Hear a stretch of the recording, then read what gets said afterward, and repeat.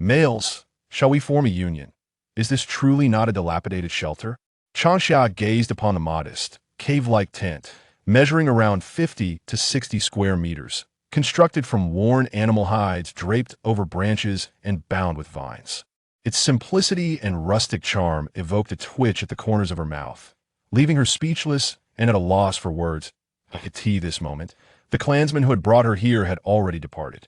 She set down her backpack, placing her belongings beside her, not in haste to begin her tasks. Indeed, this would be her dwelling for the rest of her life. After a brief moment of silent admiration, Changxia turned to observe Shenrong. Behind her, his complexion was pale, and his steps were unsteady and faltering. It was evident that he was in a weakened state. You stay outside, I will enter alone to tidy up, Changxia proposed, and need allow me to accompany you inside. This beast den has been uninhabited for quite a while. Besides dealing with pests, we must also inspect the roof for decay. Shenrong replied with a faint smile, unwilling to let Changxia shoulder the burden alone. After a moment's contemplation, Changxia acquiesced. Very well. I gathered some mugwort earlier. I shall ignite it to drive out the pests before you inspect the roof. Before long, an acrid odor permeated the air. The rustling sound echoed in their ears. Step back, Shenrong urged, pulling Changxia with him as he hastily retreated several paces, clutching the backpack. In a flurry, various insects and pests scurried out from the beast's den, evidently distressed by the scent of the mugwort. After a few minutes, when a mugwort had nearly burned away, no more insects emerged from the den. Only then did they part the animal hide curtain to allow the den to ventilate that in the preceding moment. Changxia was engrossed in dispatching high-ranking zombies that had caught wind of her presence, tirelessly striving for survival. In the subsequent instant, she had metamorphosed into Xia, a female of the Beast Clan's Hua tribe. Within the Beast Clan, adulthood necessitates independent living. Each year, the tribe escorts both the mature males and females to Normandy. Normandy serves as the most expansive marketplace within the Misty Forest, a confluence of various races, including the Beast Clan, Bird Clan, and Fish Clan, among others. Males and females who find each other agreeable will opt to form a marital bond, subsequently resolving to residue. If in their respective preferred tribes, Changxia harbors no desire for matrimony, yet the sole avenue to attain tribal recognition lies in wedlock. This continent diverges from Earth. It is fraught with peril, and absent the sanctuary of a tribe, even she cannot assure her survival. Having weathered the apocalypse, Changxia's singular aspiration is to subsist. Several days prior, she accompanied the Hua tribe to Normandy, a hub teeming with males and females seeking to wed. Changxia was led by her kin in the pursuit of matrimony. However, her diminutive stature and affiliation with the notoriously feeble Dragon Cat clan resulted in numerous rejections. Beast Clan courtship bears little resemblance to that of Earth. Physical appearance holds limited significance rather. The emphasis is placed on race, combat prowess, and overalls. Strength. For how else could one contend with formidable beasts? The Bird Clan places a premium on physical appearance, yet they are xenophobic and rarely engage in intermarriage with the Beast Clan. Similarly, the Fish Clan maintains a similar stance. Changxia, being petite and a member of the Dragon Cat clan, a race not known for its combat aptitude, naturally found herself undesirable. Lacking alternatives, Changxia elected to nestle in a secluded corner. The Beast Clan members, each burly and robust, held her in disdain, yet Changxia, in turn, held them in even greater contempt. A collection of hulking brutes who, in her estimation, possessed an insatiable appetite and questionable aesthetics. She is petite. How can one comprehend the notion that the beast folk are all towering figures, averaging 2 meters in height? For a slender figure like Changxia, who stands at 1.70 meters, it feels as though she has entered the realm of giants. Changxia resides in the Hua tribe, nestled within the twilight forest of the eastern continent. The twilight forest is a paradise for the beast folk. To the east lies the realm of the avian tribes, and to the south, the sea, where the aquatic tribes dwell. Beyond that, Changxia remains unaware. Changxia is frail and sickly, having lived in the Hua tribe for as long as her memory serves. She was raised by the tribe's members, never having met her parents. According to the tribe's elder, she was discovered by a shaman on the outskirts of the twilight forest. The shaman, residing alone on the sacred Mount Kana within the forest, could not care for her and thus entrusted her to the Halawa tribe. Due to her delicate constitution, Changxia eats sparingly and is quite particular about her food. Naturally, she has grown weak. The beast folk place great importance on progeny, even though Changxia shares no blood ties with the Halawa tribe. The tribe members have devoted themselves to her upbringing. Alas, despite their efforts, Changxia remains a picture of frailty even as she approaches adulthood. Gurgle. Changxia caresses her growling stomach, feeling hunger pangs. The tribe's fare consists primarily of roasted meats and stews, the taste of which can be summed up in one word: exquisite. Even after struggling for years in the apocalypse, she finds it difficult to accept. However, one cannot stand out too much while living in the tribe. She must endure thus. During this visit to the Normandy Grand Market, she has resolved to find a pleasing male companion not merely to evade the nagging of the elder and tribe members, but also for sustenance. She must establish a union, or life will become unbearable. The Normandy Grand Market is situated on the Normandy Plain. What is referred to as a market is, in truth, merely an assemblage of various tents fashioned from animal hides. The lifestyle of the beast folk is quite rudimentary, lacking in hygiene and aesthetic sensibility. While the avian and aquatic tribes exhibit some degree of refinement, the beast folk typically sleep directly on the ground. Amidst the throng of passers-by, Changxia felt a throbbing headache. You are too feeble, you must urgently seek a male to bond with, or how will you sustain yourself in the future? Of course, the beast folk do not impose a mandatory requirement for adulthood to coincide with bonding. Changxia is an exception. Her frailty and propensity for illness render her a burden that the adult tribe can no longer support.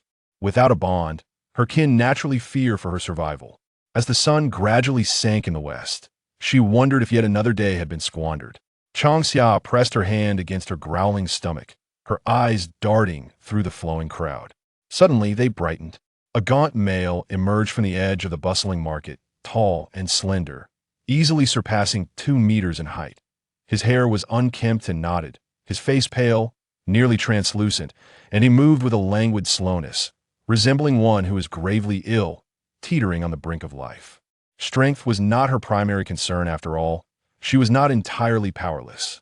What mattered most was that this male possessed striking features, undoubtedly the most handsome she had ever encountered. With this thought in mind, Changxia rose and approached. Male, shall we bond? Chapter 2. Fishball and wild vegetable soup. He lowered his gaze to the petite female who stood at his chest height. Her complexion was a shade of yellow, and her palm-sized face was adorned with a pair of vibrant, lively eyes. I am Changxia, hailing from the beast clan of the Halawa tribe. What is your name, male?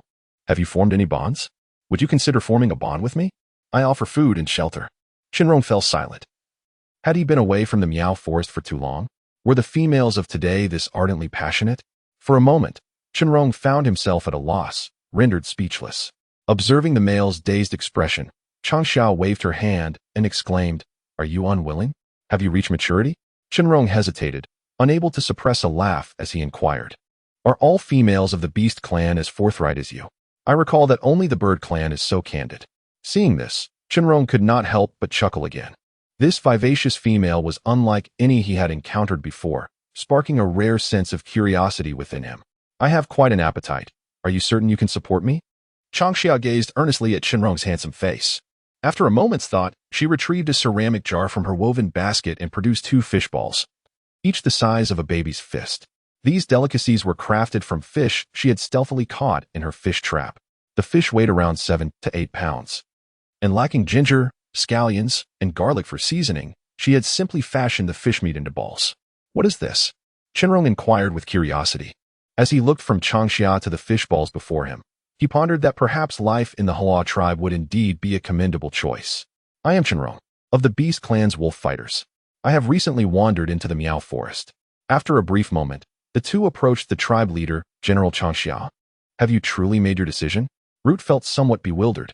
Moments ago, Changxia had brought Chinrong to the foothold of the Halawa tribe, introducing him as her chosen partner. Instantly, the entire tribe was taken aback. Although the tribe's people harbored reservations about Chinrong, they ultimately chose to bless Changxia. Tribal chief, I have made my decision, Changxia said thoughtfully, adding, though Chinrong may appear weak, his strength is commendable. Root contorted his face, but acquiesced. After all, there was no alternative. The other males were dismissive of Changxia. Chenrong might well be the only male at the Normandy Grand Market who did not disdain her.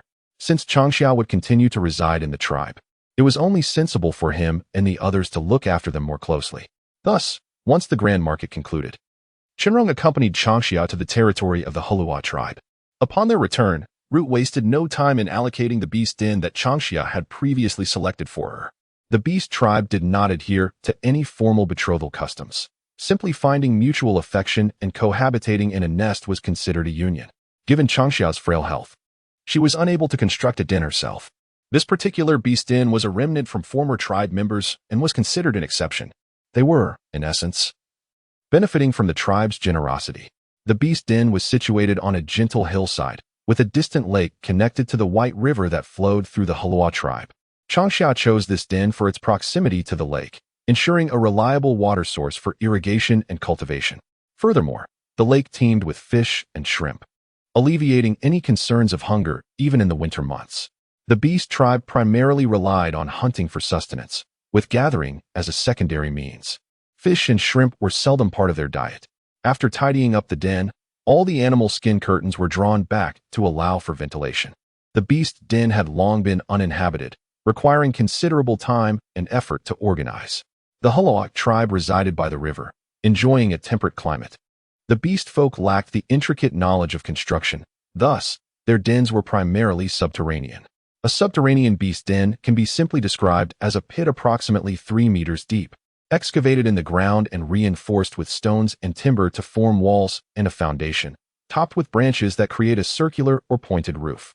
This type of den is more stable than a surface tent, providing warmth and shelter from the cold while also ensuring adequate ventilation. Compared to living in a cave, a beast den offers greater convenience. The animal hides that cover the roof and the wooden walls both require replacement. Chenrong brushed the sand off his hands and surveyed the den. The ground had been eroded by rainwater and needed to be refilled and compacted. Additionally, the external drainage ditches required re-excavation. Changxia wandered around the den, a thought arising in her mind. Back when she was in the tribe, she had contemplated building a dwelling. Unfortunately, her health had been poor at that time, and she had been constantly ill. Moreover, being underage, her kin were reluctant to allow her to live independently away from the tribe, so her aspirations remained unfulfilled. Now, having entered into a marriage, Changxia had the opportunity to construct a den of her own. For now, I will reside here until we settle down. I wish to create a new beast den that is entirely different from those of the tribe, she declared, pointing towards the hillside to the west of the den. Her dark eyes sparkled with a dazzling light, igniting a sense of warmth in Chenrong. I trust you, he replied, not dwelling on the matter further, nodding in agreement. When their kin had brought them here, they had also transported Changxia's belongings, for baskets filled with all her possessions. As for Chenrong, he had brought only himself. Upon hearing Chenrong's words, Changxia felt an overwhelming sense of joy. Due to her physical condition, she had often been the subject of her clan's concerns. Even if these concerns were well-intentioned, prolonged exposure inevitably led to discomfort. After a while, a clean and orderly beast den emerged, a stark contrast to its former dilapidated state. The ample timber provided by her clan allowed Changxia to enlist Chenrong's assistance in organizing the wood, crafting it into blocks, and assembling them into a polished floor. As they busied themselves, noon approached. A basket filled with meat, approximately 10 pounds, was delivered by the clan, accompanied by half a basket of wild vegetables and some fruit, which appeared somewhat wilted, likely from last year's storage.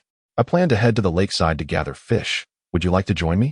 If so, please take the wild vegetables along to wash them clean. At midday, they would enjoy a meal of fish balls and vegetable soup. Let us go.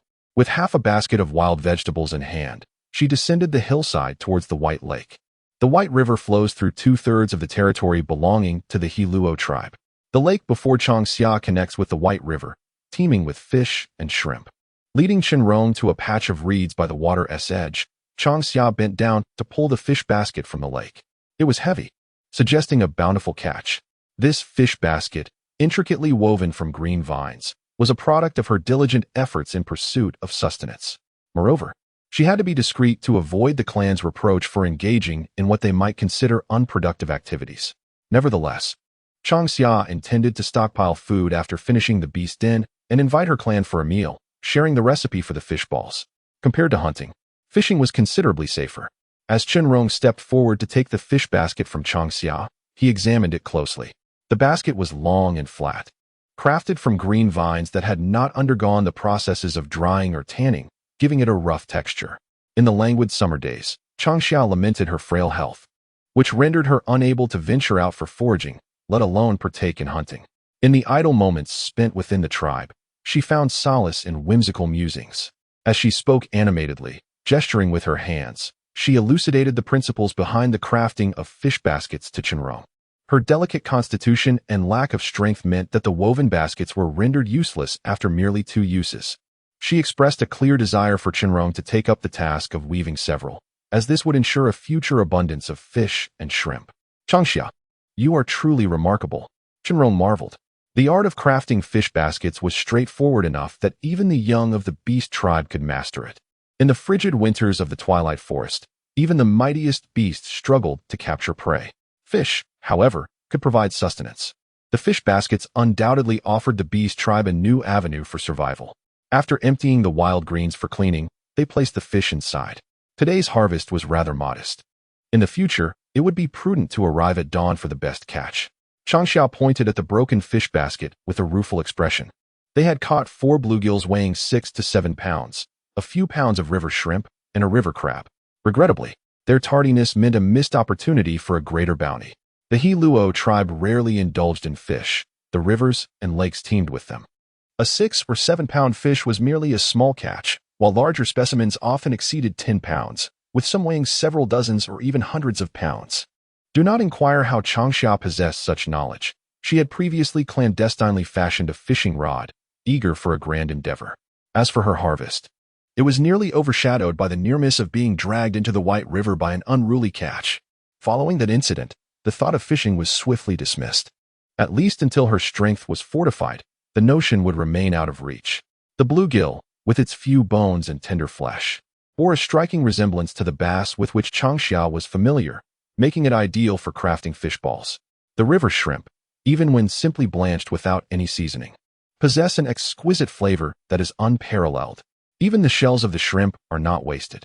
They are set aside with the intention of being dried and ground into powder for use as a seasoning. With fish and shrimp in hand, along with freshly washed wild vegetables and fruits, a stone stove has been constructed near the entrance of the beast den, with a slender ceramic jar hanging above. The beast tribe typically engages in open-air grilling and stewing, yet this den features a meticulously built stove, indicating a person of discernment. Coincidentally, Changxia is not accustomed to cooking over an open flame either. The den stands at a height of 4 to 5 meters, and with the irregularly constructed roof, it allows for adequate ventilation and smoke dispersal. Chenrong kindles a fire, having already cleaned the fish and shrimp by the lakeside. Changxia, wielding a bone knife, skillfully removes the skin and bones from the green fish, cutting the flesh into small pieces. Without a blender, she resorts to manually chopping the fish into a paste, which is quite labor-intensive. However, for the sake of a meal, she finds no burden in this toil. Chenrong, could you fetch me a bird egg from the second backpack against the wall? The beast tribe collectively refers to chicken eggs, duck eggs, and bird eggs as bird eggs. Unable to distinguish the types of eggs, Changxia simply follows suit in calling them bird eggs. Upon receiving the egg, she cracks it open, extracting the yolk while letting the egg white flow into the fish mixture, adding salt and a hint of fruit powder before commencing to stir. The fruit powder is akin to starch, derived from a fruit known as ginkgo, which is dried and ground. When the tribe's young are born, the members utilize this fruit powder mixed with water to create a porridge-like substance to feed the younglings. Nevertheless, Changxia believes the fruit powder holds additional potential. She plans to explore its uses further in hopes of creating rice noodles or pasta. For the moment, she has not yet found any ginger. Xiangtsung discovered a substantial amount, with her basket still containing numerous scallions. She intended to select a spot near the beast den to plant them, ensuring that she would have a steady supply for her culinary endeavors in the future.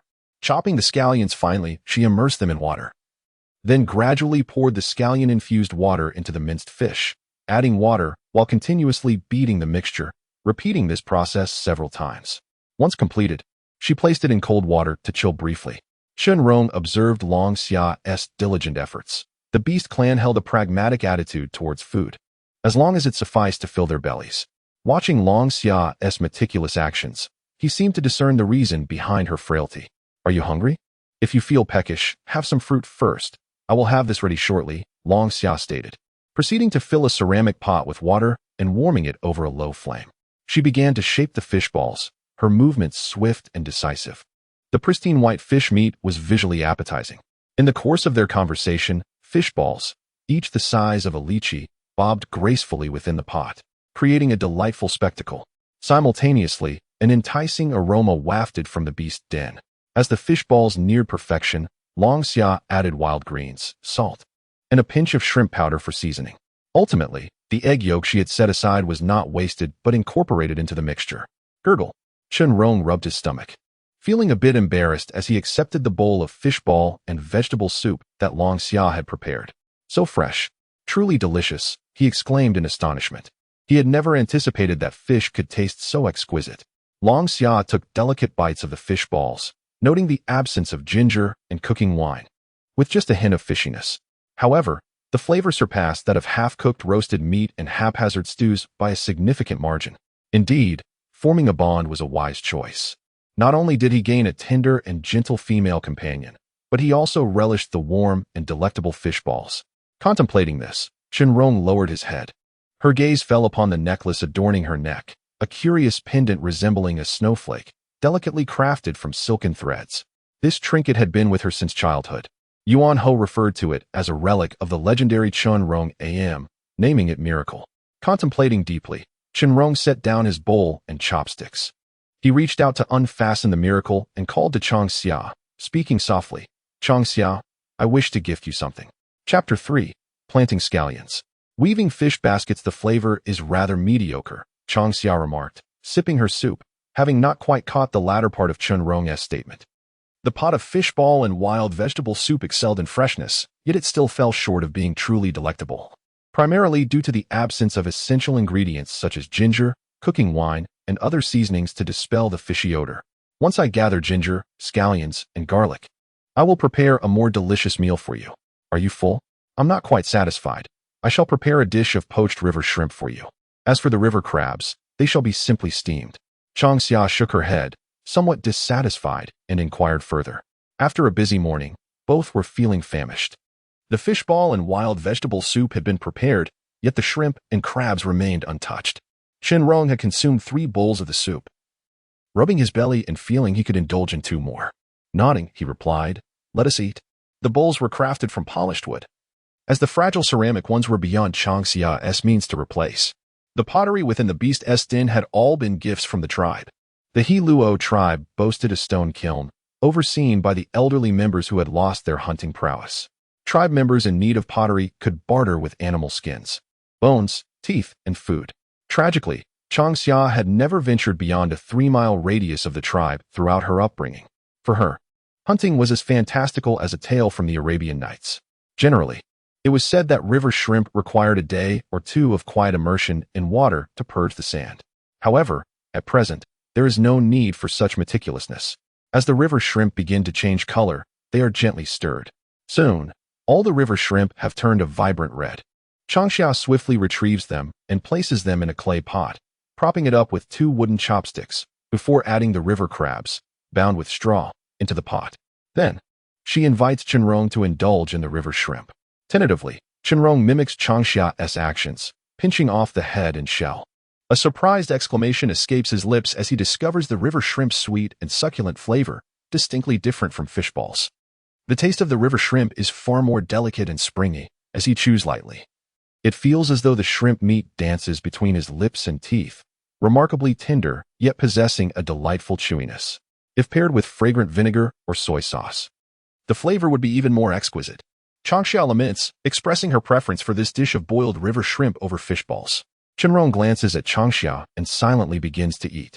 After a few days together, he has grown accustomed to her occasional whimsical musings.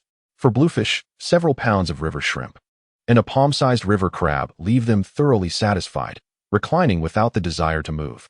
Changxia nods in agreement, stating, That works. This afternoon, I plan to clear the weeds around the animal den while also planting some scallions. Tomorrow, we need to venture out to gather supplies. Chunrong's injuries have yet to heal, making hunting too perilous. Changxia does not intend for him to join the hunting team, though gathering is still permissible. Her current physique is too frail and requires exercise. They must collaborate. After resting for half an hour, the two of them work together to clean the bowls and chopsticks. They then part ways to attend to their respective tasks. Chenrong takes his stone knife and heads towards the thickets down the mountainside, where numerous green vines grow. Besides the green vines, he intends to search for other types of vines more suitable for weaving fish baskets. During the prolonged summer spent at home, Changxia resolved to clear the wilderness surrounding the beast den. She had set her sights on this particular den because of the hillside on the western slope, where she envisioned constructing a cave dwelling, her future abode within the Hulua tribe. The lush soil of the Hulua tribe is remarkably rich, akin to that found in the Shaanxi, Gansu, and Ningxia regions of China, making it highly conducive for cave architecture. The twilight forests during the cold season pose significant dangers.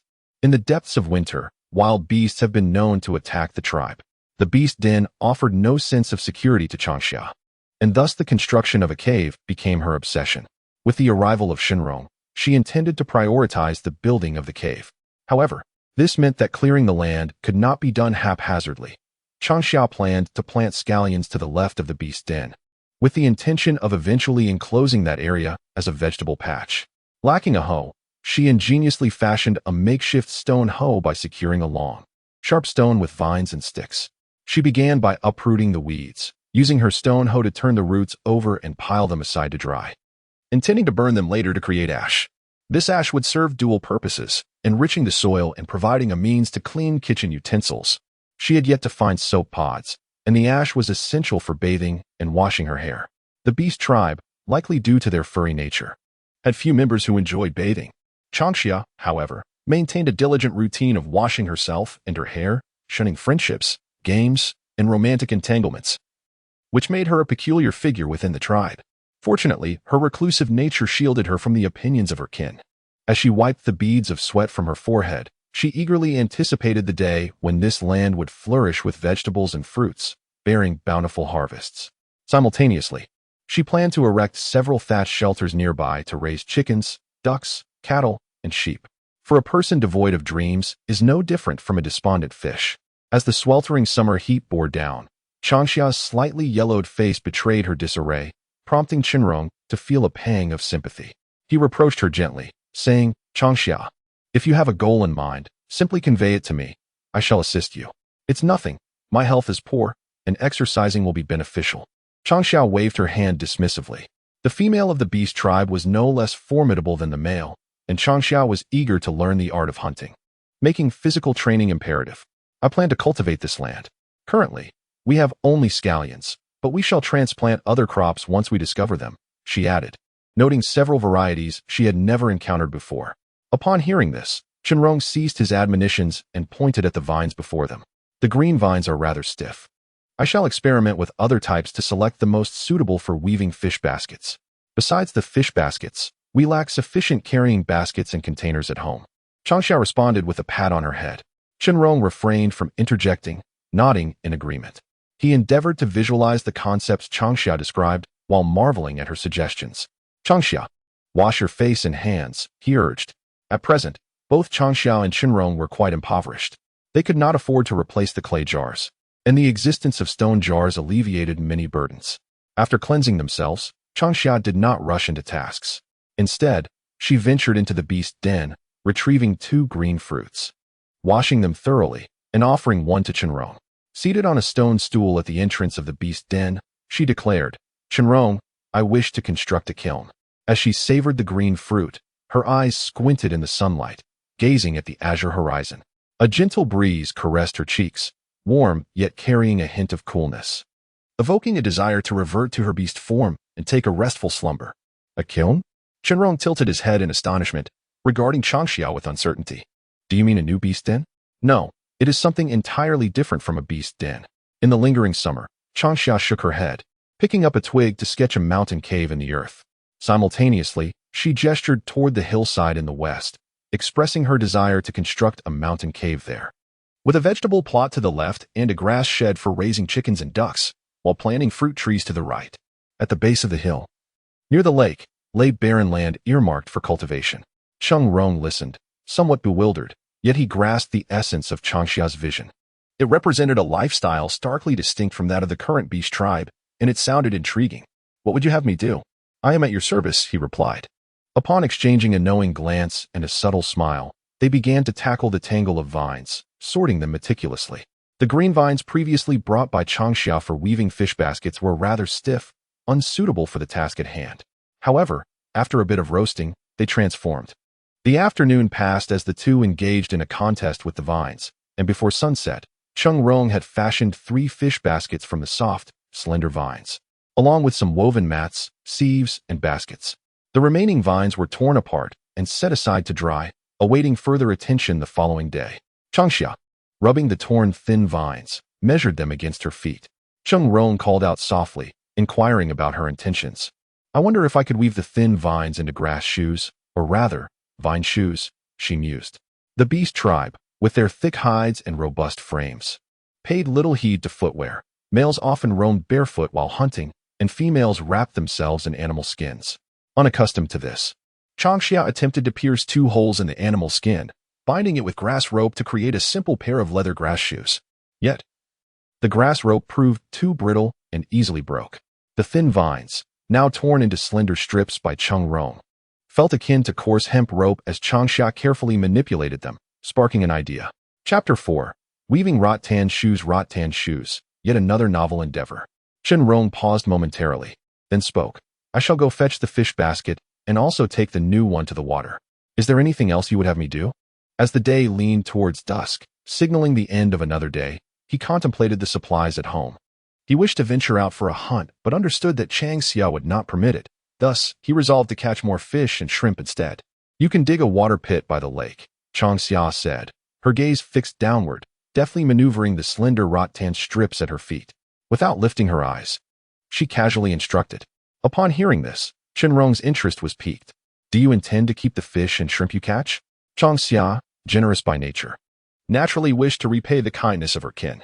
"That is only fitting." Cheng Rong affirmed her decision and inquired, "Should we dig several more water pits then?" "That will not be necessary." Changxia shook her head, elaborating, "My sole responsibility is to teach our people how to make fish balls. They can catch fish themselves when they desire. Furthermore, we need to construct a kiln. I hope to complete it before the arrival of the cold season." Building the kiln was indeed a significant undertaking, more intricate than constructing a den for beasts. Moreover, they still needed to forage, and time was of the essence. Often feeling insufficient. "Very well, I shall proceed to the water." Cheng Rong took the fish basket he had woven that afternoon and made his way towards the lake, carrying a backpack as well. The previous morning's damaged fish basket, which Changxia had not discarded, still lay by the lakeside. At this moment, it might yield some fortune. Changxia watched Cheng Rong depart, glancing at the sky as she quickened her pace in weaving the rattan shoes. That evening, she planned to consume the piece of meat gifted by the clan leader. Recently, the temperatures had gradually risen, and meat was perishable. If left uneaten, it would spoil easily. As she contemplated dinner, Changxia did not cease her work. After several attempts, she successfully crafted a sturdy pair of wicker shoes. She removed her animal hide footwear and slipped into the newly woven shoes, taking a few tentative steps before removing them again for further adjustments. At last, a pair of well-fitted wicker shoes adorned her feet.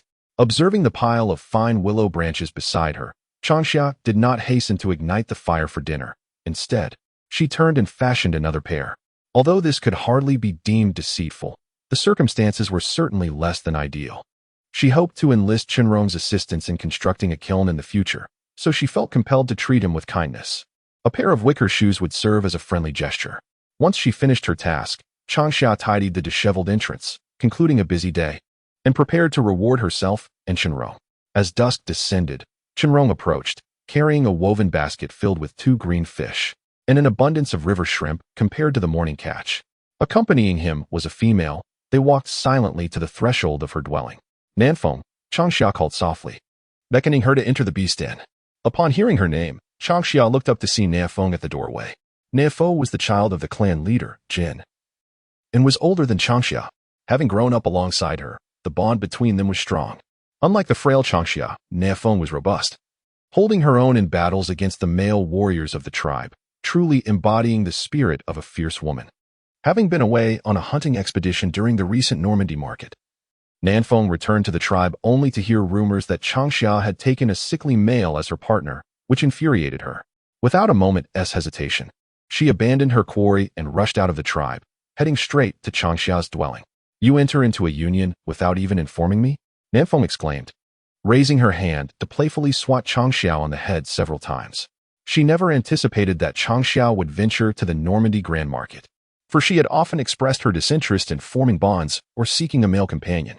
Yet, mere days after departing from the tribe, Changxia had entered into a union. How amusing!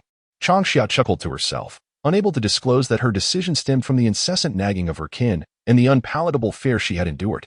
She understood that uttering such confessions would undoubtedly provoke Nanfeng's ire. Since childhood, Nanfeng had always been her most cherished protector, though she was never one to shy away from administering discipline when warranted. "Do not strike, you might hurt her," Chenrong interjected, shielding Changxia from Nanfeng's impending reprimand. Nanfeng paused, her expression inscrutable, yet a newfound respect for Chenrong blossomed within her heart. Changxia was far too fragile. She even feared departing the tribe to partake in gathering activities, apprehensive of potential injuries. The beast folk were robust and unyielding to pain, yet Changxia had always been delicate, making her fears entirely justifiable. With a gleeful grasp of Nanfeng's hand, Changxia eagerly inquired about the outcomes of their recent hunting expedition, having never left the tribe nor participated in the hunting parties. She held a deep yearning for the world beyond her familiar confines.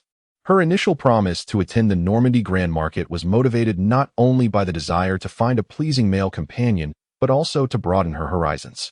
Regrettably, the journey had been consumed by the urgency of travel. Suddenly, Nanfeng, preoccupied with concern for Changxia, abruptly turned and dashed from the den towards the tribe. Within the den, Changxia and Chenrong exchanged bewildered glances, both taken aback by Nanfeng's tempestuous demeanor. In Changxia's memory, Nanfeng was always composed and exuded an aura of authority. Today's transformation was undoubtedly influenced by recent events. "Chenrong, please attend to the preparation of the bluefish," she instructed. "In the evening, I taught Nanfeng how to make fish balls, and then asked her to pass on the method to our kin." Changxia pondered for a moment and decided to entrust the matter of fish balls to Nanfeng, freeing her hands to collaborate with Chenrong on kiln construction. "Are you certain?" Chenrong inquired. "Absolutely," Changxia affirmed. "We need to build the kiln and have no time to teach our kin how to make fish balls."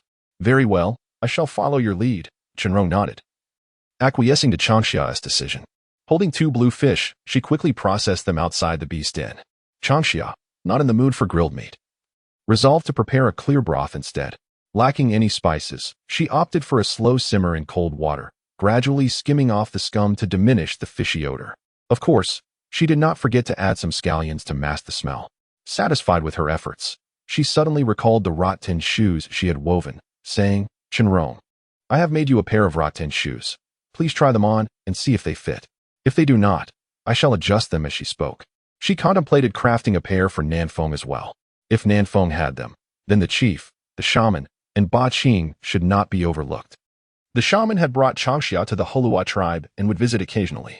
It had been over a month since the last visit, and calculating the time, she estimated that the shaman might come within the next 3 to 5 days. Ba Qing, the shaman's disciple, was destined to inherit his position and protect the Twilight Forest. Though still a child, he always wore a serious expression, attempting to act like an adult. Changxia delighted in pinching his cheeks, watching his expression change. "All right," Chenrong smiled. The wrought tan shoes resembled those of the bird tribe, albeit less intricate. The bird tribe, enamored with beauty, was not accustomed to wrought tan footwear, which perfectly suited the beast tribe's rugged aesthetic, durable and practical. In the den, a man and a woman exchanged no words. Yet their understanding was profound, illuminated by the flickering firelight that cast a warm glow around them. Changxia, during this long summer, had gifted him a pair of woven sandals, and now he, too, wished to present her with something special. With a gentle smile, Chenrong removed the miraculous necklace from around his neck and extended it toward her. This time, he deliberately raised his voice and softly remarked, "This is called the miracle. It is said to be a relic left to me by my mother. I have worn it always, but now I wish to give it to you." Changxia hesitated as she accepted the miraculous necklace, which resembled delicate snowflakes and bore a hue akin to yellow jade.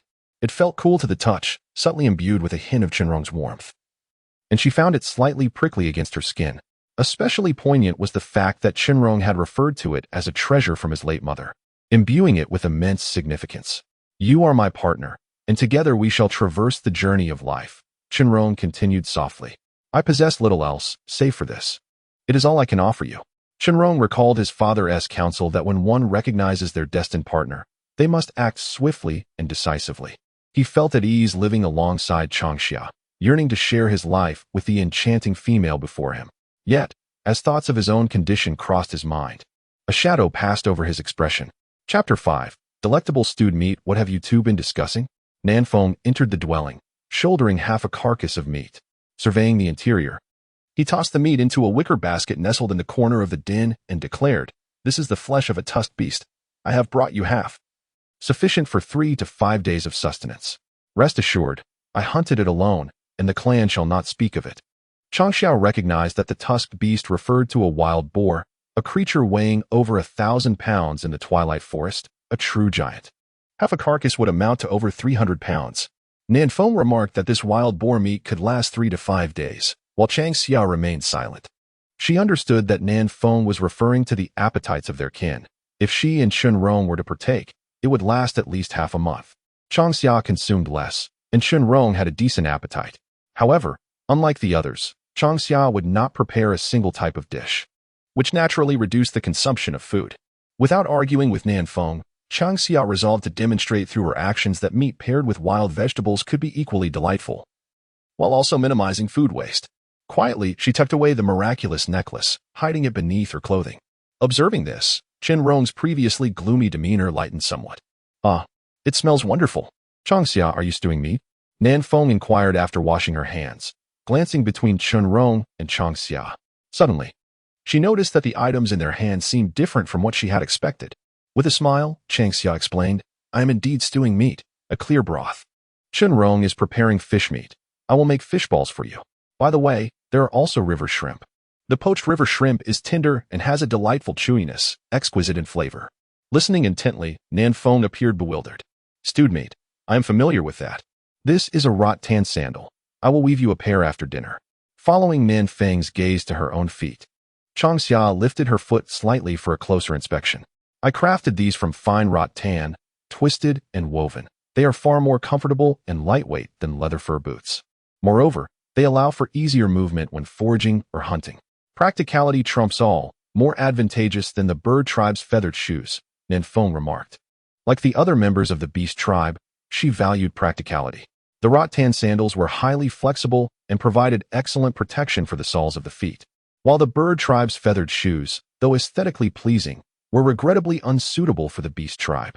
The beast folk once attempted to replicate feathered shoes, only to find them impractical and subsequently discarded the idea. Instead, they commonly wrapped their feet in animal hides or thick leaves for protection. However, the hides were excessively thick and lacked breathability, often leading to discomfort, while the leaves were too fragile and frequently torn by gravel, necessitating constant replacement. When Nanfeng endorsed the vine shoes, Changxia was overjoyed and immediately mentioned the straw sandals. As they spoke, the aroma wafting from the clay pot grew richer. Meanwhile, Chenrong was preparing the fish meat, waiting to place it in the pot. Changxia set aside the cooked meat to cool. The beast den stove was insufficient, so they had to make do for the time being. "Nanfeng, come here," Changxia beckoned. "I would like you to teach the tribe how to make fish balls. I need to build a kiln and do not have time."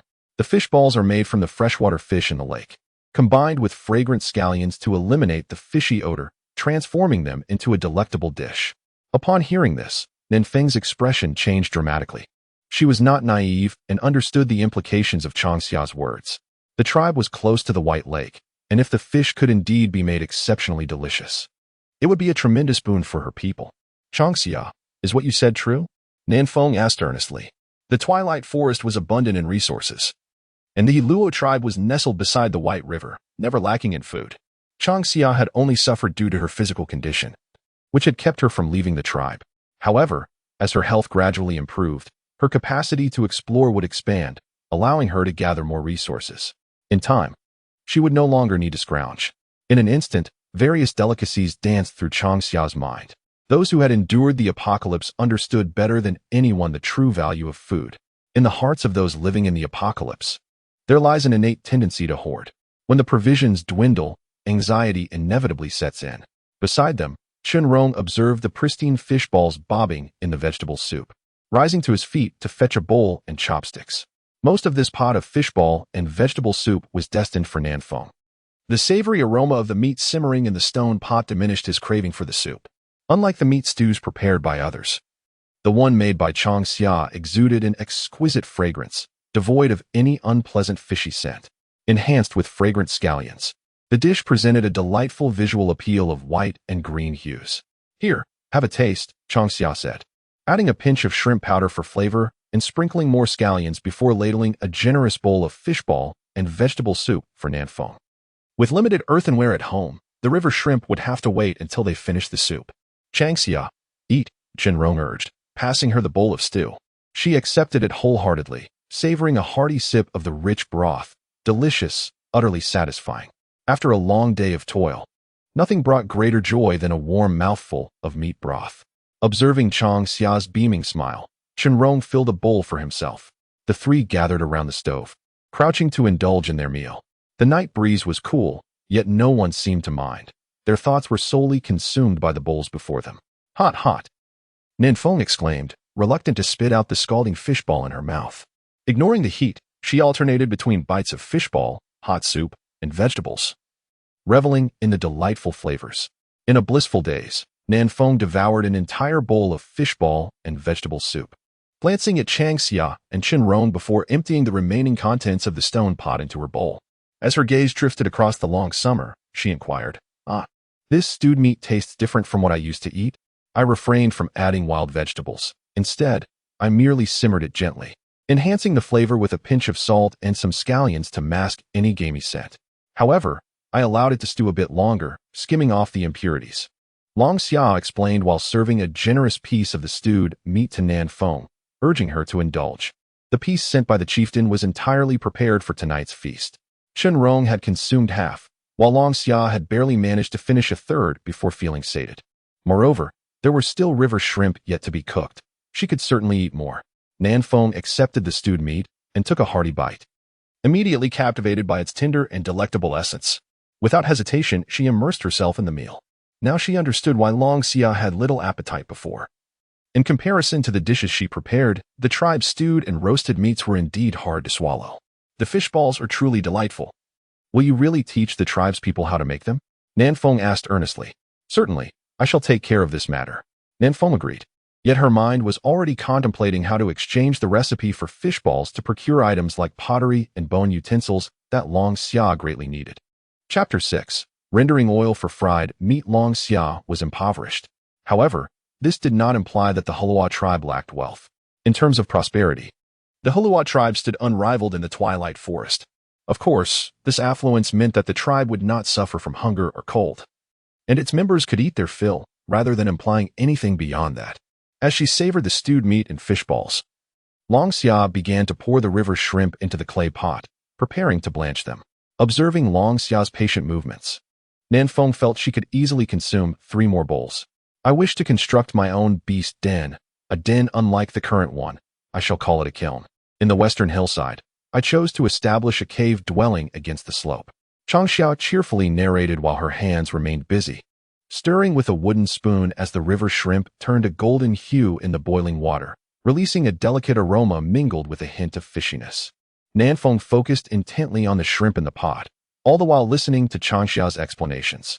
"If you need assistance, just say so," she thought. Nanfeng opened her mouth to speak, but ultimately held back her words, unable to voice any objections due to Changxia's expression that made refusal seem impossible. "Yes," Changxia nodded, her heart buoyed by Nanfeng's support. At that moment, the river shrimp in the earthen pot were perfectly cooked. Changxia fished them out and took some freshly washed fruits from the side, squeezing them to extract a few drops of juice into a bowl. These yellow-skinned wild fruits, known as sour fruits by the tribe, were seldom consumed by anyone. Changxia had gathered quite a stash, typically using them as a seasoning rather than eating them directly. By midday, hunger struck. It was then that she noticed Nanfeng had stowed half a piece of meat in her backpack earlier. "Changxia, what are you planning to do with the sour fruits?"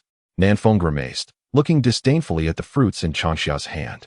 In the tribe, aside from Changxia, no one else would gather these sour fruits. Even in dire hunger, no one would pick them, save for a few young ones who might mistakenly collect them. Juicing them enhances the flavor. When you eat the river shrimp, dip it in a bit for a better taste, Changxia suggested, taking a shrimp, removing its head and shell, and dipping the snowy white flesh into the sour fruit juice. Instantly, an extraordinary burst of flavor, enriched with a touch of acidity, exploded on her palate, astonishing even Changxia herself. "How is it?" Cheng Rong inquired softly. Changxia gave a thumbs up, exclaiming, "Delicious." "Really?" The southern wind finished the last remnants of soup in the bowl, mimicking Changxia as he peeled shrimp, hesitating to dip it into the sour fruit juice. Turning slightly, his gaze fell upon Chenrong. Chenrong remained silent, dipping a piece of shrimp into a small amount of the sour juice.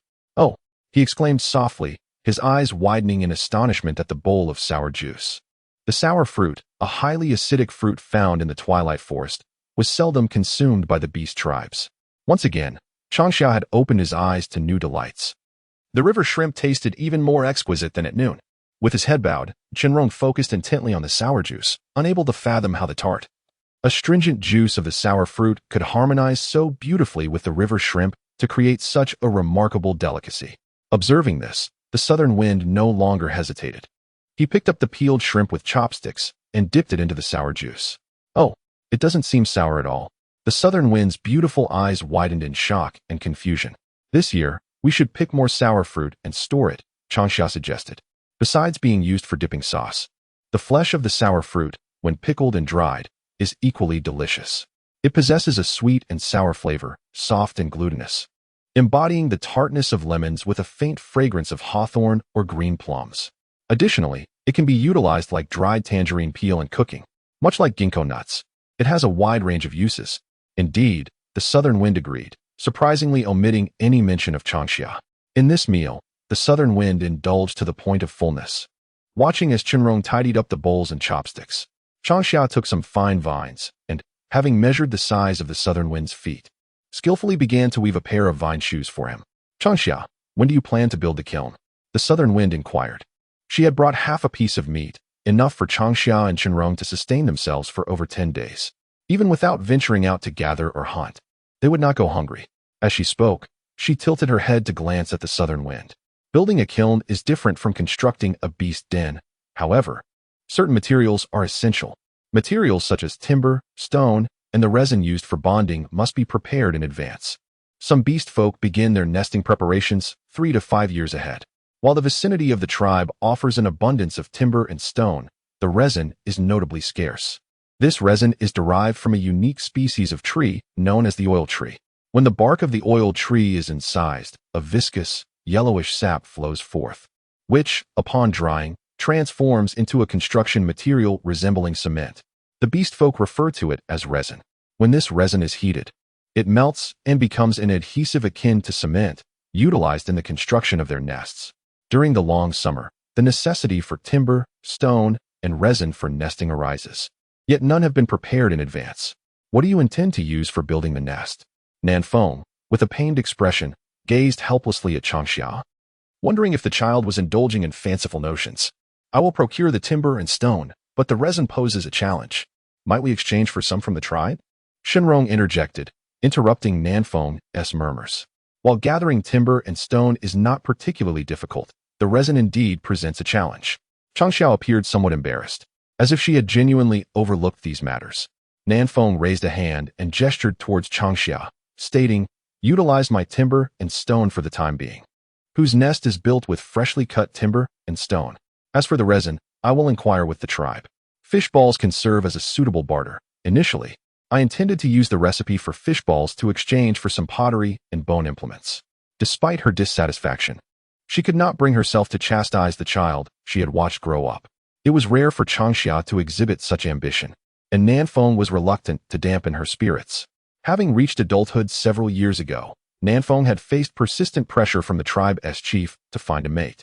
Yet she had yet to discover a suitor who captured her heart, thus she continued to delay.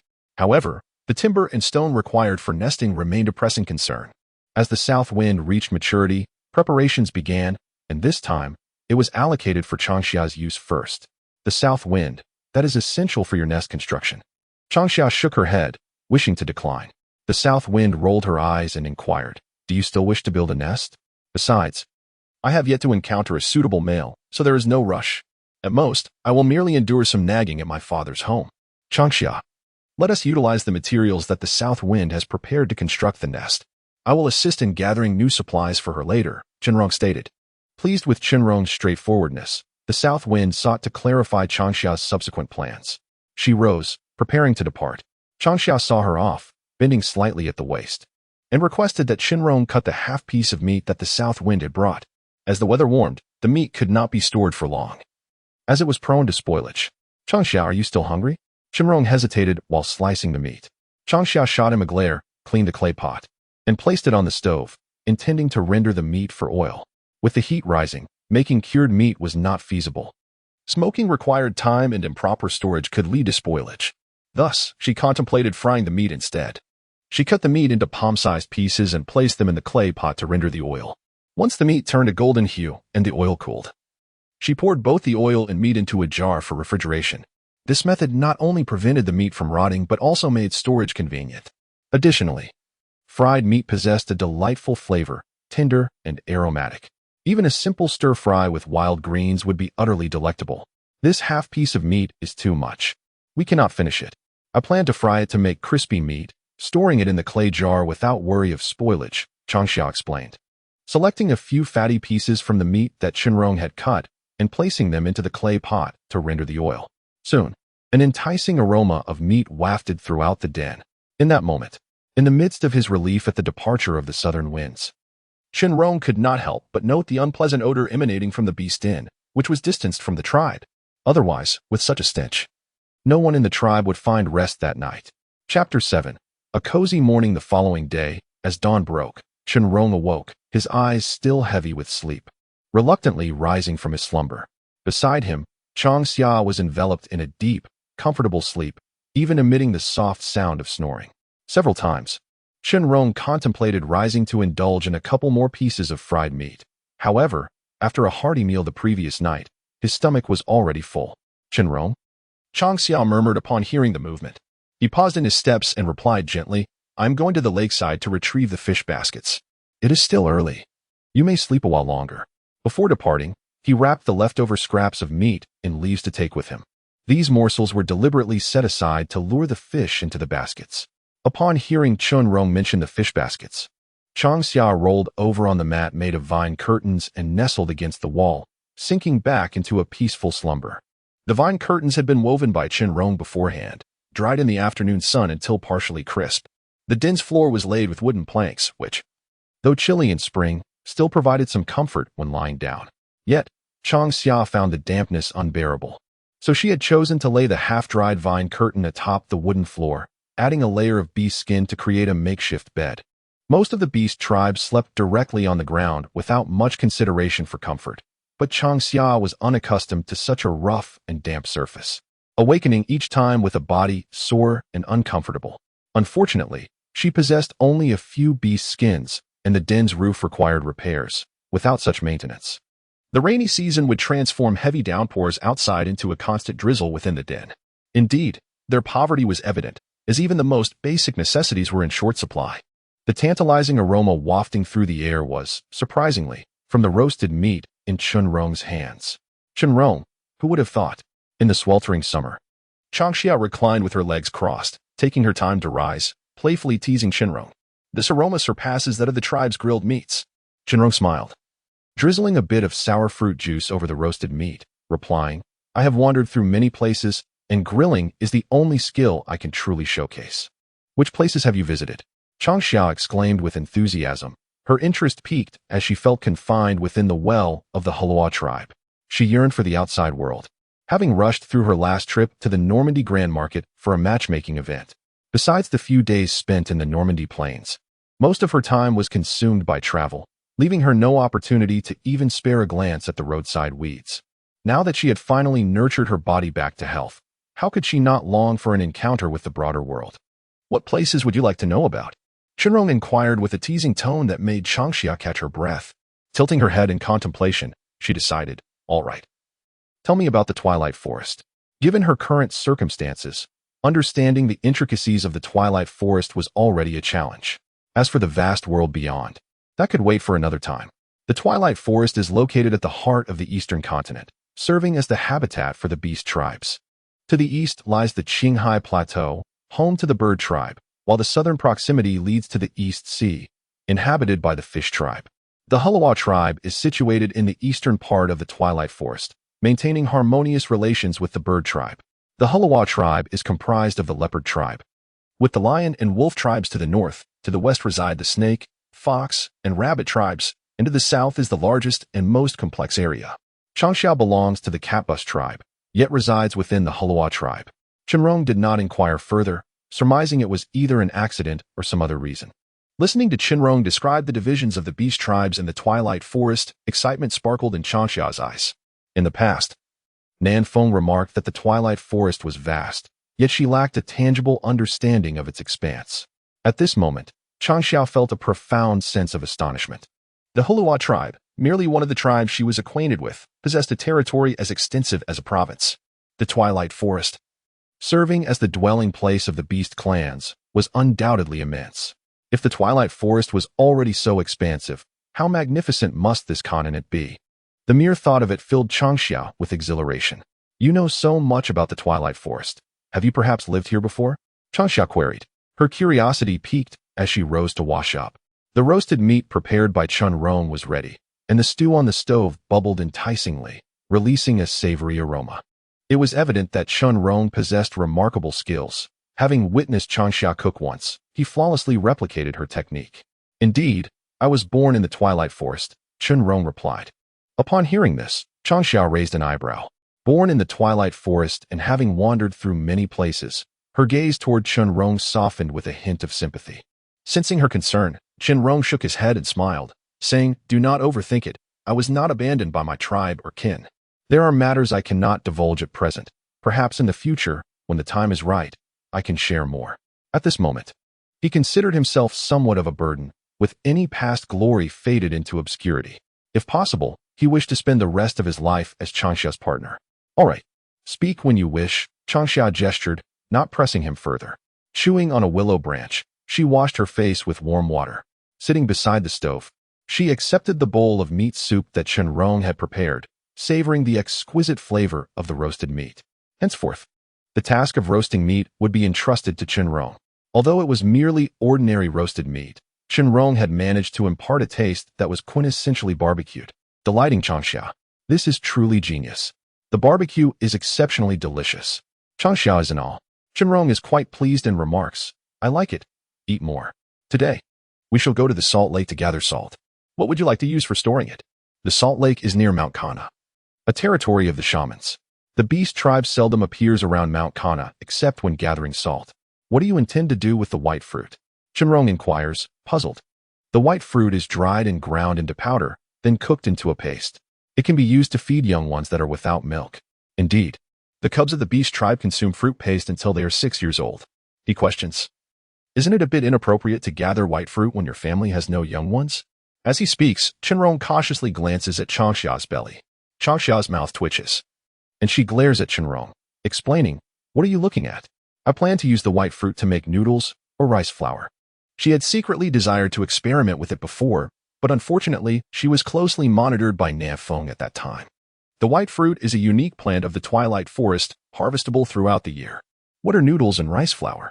Chenrong asks, slightly embarrassed, chuckling awkwardly. Changxia shakes her head gently, saying, "Noodles and rice flour are both food. Once we gather enough white fruit and dry it, and then grind it, I will discover whether the fruit powder can be turned into noodles or flour." Changxia tilts her head, licking her lips, reminiscing about the taste of fruit paste, which is more reminiscent of rice porridge. She believes that fruit powder is more likely to be made into rice flour. The thought of rice flour makes Changxia crave it. Gillan rice noodles, snail rice noodles, changda rice noodles, fried rice noodles. Enough. She cannot dwell on it any longer.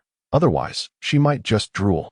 At this moment, she is eager to embark on a grand culinary adventure. Chapter 8. Salt gathering. They brought the backpacks and 2 baskets. After their meal, Changxia efficiently cleared the backpacks and baskets from the beast den, setting them aside to be bundled together and secured upon Chenrong's back. The salt lake was located near the sacred mountain of Kana, quite a distance from their tribe. However, the beast folk were swift in their beastly forms, capable of reaching Kana's sacred mountain in half an hour. with ample time left for salt collection. The morning would suffice for them to gather salt and forage for white fruits. At the entrance, Chenrong responded to the call of transformation. Before her stood a towering wolf, 3 meters high, its coat a shimmering silver, adorned with a tuft of golden fur between its brows that harmonized beautifully with its golden wolf-like eyes. It was an awe-inspiring sight, truly magnificent. Changxia marveled at its beauty. Having witnessed the beast forms of Nanfeng and her kin, she found herself entranced by Chenrong's majestic figure. Her eyes filled with wonder. She concluded that even the beast form of the tribe's leader could not rival Chenrong's striking handsomeness. Chenrong's golden eyes sparkled with delight, clearly pleased by Changxia's admiration. This was merely his ordinary beast form, once in battle, upon activating the totem of the Howling Wolf clan. His silver body would be adorned with golden stripes. However, such a transformation was rarely invoked unless in a life-or-death struggle. The beast folk seldom activated their bloodline totems for combat. Chenrong knelt, allowing Changxia to secure the backpacks and baskets. Then, using his wolf tail, he gently wrapped around her, lifting her onto his back and securing her firmly. "Let us set forth to the salt lake at Kana," Changxia announced with enthusiasm. In their beast forms, the beast folk would only carry their mates and offspring. Unless faced with extraordinary circumstances, they would not easily bear others. The tribe encouraged Changxia to form a bond, believing that even if she could not hunt outside, having a partner would allow her to partake in foraging and gathering in the wilderness, alleviating the fear of starvation. In the early morning, a delicate mist enveloped the mountains and rivers. Chenrong discerned the direction and hurried towards the salt lake of Mount Kana. Meanwhile, the southern wind of the Hala tribe approached her father, the tribe leader, Jen, to discuss the matter of fish balls. She also conveyed Long Xia's intention to build a kiln. "Are the fish balls truly as delectable as you claim?" Jen inquired in a deep voice. He refrained from hastily probing into the kiln-related matters. When Nanfeng suggested lending timber and stones to Long Xia, Jen showed no objection.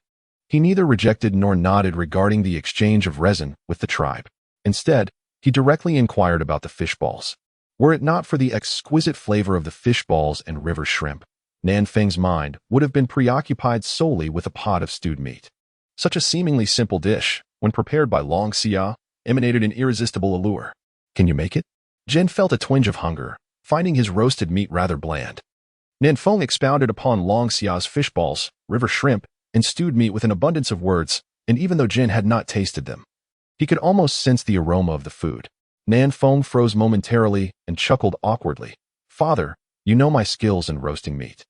Do you think I could create such intricate fish balls? However, my mother should be able to." Nanfeng's mother, Muqin, was renowned in the tribe for her roasted meat, and her stewed meat was highly esteemed by the clan, though this did not extend to Long Xia. "Go to the White River and catch a few of the green fish Long Xia mentioned. Later, let your mother attempt to prepare them. If it truly works, I will personally assist Long Xia in exchanging resin with the tribesmen." Jin glanced at Nanfeng, acknowledging that while his offspring was commendable in many respects, her stubbornness was a flaw. Despite having reached adulthood many years ago, she had yet to find a male partner, which had been a source of great concern for Jin, who had scolded and expressed his worries time and again. "Alas, the southern wind remains indifferent, compelling me to endure this prolonged state. In contrast to the southern wind, I find myself appreciating the charm of Changxia. My frailty seems trivial. Even with a partner beset by ailments, we are nonetheless bound by marriage. The future remains uncertain. Yet presently, it appears that life in Changxia is quite agreeable. Rest assured, I shall adeptly handle the task of fishing. The southern wind is remarkably efficient. It is rare for Jin to be silent. Without a word of complaint, the southern wind seized a basket and strode out of their den, heading towards the White River. At this hour, daylight has fully broken. The air above the tribe is filled with curling wisps of smoke, as the aromas of various foods intertwine to herald a vibrant new day. On the other side, Chenrong accompanied Changxia to the salt lake of the sacred mountain of Kana. Before them lay an expanse of blinding white, with an overpowering briny scent wafting towards them. The area around the salt lake is devoid of birds or flowers. With only a few gnarled trees struggling for life, their leaves a dull yellow. Such is the nature of the salt lake. Changxia gazed in astonishment at the lake before her, and it would be no exaggeration to call it a lake. She looked up and found no visible end to the salt lake. No wonder the southern wind had once remarked that the salt lake was a gift bestowed upon the beast tribe by the beast god. This natural salt lake could sustain the tribe for centuries. "Have you never come to the salt lake to collect salt?" Chenrong inquired, surprise evident in his voice. Changxia shot him a glare, sliding down from his back. In the past, when I was unwell, the chieftain and the southern wind would scarcely allow me to step outside the tribe. Do you truly believe I could venture to the salt lake for salt? She recalled her former prowess, only to awaken one day unable to take even a few steps beyond her den. Ultimately, it is the frailty of my body that bears the blame. In her previous life, the formidable powers she possessed were entirely devoted to nurturing her frail body, leaving her in a perpetual state of lethargy, barely clinging to life. Yet, she ultimately persevered. Upon reaching adulthood, her physique began to stabilize. With further exercise and the passage of time, she would soon master the art of hunting and fishing. My apologies, Chenrong immediately expressed, suggesting that Changxia take a rest while he gathered salt. Given the inconvenience of carrying coarse salt, he opted to select large salt crystals to place in his basket. The salt crystals from the salt lake are pure and require no further filtration or refinement. Once crushed and ground, they can be consumed directly, which greatly benefits the Beast clan. The Salt Lake is situated within the realm of Mount Kana, where the Beast clan frequently patrols. Occasionally, the Bird clan approaches the Beast clan for trade, while the Fish clan has no shortage of salt. However, due to their haughty nature, the Bird clan and the Fish clan often engage in chaotic skirmishes during exchanges, leading to increasingly infrequent interactions over time. In contrast, the relations between the Beast clan and both clans remain relatively amicable. The baskets, each standing about half a person high, were filled to the brim, amounting to an estimated 300 pounds of salt. The salt remains largely intact and unspoiled, sufficient for the daily needs of Changxia and her companion. Typically, clan members only collect what is necessary. Isn't 2 baskets of salt a bit excessive, Changxia? Chenrong paused to inquire. Even with limited knowledge of daily living, he understood that several hundred pounds of salt constituted a substantial quantity. In the past, when he ventured outdoors, he would carry a leather pouch capable of holding half a pound, sufficient for 10 days to a fortnight. Salt is susceptible to moisture and can spoil. Chenrong reminded her. I will find a way to preserve it in a clay jar or something similar, Changxia pondered, furrowing her brow as she contemplated how to store the salt. Although the salt lake is not far from the tribe, it is also not too close. She wished to avoid the tiresome task of having her kin make frequent trips for salt. In the long summer, one must venture to gather ginkgo nuts, for there exists a ginkgo forest on Mount Kana. However, Mount Kana is the domain of the shamans. Unless the shamans grant permission, no Beast clan would dare to harvest even a single blade of grass from this sacred ground. Salt is an exception. Let us proceed to Elephant Peak, Longxia suggested, as he waited for Chenrong to secure the baskets and slowly climbed atop Chenrong's beastly form. Elephant Peak lies not far from Mount Kana and is also part of the Holua tribe's territory, where ginkgo trees grow as densely and luxuriantly as those on Mount Kana, making it a more convenient choice. Chapter 9. The Gathering of Ginkgo Nuts. Longxia, will you not pay a visit to the shamans at Mount Kana? Chenrong inquired. Longxia pondered for a moment before shaking his head, declining Chenrong's suggestion. In a few days, the shamans will come to the tribe, having just relocated.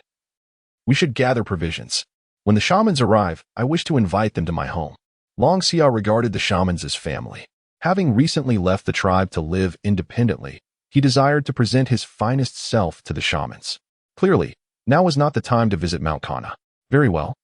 I shall heed your wishes. Chenrong understood the implication in Longxia's words and, in truth, was not eager to meet the shamans too soon. Soon after, the two departed from the Salt Lake, and in no time, they reached the foot of Elephant Peak. True to its name, Elephant Peak resembles the shape of an elephant. Hence it bears this title. Ginkgo trees flourish at the base of Elephant Peak. Unlike the towering broadleaf forests, these ginkgo trees are generally low, akin to shrubs.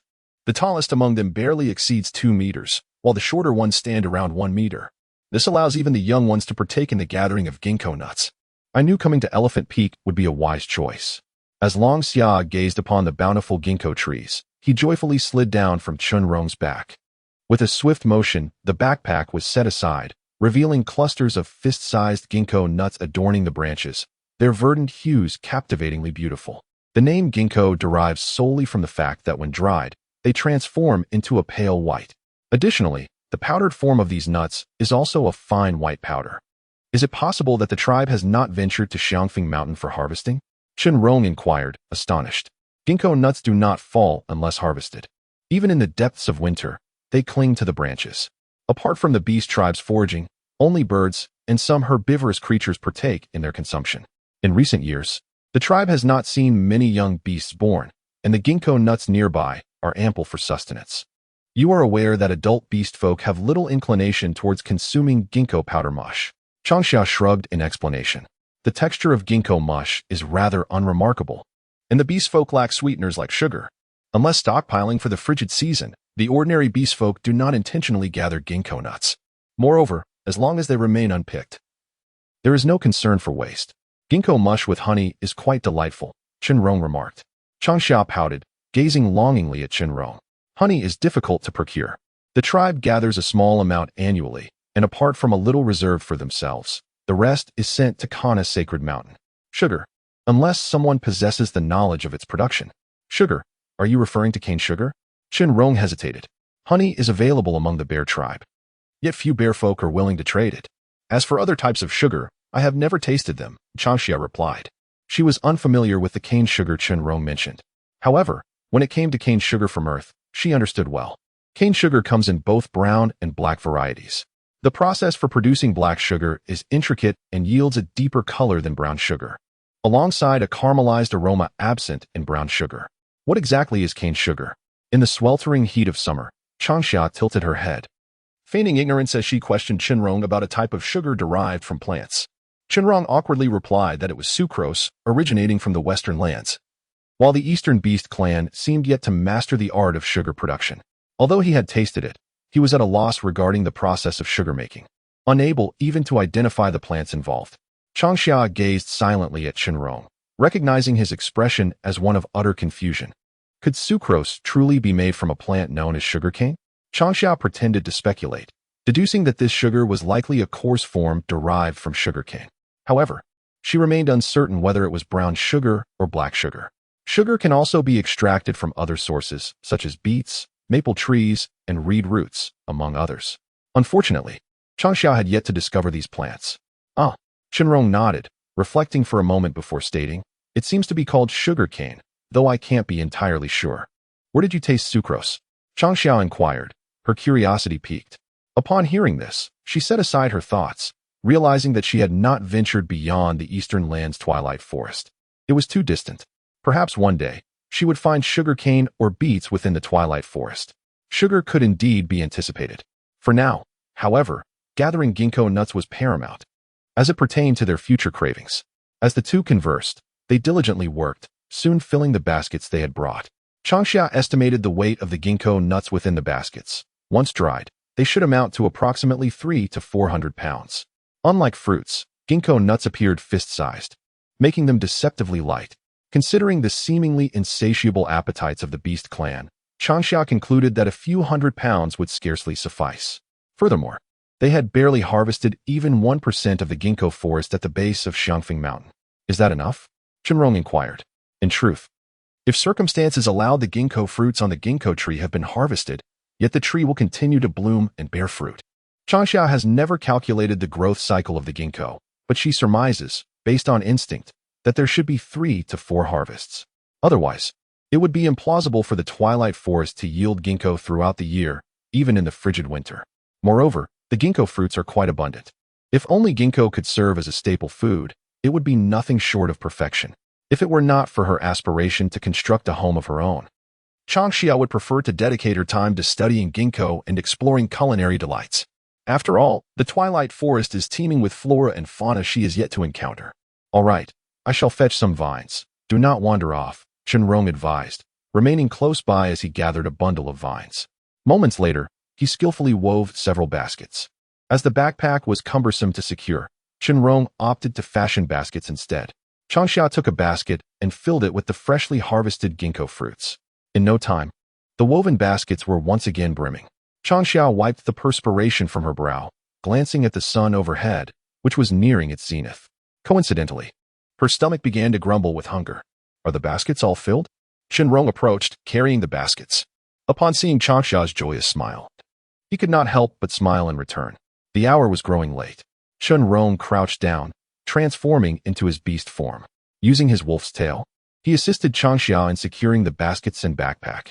Lastly, he encircled Changxia, and the two made their way back to the tribe.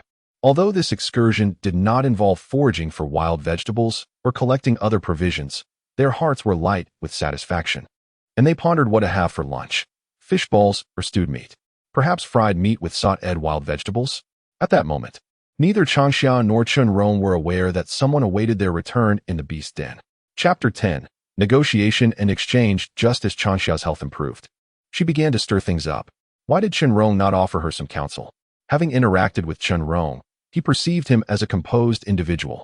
However, it seems he still lacks sufficient steadiness and requires some guidance. With nothing pressing to attend to, Nanfeng assisted Changxia in filling the stone tank with water. After listening to Nanfeng's explanations, her anxieties subsided. She instructed Nanfeng to remove the rot-tin shoes from her feet for a closer examination, while also trying them on momentarily. The rot-tin shoes, possessing a balanced degree of softness and firmness, were significantly more comfortable than the animal skin fur shoes and the leaves that wrapped around the feet. Did Changxia teach you how to make these? Root inquired joyfully. The prevalent animal skin fur shoes in the tribe were indeed a creation of Changxia's ingenuity. Nanfeng nodded, expressing with a hint of nostalgia, "Father, Changxia is truly brilliant. It is a pity that her health is somewhat lacking." Lacking in health indeed? Over the years, had it not been for the shaman's precious medicines supporting her, she might not have shown such resilience. Not only surviving to adulthood, but she also faced the formidable challenge of transformation. Root sighed, recalling when the shaman brought Changxia to the tribe. They all worried that this unfortunate beast cub might not endure long. Nevertheless, Changxia has proven to be tenacious. With the aid of the shaman's precious medicines, she has escaped death on multiple occasions, demonstrating a remarkable will to live. Consequently, the tribe members have been exceedingly patient with her. Regardless of who acquires something valuable, they would always share a portion with her. For instance, with Changxia's recent kiln construction, had it been anyone else, Root would have been infuriated. "Do not fret, father," Nanfeng reassured. "Didn't the shaman say that as long as Changxia successfully navigates this trial of adulthood, she will be able to live the remainder of her life in peace?" Nanfeng selected a few slender rattan strands from Changxia's open collection and began to weave them, mirroring her rattan shoes. In no time, she had indeed crafted a replica inspired by Changxia's design. "Father, let us try the rattan shoes and remove the beast hide sandals from our feet." "You are right. It is essential to consult Changxia. I was hasty earlier, for the rattan shoes hold significant importance for the tribe." Jin agrees with Nanfeng. The Hulawa tribe is known for its simplicity and the strong unity among its members. The beast clan adheres to a system of private ownership, and even as the chieftain, Jin cannot arbitrarily take his people's belongings. Time flows as the two weave rattan shoes together. At noon, a shadow approaches the beast den. Jin and Nanfeng swiftly lift their heads, sensing a familiar presence, their faces lighting up with joy. "Changxia, someone is home." Chunrong carries Changxia, his beastly form laden with baskets and bundles, making his way directly to the Hulawa tribe. Upon arriving at the tribe, Chunrong detects two familiar presences near his beast den. Who could it be? Changxia inquires curiously. At this hour, who would come this way? "It appears to be the chieftain and Nanfeng," Chunrong replies.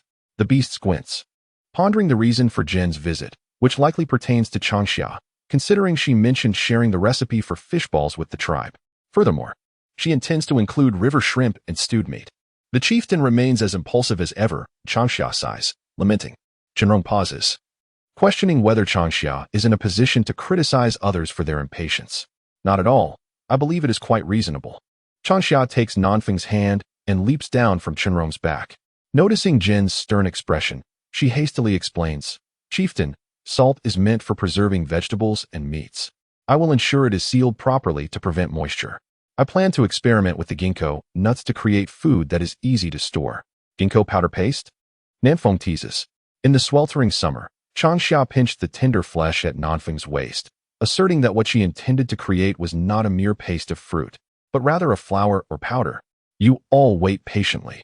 Once I have completed my task, I shall inform you," she declared. Regardless, she was determined not to squander these ginkgo nuts.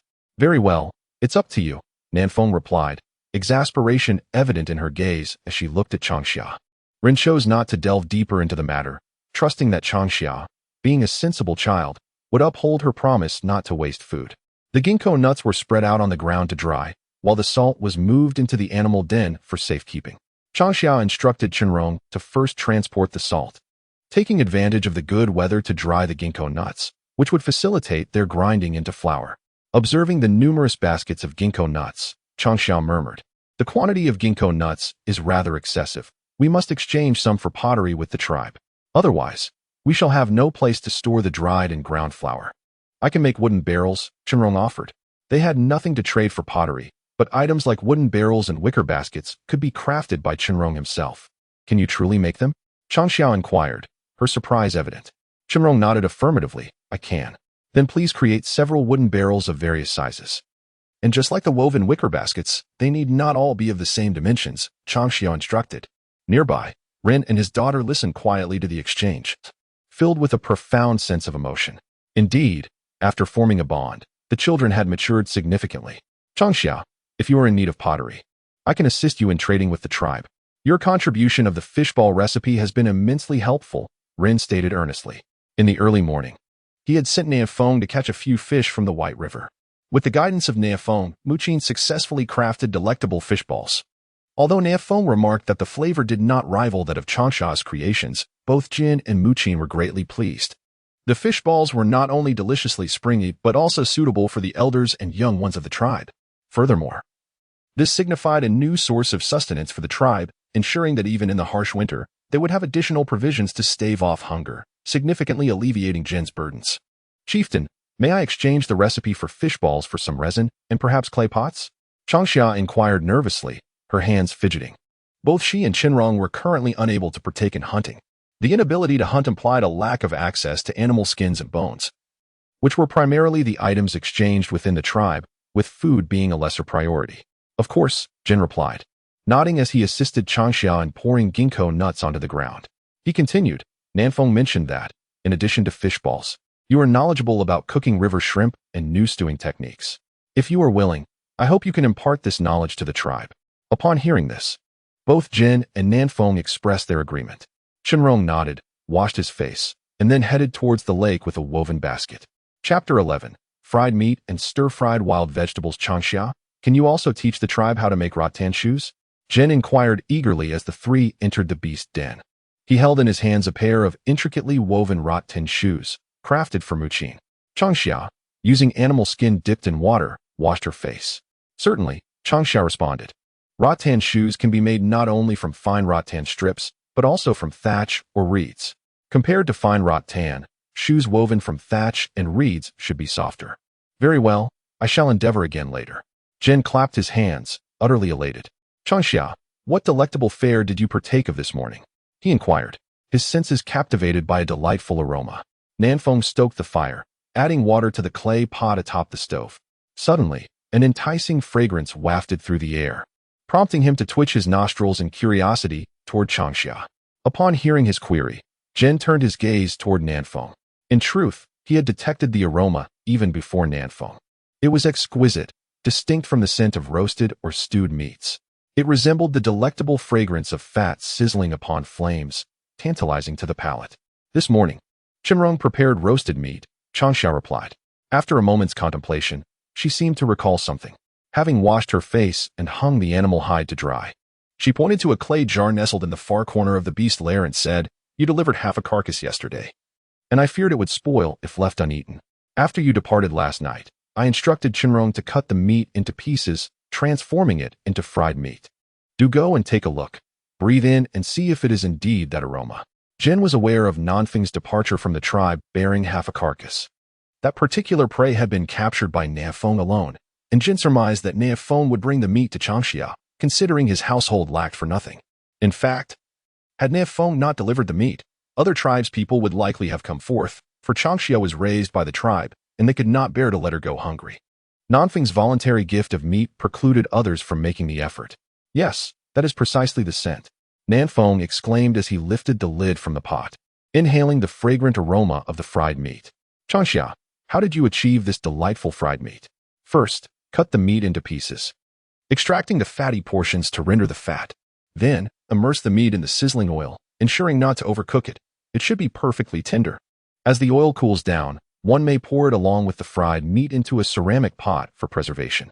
When the desire for a meal arises, One can simply retrieve and slice it for consumption.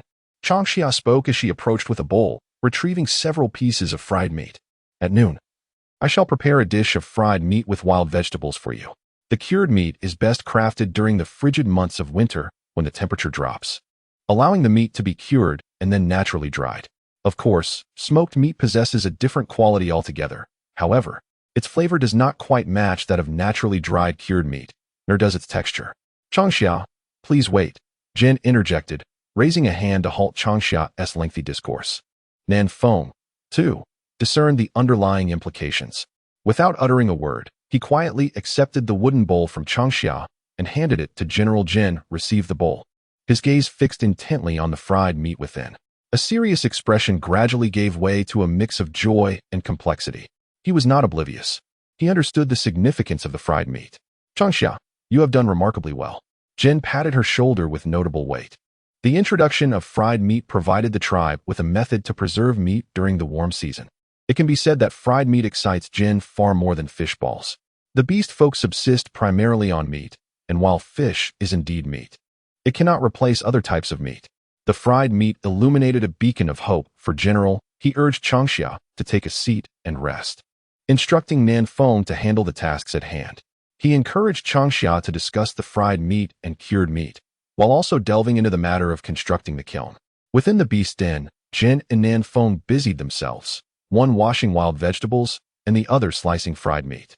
The wild vegetables were diligently cleaned by Muqin, who had carried them back with Jin's daughter. Changxia called out to them, rising to bring a clean cutting board. The den was small, crowded with people, and she planned to have Chenrong outside preparing the fish and meat. Jin carefully washed the wild vegetables and placed them in a wicker basket to drain, then walked towards Chenrong, peering into the basket filled with fish and shrimp. Can these be eaten? Jin inquired curiously, as she pinched a river shrimp and glanced at the nearby river crabs. These little creatures were abundant in the White River, yet the tribe seldom caught them due to their strong flavor and the risk of pincers. Most importantly, they offered little meat. Chief, both the river shrimp and crabs are edible, Changxia affirmed. Nan Feng extended her hand, fixated on the river shrimp in Jin's grasp, swallowing her saliva as she said, Father, river shrimp are incredibly delicious. I haven't tasted river crabs yet, but judging by Changxia's joyful expression, I suspect they are just as delightful. Aside from fish, shrimp, and crabs, the river also teems with clams, snails, loaches, and more, all of which are edible, Changxia exclaimed with excitement. She had previously spotted numerous small waterholes by the lake, which might harbor loaches and perhaps even eels. These seemingly insignificant creatures possessed exquisite flavors. It was indeed time to hasten the collection of ginger, scallions, and garlic. The more diverse the ingredients, the more Changxia could showcase her culinary prowess. This would also enable the tribe's members to enjoy better lives sooner. Changxia, you must convey this to the tribe. Your kiln will be constructed with the tribe's assistance. Jin, not the type to take advantage of his own children, made this commitment before Changxia could elaborate further. With Changxia, the fortunate child, in the tribe, Jin felt assured that even without venturing out to hunt, the tribe would thrive on the resources of the White River, sufficient to sustain all its members. Nan Feng contemplated this and, after a moment, concurred with Jin's proposal. In the long summer, Changxia entrusted these matters to the tribe, enlisting their aid in constructing the kiln, a transaction that indeed held promise. Chenrong remained silent, quietly chopping fish. The kiln Changxia described differed entirely from the beast den, and Chenrong could not guarantee its successful construction. However, with the tribe's involvement, he felt a sense of relief, accompanied by an undercurrent of anticipation. In truth, he harbored ulterior motives. Jin gazed at Changxia, his expression tinged with a hint of embarrassment. After a moment of contemplation, Changxia quickly discerned Jin's hidden intentions. The kiln, which she had recently discussed with Jin, represented a structure distinct from the beast den. It could provide shelter from the wind and rain while offering a degree of protection against beastly attacks. Merely from Changxia's descriptions, Jin perceived numerous advantages. Is the chief referring to the kiln? Changxia smiled as she looked at General Father. Do you wish to build a kiln? Nan Feng was momentarily taken aback, utterly astonished. Chenrong possessed a sharper instinct than Nan Feng. When Changxia first mentioned the kiln, he understood her intentions clearly. Compared to teaching the tribe's people to make fish balls, she likely harbored deeper ambitions. After all, the benefits of the kiln were manifold, and given Changxia's fondness for the tribe, She could hardly keep such intentions concealed. The kiln, as Changxia articulated, was evidently superior to the beast den. During the warm season, the tribe remained safe. Yet in the cold season, the beast den still posed certain dangers. Jin earnestly recounted that the Haloa tribe was formidable, with few wild beasts daring to attack them. However, one must always consider the possibility of the unexpected. Moreover, the rainy season brought heavy rainfall, making the beast den prone to leaks. In the cold season, aside from the fear of wild beasts launching surprise attacks, there was also the concern of the beast den collapsing under the weight of snow and ice. The tribespeople were accustomed to the beast den. Constructing a kiln might not align with their desires. The southern wind spoke cautiously. Much like the avian kin's instinct to build nests or the aquatic being's reliance on water, every entity and existence adheres to predetermined rules of life. Root smiled and remarked, "When did I ever suggest that our kin should construct a kiln?" This left the southern wind perplexed. Changxia gently tapped the southern wind's arm and calmly stated, "The chieftain intends for me to build the kiln first. Once the kin find the kiln comfortable, they will naturally voice their desires without the chieftain needing to say a word." Chapter 12. The White River Beach, the thicket forget it. This matter does not warrant my input. The southern wind covered her mouth with her hand, shrugged, and murmured, "Once Changxia's kiln is completed, I shall take a look. If it is indeed comfortable, I shall have a second kiln built." Root smiled mysteriously but remained silent. Chenrong meticulously prepared the fish, chopping it finely before slicing green onions for the fish broth to eliminate the fishy odor. Meanwhile, Changxia presented the scallions to Root and the southern wind, simultaneously mentioning ginger and garlic. The southern wind tilted her head in contemplation. "The ginger and garlic you speak of, I have seen. Where have you encountered ginger and garlic?" inquired the southern wind. "In the thicket south of the White River Beach." At this revelation, Changxia and Chenrong exchanged glances. Root's expression subtly shifted upon hearing this. "Changxia, the White River Beach is not far from the tribe. You have never been there due to your previous poor health." Root explained, "Along the White River, there is a beach area. Its expanse is comparable to the White Lake before your beast den, with a vast thicket flourishing to the south. Typically, the tribe's younglings venture into the thicket to gather." "Chieftain, is the thicket not the white fruit grove?" Changxiao exclaimed with delight.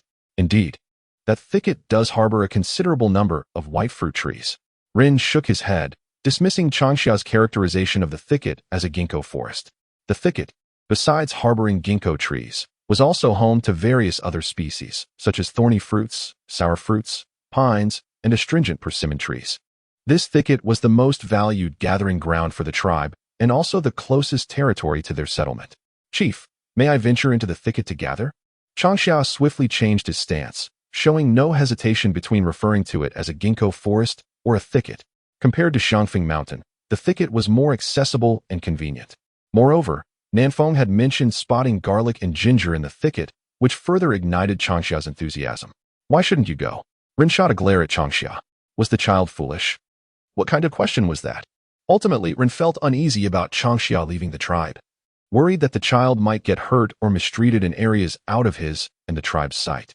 "I wish to gather some garlic and ginger, and perhaps see if I can find other things as well." Changxia was thoroughly exhilarated. With garlic and ginger in hand, chili, pepper, dried tangerine peel, and star anise would not be far behind. Although he spoke of gathering, Changxia truly yearned to transplant. What could be more convenient than cultivating in one's own garden? "Wait for me. I shall head to the thicket right now." Nanfeng stood up, ready to make his way to the thicket. Changxia swiftly grabbed him. "All right." Nanfeng noted Changxia's instructions and exited the beast den, transforming into his beastly form, heading directly towards the thicket by the White River. Today, Muqin was also there, foraging for wild vegetables. This trip would not only involve gathering garlic and ginger, but would conveniently allow him to pick up Muqin for lunch at Changxia's home. Changxia busied himself with preparing lunch while Rin and Chenrong were outside the beast den, sifting through ginkgo fruits. The brilliant sunlight illuminated the ginkgo, casting a silvery sheen on the vibrant green fruits. "Behold, it appears to be cloaked in a layer of white frost. The aroma is truly delightful." Jin stretches his neck, peering into the beast den. At this moment, a waft of enticing scents from delectable food permeates the air. Changxia's culinary skills are remarkable, Chenrong remarks.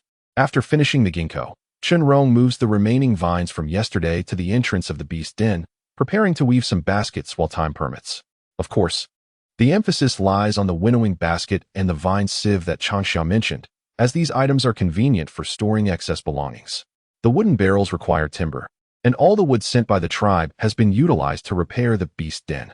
Crafting wooden barrels necessitates cutting down trees, rendering it impossible to create barrels for the time being. Chenrong, what are you weaving? Jen inquires curiously. There are no storage items in the beast den, and Changxia asked me to weave a few vine baskets and winnowing baskets. By the way, she named them. They are slightly shallower and smaller than the typical baskets, meant for holding items. Chenrong gestures toward the wall of the beast den, where several small vine baskets are placed. The wild vegetables that Jen had just washed were drained in one of those baskets. Jen gazes around, filled with admiration. Changxia is truly clever. Jen exclaims, he is no fool. These seemingly inconspicuous items appear simple and easy to learn, yet they are exceedingly practical for everyday storage. Life among the beast tribe is rather rough. Within the beast den, items are haphazardly piled, creating quite a mess.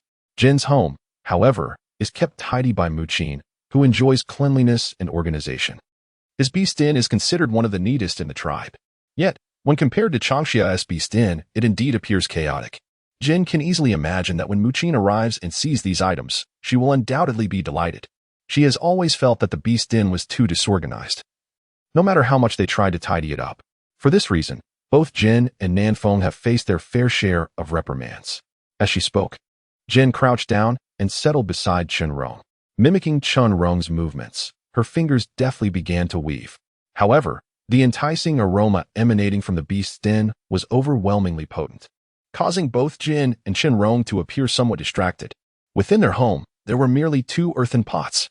Rather than first preparing fishball and wild vegetable soup, Changxia opted to saute fried meat with wild grains. In the other pot, she placed the meat in cold water to simmer gently, skimming off the froth as it cooked. The ginger and garlic harvested by Nanfeng would have to wait for another occasion to be utilized. Naturally, she wished to cultivate ginger and garlic in her garden. After sauteing the fried meat with wild greens, she began to shape the fish balls.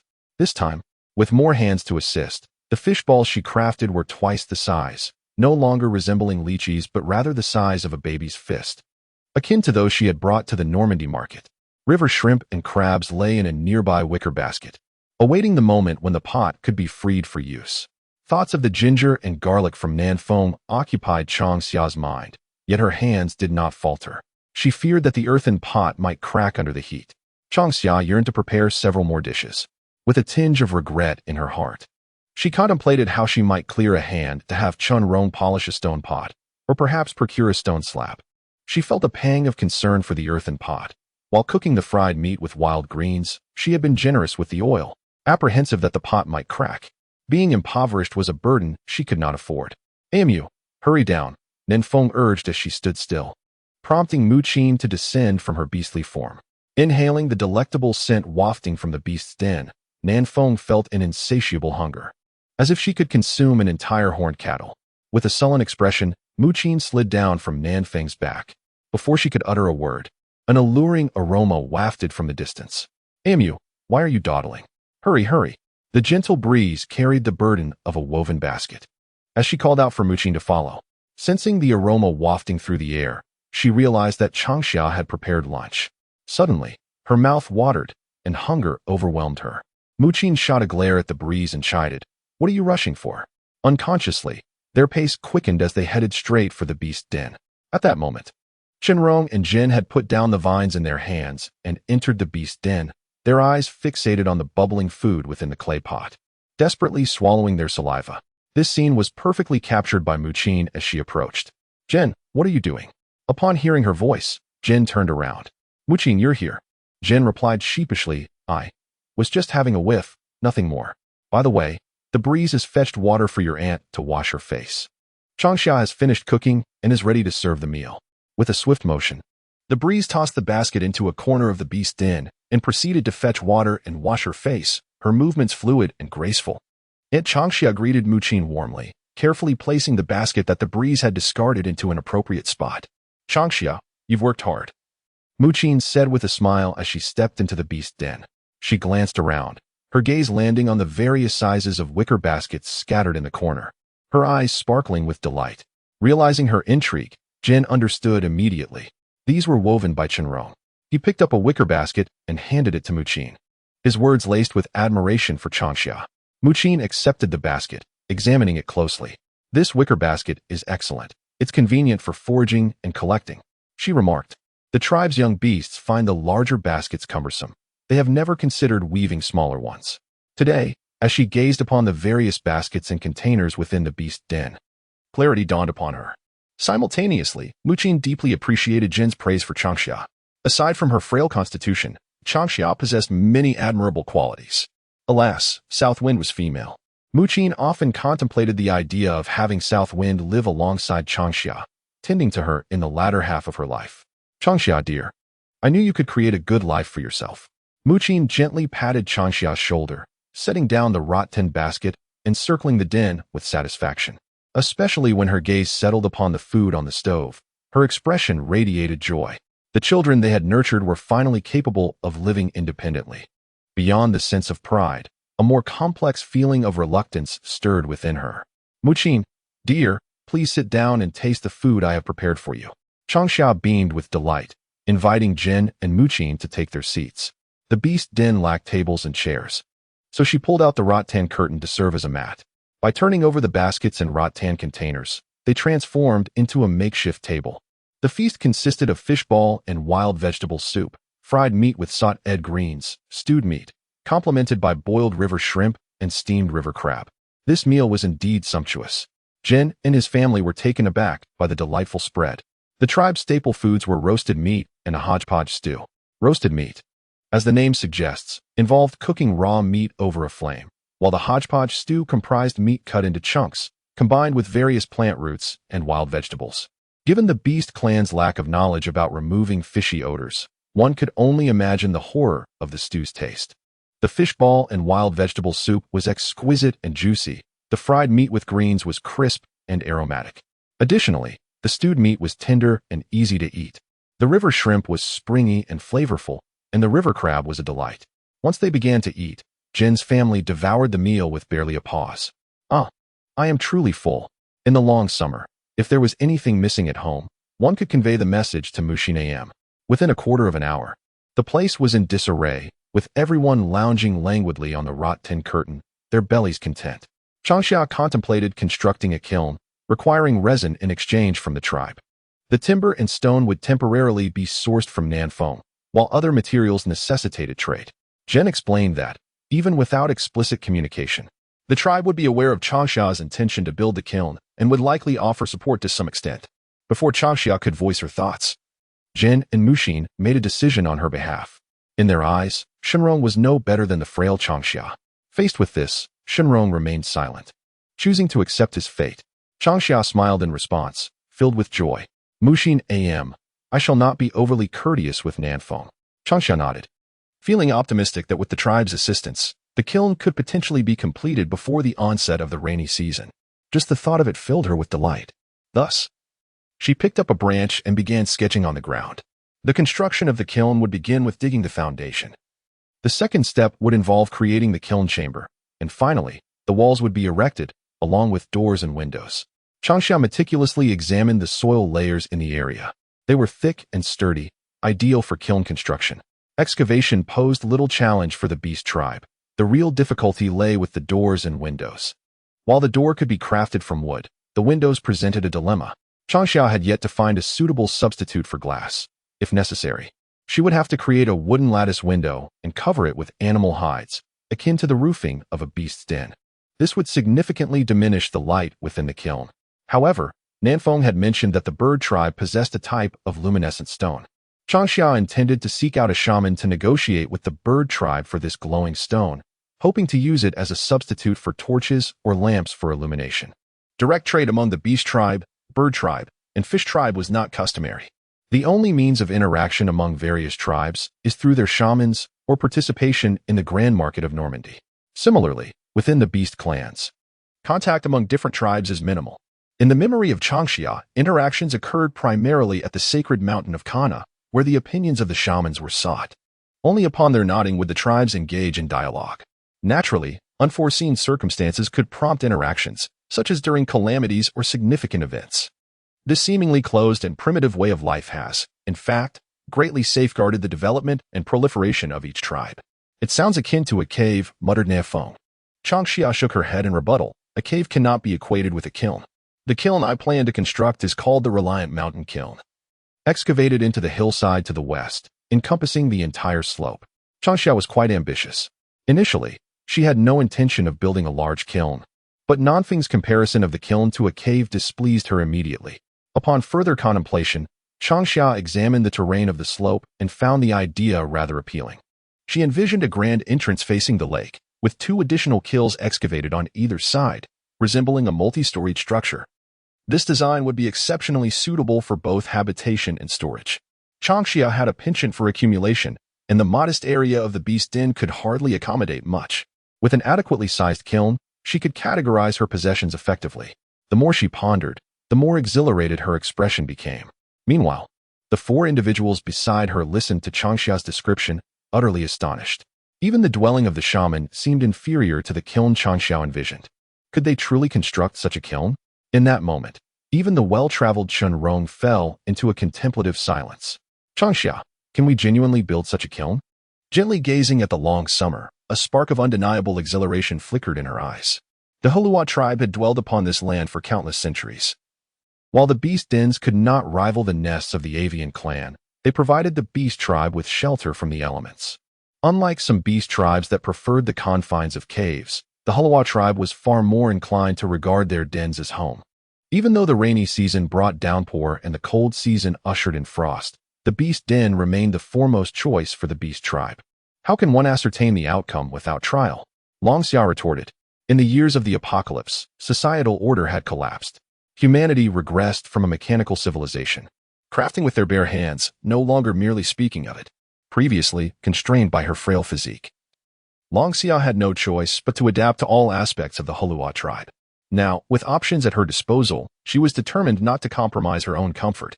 Utilizing everything within her reach was the prerogative of an intelligent being. Otherwise, what distinguished her from a mere beast? I cannot assist you, but I can entrust you with Nanfeng. If any tribe members are willing to lend a hand, I shall not hinder them, Jin stated earnestly. He represented the Hulua tribe and could not make arbitrary declarations. However, Nanfeng was different.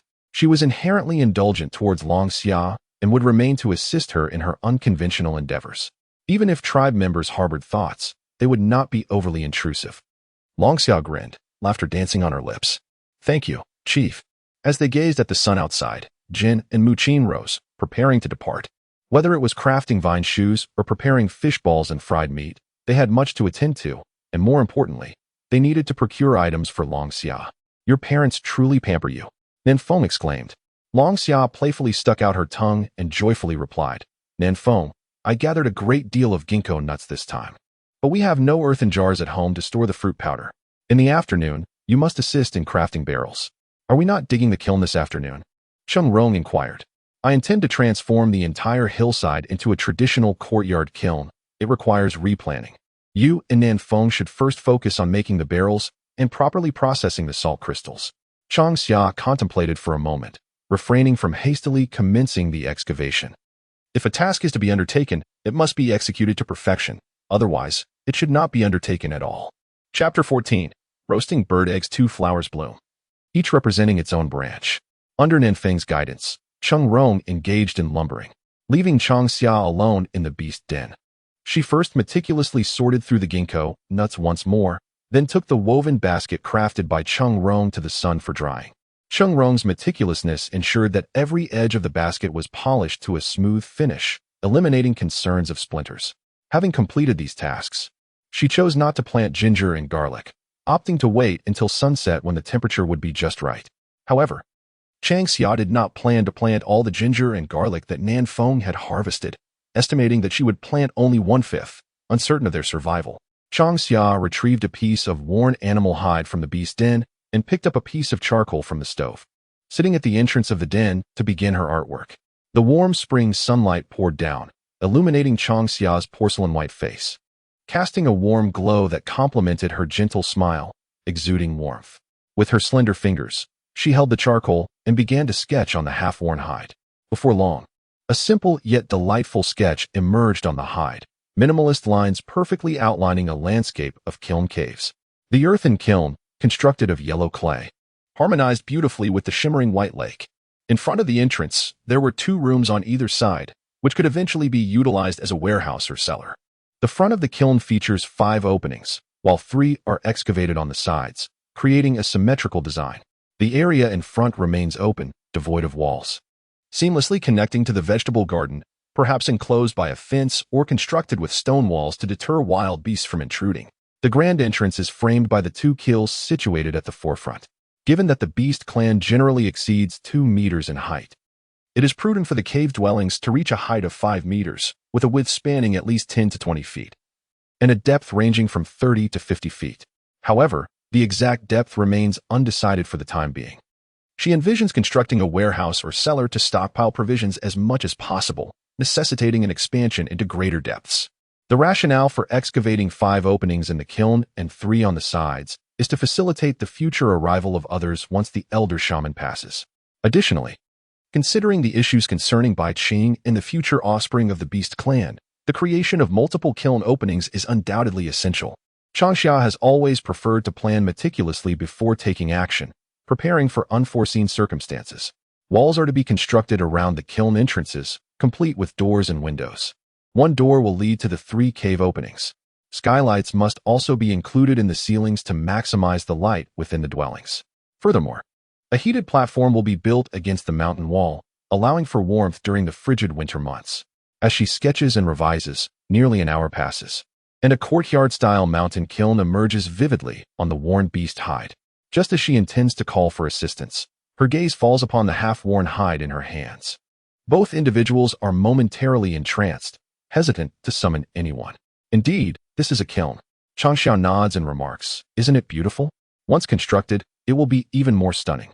"I believe you," Nianfeng replies earnestly. In that moment, she longs to commence the excavation immediately. Shenrong quietly tends to the timber, yet internally, he shares Nanfeng's excitement.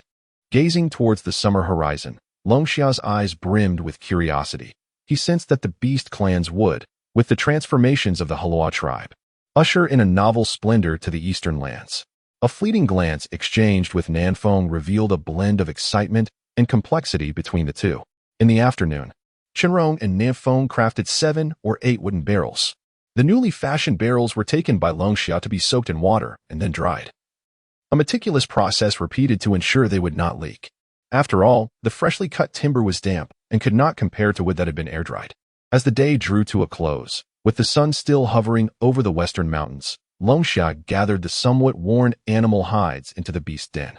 He collected the ginkgo nuts laid out for drying, intending to sun them for another 2 days until all moisture evaporated, allowing him to grind them into flour. By then, the wooden barrels would be nearly ready for use. Longxiao pondered, pointing towards the white lake at the foot of the slope. Nanfeng, the timber and stone materials are temporarily piled by the lakeside. Once the foundation for the kiln is excavated, we shall transport them here. Nanfeng nodded in agreement and departed without delay, even declining Longxia's invitation to share a meal, citing her meager means. 1 or 2 meals are fine, she remarked. But if I were to indulge too often, I fear I would leave you hungry.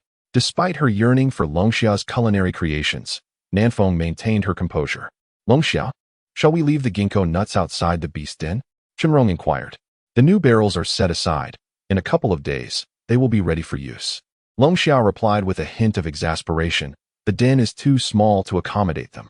Just cover them with some vines and leaves outside. I will tend to planting ginger and garlic, hoping they will thrive. After gathering the ginkgo nuts, Shenrong retreated indoors to kindle a fire for boiling water. What shall we have for dinner tonight? Shenrong asked, as she picked up a basket of salt crystals, preparing to crush them into fine salt for later use. In the sweltering summer, Changxia wiped the sweat from her brow and squatted beside the stone basin to wash her hands. With only a modest amount of garlic and ginger to plant, she swiftly completed her task. When Shenrong inquired about dinner, she tilted her head thoughtfully and replied, "How about grilled meat? We could also roast a few bird eggs to accompany a stew of meat and eggs."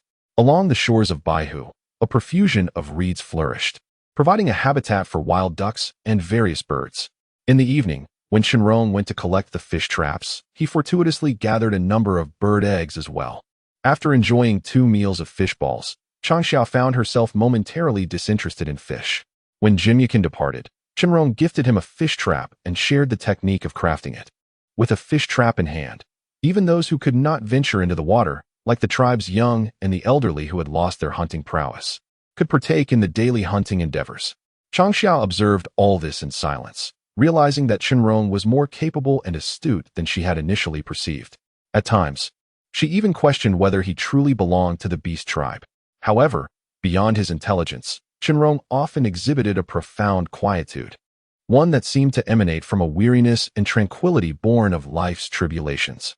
This sight tugged at her heartstrings, prompting Changxia to remain composed. Each individual harbors secrets, much like herself and Chenrong. A subtle smile graced Chenrong's lips, a fleeting expression of joy. The most blissful moments of their days were spent discussing culinary delights. Previously, Chenrong had not regarded food with much significance, but since meeting Changxia, every meal had transformed into something extraordinary. "You chop the meat, and I will fetch the bird eggs," Changxia directed him. She smeared the bird eggs with a mixture of mud and then buried them in the hearth. Roasting bird eggs had become a newfound skill she acquired in this post-apocalyptic world. Consuming raw eggs raises concerns about parasitic infections. In a post-apocalyptic world, the necessity of consuming cooked food becomes paramount. However, such cooking often entails various perils. After all, the process of boiling or roasting food releases a pungent aroma. Consequently, the inhabitants of this desolate era have devised an array of techniques for preparing cooked meals. Roasting bird eggs is merely one of these methods. Though this technique may have been nothing more than a nostalgic memory of childhood before the apocalypse, it has proven to be a lifesaver for many in these trying times. Chapter 15. The heartwarming Chenrong. Can bird eggs be consumed in such a manner? Chenrong exclaimed in astonishment, his striking features reflecting his surprise. Changxia chuckled lightly, her hands, caked in damp soil, gesturing animatedly. "It's truly delicious. Just wait. You will know once you taste it." Previously, she had struggled to appreciate the roasted and stewed meats of the tribe. Roasted bird eggs were her sole comfort and daily delight. Her frail body had rendered her weak, often confined to a nest of beasts, bedridden for prolonged periods. Occasionally, when she regained consciousness, Nan Feng would carry her out of the den to bask in the sun. At that time, she could hardly indulge in roasted or stewed meats. She was only able to sip on some fruit powder porridge. Before reaching adulthood, her diet consisted mainly of medicinal soups and fruit powder porridge. Despite her myriad thoughts and aspirations, her frail physique rendered her dependent on the tribe for sustenance. Akin to a burden, roasted bird eggs represented Changxia's only act of rebellion. She had secretly hoarded the eggs, burying them in the stove when the chieftain and others were not paying attention. "Does the chieftain know?" Chenrong inquired. Given their regard for Changxia, it was unlikely they would permit her to engage with such an unknown entity. After all, why else would she have only been afforded the opportunity to step outside the tribe after coming of age? The beast cubs are the heart and soul of the beast clan. Each offspring is a vital essence to them. Particularly in the case of frail ones like Changxia, they are under the watchful eyes of the entire clan, fearful of any premature demise. "What do you think?" Changxia rolled her eyes playfully at Chenrong, contemplating how Root would react if he discovered her indiscriminate eating habits. It would undoubtedly be a significant issue. In certain respects, Root is even more nagging than Muqin and Nanfeng. Outside the beast den, the horizon was adorned with the splendid hues of twilight, the vivid crimson sunset casting a warm glow over the entire Heluo tribe. "Changxia, are you eager to construct the den out of concern for the impending rainy season?" Chenrong inquired gravely. Although he had been away from the twilight forest for many years, the memories of the rainy season remained etched in his mind, as formidable as those of the chilling winter. During the rainy season, the expanses of rivers and streams in the forest swell dramatically. Floods, mudslides, landslides, and various other natural disasters invariably follow the rains. Alongside these calamities, fierce wild beasts also emerge. Is the rainy season truly that dreadful? Changxia hesitated, having been confined to a corner of the Heluo tribe prior to her coming of age. Her understanding of the rainy season was largely derived from the tales recounted by her kin, as she had yet to experience it firsthand. "It is indeed terrifying," Chenrong stated with a serious expression. "In the warm season, the earth awakens, teeming with life. However, when the rains arrive, the forest becomes inundated, and the beast clan must reduce their hunting outings. In truth, the proliferation of the beast clan is fraught with challenges. Beyond the intrinsic difficulties faced by the clan, environmental factors play a significant role. The harsh living conditions continually encroach upon their habitat. The cubs possess limited survival skills if they stray too far into the wild. Their chances of survival diminish drastically. Changxia's ability to reach adulthood can be attributed to her resilience and the meticulous care provided by the witch and the He Luo tribe. These truths have never been divulged by the witch or the clan leader. In the lingering warmth of late summer, it is no wonder that she excitedly presented her recipe for fish balls, showing no further curiosity about the matters concerning Jinjiao. While the rainy season undeniably offers an abundance of food, the dangers posed by natural disasters and wild beasts are no less formidable than those encountered in the frigid winter months. They likely wish to spare you from concern, Chen reassured her. Privately, aside from the tribe leader, several members had approached Chen under the guise of seeking camaraderie and emotional exchange, subtly entrusting him with the responsibility of looking after Changxia. Even Nanfeng was not an exception. Just yesterday, the two had sparred at Baihu.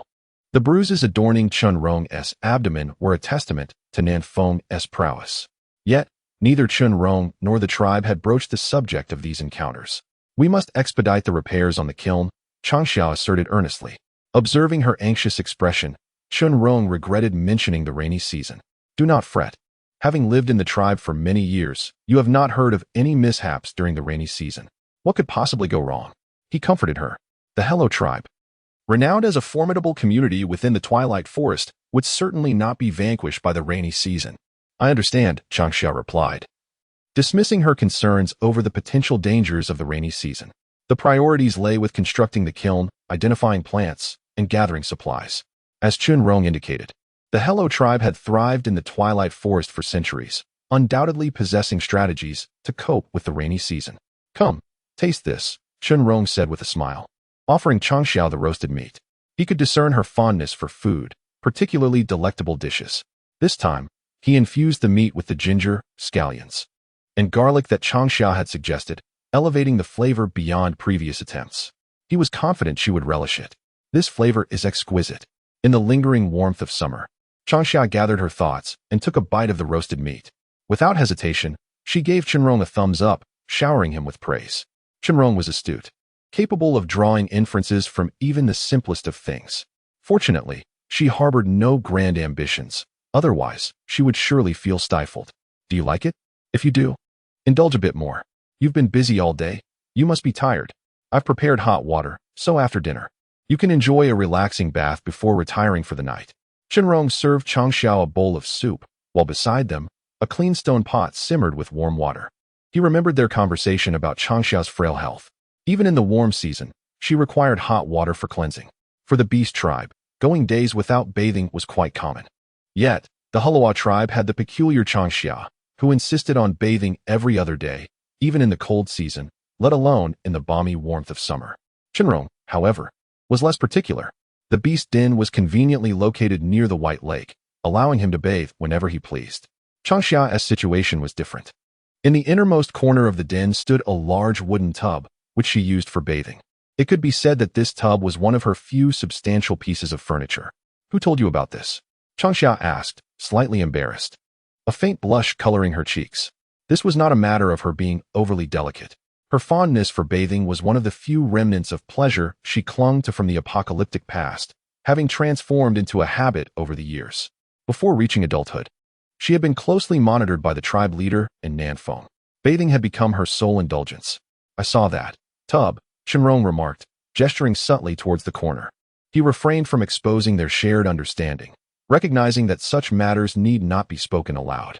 Changxia, still blushing, explained, regular bathing is beneficial for both body and mind. You too should diligently rinse your mouth, wash your hands, and cleanse your face. After meals, I shall visit the White Lake, Chen replied. Like Changxia, Chen possessed a slight obsession with cleanliness, albeit not overtly so. For the time being, it had yet to be discovered by Changxia. This commendable habit must be maintained henceforth. With a smile, Changxia remarked, we ought to construct a bathhouse and a toilet for our kiln. Speaking of toilets, a complicated expression crossed Changxia's face. She had battled with the tribe for half a year to instill in her people the habit of using a toilet rather than digging holes indiscriminately.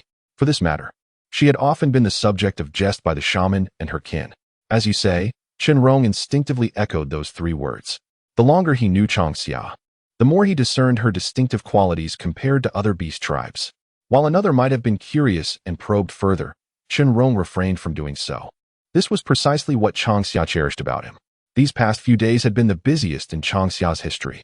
Although her body was gradually acclimating, her spirit still lagged behind.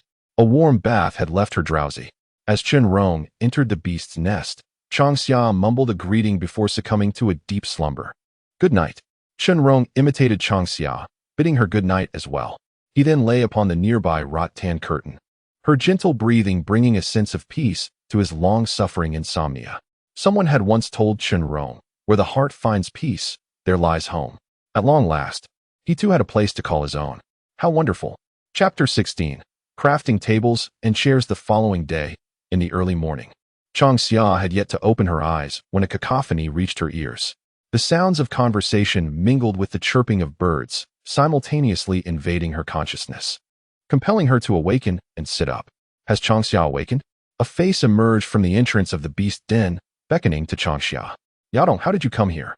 Changxia rubbed his eyes and sat cross-legged, stifling a yawn. "Today is my turn to be on duty, so I asked him to assist in transporting timber and stones." Nianfeng explained. Having had a restless night, she seized the opportunity to catch Yadong, who was aimlessly wandering in the morning. "Get up quickly. Chenrong has already prepared breakfast." "Changxia, rise and shine. It's early in the day and many people from the tribe have arrived. Besides delivering resin, they also brought wood and stone." Naturally, there was an abundance of various meats and wild vegetables. A rough estimate suggested there was enough for Changxia and another person to eat for a month, with a possibility of leftovers. "Is it really that urgent?" Changxia mumbled as he got up and stepped out of the beast den to wash up.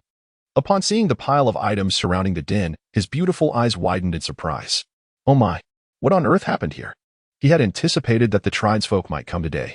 Early in the morning, he had gone to Baihu to retrieve fish baskets. Today marked the beginning of kiln construction, and he had surmised that some members of the tribe would arrive, so he had built a stove outside the den in preparation for breakfast. Indeed, as daylight broke, the tribe members gradually delivered a plethora of items. "This is simply overwhelming," Changxia exclaimed, noticing the mountain of goods, resin aside. The meat and various wild roots and vegetables were piled high. Chenrong stirred the stew with a wooden spoon and pointed towards Baihu at the foot of the hill, saying, "In addition to the wood and stones that Nianfeng brought, the tribe members have also contributed significantly, fearing that you might not have enough. Those from the tribe who have no recent matrimonial intentions have each sent a portion." Nianfeng helped clarify. Though she had previously attempted to refuse and had faced harsh rebukes from the tribe members, Adong and another male clansman, Shankuan, squatted beside the hearth, their eyes fixed intently on the ceramic pot before Chenrong. They swallowed nervously, yearning to lean closer, almost wishing to bury their faces in the simmering contents. Compared to the stew the tribe had prepared the previous night, it was undeniable that Chenrong's creation was far more enticing. The aroma was tantalizing, provoking a salivary response. Upon learning that Changxia had found a partner who was ailing, Adong and Shankuan, along with a few others, secretly plotted to teach Chenrong a lesson. They had raised Changxia as a beloved younger sister. Considering her fragile constitution and heritage, they even contemplated caring for her for a lifetime. Yet, unexpectedly, during the Normandy Grand Market, their cherished sister chose a partner for herself. If Chenrong had been powerful, they would have had little to argue about. However, it was evident that he was not destined for longevity. In that moment, they fully grasped the frustration felt by their mentor, who often lamented their lack of resolve. The effort they had put into constructing the courtyard walls was substantial. Changxia did not refuse the affectionate attentions of her kin and cast a bemused glance at Adong and Shankuan, who were still squatting by the hearth. "Chenrong, do not tease them so. They are about to drool into the pot, which would be utterly unsanitary." Had she not realized until now that Chenrong possessed a cunning side? Or had something transpired between them in private? Contemplating this, Changxia's gaze subtly swept across the group. Nianfeng shrugged, pretending to observe nothing. "Changxia, may we eat now?" Shankuan exclaimed with enthusiasm. Adong swiftly prepared the bowls and chopsticks, arranging them on the wooden table nearby. This long table had been crafted by Chenrong that very morning, designed according to Changxia's specifications, while the wooden chairs were built by Adong and his companions. As soon as it was completed, it received unanimous praise from the onlookers, who crafted the table and chairs. In the prolonged summer, Changxia was taken aback as she beheld the neatly arranged long table set upon the ground, accompanied by 6 wooden chairs. The natural hue of the table and chairs harmoniously complemented the gentle warmth of the morning light, creating a breathtaking scene. Chenrong had crafted them precisely as you had described. Nan Feng chimed in, assisting Chenrong in bringing the roasted meat to the table, marveling at the beauty of the furnishings. I must say, these table and chairs are truly exquisite. They are not only visually appealing, but also remarkably practical. Sitting on the ground or kneeling while dining has always felt awkward for me. With the presence of these chairs, it is far more comfortable. While crafting the table and chairs, Chenrong did not shy away from the company. I believe it won't be long before such furnishings become fashionable in the tribe, and our kin will bring forth even more offerings. Shan Kuan, ever direct, turned to Changxia and inquired, Changxia, is there anything else you require? Speak freely, and I shall deliver it to you. He continued, as for the table and chairs, my household wishes to have a set as well. Warm Spring, being with child, finds kneeling uncomfortable. Warm Spring is Shan Kuan's partner. They wed 2 years prior. Very well, what do you need? I want to hold back. Should you decide to craft a set for Warm Spring, refrain from using timber. Instead, consider weaving with vines. Rattan chairs are far more comfortable than wooden ones, and when paired with soft animal hides, they provide even greater ease. Changxia examined the wooden chair closely, reminiscent of the baskets woven by Chenrong. Every edge and corner was meticulously polished, yielding a delightful tactile experience. These furnishings were crafted from air-dried wood, which is superior in quality compared to wooden barrels or basins. Observing them, one can't help but feel a sense of comfort. It is no wonder that Nan Feng and the others wore expressions of excitement. With Changxia's consent, the group grew increasingly jubilant. As the food was placed upon the table, everyone took their seats. Changxia accepted the meat soup handed to her by Chenrong. Gently blowing on it before speaking, Nan Feng, I would like to acquire some rosewood. Does the tribe possess any? Zeaton wood? Are you referring to blackwood? Nan Feng tilted her head, pondering for a moment before responding. Blackwood. I recall that Yadong has hoarded a few pieces. What do you need blackwood for? The beast tribe, in constructing their lairs, favors materials of greater durability. Compared to blackwood, they have a preference for ironwood. All the timber that Nan Feng has accumulated is ironwood. Timber over a century old is suitable for crafting tools. The tools used by Changxia, aside from the bone knife gifted by the shaman, are made from polished ironwood. Although termed a wooden knife, its sharpness rivals that of an ordinary bone knife. I wish for Chenrong to create a set of tables and chairs from Zeaton wood for the shaman. The space near the Kana sacred mountain is rather barren, and it would be best to furnish it with tables, chairs, beds, and wooden cabinets.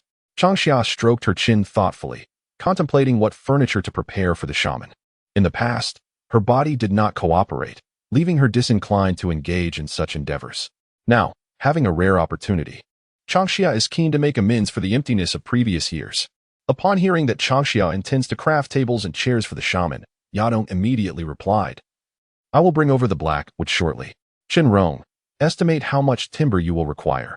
If it's insufficient, I shall find a way. What is prepared for the shaman must be of the utmost quality. Changxia, is ironwood not sufficient? Nan Feng inquired, perplexed by Changxia's thoughts, much like Chenrong. Having spent considerable time with Changxia, both Nan Feng and the tribe members instinctively overlooked Changxia's occasionally out-of-place and incomprehensible words. Nan Feng, furniture crafted from Zeaton wood is far more aesthetically pleasing than that made from ironwood. Once my cave dwelling is completed, I intend to have Chenrong create an entire suite of Zeaton wood furniture, Changxia declared with a hum. Since she learned that Yadong had hoarded several pieces of rosewood, she could not help but dwell on it. While her kin favored ironwood, Changxia had a particular fondness for rosewood. Apart from rosewood, there were also precious rarities such as Wang Wali, Dalbergia, and chicken wing wood, which were elusive treasures. With the rare sight of the twilight forest brimming with trees, how could Changxia possibly let this opportunity slip away? Naturally, she would select only her favored ones. Certainly, for doors and windows, ironwood would be the most suitable choice. The beast tribe referred to ironwood as the iron tree. In the regions of the twilight forest where the iron tree flourished, even ferocious beasts would not dare to dwell. The beast tribe constructed their dens using ironwood, not only for its sturdiness, but also because it naturally exuded a scent that repelled wild animals. The leaves of the iron tree were often fashioned into fragrant pouches for personal use, serving as protection against beasts as well as insects, ants, and venomous snakes. Chapter 17. The rocky quarry. The blackwood grain is indeed exquisite. Chenrong concurred, pondering when to fell the trees, air-dry them, and craft them into furniture. Changxia gave Chenrong a thumbs up, exclaiming joyfully, "You have an eye for beauty." Nanfeng rolled her eyes and retorted with a hint of annoyance at Changxia's enthusiasm. "What is wrong with ironwood?" Nearby, Yadong and Shan Kuan chuckled. Nanfeng was the least qualified to make such comments, for she was the one who indulged Changxia the most in the tribe. Even the shaman had approached Nanfeng, urging her not to pamper Changxia excessively. Now, it seemed that Chenrong was also joining in on the indulgence. Fortunately, Changxia was sensible. Otherwise, if she were more willful, the tribe would be in constant chaos. Nanfeng's words elicited a smile from Chenrong, who chose not to respond. "Changxia, shall we sun the ginkgo nuts?" Chenrong inquired. "Yes," Changxia replied. "I yearn to indulge in noodles and rice noodles soon, hastening to dry and grind the ginkgo nuts into flour, so that I can commence the task. Is there a delightful taste to the noodles and rice noodles during the long summer?" Shan Kuan, ever enthusiastic, exclaimed with fervor. Yadong lifted the animal hide and approached, thumping his chest, declaring loudly, "Leave the ginkgo drying to me." Nanfeng remained silent, surveying the surroundings. The beast den was cluttered with numerous items, making it difficult to dry the ginkgo nuts. No wonder Chenrong posed such a question. "Do not fret.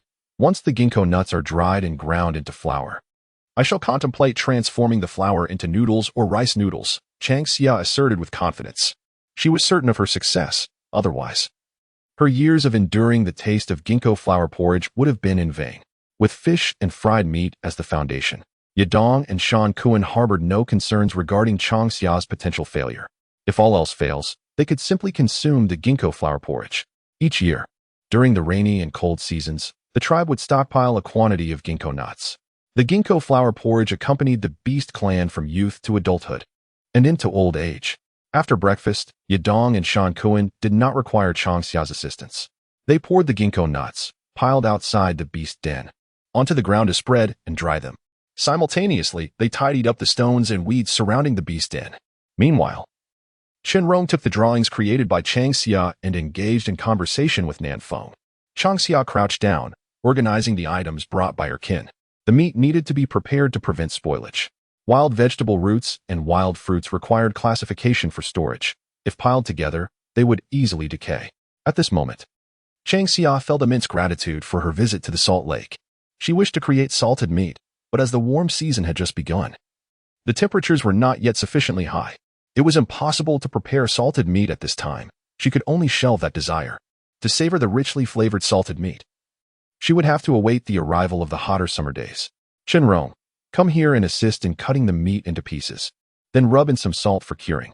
We shall prepare fried meat by noon," Changxia called out. The quantity of meat was overwhelming, and given her slender arms and legs, she estimated that it would take her the entire morning to finish. Glancing at the sun, she decisively called for Chenrong's help. Once the meat was cut, they could begin digging the pit. According to Nanfeng, members of the tribe would be coming over. In the morning, the tribe's people had simply come to express their gratitude to Changxia. Upon hearing that she intended to build a new beast den, no one in the tribe ventured out to forage. They were all waiting to observe after breakfast. "Changxia, how will you store the meat?" Nanfeng inquired. The tribe had yet to deliver the pottery, and Changxia possessed only a few pieces, aside from the clay pot used for stewing. One jar would contain the fried meat, while another held the crushed salt crystals. To prevent moisture, the salt was temporarily wrapped in leaves and stored in a basket. Changxia often lamented their poverty, and her concerns were not unfounded. The beast den, spanning several dozen square meters, was hardly sufficient to accommodate various items. Even without constructing a pit, Changxia needed to build a new beast den or a cellar. Typically, a beast den in the tribe would connect 2 to 3 nesting areas, allowing for the cohabitation of young beasts or the elderly. From a distance, they resembled a yurt. Changxia pressed her forehead in realization, having forgotten the inadequacy of their pottery. She hesitated. "What if we use the wooden barrel made yesterday?" "I have tested the new barrel, and it does not leak," Chenrong replied. Compared to his previous life, he evidently preferred the current one. It was filled with trivial tasks and busyness, yet remarkably fulfilling. Simultaneously, he, like Changxia, relished the simple pleasure of accumulating supplies. Upon hearing this, Changxia decisively proclaimed, "Bring the new wooden barrel. We shall use it to cure the meat." After Changxia finished speaking, she cautiously glanced at Nanfeng and whispered, "Nanfeng, will the tribe agree to exchange pottery for the methods of making fish balls and fried meat?" The fried meat, as it seemed, was not suited to be contained in wooden tubs, Pottery, undoubtedly, was the optimal choice. Do not worry, the pottery will be delivered shortly, Nanfeng assured with certainty. Given the tantalizing aroma of food wafting through the tribe last night, it was evident that they would willingly barter pottery with Changxia. If the tribe were to refuse the exchange, the elder responsible for the pottery would certainly protest. The fish balls were well aligned with their tastes, while the fish baskets rekindled the elders' youthful aspirations of hunting. Nanfeng had even overheard some elders contemplating improvements to the fish baskets, aiming to capture the larger fish residing in the White River. That's good, Changxia replied, cradling a salt jar as she evenly coated the cut meat with salt crystals before placing it into a clean wooden tub. After marinating for an hour or two, she would proceed to fry the meat. Gazing at the mound of meat before her, Changxia quickly turned her gaze towards Chenrong. Chenrong, we require a stone pot. A stone pot? What do you need a stone pot for? Before Chenrong could respond, Nanfeng, filled with curiosity, interjected. Earthen pots cannot withstand high heat.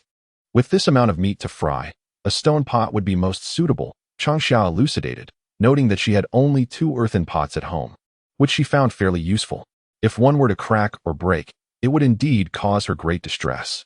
Chenrong hesitated. A stone pot requires hard stone to be ground. Are there suitable large stones near the tribe? He was familiar with the general layout of the Twilight Forest, yet lacked awareness of certain specific details. Ultimately, this pertains to the hunting territories of every tribe, and no beast folk would casually disclose such information to outsiders. Yadong, come here for a moment.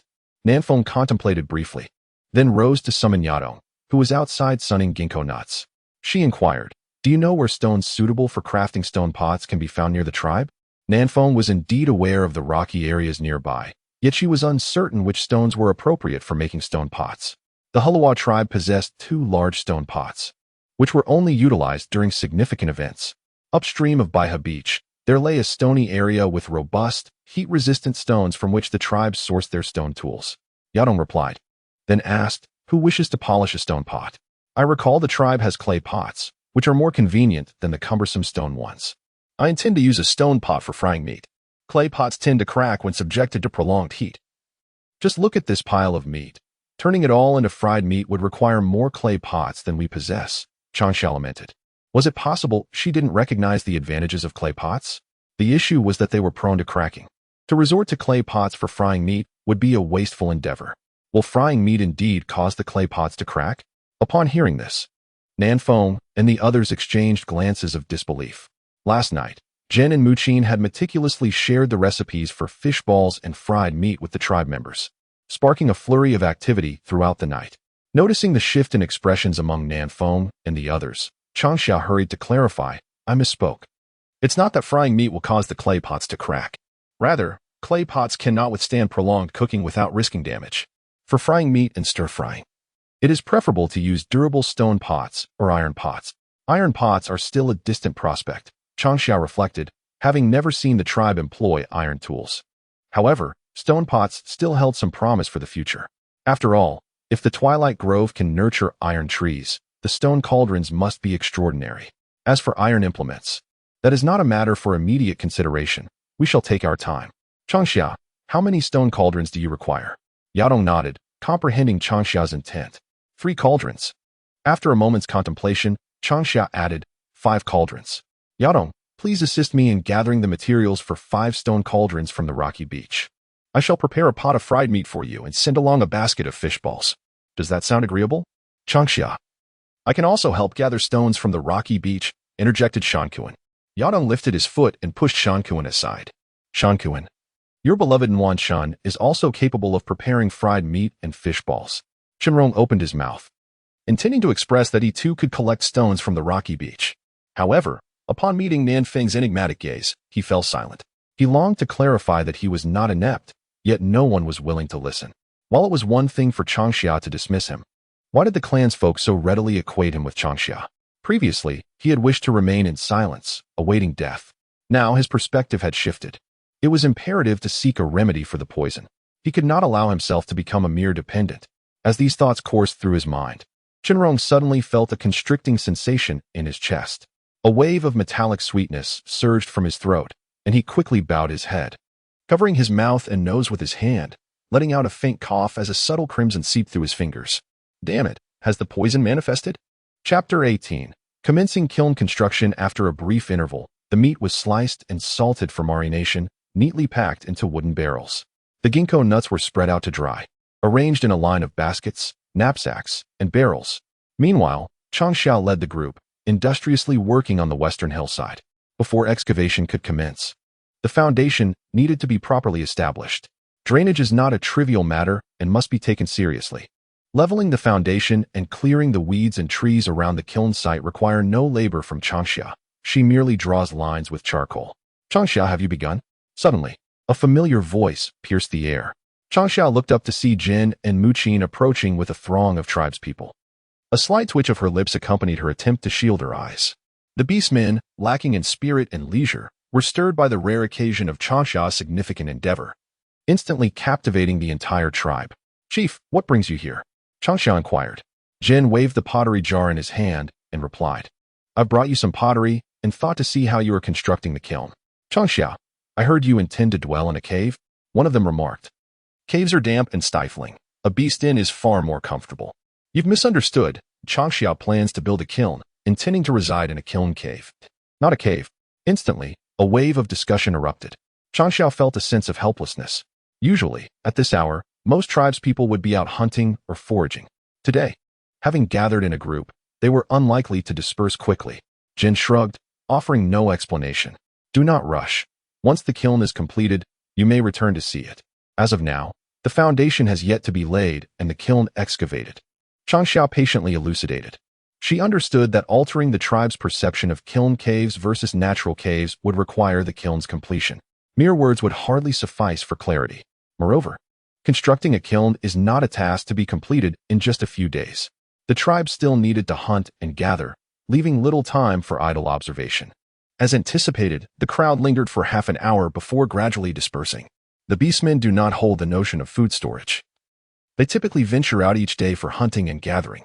Few tribesmen linger in the village unless they are ill or injured. Although Changxia has imparted the method of making fish balls to the tribe, he understands that they will continue to adhere to their traditional way of life, venturing out daily to hunt and gather. They will not, like Changxia, hoard provisions, let alone engage in agriculture or animal husbandry. "Where has Yadong gone?" Jin inquired. Muqin crouched down to assist Changxia in weeding and tidying the ground. Other beastmen ascended the western hillside to clear away weeds and trees. "I exchanged fried meat and fish balls with him for help in quarrying stones from the rocky beach. I wish to craft a few stone pots. The meat sent by the tribe is plentiful. I plan to stew it all into fried meat for storage to savor gradually," Changxia articulated. Upon hearing this, Jin nodded in satisfaction. "You are doing remarkably well." Muqin gazed at the charcoal in Changxia's hand and asked, "Changxia, what are you drawing lines on the ground for?" "These are drainage ditches. Additionally, I need to reserve space for flower beds and grass," Changxia replied. Although the vegetable patch is to be relocated, it does not hinder Changxia's desire to plant a few fruit trees by his doorstep. After saying this, he unfurled a half-worn animal hide and handed it over. Muqin took the hide and was quickly captivated by the drawings on it. Observing this, Jin moved closer to examine it, instantly awestruck. "Changxia, what is this?" "The cave dwelling I intend to construct." Suddenly, a rumbling sound echoed. Jin and Muqin exchanged glances, clearly enchanted by the illustrations on the half-worn hide. The shaman understood the art of drawing, while Jin did not. However, he could appreciate the beauty of the artwork. The illustrations on the half-worn hide were exquisite, surpassing even the elegance of the shaman's temple upon Mount Kana. The abode of the sorcerers, constructed by the beast tribe for the shamans, stands as a grand edifice built of stone, exuding a solemn and opulent aura. However, when juxtaposed with the cave dwellings depicted by Changxia, the sorcerer's hall appears rather antiquated and crude. The two are not even on the same level of comparison. "Changxia, your cave dwelling is even more magnificent than the sorcerer's hall," remarked Jin, his voice tinged with envy and jealousy. Changxia blinked innocently and replied, "I have never resided in the sorcerer's hall, so I cannot ascertain its merits." "Stop jesting," Muqin said, gently tapping Changxia's head. Changxia's health was frail, and the shaman could not keep her at the sacred mountain of Kana. Yet, she would periodically visit the Halawa tribe to check on Changxia.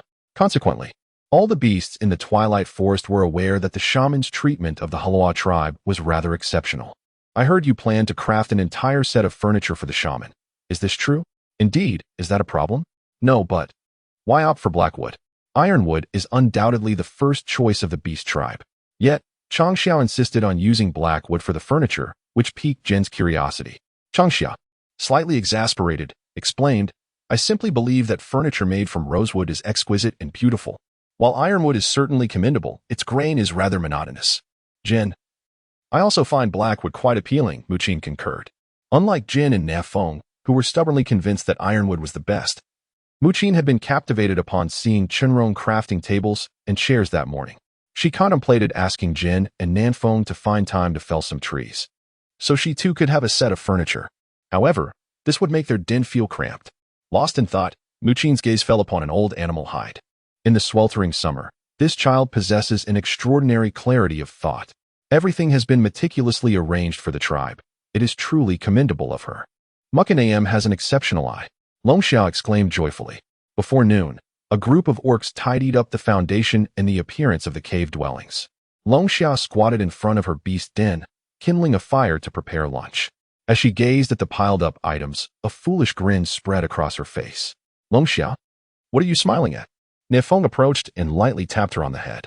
Mukan shot Nefeng a glare and scolded, Nefeng, stop picking on Longxiao. She's just recovering. If she falls ill again, you will be in trouble. Nefeng found herself at a loss for words, merely accepting Longxiao's disdainful glance and Mukan's reprimand.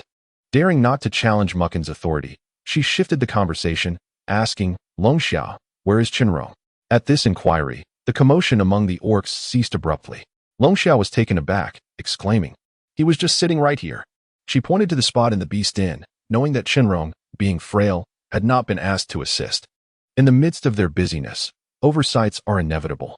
I smell blood, Nanfeng said, her expression turning serious. We need to summon Elder Shimu from the tribe. Upon entering the beast den, they found Chenrong sprawled on the floor, his body marred with spots of crimson blood.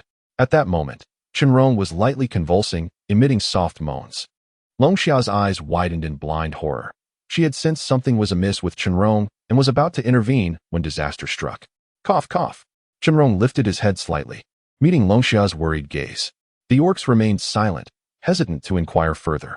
In the den of beasts, the atmosphere was fraught with tension and urgency, persisting until Elder Shimu arrived to examine Chenrong. Elder Shimu, how is Chenrong? Jen inquired. Shimu shook his head, replying, Chenrong's condition is peculiar.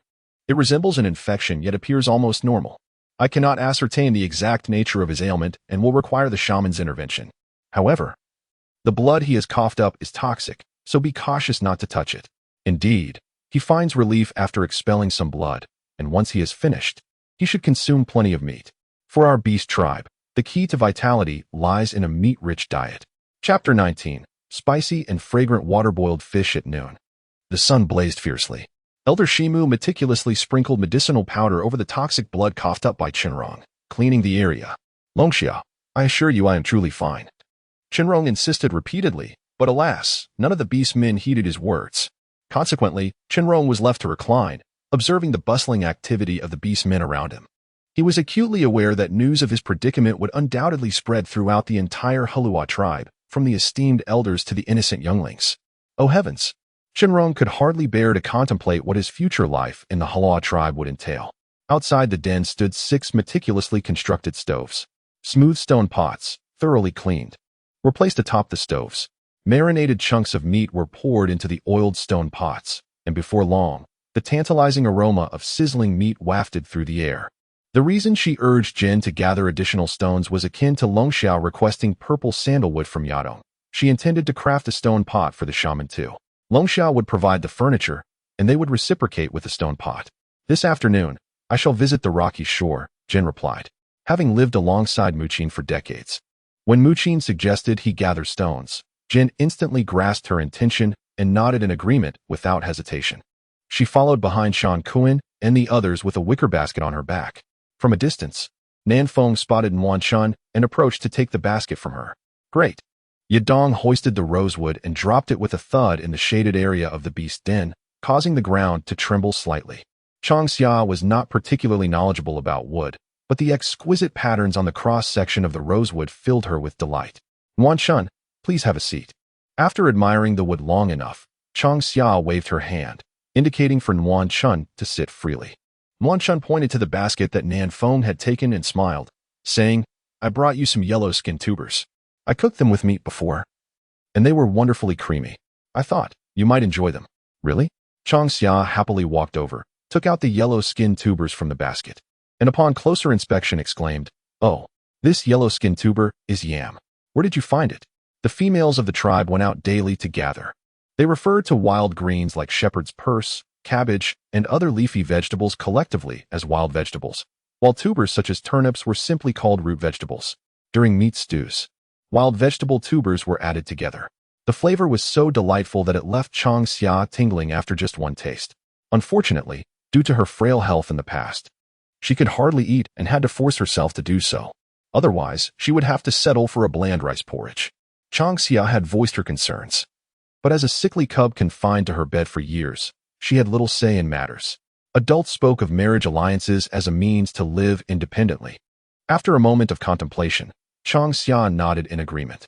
Indeed, the prospect of marriage could be daunting, yet in comparison to the daily sustenance, she mused that perhaps it was not as terrifying as it seemed. Thus, she cheerfully accompanied Jin and the tribe to the bustling market in Normandy. Yam, indeed, is a name far more melodious than that of the yellow-skinned root. Warm spring cradled her belly, leaned back slightly, and remarked, I excavated it at the edge of the wasteland adjacent to the thicket by the pine trees. Long Summer, with a light-hearted disposition, inquired, Is yam truly delectable? Long Summer nodded enthusiastically and replied, Yam stewed with meat, yam cooked in hot pot, or simply stir-fried. Regardless of how it is prepared, yam possesses a delightful flavor. For the elderly members of the tribe who may be unwell, consuming yam is indeed beneficial. Likewise, for individuals like Shun Rong and myself, indulging in yam also proves advantageous. This explanation stirred not only the appetites of the food enthusiasts, such as South Wind, but even Jin and Mu Qin felt an irresistible urge to venture immediately to the thicket's wasteland. Warm spring, is there an abundance of yam growing in that wasteland? Mu Qin inquired eagerly. Yes, indeed, Warm Spring replied, brimming with excitement. Jin nodded in affirmation and said, Tomorrow, I shall speak to the tribe members who are out foraging, urging them to dig for yam in the thicket.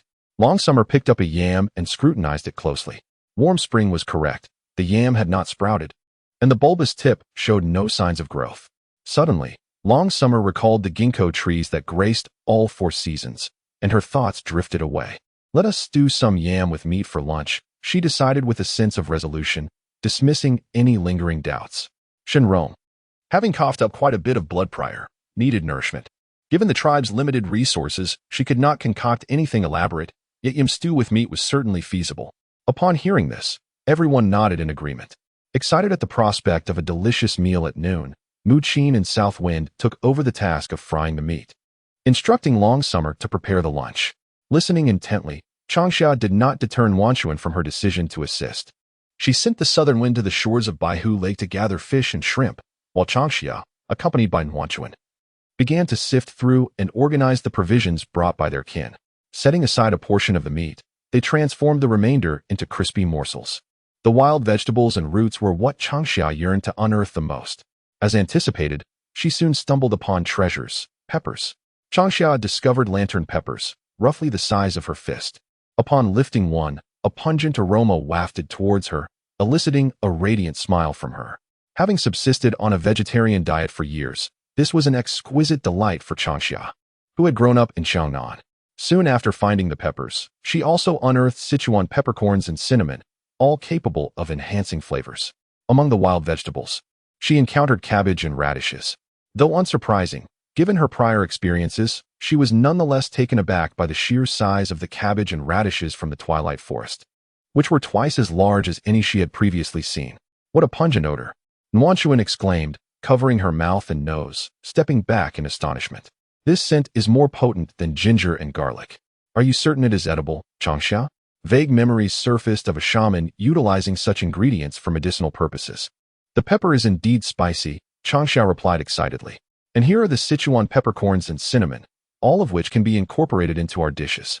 She praised her kin, realizing that someone in the tribe shared her penchant for hoarding supplies.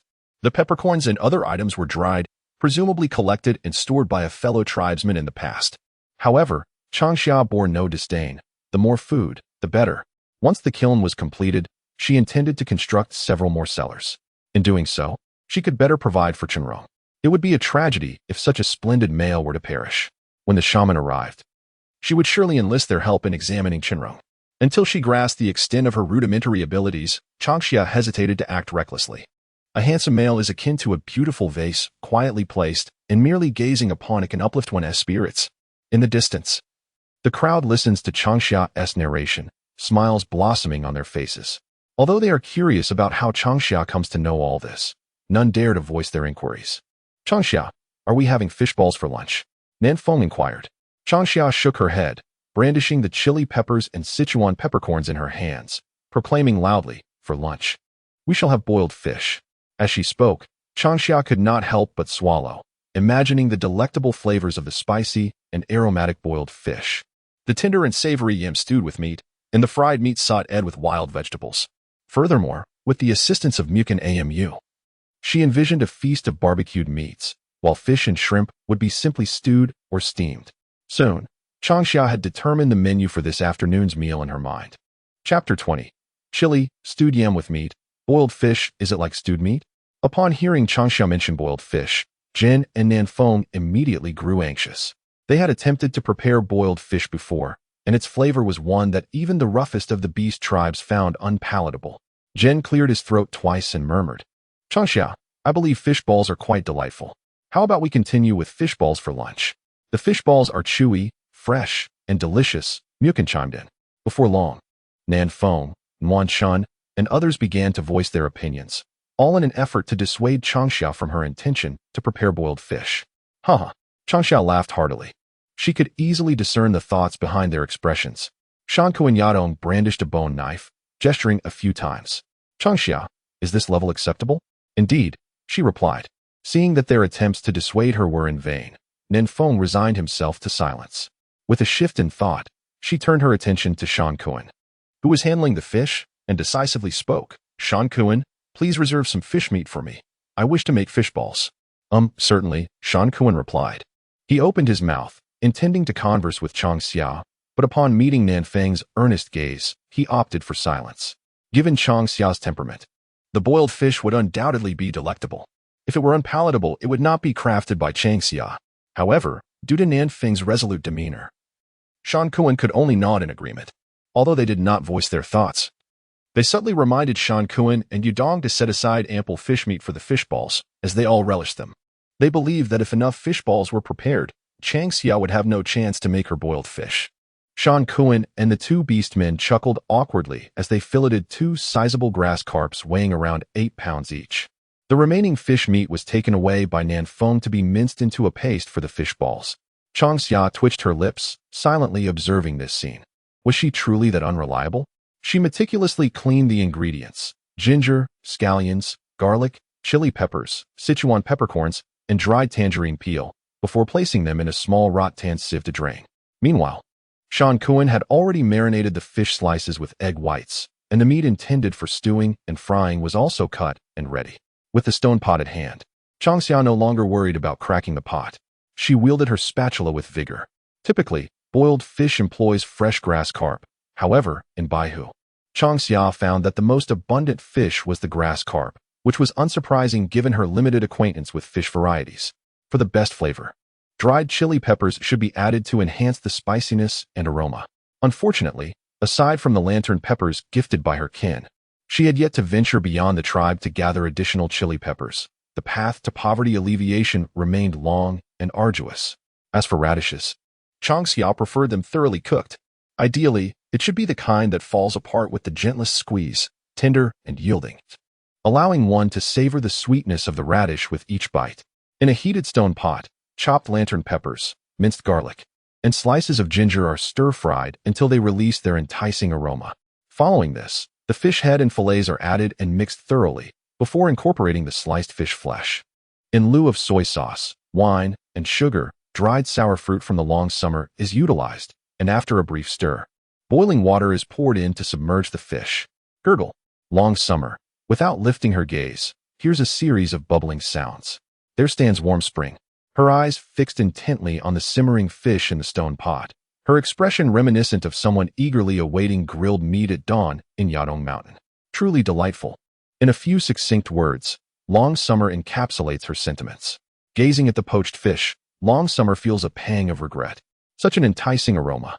Surely it surpasses fish balls. Had she known the poached fish would be this delectable, she wouldn't have stopped Yadong from slicing the fish. Is there still time to lament? Warm Spring, blinking playfully, remarks, Long Summer, your poached fish smells divine. My own version must be equally fragrant. Long Summer raises an eyebrow at the south wind, her expression brimming with satisfaction and pride. With a smile gracing her lips, the marimba states, in our tribe, fish is typically boiled directly or accompanied by wild vegetables and tubers. Nothing as meticulous as your method. She had also heard from Chunrong that when preparing fish, one must discard the contents of the belly, including the black membranes. Fish scales may or may not be scraped off, depending on personal preference. For someone like Long Summer, she opts to remove the scales. The flavor of the fish, when boiled directly, speaks for itself. The fishy aroma is potent, necessitating careful handling. Alas, without soy sauce and cooking wine, the dish could have been even more exquisite. As Changxia spoke, she poured the cooked fish into the bowl that previously held cabbage and radish.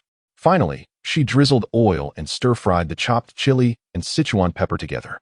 This time, she sauteed the peppers until they were dry and changed color, their rich, spicy aroma wafting through the air.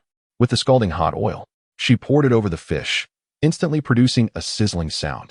Listening to the crackling and inhaling the fragrant spiciness, everyone began to swallow incessantly. The aroma was unlike anything they had ever encountered before, causing a tickle in their noses that made them want to sneeze, while their mouths continuously salivated. The scent was even more enticing than barbecued meat. I resolved that boiled fish would become my favorite dish. In that moment, the group lost interest in conversation. Each person squeezing closer to the table, their eyes fixated on the vibrant boiled fish in the shallow ceramic bowl, which was roughly the size of a wooden basin. Thoughts of fish balls and other dishes were momentarily cast aside. Don't rush, let us prepare the other dishes first, Changxia instructed briskly. She deftly added the chopped fried meat to a stone pot and sauteed it until fragrant, then incorporated wild greens, seasoning it with salt. Meanwhile, a pot simmering with meat and yam emitted steam, its aroma subtly different from the domineering scent of the boiled fish, yet equally enticing. On the other side, Chunrong was tending to the grilled meat. The rich, charred fragrance of the barbecued meat combined with the stimulating spiciness of the boiled fish and the sweet aroma of the stewed meat with yam filled the air above their den. Everyone set aside their tasks and hurried over to assist, eager to prepare the meal so they could indulge directly or make slight modifications before enjoying it. Earlier, Jen had mentioned that in the future, the tribe would venture out for hunting. One may prepare some fried meat and fish balls in advance to avoid the pangs of hunger while hunting. Moments later, after a bustling effort, everyone gathered around the long table. Come, let us feast, Long Xiao announced, and the crowd eagerly dove into their meal. No one could bear to lift their heads. As bowls and chopsticks flew about the table, Long Xiao turned to serve Chunrong some soup, advising, Chunrong, do indulge in the yam stew. Try to minimize your intake of the other dishes. Long Xiao, after I coughed up blood, my health has returned, truly, Chunrong replied earnestly. Nearby, the orcs occasionally gasped, evidently taken aback by the spiciness of the peppers. Yet, despite the heat, none could resist the allure of the food. The attribute of a true gourmand transcends boundaries of nation and race. The flavor of the chili, once tasted, becomes irresistible. How spicy, said Jen, his mouth swelling from the heat as he glanced at Long Xiao while holding a piece of chili. Indeed, chili, Long Xiao replied. But where did the chili come from? Jen inquired. Upon hearing Long Xiao mention the dish, everyone realized that chili was undoubtedly a marvelous ingredient. We must gather it in abundance, Mu Qin remarked. Looking to Nan Feng, who replied, I have never seen chili near the tribe. Neither have I, Warm Spring chimed in. Yadong and Shan Kuan similarly shook their heads. They were well acquainted with the flora surrounding their encampment. The lantern pepper bore a distinct appearance, and if anyone had encountered it, it would surely leave an impression. This must have come from the enchanted forest, Jen mused. Instantly, a hush fell over the group. Meanwhile, they savored the delectable sweetness of the yam stew. Mu Qin savored the sweet and tender yam, casting a glance at Nan Feng beside him, and advised, Nan Feng, take some time to venture into the thicket and dig up some yams. When Wu arrives, let Changxia prepare a yam stew for both Wu and Bai Qing. This yam is exquisitely soft and fragrant. I believe Wu will surely appreciate it. Your aunt is right. Do remember to visit the thicket. Jin nodded repeatedly, calculating the time. Wu might be arriving in the next couple of days. Previously, Jin had taken Changxia to the Grand Market in Normandy, where they relayed a message to the shaman of Mount Kana. Subsequently, Changxia became engaged to Chenrong. A fact unbeknownst to Wu. Jin cast a glance at Chenrong, concerned that Wu might hold him in low regard. Previously, Jin had perceived this male as frail. Unaware of his affliction, Chenrong, understanding the unspoken concern in Jin's eyes, managed a wry smile. Indeed, addressing the matters of detoxification and healing must be prioritized. The sensation of being scrutinized with pity was burdensome. No one believed his claims of merely coughing up blood and being otherwise well. I shall head to the thicket tomorrow morning, Nanfeng replied. Changxia pondered for a moment and said, the cave, Chenrong and I can gradually construct. The cave is safe and aesthetically pleasing. If I assist you in building it, I shall be capable of crafting one myself in due time. Nanfeng chuckled, stating, gathering yams and hunting are trifling matters. Moreover, constructing a cave is not something that can be accomplished in just a day or two. Changxia, heed Nanfeng's words. Muqing gently interjected, placing his palm softly atop Changxia's head in a tender gesture. Changxia was the child they had watched grow, soft-hearted and kind. In truth, had it not been for the fear of Changxia's refusal, the clan would have readily offered their assistance. Yet, the beast clan had always prided itself on its independence. To ensure the healthy growth of the young beast, it must endure various hardships. While Muqing and the others worry that excessive intervention may hinder Changxia's ability to live independently. They are equally concerned about her frail condition, which could impede her self-sufficiency. Their anxiety reaches its peak, especially after Changxia chooses Chenrong as her partner. This ailing male, plagued by illness and prone to coughing up blood, raises grave concerns. Nanfeng is not mistaken. We also aspire to construct a kiln in the future. For now, we shall learn from you. Shankuan, more composed than Yadong, states steadily. Nguyen Chun smiles and suggests, daily, we can allocate half a day for foraging and hunting, which should suffice. Very well, as long as it does not hinder your endeavors. I have provisions sent by my kin, enough to last us 10 days to a fortnight. Changxia replies with a cheerful smile. She envisions a spacious kiln, and the beast tribe in the twilight forest is robust, with their hands transformed. They can excavate without the aid of tools. For an ordinary person on Earth, even with construction tools, digging a kiln would not be an easy task. In the past, farmers toiled for half a lifetime, their simplest wish being to build a kiln, after which they could marry and raise a family, thereby establishing a home. I can construct the kiln, Chenrong states earnestly. However, Jin lightly shakes his head, expressing disapproval. Chenrong, your health is fragile. Do not overexert yourself. By the way, when the shaman arrives, please ask them to examine your health. How can a young male be so weak? You must eat more meat. It is essential for strengthening your body. Chenrong obediently acknowledges this, prioritizing his recovery. Changxia had previously been weak, only regaining her strength upon reaching adulthood. Please seek the shaman's assistance to assess your condition, identify the ailment, and prescribe the appropriate remedy. The xylophone gently urged, advising Chenrong to refrain from overthinking. While still youthful, he should nurture his body, for in the future, he must sustain both Changxia and the beast cubs. Changxia grinned widely, her smile illuminating her face. Chenrong, I have told you, if you marry me and come to the Hua tribe, I shall take care of you. Instantly, the crowd fell silent, gazing at the foolishly smiling Changxia. Had this child's mind also been afflicted by some ailment? With her frail physique, how could she possibly care for Chenrong? Was she still in slumber? Chenrong caught sight of the peculiar expressions on the faces of those around him, which only aggravated his headache further. He had no choice but to speak up, stating, my weakness stems from poisoning. Once the poison is resolved, I shall naturally recover. It is not due to the suspicions of Elder Shimu regarding an infection, so you need not concern yourselves with my condition. Poisoned? How could that be? Upon hearing that Chenrong had been poisoned, the crowd's strange expressions shifted in unison. The beast tribe, robust and sturdy, typically healed from injuries within 3 to 5 days. In cases of poisoning, they would consult a shaman for an antidote. Even severe snake venom could be weathered with proper care. Yet, Chenrong, having been poisoned, remained persistently unwell.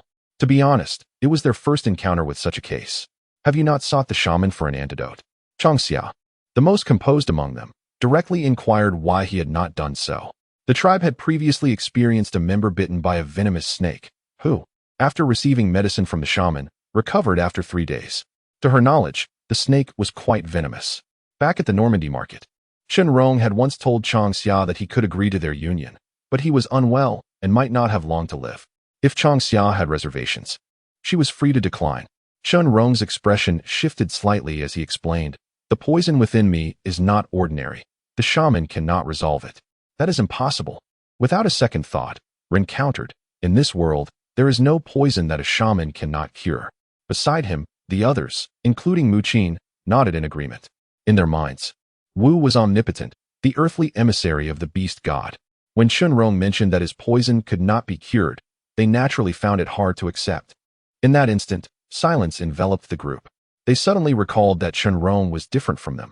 He had traveled to many places and, despite appearing weak, those who had fought against him, like Nanfeng and Yudong, could sense his formidable strength. Had he not been injured, Chen Rong might very well be far stronger than they were. "Do not despair. Let our shaman from the Twilight Forest Beast clan examine you again. There may yet be a glimmer of hope," Changxia reassured. She perceived the yearning deep within Chen Rong's eyes, an expression she had witnessed too many times in the apocalyptic world. Everyone desires to live, no one wishes for death. Moreover, after being poisoned for so long, who could say for certain that he would perish? Changxia had never believed in fate. If she did, she would have perished long ago. At the same time, she contemplated seizing the opportunity tonight to examine Chen Rong's condition. Yes, let's follow Changxia's suggestion. When the shaman arrives, we shall have them check you. Whatever medicine is needed, we can assist in gathering it, Mu Qin quickly added.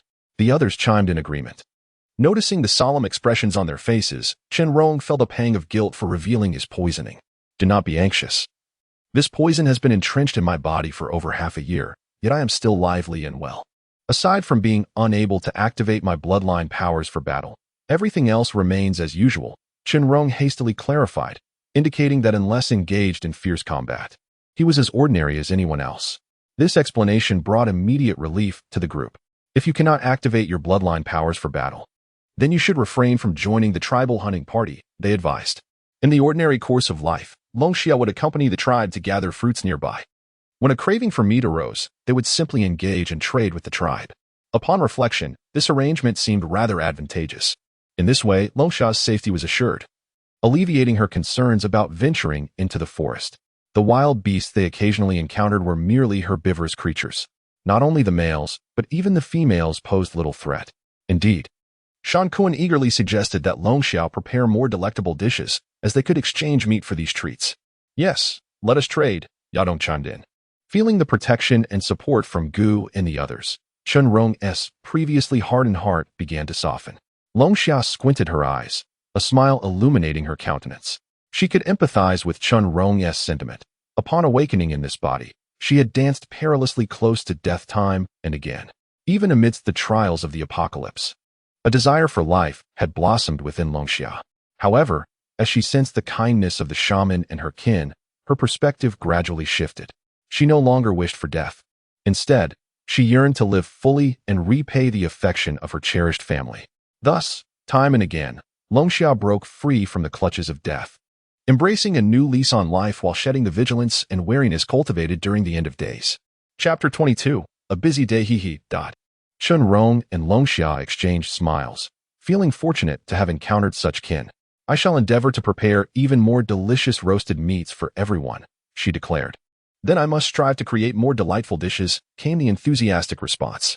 Yes, we eagerly await your fruit porridge." With that, laughter erupted among the group as they gazed at the ginkgo nuts drying on the ground. Nanfeng playfully poked Longxia from a distance, though she refrained from making a physical move. After all, the marimba sat nearby, watching intently. If she were to poke Changxia, she would likely incur a reprimand. Soon, hundreds of pounds of salt crystals were ground into fine salt. Changxia selected suitable ceramic jars to store the fine salt, then covered them with wooden lids wrapped in soft animal hides, stacking them in the far corner of the beast den. "The space was too small," lamented Mu Qin. Despite Changxia's meticulous organization, the den, spanning several dozen square meters, still felt cramped. It was only natural for Changxia to want to build a kiln. Even Mu Qin and Wan Chun felt that the den was somewhat insufficient in space. Wan Chun nodded in agreement, saying that there was no room for furniture. And with an increase in jars, their baskets could no longer be stacked. As females, they typically arranged the den. Although the beast tribe did not have a habit of stockpiling food, the necessities of daily life were not few. Each item collected could easily fill a den. On sunny days, the stove could be moved outside the den. However, once the rainy season arrived, the stove had to be placed inside, making the den feel even more cramped. At this point, they had not even considered the placement of furniture. Just thinking about it ignited a yearning for Changxia's kiln cave.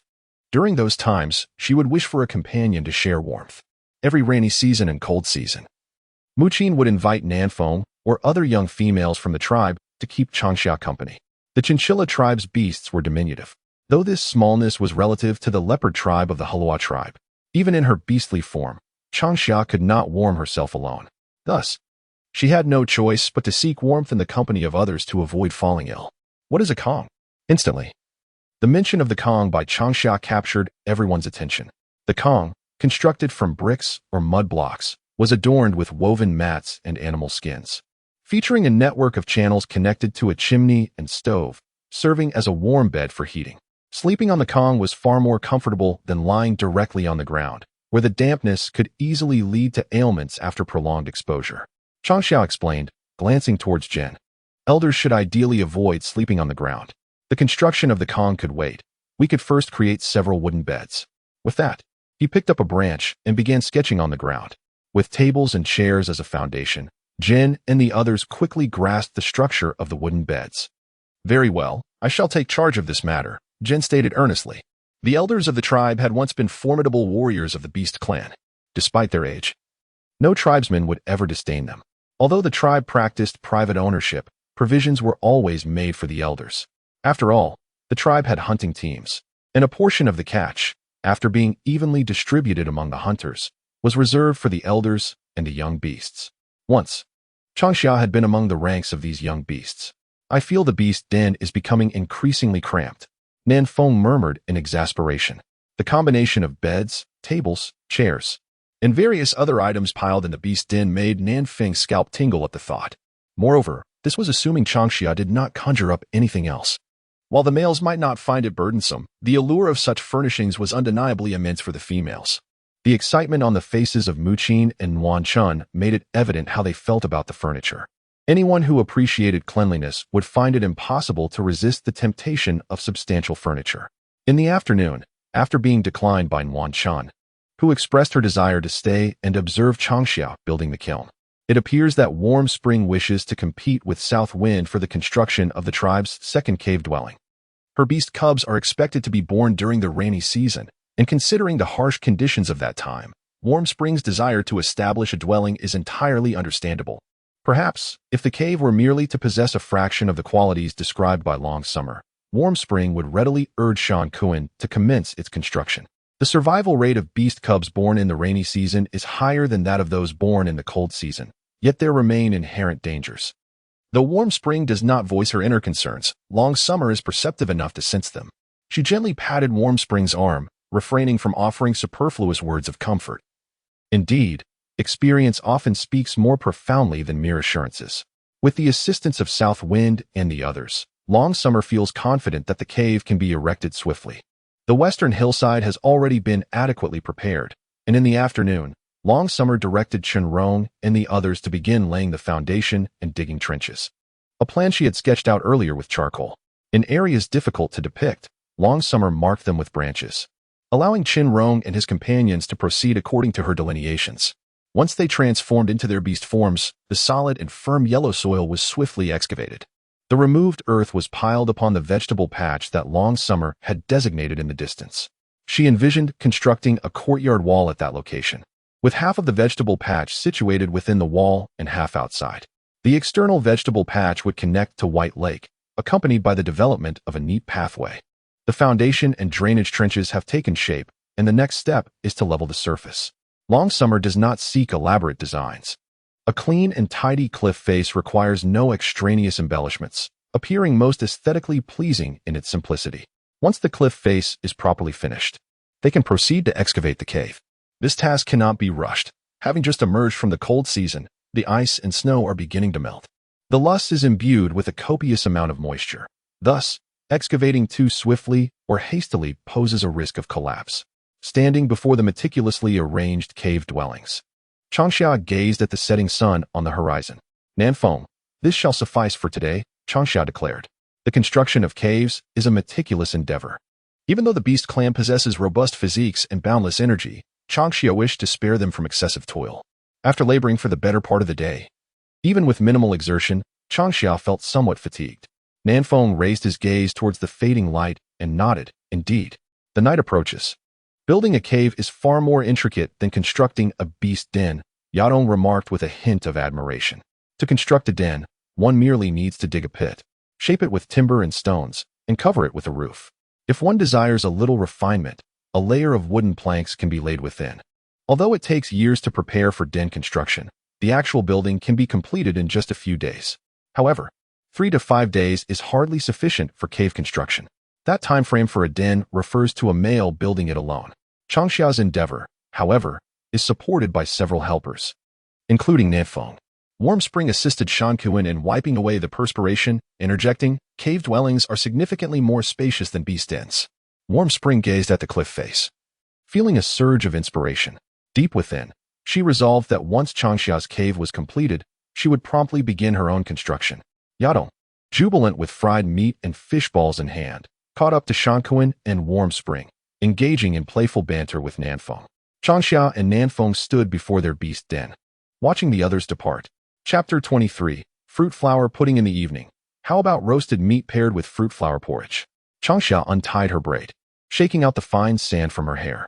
She would need to wash her hair in the evening, as it felt a bit itchy. Tomorrow, she planned to wrap her hair in a piece of beast hide. Shenyong pondered for a moment and suggested, how about mixing fruit flour porridge with bird eggs and frying it in a stone pot? Upon hearing this, Changxia was astounded by Chenrong's remarkable ability to draw connections. How could she have overlooked the idea of savory pancakes? In an instant, Changxia felt a wave of self-doubt. Very well, but let us add some wild vegetables. Finely chopped wild greens, perhaps combined with some minced fried meat, would create a delightful mixture. We shall cook it rather than fry it. Very well. I shall take charge of the preparation. I will gather ginkgo nuts, and you can come over later to assist with the transportation. Having witnessed Chenrong's culinary prowess, Changxia was eager for him to take the lead in the kitchen. She silently rejoiced at her decision to choose Chenrong at the Normandy Bazaar. Tall and slender, Chenrong's physique bore a slight frailty, yet with proper care, he would soon regain his strength. His features were strikingly handsome, a testament to the generally high aesthetic appeal of the beast folk. Chenrong's countenance exuded an air of sophistication, particularly his deep, introspective eyes, which seemed to harbor the weight of time itself. When he gazed at her, it felt as if she were enveloped in the warmth of the entire world. His nature revealed an innate melancholy and tenderness that stirred compassion within her. Changxia felt that there was no male more suited to her than Chenrong. Some say that all instances of love at first sight stem from mere physical attraction.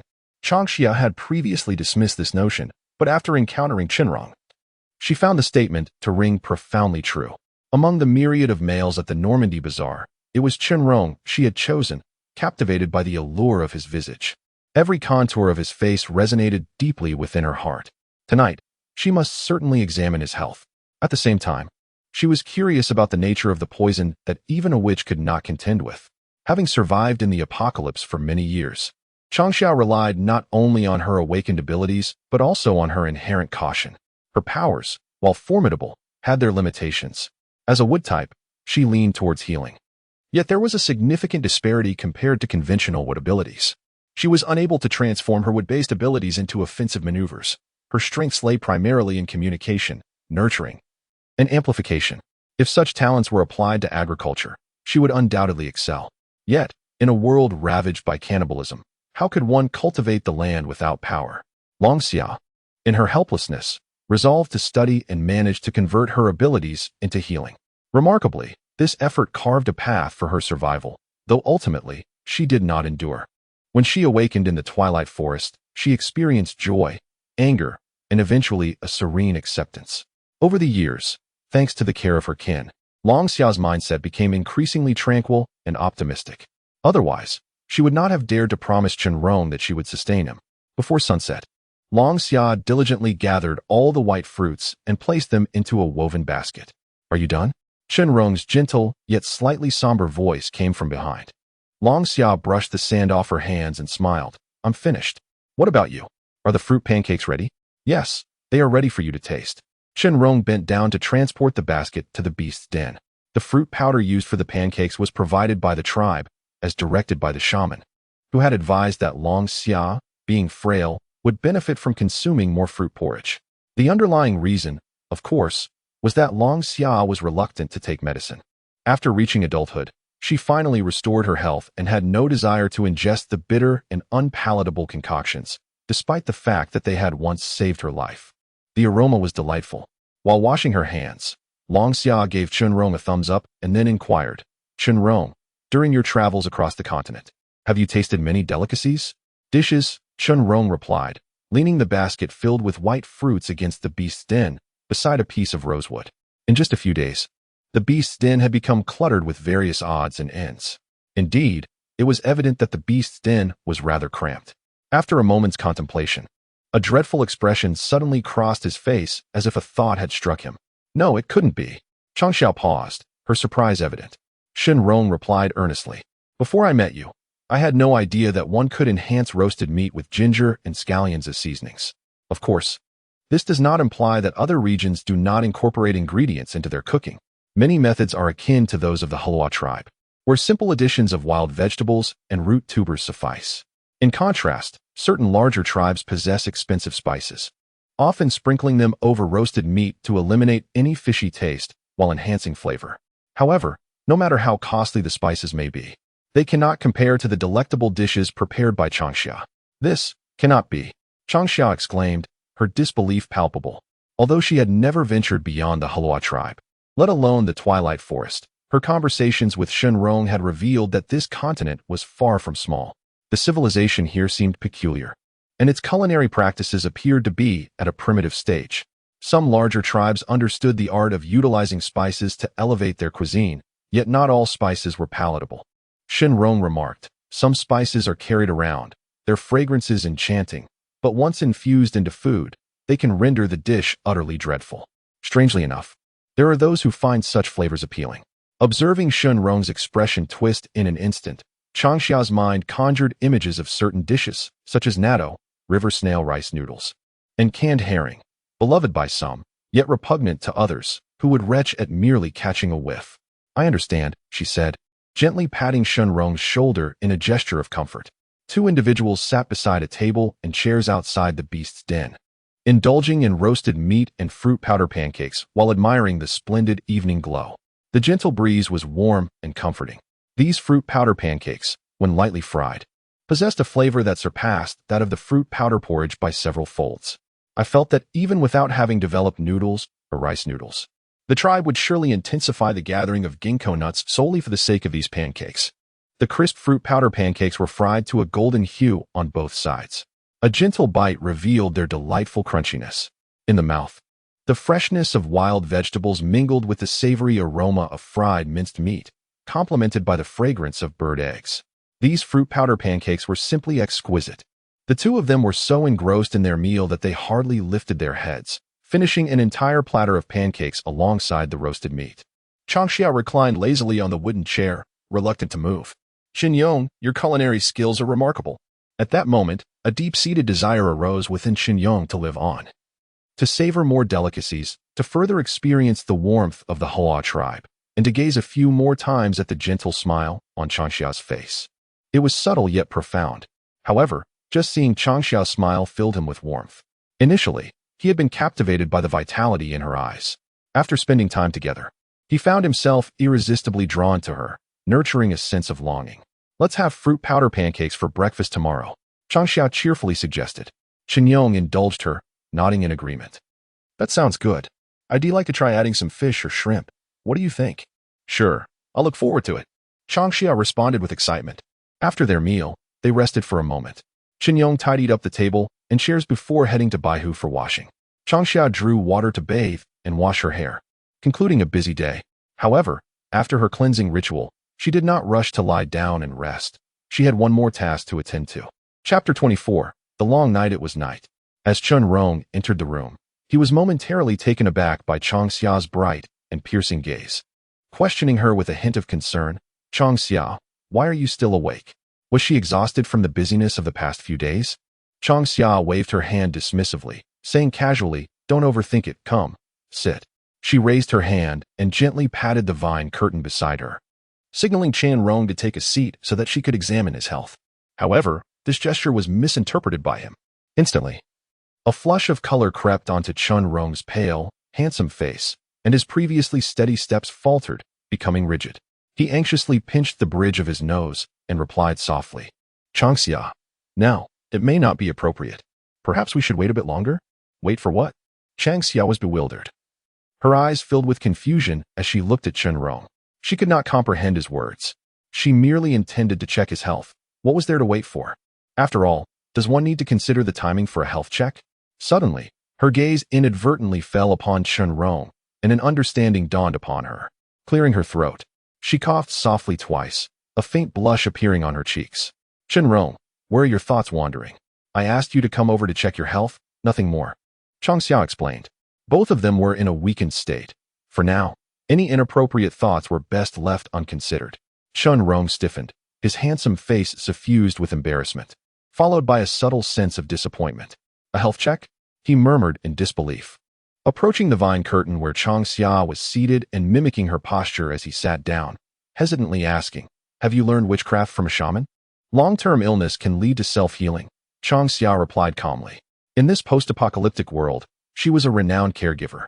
In this lifetime, she has been plagued by illness for over a decade, and among the myriad of flora in the twilight forest, Changxia is most familiar not with any other plant, but with various medicinal herbs. Reflecting on this fills her with a poignant sense of sorrow. From a young age, her frail constitution has confined her to her bed, and the number of potions she has consumed surpasses that of roasted meats. The more she speaks, the more she feels the weight of her misfortune. She senses that even her body carries the sin of medicine. Fortunately, her kin do not regard her as merely a vessel of remedies. How pitiful. Chanrong, with a smile, gently ruffles Changxia's hair and inquires, "How would you like to conduct the examination?" Each shaman possesses unique methods of healing. Chanrong gazes at Changxia, seeking her input. Changxia, having been found and brought to the Haloa tribe by the shamans, is, in a sense, one of their own. Perhaps, the shamans have imparted some of their mystical arts to her. Thus, Chanrong does not oppose the idea of Changxia examining her health. "Extend your hand," Changxia instructs. Chanrong complies, offering her hand to Changxia. Changxia places her hand upon Chanrong's pulse, a trace of wood-based energy seeping silently into Chanrong's body. Based on her understanding of the beast clans, Changxia recognizes that her wood-based abilities correspond to what the beast tribes refer to as bloodline powers. Those who awaken their bloodline capabilities among the beast clans are known as totem warriors. The bloodline ability of the Haloa tribe is strength, and generally, the bloodline abilities of the beast clans revolve around power. The avian clan typically possesses swiftness, while the aquatic clan has control over water. Of course, there are exceptions. The shamans represent such an exception.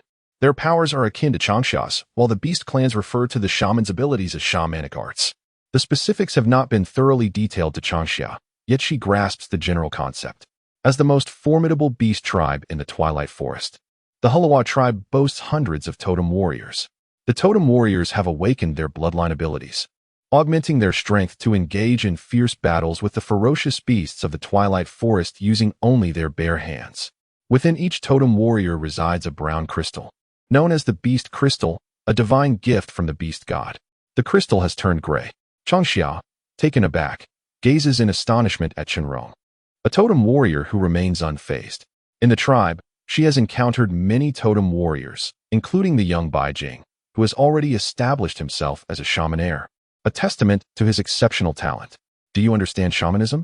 Chanrong inquires, her surprise palpable. Could it be that Changxia is a shaman? Yet, why is the Haloa tribe unaware of this? Changxia shakes her head gently, clarifying, "This is my bloodline ability, distinct from shamanic powers." She harbors no desire to be mistaken for a shaman, nor does she wish to dwell in the shadows of the shaman's hall. Thus, she has never showcased this uniqueness before her kin. "What a formidable poison you possess. What kind is it?" "Insect venom," replies Changxia, "a type I have never encountered before, characterized by its corrosive nature. Should Chanrong utilize her bloodline ability, the venom would relentlessly devour her body. However, It is precisely due to this poisoning that she has been able to escape the Tianyuan tribe. Her father, Yuan Ho, hails from the Tianyuan tribe, the mightiest among the tribes of the Western continent, and one of the most bellicose, harboring ambitions of unifying the West. In his youth, Yuan Ho journeyed across the continent, arriving in the eastern lands and entering the twilight forest, where he fortuitously met the enchanting Qinrong's mother, Changxia. They fell deeply in love and gave birth to Qinrong. Yet tragically, Changxia perished from exhaustion in the process. Yuan Ho, burdened with sorrow, bid farewell to the Beast Clan tribe where Changxia resided and departed from the twilight forest alongside Qinrong. It is for this reason that Qinrong claims his origins in the twilight forest. It is his homeland. In contrast to the belligerent western land, he finds solace in the tranquility of the eastern land. How domineering, remarked Changxia with a serious tone. After her words, she gazed at Qinrong with curiosity and inquired, "How did you become poisoned?" This venom, Changxia sensed, was not trivial. However, lacking the knowledge of a shaman, she could not articulate the specific abnormalities. Perhaps they would have to await the shaman's arrival to assist in a thorough examination, ascertain the ailment, and prescribe the appropriate remedy. "I was conspired against," Qinrong replied with a bitter smile, his expression filled with complexity and desolation. In noble families, schemes and machinations abound. For Qinrong, extricating himself from the Yuan family and departing from the Tianyuan tribe was not necessarily a misfortune. Yet, it was regrettable that he could no longer reunite with his former friends. The vast ocean separates the western and eastern lands, a chasm that an ordinary person may find insurmountable in a lifetime. Noticing Qinrong's reluctance to divulge further, Changxia refrained from pressing him. After all, in the apocalypse, she had encountered all manner of people and faced countless tribulations. "I will use my bloodline abilities to alleviate your pain, for healing. We shall wait until the shaman conducts an examination," Changxia said cautiously. Qinrong nodded in quiet agreement, and soon the beast crystal sensed a warm force enveloping him. His body, rendered frigid by the poison, gradually absorbed warmth. The sensation was akin to being immersed in hot water, comfortable and soothing. "This power is quite extraordinary," Qinrong marveled. Changxia, pleased by his praise, softly replied, "My survival into adulthood is entirely reliant on the nurturing strength of my bloodline, as well as the precious medicines provided by the shamans. The shaman of the beast tribe possesses formidable power. Even though Changxia was a prominent healer in her past life, she willingly regards the shaman as the mightiest. This perception is undoubtedly influenced by her unfamiliarity with the flora and fauna of the twilight forest." Chapter 25. A mundane morning. Changxia, are you not awake yet? The next day, Changxia was roused from her slumber. Upon opening her eyes, she found the beast den shrouded in a gray haze, clearly indicating that Qinrong had yet to rise. The previous night, Changxia had tended to Qinrong's ailing body, allowing him to enjoy a rare night of peaceful sleep, the most restful since his poisoning began. Aside from the trust in her own beast cub, it was likely the delightful fish balls and fried meat they had savored that contributed to the comfort of their bedding. Ren had attempted to assemble the bed overnight, but found himself unable to piece it together. Consequently, he arrived before dawn. "Chieftain, did you come so early for a reason?" Changxia mumbled, still half asleep. Ren felt a bit awkward, forcing a smile as he glanced at Qinrong, who had just pulled aside the beast curtain. Upon hearing Ren's call, Qinrong quickly awakened and rose, feeling quite well rested and in good spirits. He greeted Ren with a smile as he stepped out of the den. "I need to ask Qinrong something." "You may continue to sleep," Ren suggested, recalling Changxia's frail condition and feeling somewhat guilty for arriving so early. In the past few days, Changxia had moved out of the tribe's original den and had been tirelessly occupied without a moment's rest. Although the shaman had assured that Changxia's health would gradually improve upon reaching adulthood, Ren could not help but view her as a cub, regretting his early visit. Changxia waved her hand and replied, "It's fine. I am already awake." While Ren conversed with Qinrong, Changxia got up to wash and prepare breakfast. It was the perfect opportunity to offer Ren a taste of the fruit powder pancakes, which she believed he would surely enjoy. It was only through this method that one could secure it. Crouching, Qinrong observed as he assembled the wood, and soon enough, a wooden chair materialized under his skilled hands. His beastly claws, sharp and pointed, swiftly polished the rough edges to a smooth, gleaming finish. A structure reminiscent of rivets held the timber together, ensuring that even the most vigorous blows would not loosen it, a technique Qinrong had ingeniously devised. He contemplated the possibility of drilling holes to infuse resin, which would undoubtedly enhance its sturdiness. Pointing to the slot's location, he spoke. In the West, low stools were customary, and the nobility preferred to sit on their knees. When Changxia mentioned tables and chairs, Shenrong was reminded of the low stools from the West. Drawing connections effortlessly, he crafted the tables and chairs that Changxia had described, and the end products far exceeded her expectations. Wouldn't laying wooden boards be too hard? Jin hesitated. The wooden bed was primarily intended for the elderly of the tribe, and he pondered whether it might be too rigid for comfort. Shenrong gestured towards the nearby vines and replied, "If it feels hard, we can weave a few vine mats to cushion it. Alternatively, we could fill it with grass and leaves, and then lay down some animal hides. The issue of discomfort is easily resolvable." Jin, momentarily perplexed, had not thought of this solution.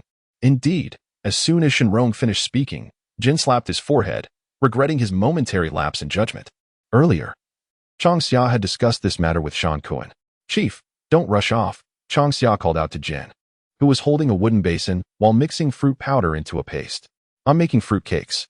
It won't be too late for you to eat them before you leave." In the morning, Nanfeng and the others would go out for foraging or hunting. Changxia calculated that they would probably return in the afternoon to assist with the kiln. In the beast's den, provisions sent by the clan awaited. She and Shenrong were not in haste to gather, opting instead to experiment with pottery, all the while examining the moisture of the lust layers. Should the moisture be abundant, they would need to proceed with caution to prevent collapse. Guofun, having halted her steps, curiously glanced at Changxia's wooden basin, pondering how the fruit paste had transformed into fruit cakes. Could it be that Changxia had conjured yet another culinary delight? With this thought, she paused, no longer eager to depart. Shenrong set aside some wood for her and turned to fetch a fish basket from Baihu.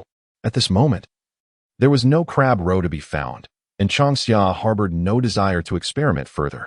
With a limited supply of shrimp powder, she chose to withhold it for the time being, intending to distribute it among the clan once she had amassed a sufficient quantity. This meticulous endeavor was one she dared not disclose to her kin, fearing they might hastily cook the shrimp into a dish. Recalling all too vividly the chaos that ensued from previous haphazard stews, listening to Changxia's descriptions made Guofun's mouth water, her lips pressing together in quiet anticipation as she suppressed a swallow. Arriving in the morning to seek out Changxia had proven advantageous. The mere thought of the fruit cakes was tantalizing. They should never have placed restrictions on Changxia. Otherwise, these years would not have been spent merely subsisting on chaotic stews and fruit paste. Reflecting on this, a tinge of regret washed over her, particularly as Changxia prepared the first meat and vegetable stuffed fruit cake. This regret peaked when the clan leader approached to sample the delicacy. Changxia presented the golden brown fruit cake, gesturing for Guofun to use chopsticks to avoid scalding her hands. Ignoring the suggestion, Guofun reached out directly, taking the fruit cake and promptly stuffing it into her mouth. The crisp sound startled her, and as she bit down gently, an explosion of rich aroma filled her mouth. Accompanied by scallions, garlic, and the tangy essence of fruit powder, the minced meat and quail egg dish presented in a crispy pancake is an exquisite delight. The savory aroma wafts through the air, thin and crunchy, harmonizing with a subtle hint of roasted meat. Each bite is nothing short of astonishing. While stone pots may not conduct heat as swiftly as iron plates, the fruit powder mixture, unlike mung bean flour, possesses a more satisfying chewiness. As it lingers on the palate, the texture becomes increasingly enjoyable. In this moment, Changxia perceives that the fruit powder resembles more of a finely ground rice flour. It appears that noodles are not an option, yet she can relish the noodles instead. She is determined to make rice flour promptly. Compared to various rice flour options, Changxia feels that the fruit pancakes lack a certain allure. Once the ginkgo nuts are dried, they can be stored for 6 months to a year without grinding them into fruit powder. However, when ground, the fruit powder cannot be preserved for long, as it is susceptible to moisture and pests. Shenrong, quickly fetch me some shrimp, urged General Shenrong. Glanced at the freshly cooked fruit pancakes on the table. Comprehending the unspoken request, he hoisted the basket and squatted beside the stone jar, deftly preparing the river shrimp. Moments later, before departing, he informed Changxia that Nanfeng would be arriving in the afternoon. In the morning, Nanfeng had gone to the thicket to dig for yam, which was intended for Wu, sparing Changxia the need to venture into the underbrush. Initially, if Jin and the others had learned about their trip to the salt lake to collect salt ahead of time, it is likely they would have been unable to go. Although Jin and the others did not express any overt discontent afterward, their subtle insinuations conveyed a clear sentiment. This nuance left both Changxia and Qinrong feeling quite aware of the situation. In terms of strength, they were certainly not lacking. However, the thrill of such rebellion is simply irresistible, prompting them to indulge in it. Chapter 26. Valiant warm spring. After the meal, dawn peeked over the horizon, casting its gentle light across the misty forest. The warm golden sunlight illuminated the white lake, refracting into a myriad of colors. Qinrong busily transported the fallen ginkgo fruits, spreading them out to dry. Changxia held a finely woven bamboo basket filled with small river shrimp, which needed to be sun-dried and ground into shrimp powder. Lacking monosodium glutamate and chicken essence, the shrimp powder was Changxia's prized ingredient for enhancing flavors. Beside the beast's den, the two worked in silence, their shared understanding enveloping them in a warm ambience. Qinrong, we should first check the moisture level of the yellow earth layer before we start the kiln. The cold season has just passed, and with the melting ice and snow flowing into the rivers, the ground has retained quite a bit of moisture. We must be cautious of collapses when digging the kiln, Changxia said, wrapping a piece of beast skin around her head for shade and to prevent sand from getting caught in her hair, which would complicate washing. Do we need resin? Qinrong inquired as he stacked the bamboo baskets. Changxia lightly shook her head, replying, when digging the kiln, it is akin to excavating a beast den. We first create the openings before smoothing the surfaces. Resin will be used later for decorating the kiln alongside timber and stone. The amount of wood and stone required for constructing the kiln is minimal. Of course, the subsequent creation of various furniture pieces presents an entirely different scenario. In terms of kiln construction alone, it is indeed considerably simpler than building a den. Qinrong remarked, the tribe members take their time in constructing dens. As the beast clan is not hasty, they can accumulate wood, stone, and resin over several years. The completed beast den is generally sufficient for a lifetime of habitation. As they spoke, the two of them walked westward. Qinrong, we shall commence the excavation from the side. Changxia resolved to take action from the flank, wielding a rudimentary stone hoe with a sense of ceremony as she dug a shovelful. Qinrong observed Changxia's movements with a smile, his hands transforming into claw-like appendages. With effortless swiftness, he excavated the firm yellow earth, stacking it aside for later transportation to the location designated by Changxia. It was quite dry, alleviating concerns of collapse. Before long, an entrance large enough for a person was unearthed. Changxia crawled inside to scrutinize the layers, confirming the moisture content of the yellow earth. Changxia, leave the excavation to me. You focus on transporting the soil. Take your time, Qinrong suggested. He was reluctant to see Changxia toil too hard. Knowing that the task of excavation was laborious, he proposed that she carry away the yellow earth he had dug, but at a leisurely pace. The tools for transporting the soil were wicker baskets, specifically woven for this purpose. The selected vines were of a sturdy texture, durable enough to be dragged along the ground. Changxia, with her petite beast form, found it challenging to bear the weight of the wicker baskets filled with earth. Thus, she resorted to the most cumbersome method of dragging them with her hands. This inevitably strained her arms. Yet she was determined to build her strength and found this level of exertion acceptable. Moreover, even in her beast form, she could not match Qinrong's speed in excavation. The inherent weakness of the Longma tribe compared to other beast tribes was evident, especially when juxtaposed with the formidable Dolong tribe. Even when Qinrong was afflicted by poison and injury, his physique remained far superior to hers. Togtem warriors like Nan Feng had nearly suffered defeat in combat against Qinrong. In a true battle, it was uncertain whether Qinrong would emerge victorious or not. From a distance, Changxia could hear the warm call of Chun. In the long summer, gazing into the distance with a basket in hand, Changxia noticed warm spring approaching leisurely, carrying a wicker basket. A few days ago, I gathered some bird eggs and brought you a basket, she said, bestowing upon her kin the recipe for the fruit powder cakes. Instantly, a rich and aromatic fragrance enveloped the tribe once more. Root, ever concerned for the tribe, harbored no selfish motives. The fruit powder cakes were delicious, and he would undoubtedly impart the recipe to the others. After tasting them, he found them delightful. Warm Spring smiled and nodded, inquiring, are the fruit powder cakes the new delicacy you created using the ginkgo? Previously, she had worried that Changxia had harvested too many ginkgo nuts. After savoring the fruit powder cakes, Warm Spring feared there might not be enough ginkgo for the tribe to gather. Not quite. The fruit powder cakes were an unexpected creation of Qinrong. My intention with the ginkgo was to utilize the fruit powder for other delectable dishes. However, the ginkgo has not yet dried. Once it is, I shall commence my preparations. Changxia replied with a mysterious smile. Indeed, while the fruit powder cakes were delightful, the method of consumption was somewhat monotonous compared to rice flour. I mustn't dwell on it. The more I think, the more my cravings intensify. As they conversed, the two made their way to deliver the bird eggs to the beast's den. They then ambled towards the cave entrance in the west, where Warm Spring could not suppress her delight upon seeing the newly excavated kiln. Changxia, is it completed? She asked. Changxia shook his head, stating, this is merely the beginning. We have only just begun to dig the kiln. Once the cave is completed, we must carve out the arch from the top and smooth the sides. Only after this entire process is finished can we consider the kiln complete. When the cave dries, we will need to mix yellow clay with chopped grass and resin to ensure the kiln is aesthetically pleasing and tidy. To achieve smooth and even walls, we shall require at least 2 or 3 layers of clay. In the clay kiln, Changxia was still contemplating. Her understanding of the kiln primarily involved the use of dry earth, wheat straw, and clay. Walls constructed from such clay were no less impressive than those made from cement. Although there was no wheat straw here, resin was available.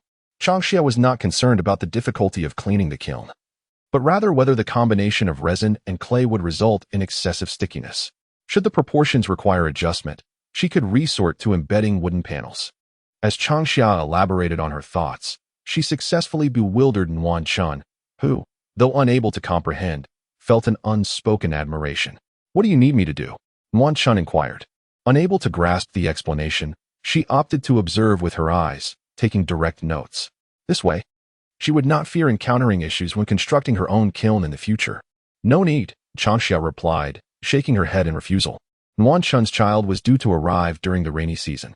At this critical time, Changxia dared not ask Nuan Chun for assistance, as the birth rate of beast clan offspring was exceedingly low, rendering each one immensely precious. Upon seeing the anxious expression on Changxia's face, Nuan Chun could surmise her thoughts. Consequently, Nuan Chun rolled her eyes at Changxia and reached for the rattan basket beside her, dragging it along effortlessly. Her nonchalant demeanor left Changxia momentarily stunned. The basket, woven specifically for her by Shenrong, was slightly smaller than the usual rattan baskets, with a net weight of around 100 pounds. For the robust physique of the beast clan, a typical offspring could easily lift or drag such a weight, making it quite suitable for Changxia at present. Though Nuan Chun was not a totem warrior, her strength far surpassed that of Changxia. 100 pounds felt light as a feather to her.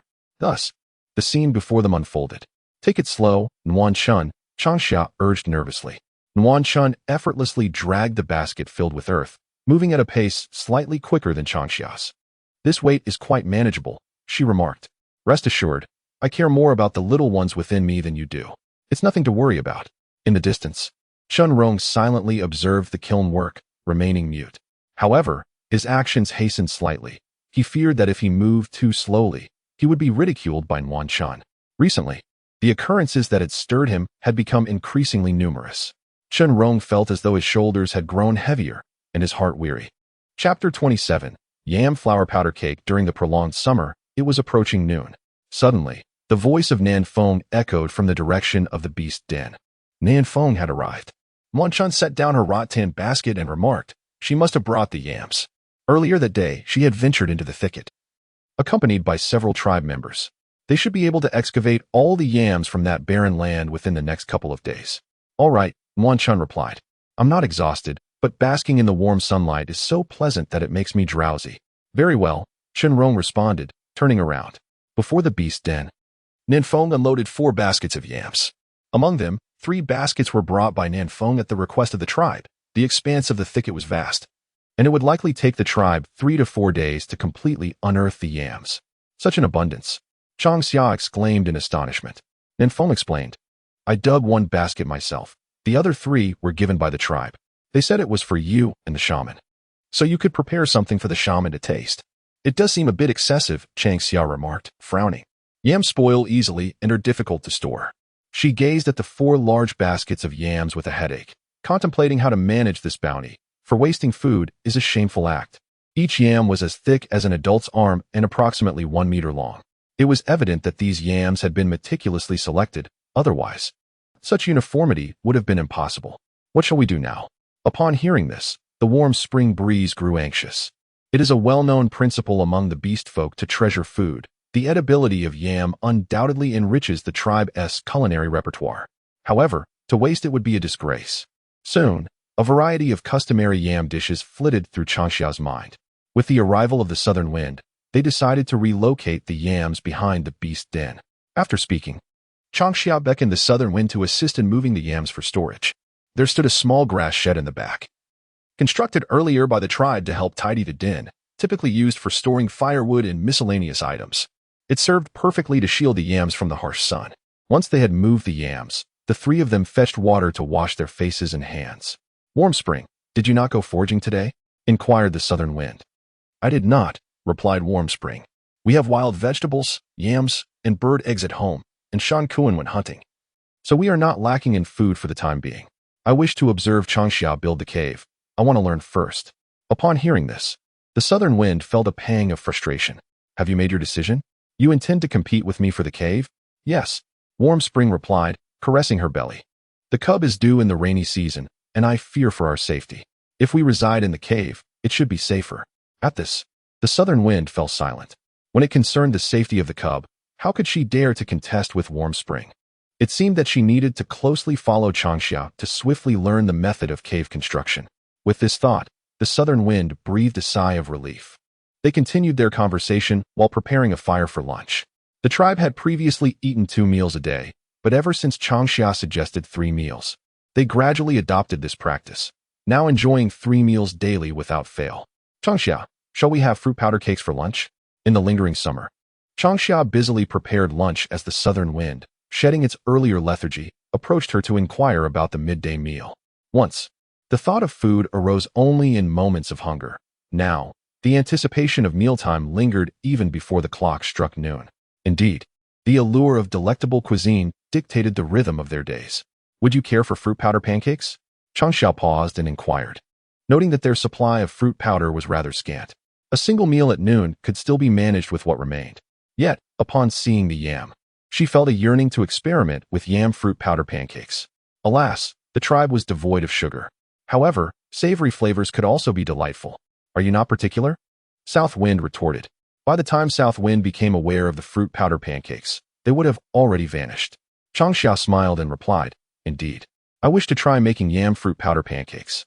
For lunch, let us prepare a pot of yam stew with meat." "Very well, what shall we do?" In an instant, Southwind's spirits soared with renewed vigor. "You can assist by washing the yams, peeling them, and slicing them. I shall clean the earthen pot.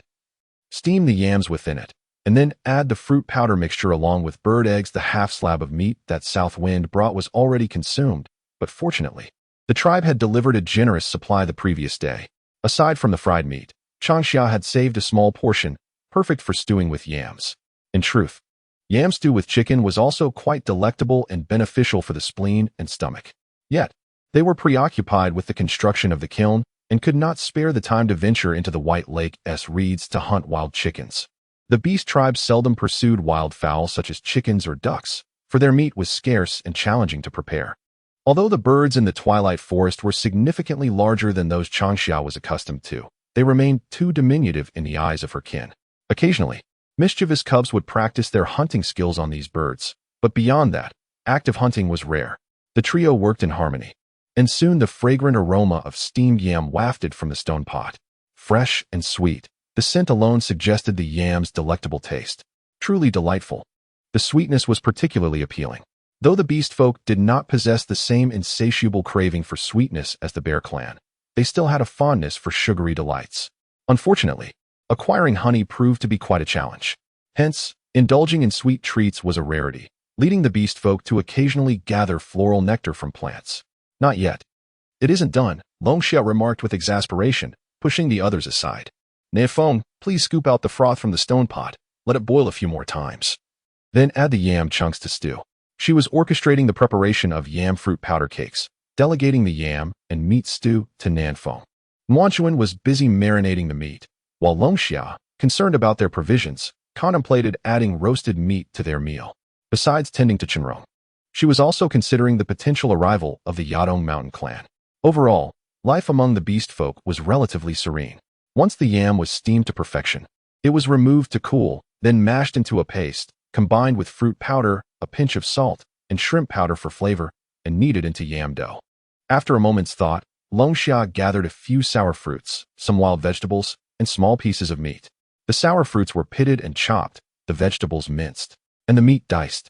The stone pot was heated with oil, ginger was added, followed by the meat and vegetables, sautéed until fragrant, seasoned with salt and shrimp powder. And then a touch of fruit powder was added to thicken the filling. The sour fruits contrasted with the meat and vegetables, presenting a different flavor profile.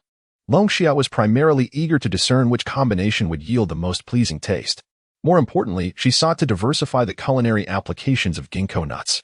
The forest was abundant with ginkgo, and if it could become a staple for the beast folk, Changxia was confident that she could elevate their existence from primitive survival to an era of agriculture and cultivation. Food is, and will always be, of paramount importance.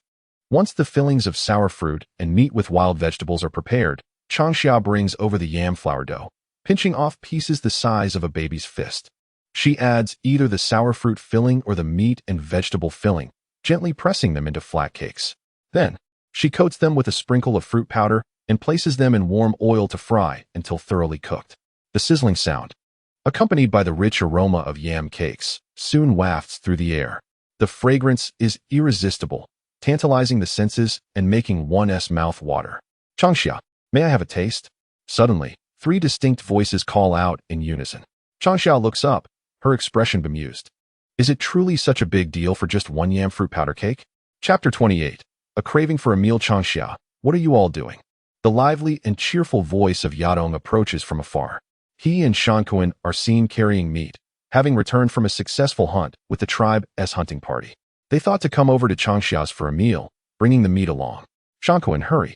Changxia has fried yam fruit powder cakes. Muan Chun waves her hand, calling her partner to come quickly. She could hardly compete with Nan Feng, let alone with the favored Chun Rong of Changxia. The yam fruit powder cakes, with their golden hue and crisp, fragrant surface, are sweet and tangy upon the first bite. With 2 different fillings, the experience is doubly delightful, and the taste is exquisite. Upon hearing this, Yadong and Shankuan quicken their steps. Don't look too long. We've run out of fruit powder at home.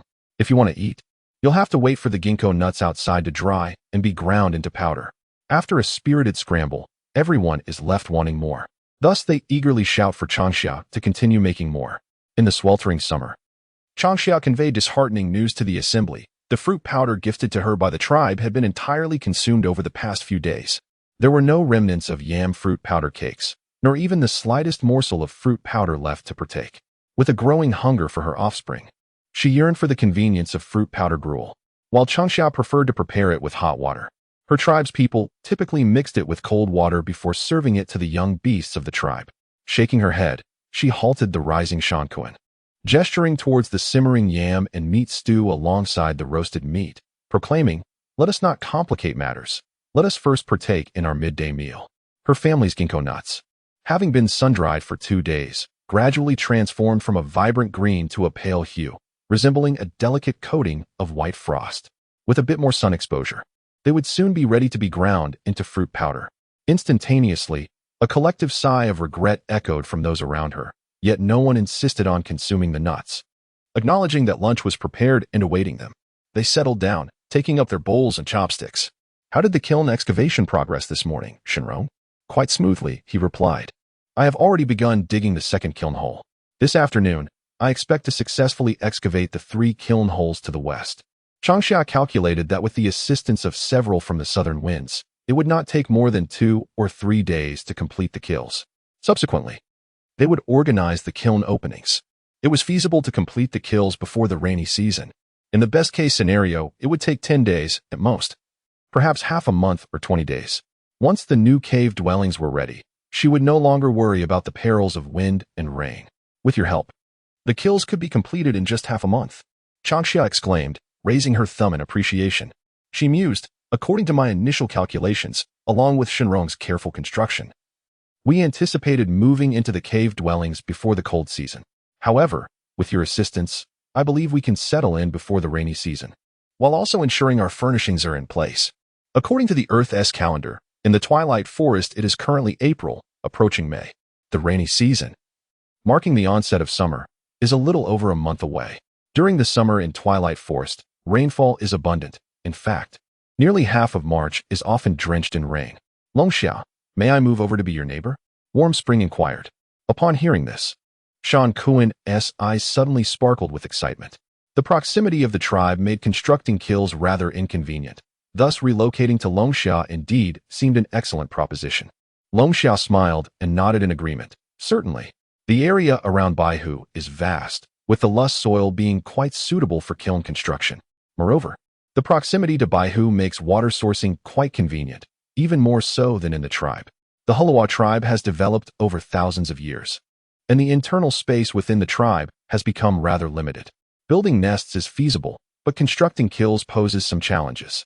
After all, the Beast clan, with its name-bearing beast, possesses a certain territorial consciousness. Hence they do not reside too closely together. I. Nanfeng pushed past Shan Kuan and quickly exclaimed. Instantly, everyone turned their attention toward Nanfeng in unison. Warm Spring smiled and asked, Nanfeng, have you found a suitable partner? No, Nanfeng replied with unwavering confidence, stating, who says one must have a partner to build nests or kilns? Upon hearing this, Yadong was equally stirred. Longxia, I too wish to construct a kiln near your home.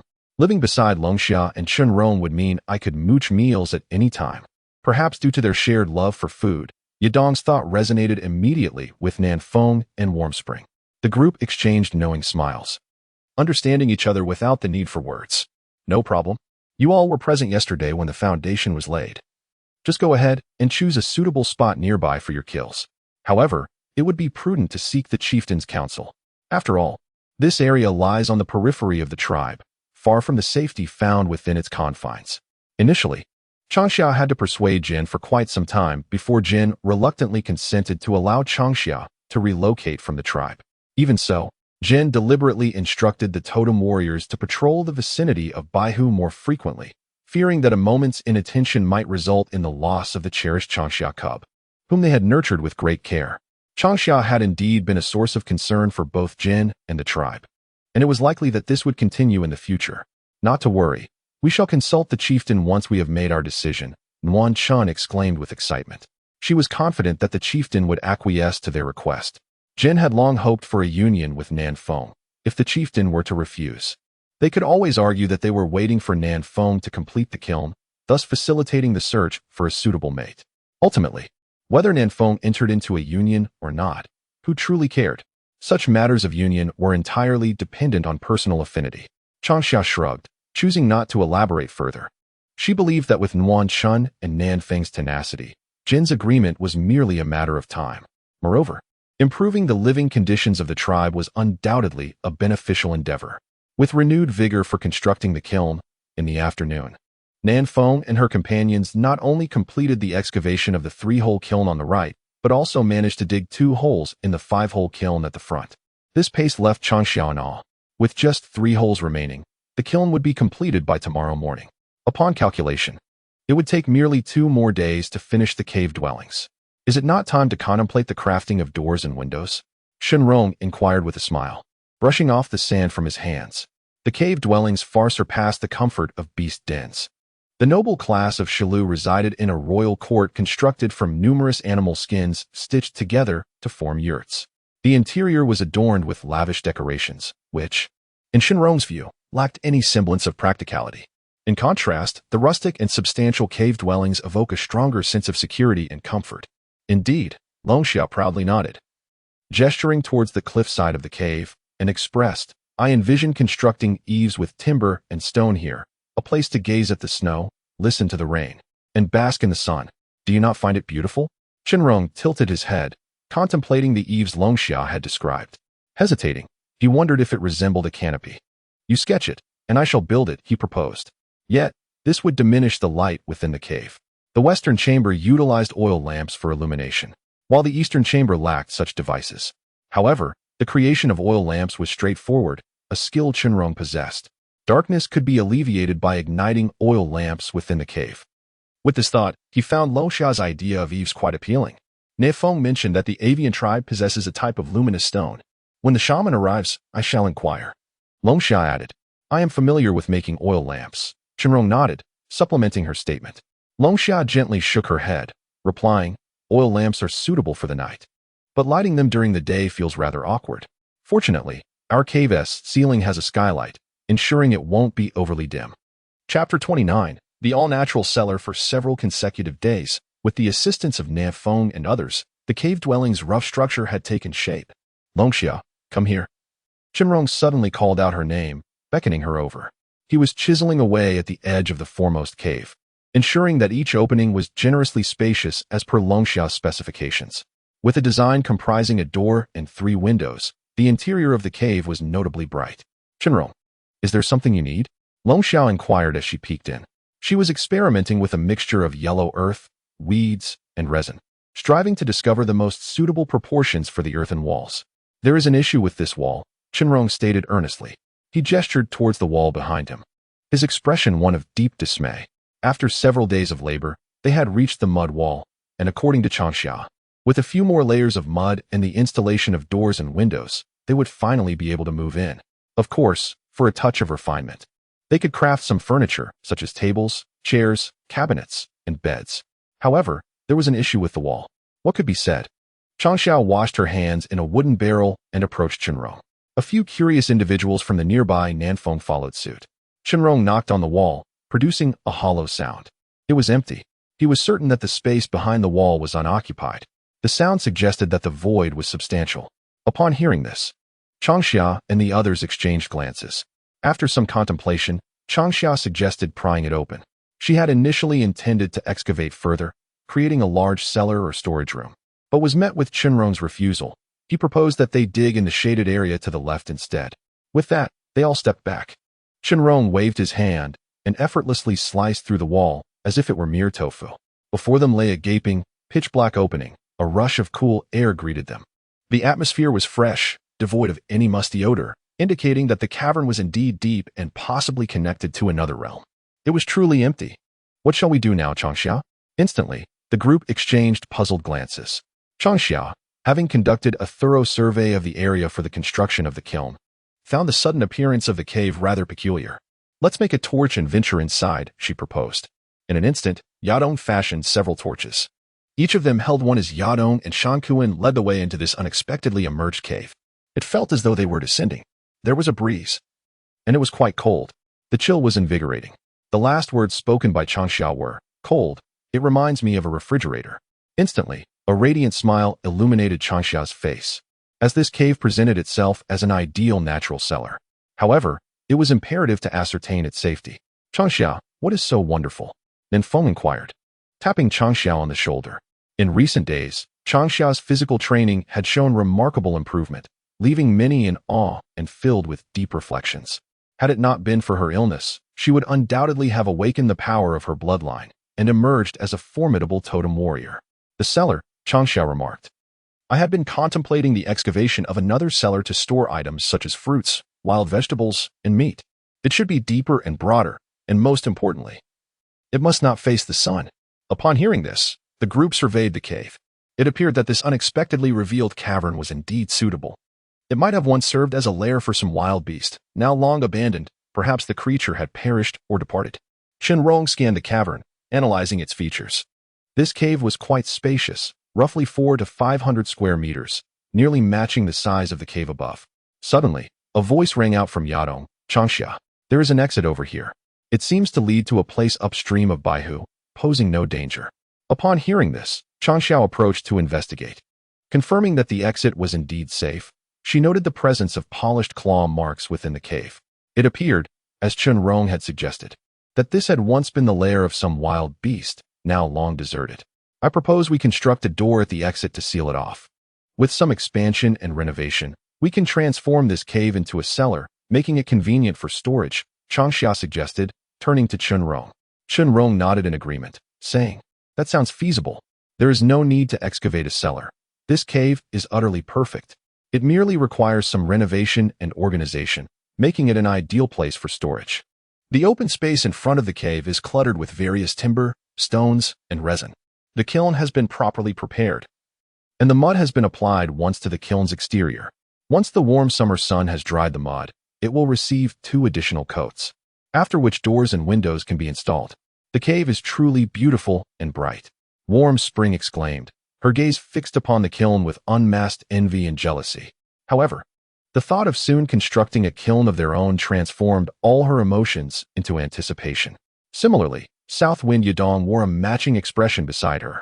Are you certain you wish to wait until my kiln is completed before you commence? Changxia inquired.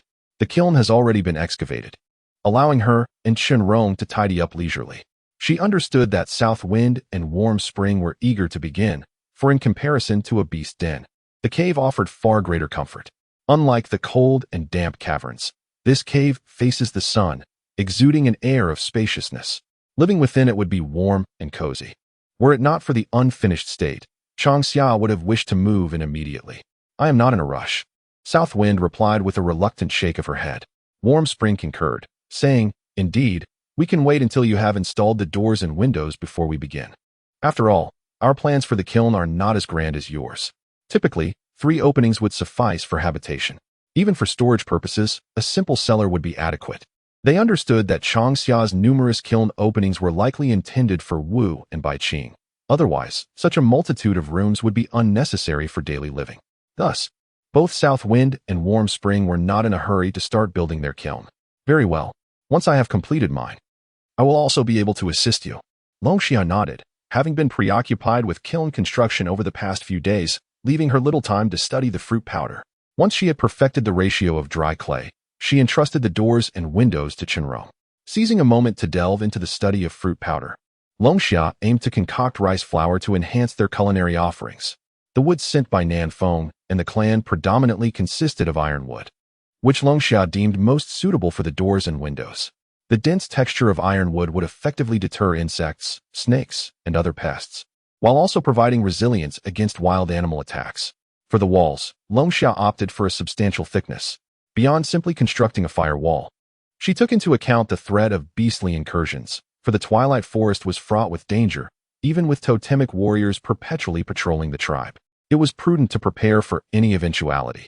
Motivated by the prospect of moving into a clean and tidy cave dwelling, Longxia worked tirelessly. After countless attempts, she finally mastered the optimal blend of dry yellow earth, weeds, and resin. The resulting mud walls were not only neat and smooth, but also possessed a certain polish, perfectly marrying beauty with functionality.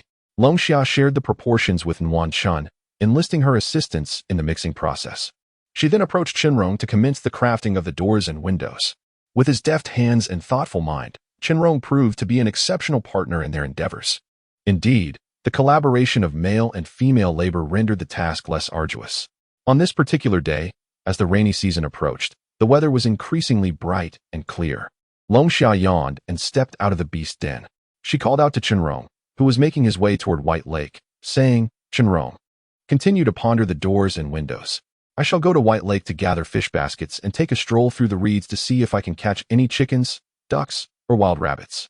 The white fruits had been dried and were piled in a wicker basket beside the beast den. During the day, Longxia and Chenrong busied themselves with kiln construction, and in the evenings, after dinner, the two would grind the white fruits for half an hour before bed. The fruit powder was entirely contained within the ceramic jars, and to transform it into rice flour, a milling machine was required, which delayed Changxia's opportunity to enjoy her rice noodles.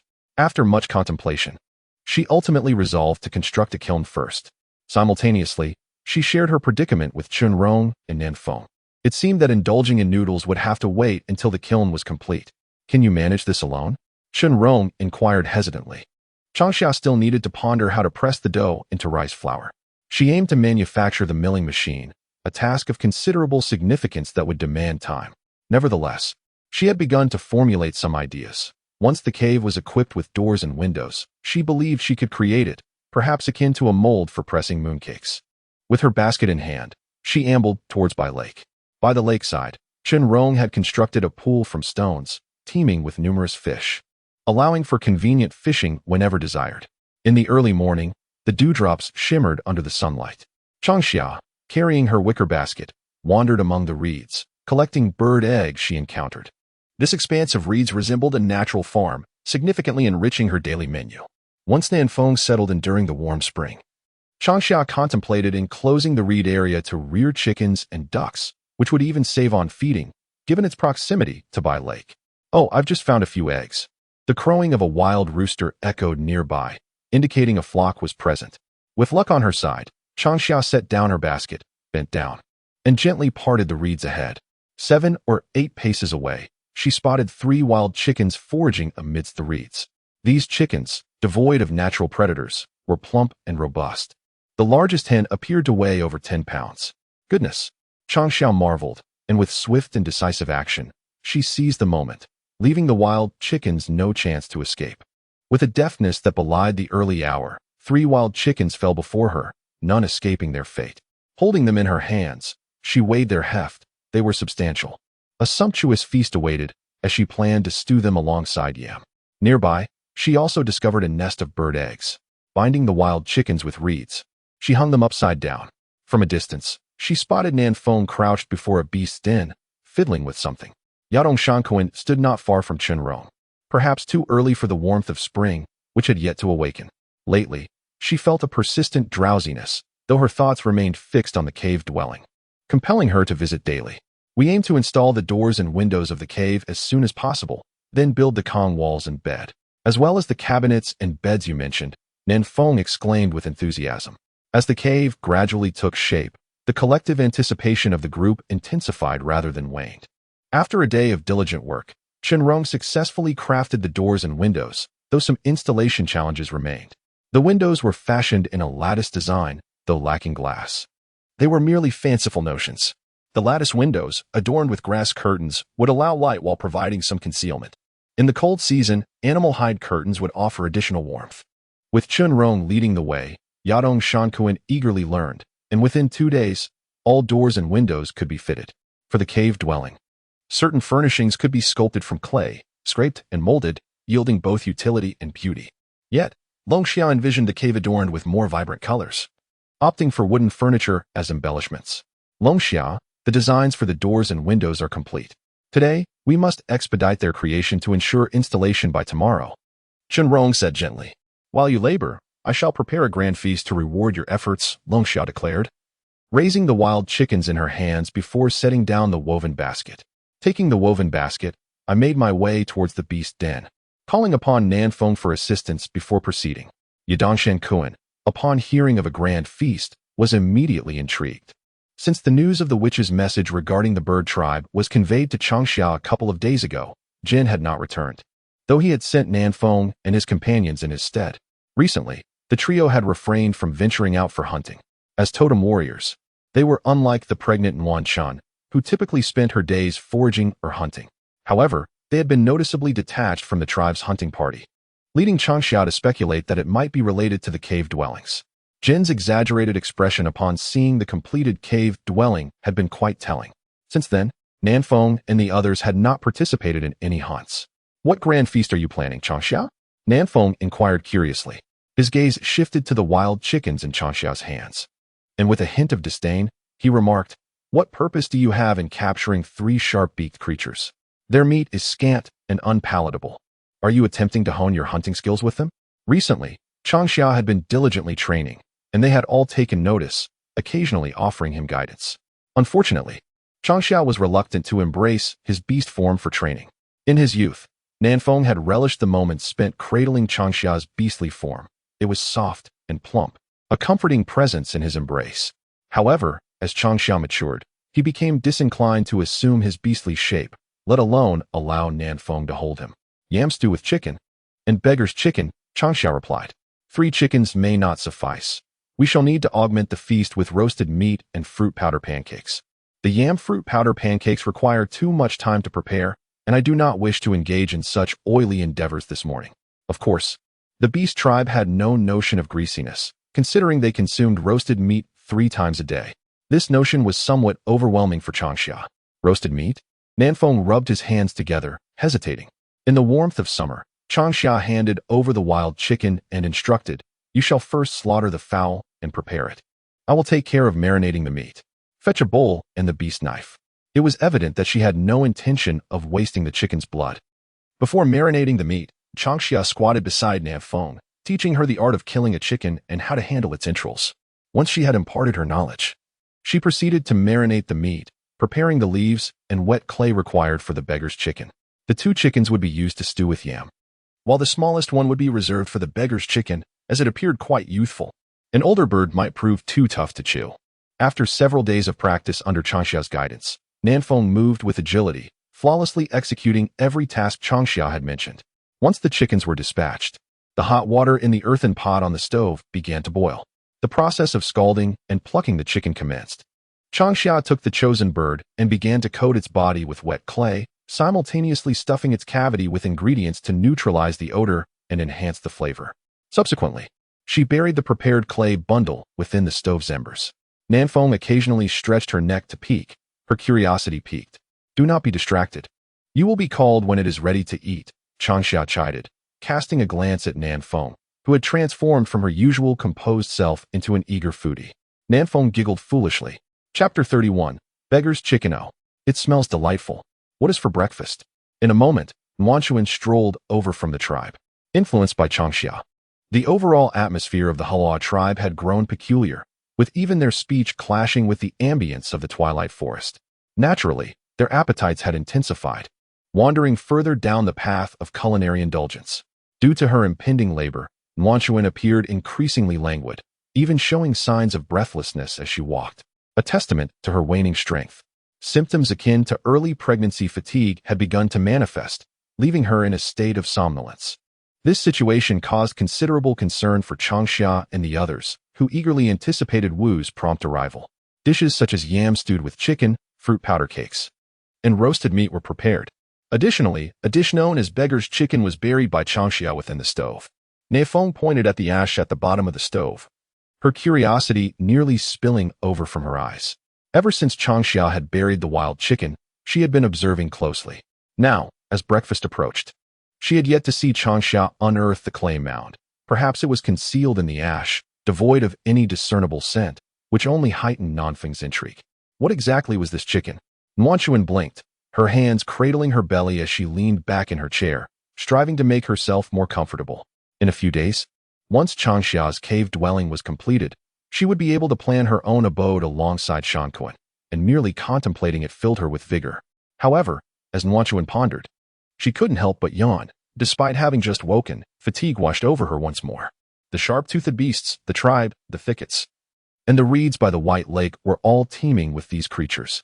Nanfeng remarked with a hint of sarcasm that previously, when the tribe captured a sharp-toothed beast, they would not pluck its fur, opting instead to skin it like any other wild animal. Today, under Changxia's guidance, Nanfeng learned that to prepare a sharp-toothed beast, one must use hot water to remove the fur and then gut it. Thankfully, Changxia did not shy away from the effort and possessed such profound insight. Could a frail body truly illuminate wisdom? Wanchuan inquired whether the sharp-toothed beast could rival fish in taste. She had no doubt that it was edible. Changxia had stated that even if it were initially inedible, it could eventually become so. Wanchuan was simply curious as to how the creature, which Changxia referred to as chicken, compared to fish in flavor.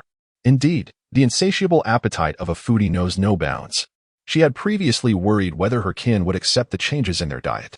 Upon turning around, it became evident that I had indeed overthought the situation. In comparison to what one consumes, the quality of the food undeniably holds greater significance. Each dish has its merits. Changxia, with her lips quivering, uttered 4 words.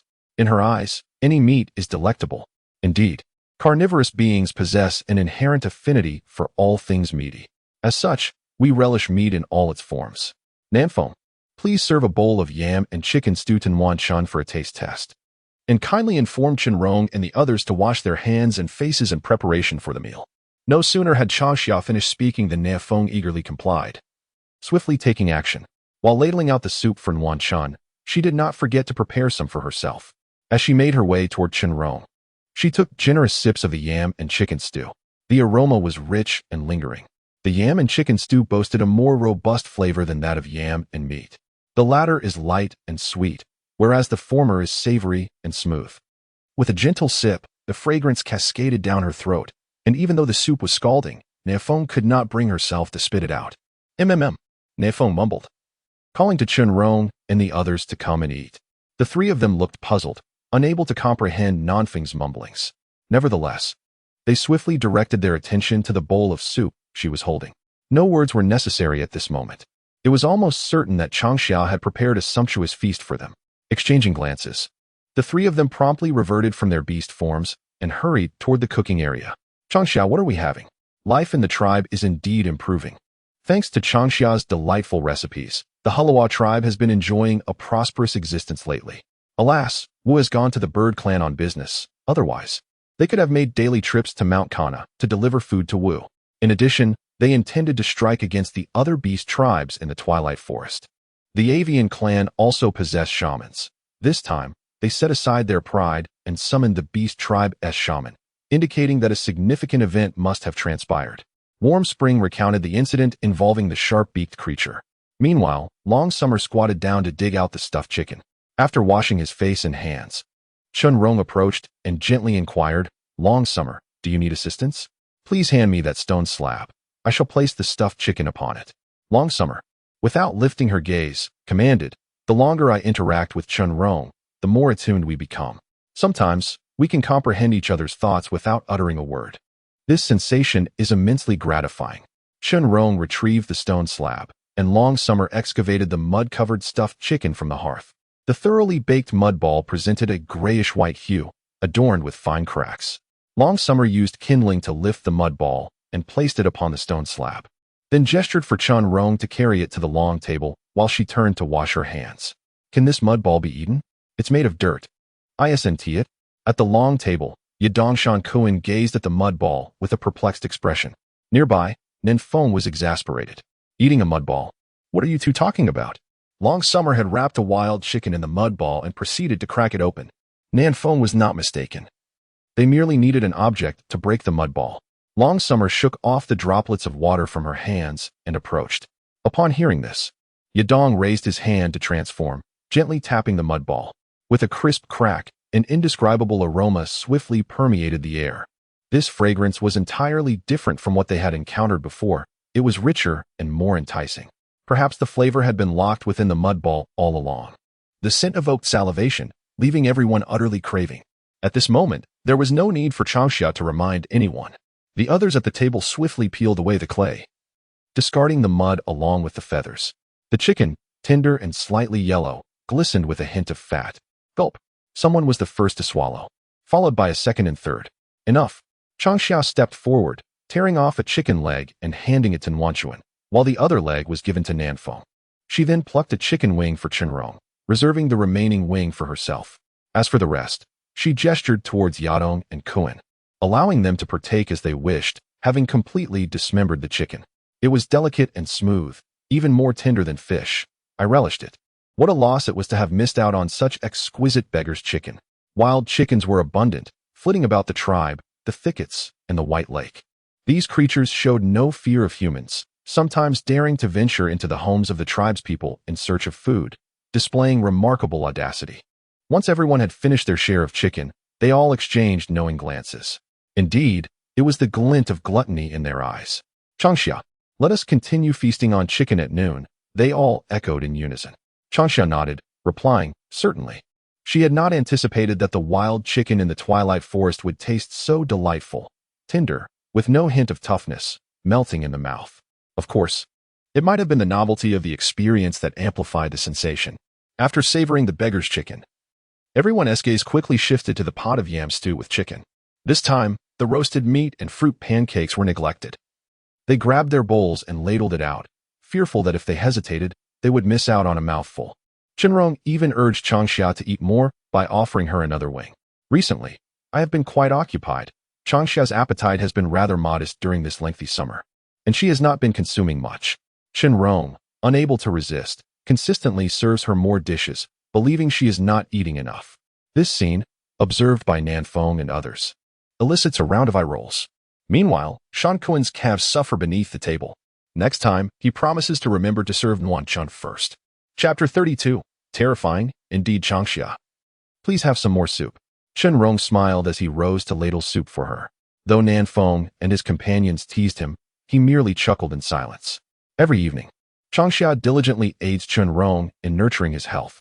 Her gentle care gradually restores his frail body. Recently, Chenrong has sensed a marked improvement in his condition. Despite the lingering toxins in his system, a shift in mindset has significantly uplifted his spirits. Changxia accepted the bowl and murmured, I truly cannot drink anymore. That's all right. Take your time, Chenrong replied, gently ruffling her hair. Yam is beneficial for health. This was suggested by Changxia. Lately, the tribe has also been consuming yam, and the results have been quite evident. Every time Nanfeng visits from the tribe, he brings with him the gratitude of the elders. I want soup, Yadong pouted, squinting and playfully coaxing Chenrong while leaning against him. Such a sore sight, Changxia remarked. Ugh. Nanfeng pretended to gag, expressing his distaste. Shan Kuan, busy serving Wan Chun, dared not look on, as his calves had remained swollen since Changxia's arrival. At home, there is a mother leopard, Yadong teased, his eyes twinkling with mischief as Chenrong, suppressing a smile, gently pushed the playful Yadong aside, calling his name softly, his expression warm and refined. As Yadong faced Chenrong's enigmatic smile, he could not help but tremble, struggling to swallow as his legs felt weak beneath him. The imposing presence of Chenrong instilled a sense of dread, compelling him to kneel. Consequently, he quickly donned a flattering smile, straightening his spine with determination.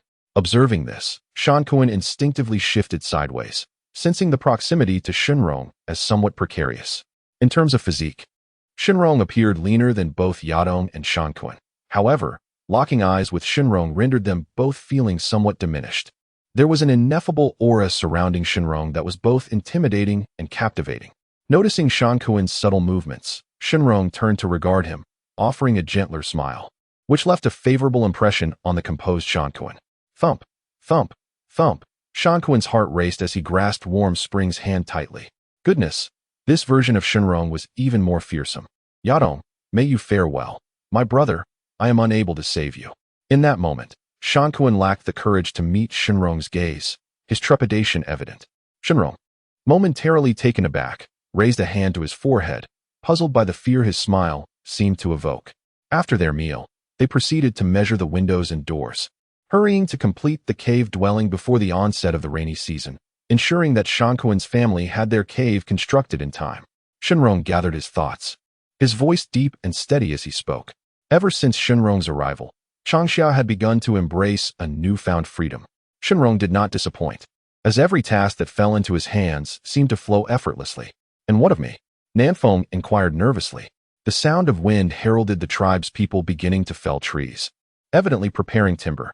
It was clear to the discerning eye that they were gearing up for the construction of the cave, while Nanfeng and the others busied themselves in Changxia. They were unable to spare time for lumbering, let alone gathering stones. In the long summer, Changxia gently patted Nanfeng's shoulder and calmly remarked, "Do not rush. Listen to Chenrong's arrangements. The Sankong kiln built by the Shan Kuan family will be completed soon. I, too, wish to reside in the cave dwellings before the rainy season." Nanfeng was filled with anticipation. Upon hearing this, Changxia gave Chenrong a thumbs up, exclaiming, "Ah, Chenrong has even mastered the essence of the assembly line. Beast clan, I shall deem you the strongest." Beside them, Nanfeng and Wan Chun were instantly exhilarated. "Goodness!" they exclaimed in unison. Without delay, they rushed to construct the doors and windows, for the urgency of moving into the cave dwellings demanded their prompt action. Meanwhile, Chenrong, accompanied by Yadong Shan Kuan, set about making the doors and windows. Changxia led Nanfeng and Wan Chun to the cave dwellings to build the Kong. Behind the walls, a cave appeared, which Changxia planned to gradually expand and renovate once they moved in. The cave was connected to the upper reaches of Bai Lake, effectively opening a convenient backdoor, and Changxia contemplated exploring the upper reaches of Bai Lake. In front of the cave dwellings, several cooking platforms were erected, upon which stone pots rested. These stone pots were intended for melting resin, an essential adhesive material for constructing the Kong. Changxia meticulously crafted the Kong, ensuring it was connected to the Kong walls and cooking platforms, as he could not afford to be careless. With numerous kills, Changxia did not intend to build a Kong in every cave, as it would be overly cumbersome. After all, the construction of the Kong walls and the Kong itself involved numerous considerations, particularly regarding ventilation. The two adjacent caves on the right side were constructed with Kangs, while the rightmost Sankong kiln was reserved for storage, accommodating 2 Kangs. One of these was prepared for Bai Qing, while the room designated for Wu was the first one adjacent to the Grand Hall on the left side. The 2 rooms next to it were not part of the current plans, and the far left was connected to a cave cellar, naturally designated for storage purposes. The room adjacent to the shaman is designated for her use. The left side, shrouded in shadow, is similarly not intended for habitation by Changxia. Upon careful consideration, it appears that Changxia's cave dwellings are rather abundant. Changxia, with so many caves constructed, what is your intention for birthing an abundance of beast offspring? Warm Spring inquires, cradling her belly and offering stones to Changxia. Outside, the southern wind is igniting resin. Once the resin melts, additional substances will be incorporated to concoct a suitable adhesive. The preparation of resin is a unique secret art of the beast tribe, with the bird tribe having previously engaged in exchanges with them. Changxia's face reddens slightly, becoming somewhat stiff. We plan to enjoy ourselves for a few years before considering offspring. Beastlings, soft and fluffy, while delightful, can be quite troublesome. We can wait a bit longer, even a few years. Both you and Chenrong are not in good health. Bearing offspring would be taxing. Warm Spring ponders for a moment, nodding in agreement with Changxia's decision. Changxia turns to wipe the perspiration from her brow, relieved that she has successfully navigated the pressure of marriage and childbirth, truly the two most daunting issues in historical society. Changxia, should the stove be constructed inside or outside the dwelling? Southern Wind inquires, leaning in with the prepared resin. Changxia gestures to the marked circle, stating, one should be built both inside and outside the cave. However, do not construct it for me. The stove I intend to build will differ from that of the tribe. The stove must connect to the heated platform while also serving the purpose of cooking, naturally distinguishing it from an ordinary stove. Thus, Southern Wind takes on the task of constructing the heated platform. Unlike a standard stove, Changxia has conducted multiple experiments within the beast den and with Chenrong, ultimately determining the most suitable design before daring to commence construction in the cave. Changxia, you are truly impressive. In the warmth of spring, one cannot help but marvel at the simplicity of both sustenance and the cave dwellings, concepts that had never crossed their minds. Yet, under the influence of Changxia, these matters became remarkably straightforward.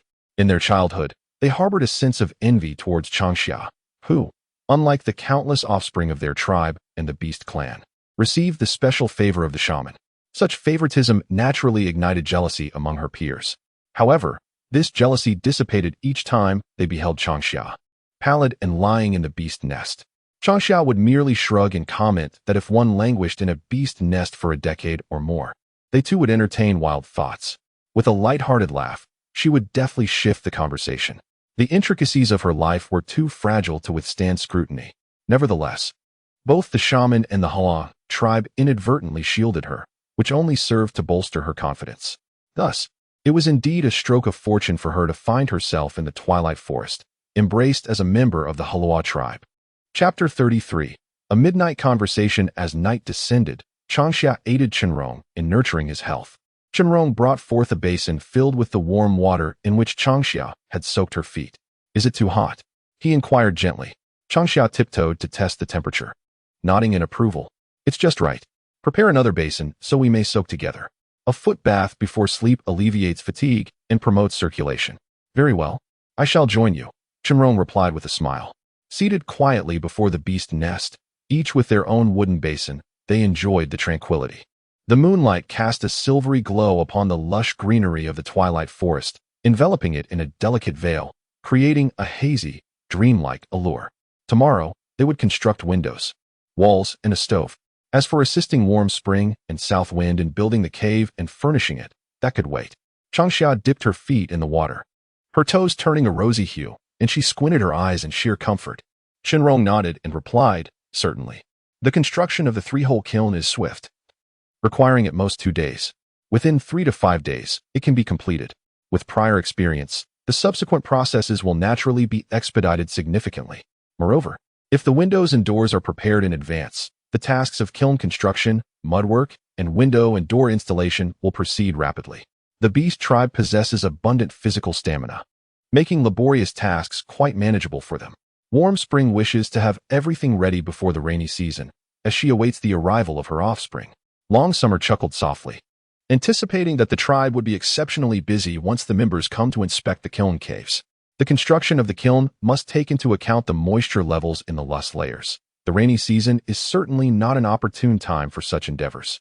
If the kiln is not built promptly before the rains, the tribe will need to stockpile food to endure the long and frigid winter. Upon careful consideration, unless one is undeterred by the challenges of constructing a kiln during the cold season, they would have to wait another year. Of course, It is still feasible to build the kiln during this period. However, it would necessitate a simultaneous effort of hunting and gathering. This would undoubtedly be particularly exhausting. Initially, Long Summer had calculated in this manner. The doors and windows could be installed by tomorrow, and the heating beds were already constructed, simply awaiting drying. What other areas of the kiln cave require tidying up? Chun Rong inquired. When do you plan to commence the expansion and renovation of the cave? During the rainy season. Long Summer replied, shaking her head. The necessary arrangements for the kiln cave had already been made, and it was now a matter of ventilating to dissipate any lingering odors before relocating from the beast's nest. She needed to meticulously plan the cellar. So there was no rush to expand or renovate the cave. The rainy season would suffice. Chin-Rong reflected on this, understanding Long Summer's intentions. While assisting Warm Spring and South Wind in the construction of the kiln, they also needed to allocate time for hunting and gathering. Though the rainy season brings an abundance of food, it is fraught with peril, as the incessant rainfall renders both foraging and hunting exceedingly inconvenient. If possible, one should accumulate provisions as much as possible. This is of utmost importance. Once they relocate, the beast dens will be demolished and leveled, after which Changxia intends to cultivate flowers and trees. The beast dens are in close proximity to the cave dwelling, and Changxia plans to incorporate this area into the courtyard of the cave. Naturally, this will require time to organize meticulously. Chen-Rong, could you assist me in crafting a flour mill? Changxia inquired, resting her feet on the edge of a wooden basin, not in haste to dry them. Instead, she turned her attention earnestly towards Chen-Rong.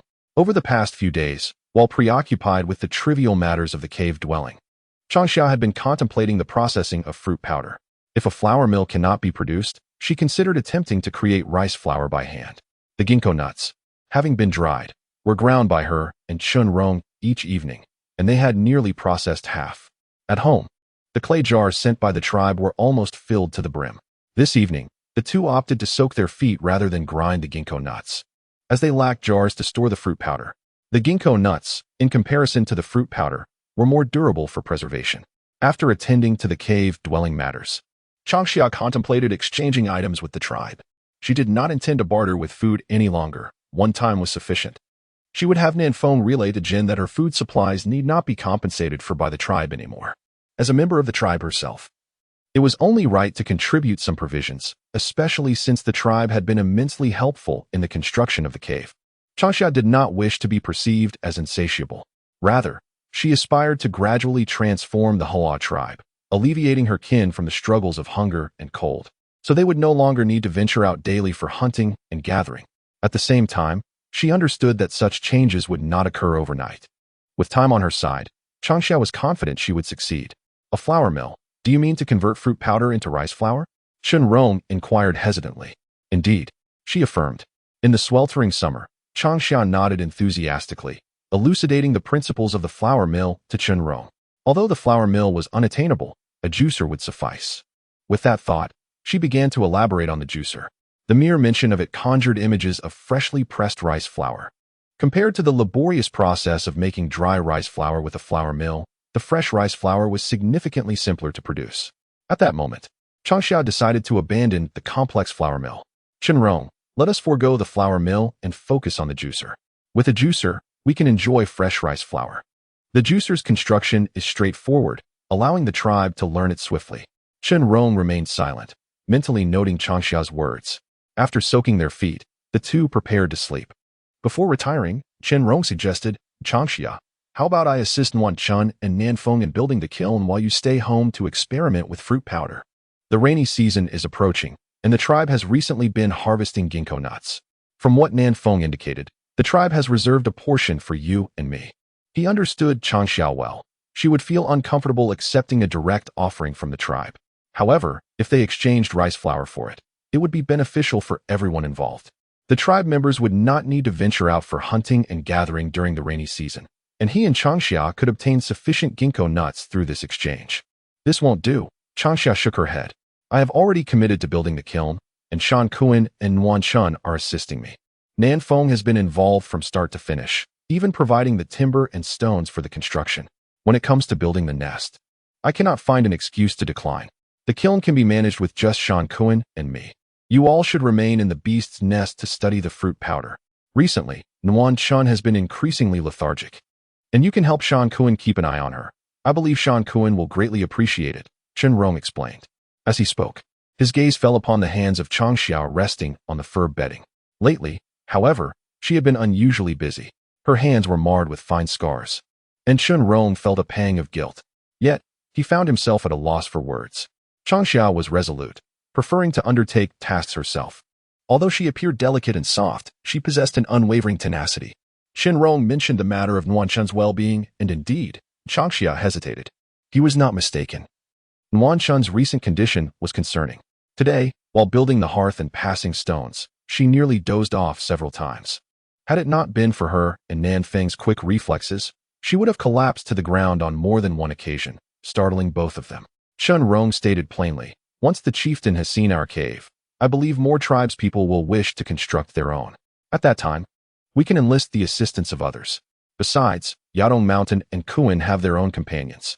Inviting them to lend a hand for a day or two would be quite effortless. I am confident that the tribespeople would be more than willing to assist." According to Nan Feng, if it weren't for the constraints imposed by Jin, the tribe would have been eager to come and inquire about the cave's condition long ago. Chapter 34. The new cave completed. The summer sun blazed, and the spring radiance was resplendent. Before the onset of the rainy season, the weather gradually became arid. Today marked the completion of the cave, installing doors and windows, cleaning. Once the cave has dried, aired out, and dispelled its odors, it will be ready for occupancy. Given the splendid weather, Changxia calculated that they would move in 5 or 7 days.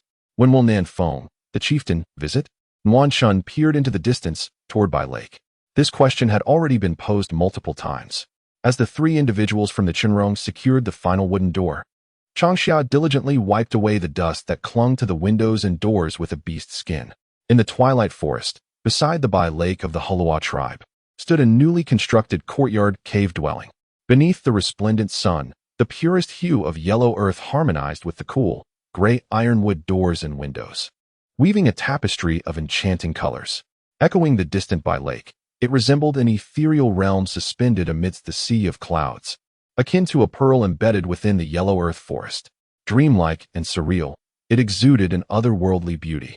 The southern wind danced exuberantly through the various rooms of the cave dwelling, whispering softly or shrieking with delight, reminiscent of a child at play. Soon thereafter, plans were set in motion to construct a new kiln, signaling the readiness for the tribespeople to visit. After all, the onset of the rainy season was drawing near. Changxia had previously remarked that the rainy season was ill-suited for kiln construction due to the risk of collapse. Changxia, you are truly remarkable. If you ever need assistance with anything in the future, do let me know, and I shall help you. Changxia, let's build a kiln, South Wind exclaimed, her enthusiasm unabated as she grasped Changxia's hand, showering her with compliments. Her spirited face was illuminated with awe and excitement. In that moment, she yearned to celebrate Changxia's brilliance. If only she could lie in wait for a decade and emerge as astute as Changxia. She believed it was possible. Indeed, Changxia replied with a smile, allowing South Wind to shake her hand playfully. It brought her joy to witness the usually composed South Wind reveal such a childlike side. After all, no one is inherently destined to be mature beyond their years. Once the clan leader inspected the cave dwelling, they would assist Warm Spring's family with their kiln in the afternoon. Your kiln can commence construction at the latest by the day after tomorrow, she assured. Having already conferred with South Wind to prioritize the kiln for Warm Spring's family, the Warm Spring is expected to arrive within a fortnight at the latest, or even as soon as 5 or 6 days, potentially heralding the onset of labor. Ordinarily, one would not anticipate such overwhelming fatigue so close to delivery. Yet it has manifested nonetheless. This perplexity was precisely why last night, when Shenrong suggested that Changxia and her team investigate the fruit powder and temporarily pause their efforts to construct the kiln, Changxia hesitated. The peculiar condition of Warm Spring is indeed concerning. Ah, wonderful! Nan Feng exclaimed with uncontainable joy, upon hearing from Changxia that their kiln would soon commence operations. Warm Spring momentarily set aside her inquiries regarding the root's viability and instead bombarded Changxia with various questions about the kiln's construction. Despite having discussed these matters countless times before, their enthusiasm remained unwavering. In exasperation, Changxia sought help from the distant Shenrong.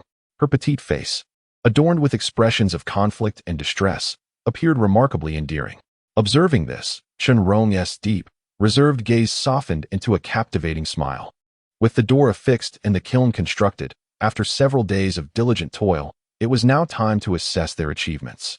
Gazing upon the ancient and majestic kiln, every ounce of effort felt worthwhile. Changxia, the chieftain has arrived, Chunrong's gentle voice approached. He stepped forward, tenderly grasping Changxia's hand, liberating her from the company of Nanfeng and Warm Spring. Nanfeng, Warm Spring appears somewhat pale. Please escort her to a place where she can rest for a while. I shall take Changxia to meet the chieftain and discuss the kiln matters. Very well. Nanfeng replied, her reluctance evident. Changxia let out a soft sigh, wiping away non-existent perspiration. She truly did not wish to remark on Nanfeng's unexpected maturity. The shock of witnessing the tangible structure was ineffably profound. Changxia, does Nanfeng also wish to construct a kiln? Mu Qin inquired gently. In comparison to the crude beast den, the kiln was far superior. Mu Qin extended her hand, gently pushing open the ironwood door, and stepped into the main hall. Neat and bright, though the cave dwellings hold nothing within, merely being present in such a space imbues one with an inexplicable sense of comfort. Indeed, in the afternoon, I assisted Warm Spring's family in constructing a cave, and once that was completed, it was time for Nanfeng and Yadong. They both aspired to build a cave near White Lake, in proximity to my own dwelling. Changxia stated earnestly. The longing evident on Mu Qin's face crystallized into something tangible. Changxia anticipated her to speak, yet ultimately, Mu Qin remained silent. Jin gently shook his head at Changxia, raising his hand to tousle her hair, and said, I am the chieftain of the Hua tribe.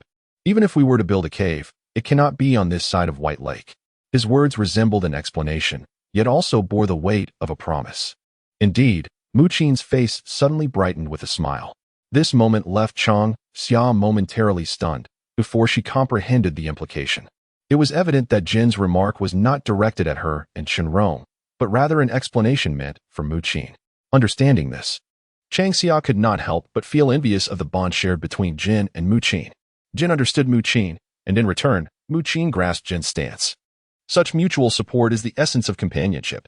Noticing the envy etched upon Changxia's face, Chunrong, almost instinctively, reached out and gently grasped the hand that hung by her side. Tenderly, he tightened his grip. As warmth radiated from his palm, Changxia turned to meet Chunrong's affectionate gaze. Without reason, she began to reveal a joyful smile. Changxia, would you allow the tribe members to come and see? Jin inquired. Changxia thoughtfully weighed the pros and cons. Jin and Mu Qin understood the implications of her words. The timing for cave construction was indeed most opportune. Once the rainy season commenced, it would be unsuitable. Likewise, other times would either be too exhausting or unfeasible. Let me think, Jin stated solemnly. Root fell into deep contemplation as the wooden xylophone traversed the cave, echoing the recent whimsical actions of Nanfeng. Chieftain, there is no immediate need to summon the clan for a visit to the cave. Once Nanfeng's cave is completed, we plan to host a warm pot banquet and extend an invitation to the clan to join us. Changxia firmly believed that a few days would suffice for her to devise a new culinary method for the fruit powder. Rice noodles, I shall certainly master them. She vowed. What is a warm pot banquet? Root inquired, perplexed, as he pondered why Nanfeng had not mentioned this new endeavor of Changxia's. Is it my fault? Changxia retorted. The warm pot banquet is akin to constructing a new den for beasts and inviting loved ones to dine within it, allowing them to familiarize themselves with the new dwelling. Upon this clarification, Root comprehended and readily agreed to Changxia's proposal. He then expressed his intention to seek out the wooden xylophone, for he shared the same desire to explore the cave. With their conversation concluded, he swiftly departed, leaving Changxia in a state of diminished favor. The cave had become his newfound fascination. Chapter 35. Approachable Chunrong at midday, Root and the wooden xylophone lingered at Changxia's residence for lunch before taking their leave. Chunrong, do you truly not require our assistance? Changxia inquired, her head held high as she faced him. Chunrong gently shook his head, gesturing towards Nuan Chun, who was basking in the sun not far off. Considering Nuan Chun's current state, is it suitable for us to proceed with constructing the cave? He reached out to smooth Changxia's tousled hair, candidly stating that her care for Nuan Chun would undoubtedly be the finest recompense for Shan Kuan's Nuan Chun. Changxia, I wish for you to help me look after Nuan Chun. As for the cave construction, we are more than capable. Shan Kuan nodded in agreement, fully aware of Changxia's intentions. The tribe had nurtured this youngest sister, who had now grown up. However, their care for her had always been given willingly. Wu had brought her to the Hua tribe when Shankuan and the others were still quite young, each of them robust and mischievous, causing chaos in the tribe daily. Yet, Wu had entrusted them with Changxia, who was frail, suffering from a cold and fever, and teetering on the brink of death. She was so small, barely larger than a palm, and her mere presence evoked a deep sense of sorrow. But this was not the gravest concern. The troubling fact was that Changxia was inherently weak, having not inherited the fierce physique typical of the beast clan. She struggled not only with mischief, but also with the basic acts of walking and speaking. Even with Wu's and the tribe's diligent care, it was not until she turned 5 that she could slightly rise to her feet and utter words, transforming into a humanoid form. At 10, she took her first independent steps outside the beast den, finally engaging with the outside world, albeit only venturing close to the den. At that time, the tribe's young beasts dared not approach her, fearful of causing her harm, let alone fostering any contact. Upon meeting Shankuan's gentle gaze, Changxia felt a stir in her heart. Shankuan, you can trust me to take care of Nuanchan. You all go hunting. I'll stay and experiment with the fruit powder. Who knows? Perhaps tonight we shall savor delicious rice noodles. Changxia chose not to insist on accompanying them, opting instead to remain in the den to care for Nuanchan and explore the process of transforming fruit powder into rice noodles. Very well, I entrust it to you. Shankuan replied with a hearty smile, feeling relieved. The situation with Nuanchan had become increasingly peculiar, but fortunately, Changxia had been assisting her recently, alleviating the need to venture out for hunting and gathering. Otherwise, Shankuan would have been deeply concerned about leaving Nuanchan alone in the den.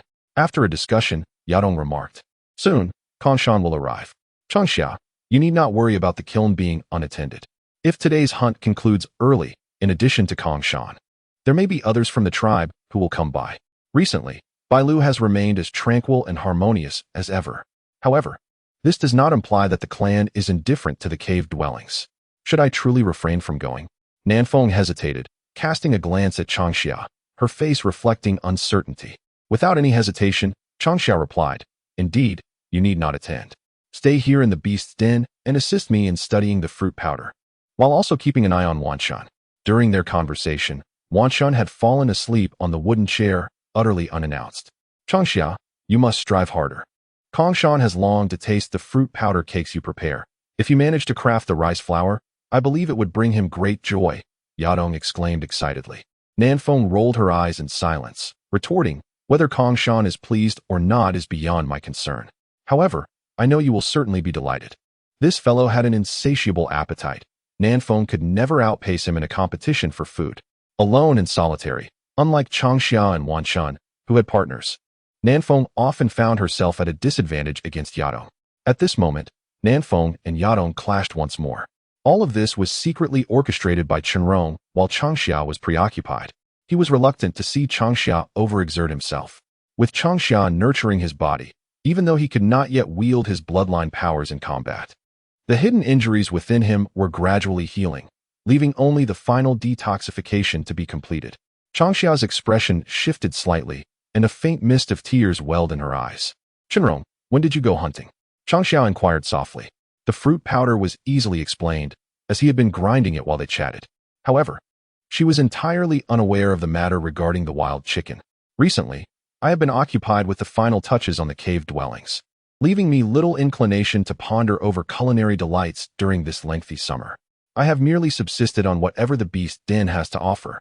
Aside from the somewhat elaborate meal shared with Nanfeng and the others, my dining experiences with Changxia have been rather simplistic, often consisting of grilled meat and soup." While gathering the fish traps, Chenrong smiled gently, lightly squeezing Changxia's small hand that rested upon him. He contemplated the opportunity to explore the vicinity of Bai Lake. Chenrong was aware that certain animal fats, when rendered through a special technique, could be transformed into a nourishing ointment. This ointment, known as herbal balm, is a luxury item reserved for the nobility in the Western lands, both expensive and scarce. As a direct descendant of the Yuan family, Chenrong had naturally indulged in this balm. In addition to its moisturizing properties, it also boasts multiple benefits such as scar reduction and wrinkle treatment. "Yes, excellent." Chenrong beamed with an enchanting smile, instantly captivating Changxia. It is worth noting that this was a recent discovery for Chenrong. Changxia appeared to be quite fond of his visage, particularly when he smiled, often revealing a look of infatuation that she couldn't conceal. Changxia believed she was adept at hiding her feelings, unaware that this moment had already caught Chenrong's attention. In the past, many had gazed at him with similar adoration, which he found only repulsive and nauseating. After the incident that befell him, the Yuan family sought to arrange a marriage for him, a notion that thoroughly disgusted Chenrong. However, he did not find Changxia's gaze distasteful. Rather, it brought him a subtle sense of joy and contentment. Changxia's eyes were pure and untainted, even when imbued with affection, lacking any hint of avarice. "Hey, what are you two whispering about?" Nanfeng called out. Shan Kuan cradled Nuan Chun and laid her down in the beast den, preparing to depart. The southern wind caressed the air, and Changxia found herself unable to contain her surprise, interrupting the moment. How had she never witnessed Changxia being so affectionate with anyone before? The cub she had nurtured was beginning to change. Chenrong sensed Changxia's embarrassment and turned to South Wind, offering a gentle smile. Though no words were spoken, South Wind inexplicably shivered. With winter still far off, why did she feel a twinge of cold? Could it be that she caught a chill from bathing in the White River last night? Yet, that seemed implausible. She had bathed in the White River throughout the seasons without ever falling ill. Yadong huddled in the corner, avoiding Chenrong's polite smile. South Wind, that foolish female. Unaware of Chenrong's interest, she was destined for trouble. Chapter 36. Handmade rice noodles to expedite the construction of Nuanchuan's kiln. He needed to finish quickly so that he could venture out to hunt and assist Changxia in preparing medicinal ointments. He promptly offered Changxia a few words of advice before departing with Yadong and Shankuan. "Yadong, please take good care of Chenrong. His body has yet to recover from the poison, and he must not overexert himself." Changxia stood on her tiptoes, waving farewell as she watched the three figures make their way toward the neighboring hill. The kiln at Nuanchuan's home was located on the adjacent slope, just a few hundred meters away, approximately a 10-minute walk. Once the kiln was completed, they would repair the path, reducing their travel time to about 3 to 5 minutes. Similarly, South Wind and Yadong chose locations for their kilns not far from one another, all radiating from Changxia's home and facing the White Lake. "All right," Shankuan replied. As he spoke, he exchanged a knowing glance with Yadong. Chenrong had yet to fully recover.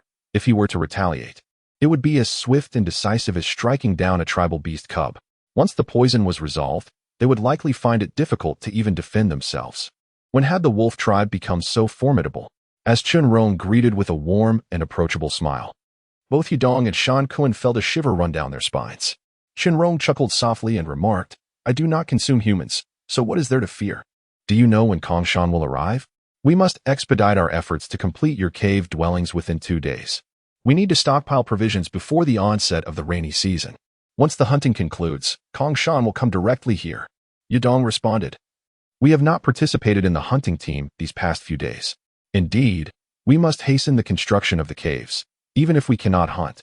We should gather more ginkgo nuts and wild vegetables." The pressure weighed heavily on him, for the warm spring was approaching, and the situation was precarious. Were it not for the repeated assurances from the chief and Changxia that the warm spring would be fine, Shankuan would have taken warm spring to seek a shaman among the bird tribe. Shankuan spoke with a grave tone, and both Chenrong and Yadong understood his concerns. "Shankuan, warm spring is merely drowsy. There is nothing to worry about," Chenrong assured him calmly.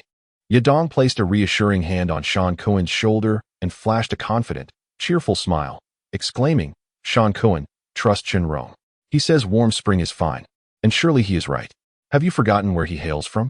The Westland, which is even more prosperous and thriving than the Eastland." "Indeed."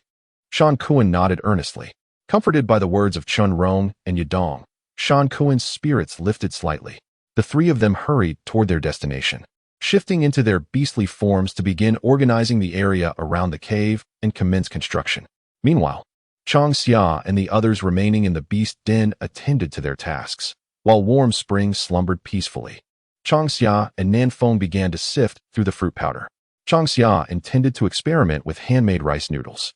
The fruit powder was somewhat coarse and required sifting. After several rounds of screening, they would separate the fine powder from the coarse, grinding the latter further and reserving the finer powder. "Changxia, is this level of fineness acceptable?"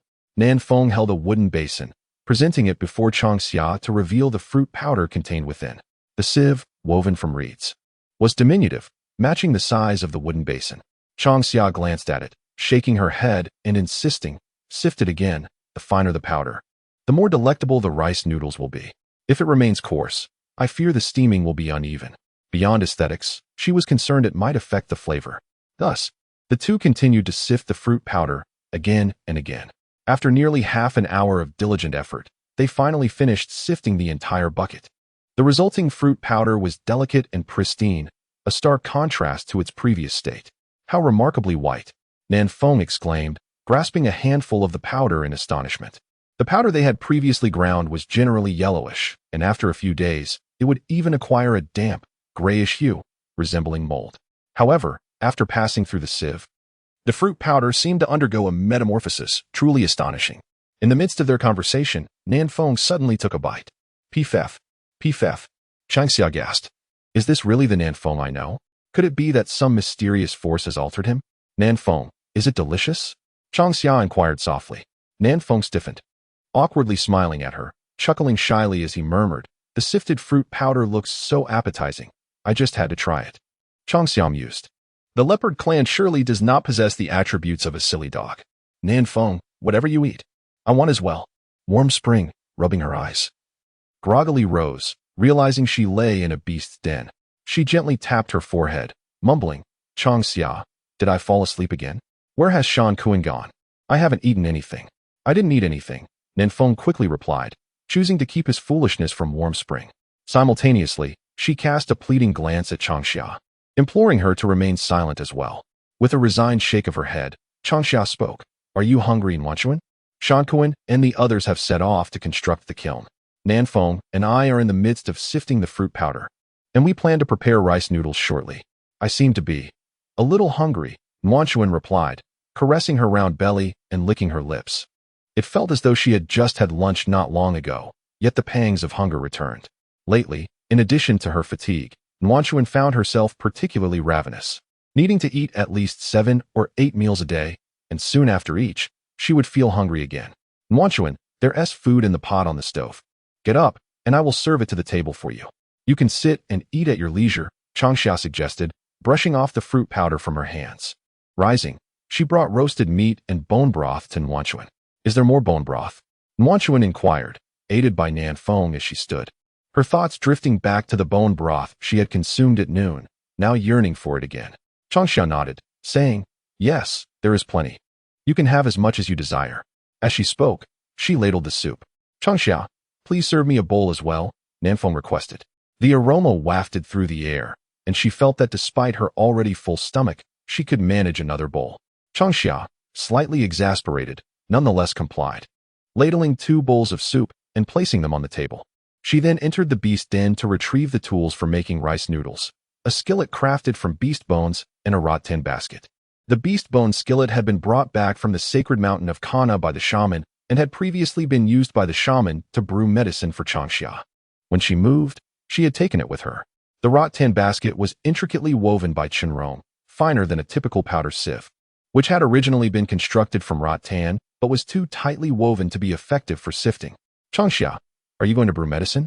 The gentle breeze of the south sipped on soup while conversing with the Warm Spring. Suddenly, they caught sight of the Long Summer retrieving an ancient beast bone pot used for concocting medicine, which startled them greatly. They promptly rose to examine the well-being of Long Summer, and only after confirming everything was in order did they exhale in relief. Meanwhile, Warm Spring remained silent, yet set down the bowl, fixating intently on Long Summer. Could it be that the recent construction of the kiln had worn them out? Sensing the tension from the south breeze and Warm Spring, Long Summer quickly reassured, I am perfectly fine. I am merely using the beast bone pot to prepare handmade rice noodles. The ceramic and stone pots are not suitable for steaming the noodles. As long as you are well, Warm Spring murmured. The south breeze blinked, releasing their hold on Long Summer, and inquired with curiosity, How do you steam the noodles? First, combine fruit powder with water until it forms a batter, add a pinch of salt, and pour it into the beast bone pot, ensuring an even mixture. Then, place the pot into a stone basin, cover it with a wooden lid, and bring it to a vigorous boil, Long Summer explained, as they began to scrub the beast bone pot with plant ash. After cleaning it thoroughly, Long Summer scooped a small bowl of fruit powder, mixed it with water to create a batter, added salt, and continued to stir before pouring the mixture into the beast bone pot. Finally, they positioned the pot atop wooden chopsticks resting on the stone basin and ignited the fire to begin boiling. The process of making handmade rice noodles was not particularly difficult.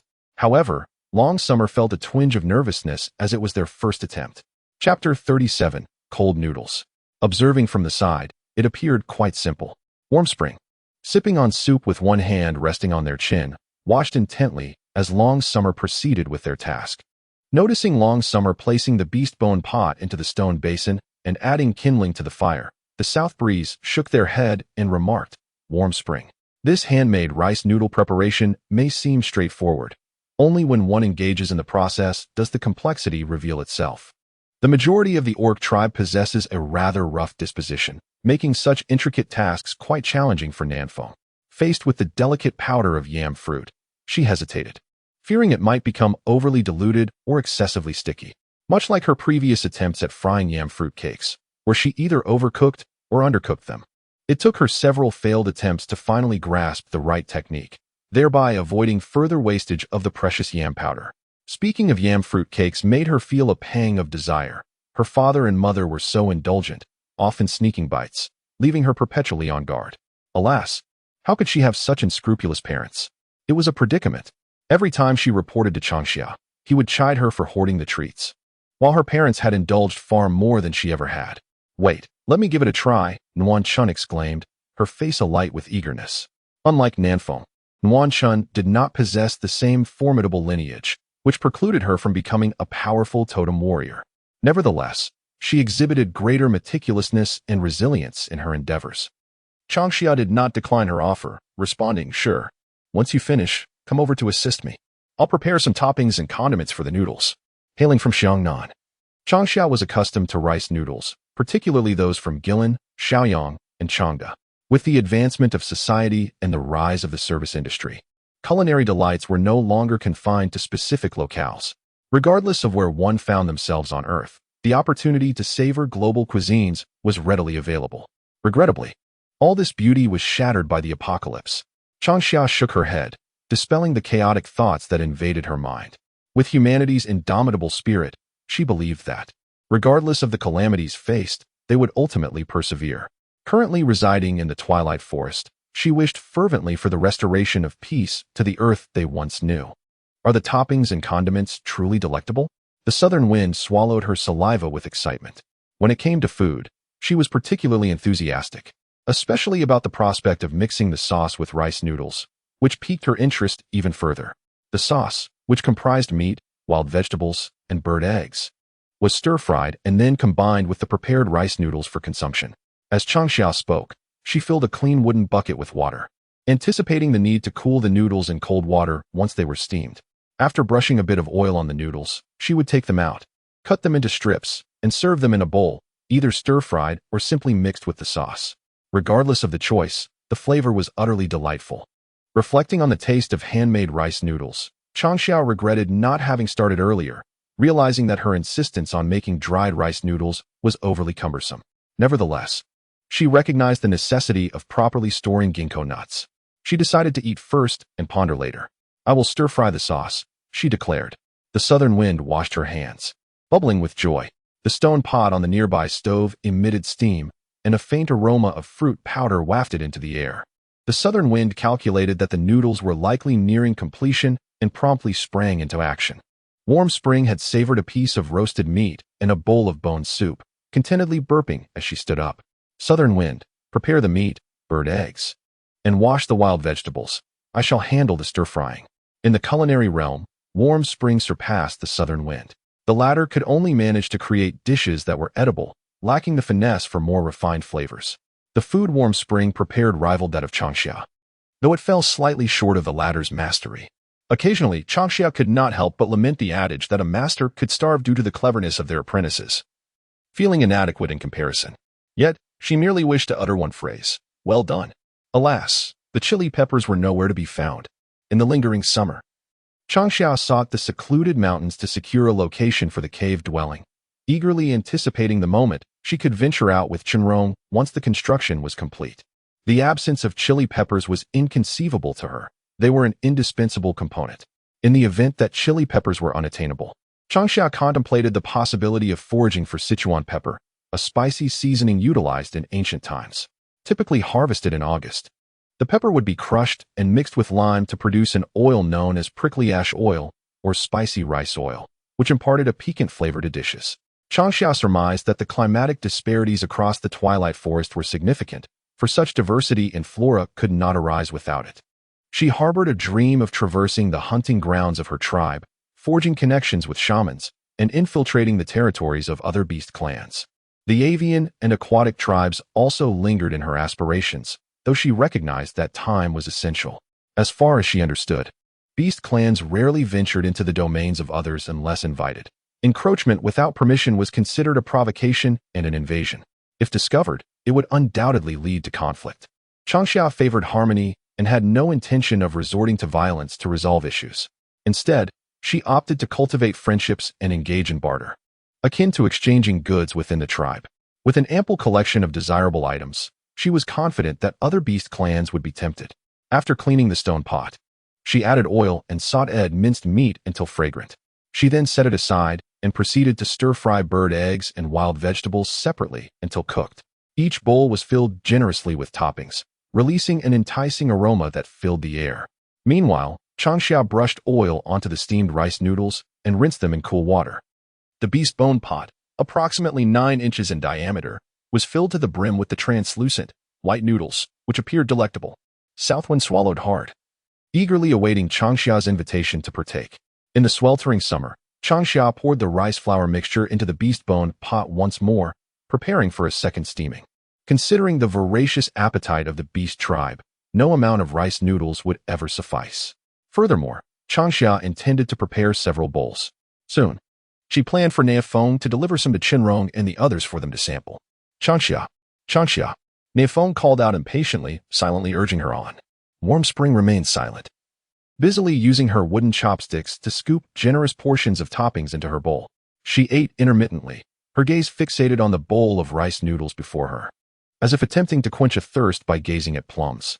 Bring the bowl here, Changxia instructed. Cold mixed rice noodles taste even better with a splash of bone broth. Naturally, she also thought of soy sauce. Ah, soy sauce.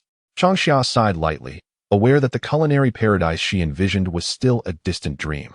To craft the sauce, she would first need to find soybeans. A long and arduous journey lay ahead, requiring her to seek diligently. Meanwhile, Niafeng and Warm Spring swiftly passed their respective wooden bowls forward. Niafeng added a small half bowl of bone broth and mixed it vigorously with 3 varieties of toppings, eagerly diving into her meal. Although it had only been a little over an hour since lunch, she felt no hunger.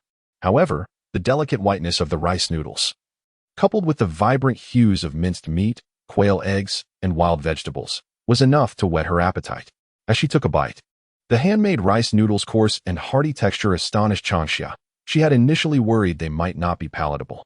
Delicious, cold mixed rice noodles are the finest dish I have ever tasted, Niafeng proclaimed. Warm Spring chuckled, teasing, I recall you saying something different before. Didn't you claim the beggar's chicken was the best? How has it transformed into cold mixed rice noodles now? Did I say that? You must be mistaken, Warm Spring. Niafeng replied with a sheepish grin, countering her friend's jest. In the warm embrace of late summer and the gentle gaze of early spring, they found joy in each other's presence. Chapter 38, Rice Noodles. Longxia, allow me to give it a try. After savoring the cold mixed rice noodles, Warm Spring rose and approached Longxia. Extending her hand, she accepted the beast bone pot from Longxia, greasing it as per Longxia's instructions. She carefully peeled off the rice noodles, placed them in a cool environment, sliced them into strips, and arranged them in a bowl. Warm Spring, would you like to attempt making the rice paste? Longxia inquired. As she was just beginning to learn, Longxia had not prepared an excessive amount of rice paste, just sufficient for 2 servings of noodles. Observing Warm Spring's eager expression, she smiled and asked. Warm Spring filled the bowl with the cut noodles, feeling quite satisfied and not rushing to eat more. Longxia, is that all right? Indeed. Make a bit more and have Niafeng deliver some to Chun Rongshan and his companions for them to taste. As she spoke, she handed the tools over to Warm Spring. Warm Spring set about making the rice noodles, contemplating the possibility of trying her hand at freshly pressed rice flour. Unlike the preparation of rice noodles, freshly pressed rice flour necessitated the fermentation of a thick rice paste, which would then be squeezed through a pressing apparatus to form fine strands. These strands would fall into a pot of boiling water, and within minutes, the pristine white rice flour would be ready. Freshly pressed rice flour is delicate, possessing a remarkable elasticity and a delightful chewiness, distinctly different from the taste of dried rice flour. The preparation of the rice paste is straightforward, yet the challenge lies in draining the moisture to transform it into a cohesive dough. Moreover, the dough for freshly pressed rice flour requires fermentation, presenting yet another significant hurdle. In the daily attire of the Halawa tribe, garments made from animal hides predominated, complemented by a unique feathered garment. The feathered attire is woven from a special silk thread by the avian tribe. Known for their flamboyant and self-admiring nature, the avian tribe's feathered garments are resplendent and vibrant. The beast tribe acquires their feathered garments through trade with the avian tribe, primarily in shades of bluish-gray. Thus, the beast tribe refers to these feathered garments as blue cloth. During the long summer, an abundance of garments crafted from blue cloth adorn the inhabitants of the Halawa tribe, with most of the fabric exchanged from the bird clan allocated to create clothing for the young Changxia, while some was reserved for the elderly and the tribe's young beasts. Changxia, whose delicate skin was prone to rashes and allergies when donned in ordinary animal hides, would swell and endure unbearable pain upon contact. The shaman and the tribe's people endeavored tirelessly to devise a solution, ultimately turning to the bird clan for blue cloth to fashion garments for her.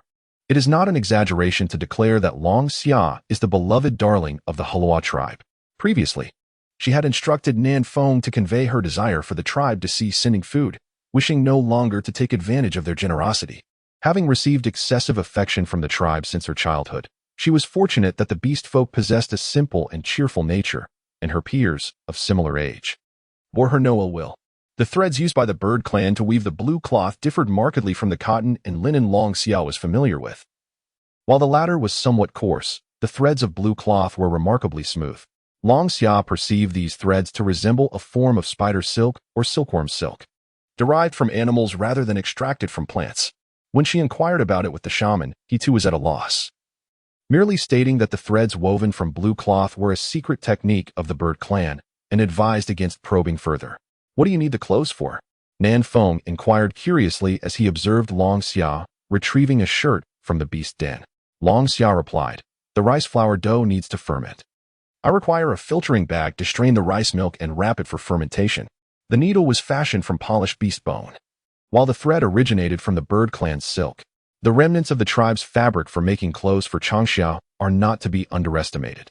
A seemingly modest spool of thread, no larger than a fist, can only be exchanged for a piece of animal hide, indicating its exorbitant value. Unlike the others, Changxia, despite donning animal skins, insists on utilizing garments crafted from blue cloth as a foundation. With only a handful of outfits to her name, can she truly afford to transform any into filtering bags? As I matured, my body's resistance gradually strengthened. Perhaps in the future, wearing animal skin attire would not provoke any allergic reactions. Furthermore, in the absence of blue fabric, I might be able to source cotton and linen to create cloth. Changxia spoke with confidence. Cotton and linen. Nan Feng and Wanchuan exchanged glances, committing these two words to memory. "Very well," Nan Feng replied. She busily assisted Wanchuan in steaming the rice sheets, her peripheral vision fixed on Changxia as she dismantled her garments, repurposing the blue cloth into bags with needle and thread. Suddenly, a chilling voice broke through the air, startling Nan Feng and causing Changxia to turn her head in curiosity. "Wanchuan, what is it?" Nan Feng inquired innocently. Wanchuan raised the wooden basin in her hands, inhaling deeply to quell the tempest of emotions within her, and exclaimed in frustration, "You fool. Just look at what has become of this basin of rice paste." Upon hearing this, Changxia set down her needle and thread and approached. The basin was filled with a watery mess, far too thin to be of any use. Nan Feng chuckled awkwardly, having been so engrossed in conversation with Changxia that she had inadvertently added too much water. She swallowed hard and murmured, "What if we add some fruit powder?" After all, rice paste is simply a mixture of water and fruit powder. If it's too watery, we can add more fruit powder. If it's too thick, we can add water. Noticing Nanfeng's fidgeting hands, Wanchuan sighed, wishing to avert her gaze from her face. In the midst of the sweltering summer, Changxia suppressed the quivering corners of her mouth, as Nanfeng's demeanor crumbled with alarming swiftness, akin to a tempest that rendered her somewhat unsteady. Nanfeng, please. Changxiao interjected, halting Nanfeng's intention to add fruit powder into the basin. Suddenly, she recalled that there seemed to be another culinary method for the steamed rice sheets, known as chengfan, which bore a striking resemblance to cold mixed rice sheets. Chengfan, a renowned delicacy from Guangdong, boasts an array of flavors and culinary variations, be it seafood, assorted meats, or even corn, shiitake mushrooms, and leafy greens. Virtually any conceivable ingredient can serve as a component. What captivates the palate beyond these ingredients is the assortment of sauces that accompany chengfan, such as sesame paste, sweet sauce, chili sauce, and ketchup. It is said that no dish is complete without its accompanying condiments. Previously, when Changxia indulged in sour fruits, she had contemplated crafting a sour fruit sauce, especially considering that the den of beasts still harbored a considerable stash of sour fruits. However, her time was consumed with kiln construction, leaving no opportunity to pursue this endeavor. Now, as Nanfeng inadvertently concocted a batter suitable for chengfan, Changxia felt that the creation of the sour fruit sauce could be prioritized. Shall we discard it? Wanchun lamented. Changxia smiled and replied, there is no need for disposal. We can attempt to make chengfan. The dish is equally delightful, though regrettably devoid of sauce. For chengfan without sauce lacks its very essence. Nonetheless, it is worth the endeavor. Chengfan, how does one prepare it? Wanchun released her grip on the wooden basin, exhaling softly. She turned and shot a fierce glare at Nanfeng, who averted her gaze towards the heavens, unwilling to meet Wanchun's eyes. Indeed, such meticulous tasks were ill-suited for her. Was she to learn from Changxia and seek a male adept in culinary arts? Gazing upwards, Nanfeng's thoughts wandered far and wide, reminiscent of the rice sheets themselves. In the realm of culinary delights, Changxia instructed to pour a mixture of flour into the beast bone pot, subsequently adding slices of meat, bird eggs, shrimp, and wild vegetables to be steamed to perfection, before drenching it all in a delectable sauce. Changxia, is the sauce made from ginger, scallions, and garlic? Warm Spring inquired with curiosity. No, Changxia replied. The sauce is meticulously crafted, akin to how sour fruits can be simmered into a tangy preserve, while river shrimp and crabs can be transformed into shrimp and crab sauces. Regrettably, the ingredients for the beast inn are insufficient to create the sauce at this moment. As she explained, Changxia retrieved a fresh piece of meat from the den and sliced it. Lacking sauce, they would have to resort to consuming it with bone broth. The mixture of fruit powder and flour promised a delightful taste. One could only imagine that the resulting rice rolls would be equally exquisite. Chapter 39. The art of woodblock painting. In the past, when the tribe's females were with child, they had a particular fondness for sour fruits. However, Warm Spring found them intolerable. A single bite would leave her teeth aching and unable to consume anything further. Nanfeng smacked her lips and remarked, grilled meat drizzled with sour fruit juice is quite delightful. Is the sour fruit truly that wonderful? Warm Spring questioned, her expression one of disbelief. Despite employing similar techniques, she could not replicate the delectable grilled meats prepared by Chen Rong, which were indeed a culinary marvel. Warm Spring praised. Yet she remained unaware that the grilled delicacies were enhanced with sour fruit juice. With her belly rounded, she occasionally assisted Changxia, but as for grilling, it was primarily Chen Rong's domain unless he was otherwise occupied, in which case Changxia and the others would take over. Interestingly, Warm Spring had never considered the connection between grilled meat and sour fruits. Changxia, can you create sugar? Nanfeng's eyes sparkled with intrigue as she whispered. Changxia had mentioned that sugar was akin to honey, exceedingly sweet. Once tasted, it could linger pleasantly in the heart. Although Nanfeng had never sampled sugar, she had experienced honey, albeit sparingly. On a warm summer day, Changxia used chopsticks to dip into the food, feeding her. Due to her frail constitution, Changxia had been consuming bitter medicine for quite some time. Each year, the shaman would send a small jar of honey from the beast clan to the sacred mountain of Kana for Changxia, allowing her to take a few sips while swallowing her medicine.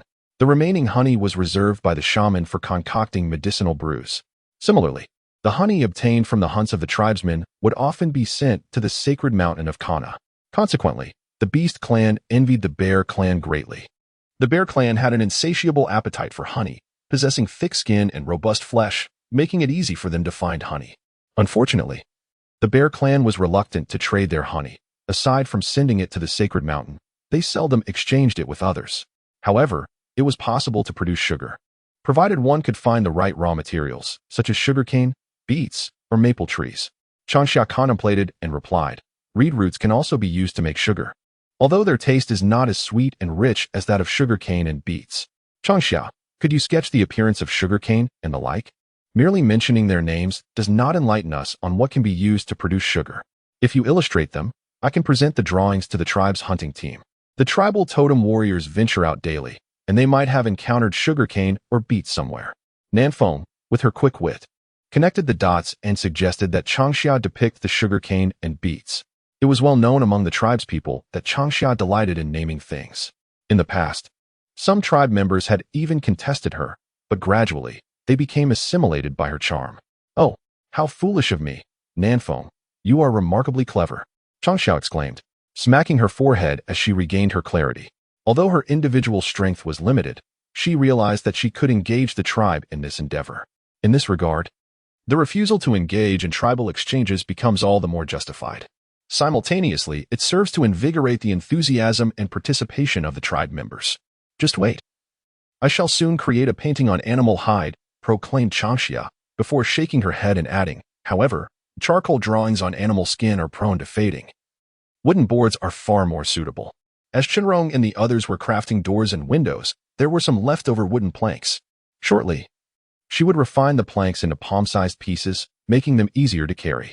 Yuan Chun placed the prepared rice rolls, along with the bone pot, into the stone steamer. "Changxia, you need not wait. Go find the wooden boards for your painting right away. Leave the rice sheets and rolls to me and Nanfeng. I have already learned how to prepare them. A few more batches of chilled strips can be sent for Chenrong and the others to taste. As for the freshly ground rice flour, which requires fermentation, it will take some time to perfect, so let us take it slow," Yuan Chun stated decisively. Instantly, Nanfeng nodded vigorously. "Changxia, heed Yuan Chun's advice. The sooner you finish your painting to present to the tribe, the sooner the hunting team can locate the sweet sugarcane. And we may savor the sweetness sooner," she exclaimed, her voice filled with anticipation. Perhaps, in a few days, she would indulge in the delightful taste of sugar. Lost in thought, Nanfeng impulsively pushed Changxia aside, momentarily neglecting the rice rolls as she hurried to fetch the wooden boards for Changxia, ready to draw as soon as she had washed her hands. Upon hearing this, Changxia pondered and agreed. The fermentation of freshly ground rice flour would require at least overnight. At present, she had already prepared the rice flour bags needed for filtering.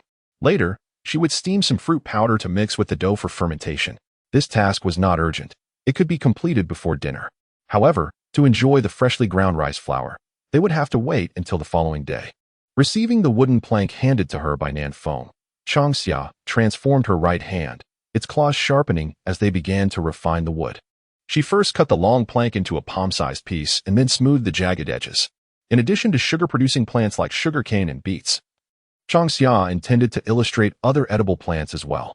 The diminutive wooden surface posed a challenge to her artistic skill. However, more importantly, the charcoal pencil was excessively soft, causing it to smudge easily during use. As she worked on the plank, she contemplated how to enhance the charcoal pencil. Her gaze flickered to a piece of partially burnt firewood, charcoal. This charcoal was denser than fully burnt charcoal pencils, allowing for a steadier grip and preventing smudging. With this piece of charcoal, there was no need for her to ponder the intricacies of charcoal production just yet. The rainy season approached rapidly, and the temperatures were rising. There would be ample time to consider charcoal when the cold season arrived. Moreover, she had already crafted a heated bed. The small, thin wooden planks were meticulously polished. Changxia picked up the charcoal and began testing it on some scrap wood. The flora and fauna of the dusk forest bore slight differences from those on Earth, yet they were largely similar. However, variations in size, shape, and color were abundant, requiring tasting for discernment. Fruit powder was a prime example. It resembled rice in texture and required no cultivation. The dusk forest was rich with ginkgo trees, allowing for year-round harvesting, drying, and grinding to produce fruit powder. In terms of convenience and yield, ginkgo was superior to rice. In the distance, warm spring breezes enveloped Nanfeng, who was busy yet attentive to Changxia. Observing Changxia, who was engrossed in her artwork, their expressions radiated warmth and hope, intertwined with deep pride and joy. "Nanfeng, please deliver these rice sheets and steamed rolls to Chenrong and the others. I intentionally prepared several bowls, and at this moment, the empty mountains should have arrived as well." Warm Spring retrieved the backpack and wicker basket, as there were quite a few items. Long Summer was busy, and they all wished not to disturb her. Consequently, It fell upon South Wind to make the trip alone. South Wind nodded and cheerfully replied, "It's a piece of cake. Leave it to me."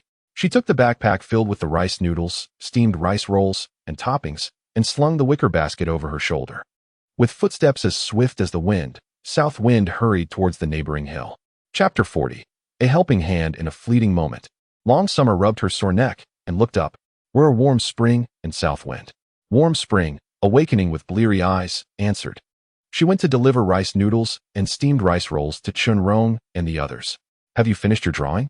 After South Wind departed, Warm Spring, clutching her belly, sought a shaded spot and dozed off, drifting into a haze of slumber. It was only Long Summer's voice that roused her. She stretched and, using the table for support, stood up and approached Long Summer. Previously, she had kept her distance, fearing to disturb her. In truth, Warm Spring had long been curious about the small wooden boards in Long Summer's possession. Long Summer glanced at the stacked wooden boards and smiled, saying, "I've drawn a dozen or so. The rest I shall complete when I remember." "Wow, what is this called? It looks quite peculiar. Is it a wild fruit?" "Yes, this one seems very familiar." Warm Spring sat beside Long Summer and began to flip through the small wooden boards, her exclamations of wonder and curiosity continuing unabated. Long Summer shrugged and stood up to fetch some water. After all, it was not feasible for Long Summer to traverse the entire tribal territory in a short span. The root and the tribe would not feel at ease allowing Long Summer to leave unless Chunrong cured the poison or she became significantly stronger. If the tribe's people were to lend their assistance, the task would undoubtedly become significantly simpler and more effortless. This endeavor would yield mutual benefits for both her and the tribe, epitomizing reciprocity. "I had no idea there were so many varieties of chili peppers," Warm Spring exclaimed in astonishment. She shook her head, reflecting that she had never encountered chili peppers within the territory of the tribe. The lantern chili was discovered at Green Mountain Rock. Surely, there must be more varieties of chili growing there. However, one wonders if other types of chili might exist. The taste of spiciness, once experienced, lingers in one's memory. Impossible to forget. Indeed, Long Summer nodded in agreement. Different types of chili possess distinct flavors. The smallest chili is the spiciest, while the slender and pointed ones, known as spiral peppers, are also quite fiery. Then there is the skyward chili, also referred to as millet pepper. It is diminutive yet astonishingly pungent. When prepared as pickled chili, it is both spicy and crisp. As she spoke, Long Summer could not help but swallow in anticipation. "Oh, how I long to taste chili." "Spicy? Chili, you say?" South Wind, approaching from a distance, overheard Long Summer's exclamation about the heat. "Oh," Warm Spring gasped, "South Wind, why have you been gone for so long?" With a hearty laugh, South Wind set down her woven basket and rucksack, placing her hands on her hips. Long Spring and Long Summer exchanged puzzled glances, unsure of what mischief South Wind was up to this time. "I have splendid news for you," South Wind declared. "This afternoon, Kong Shan will bring his son, Wan Mu, and Feng Hua to White Lake. I will be delivering rice noodles and steamed rice rolls to them. Chunrong is leading a team to excavate my cave dwelling." In a decisive manner, Chunrong split his forces into two groups. This afternoon, they would complete the excavation of Warm Spring's residence and her family yes. By tomorrow morning, they would finish the excavation of Yadong's cave, constructing the mud walls and fitting the doors and windows. Perhaps, within 2 days, the cave dwellings for the three families will be completed. "How swiftly!" exclaimed Changxia with delight. The arrival of Kongshan and the others suggested that the majority of the tribe's members might wish to build a cave. Contemplating this, Changxia cast a peculiar glance at Nafeng. While she did not deny the comfort and safety of the cave dwellings, the beast's lair embodied the wisdom accumulated by their kind over countless centuries. Changxia doubted that the tribe's sentiments could shift so rapidly. There surely lay undisclosed matters beneath the surface. Quickly, that would be splendid. Warm Spring expressed her joy, suddenly recalling the trio brought by Kongshan. She pondered whether the rice noodles and steamed rolls Nanfeng had sent would suffice.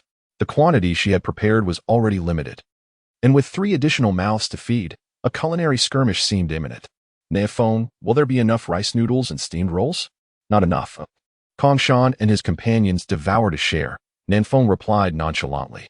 In the Beast clan, resorting to physical exchanges was a commonplace affair, for those with the strongest fists held the power of distribution. Did Chunrong participate? Changxia inquired anxiously. At this, both Warm Spring and Nanfeng's lips twitched in unison. Warm Spring, aware of Qinrong's prowess from Shankuan's words, knew he was formidable. Nanfeng was cognizant of having sparred with Qinrong, with neither side claiming victory. Who would have anticipated that a male, weakened by poison and injury, could confront the tribe's formidable totem warriors without faltering? The tribe's agreement to allow Changxia to reside at Baihu was not solely due to her resolute demeanor. Qinrong played a decisive role, even while appearing somewhat frail. Yet, his strength remained formidable. Warm Spring chuckled, "The rice noodles and steamed rolls are your creations. Who would dare to compete with Qinrong?" This statement was part jest, part explanation. In the long summer, Kong San conveyed a message to me, stating that some members of the hunting team were seeking assistance in preparing fried meat, offering to exchange goods in return. The hunting team predominantly consisted of adult, single males from the tribe, who primarily feasted on roasted meat due to their unmarried status. Having tasted fried meat, they found roasted meat to be rather mundane by comparison, which sparked their desire to seek help. However, the females of the tribe, who were bound by familial ties, were preoccupied with their own daily tasks. After much deliberation, Kong San and the others naturally thought of Changxia, particularly since Qinrong was incapacitated by poison and unable to hunt, and Changxia, with her frail health, was equally unable to participate in the hunt. Moreover, she had been the first to master the art of frying meat. Certainly, Changxia responded without hesitation, agreeing to assist. "Have them bring me the meat they wish to fry. I shall prepare it for them. However, they must bring their own earthenware jars. I can provide the salt." Kong San and the others had previously taken good care of Changxia, and she was more than willing to lend her aid in return. "They will come looking for you by evening. When they arrive, you can inform them," said Nanfeng, confident that Changxia would comply. It seemed that an early visit would be necessary to offer assistance the following day. Nanfeng exchanged knowing glances with Nuanshan, understanding each other's thoughts without uttering a word. "Just in time. I can provide them with the wooden boards," Changxia remarked cheerfully. "Have the boards been painted? Show me." Nanfeng approached the long table, eagerly examining the boards, growing increasingly delighted with each glance. If those plants depicted on the boards could be found, it would mean an abundance of delicious food. "How wonderful!" Changxia exclaimed, rolling up her sleeves and busily arranging her plans, while Nuanshan and Nanfeng smiled and listened attentively beside her. In the warmth of spring, standing beside Changxia seems to diminish any weariness. It appears that the little one within me also holds a fondness for Changxia. Chapter 41. We wish to build a cave as dusk gradually descends. Birds return to their nests, and the sky is painted with a tinge of orange-red twilight. Countless figures rise from the white lake, soaring towards the distant forest. The amber twilight reflects upon the crystal-clear waters of the lake, crafting a breathtaking tableau of a dusky lakeside. The horizon, the lake, the earthen caves, and the forest intertwine in a delightful spectacle, weaving the sky of the Halawa tribe into a paradise. "Changxia, did you fry the yam-flour cake? It smells divine." A joyful shout from Yadong echoes from afar, followed by familiar voices and laughter from the others. "Changxia, do we still have cold rice noodles and steamed rice rolls? I crave the rice rolls." Yadong devoured all the afternoon batch. "I didn't even get a taste. I find the toppings delightful. Could you allow me a little more?" "Changxia?" Voices of inquiry draw closer. Soon, Qinrong leads Yadong and the others to the beast den. After fetching water to wash their faces and hands, their eyes fixate on the bowls and plates laid out on the long table, and the sound of swallowing can be heard in a chorus. "What are you waiting for? Eat."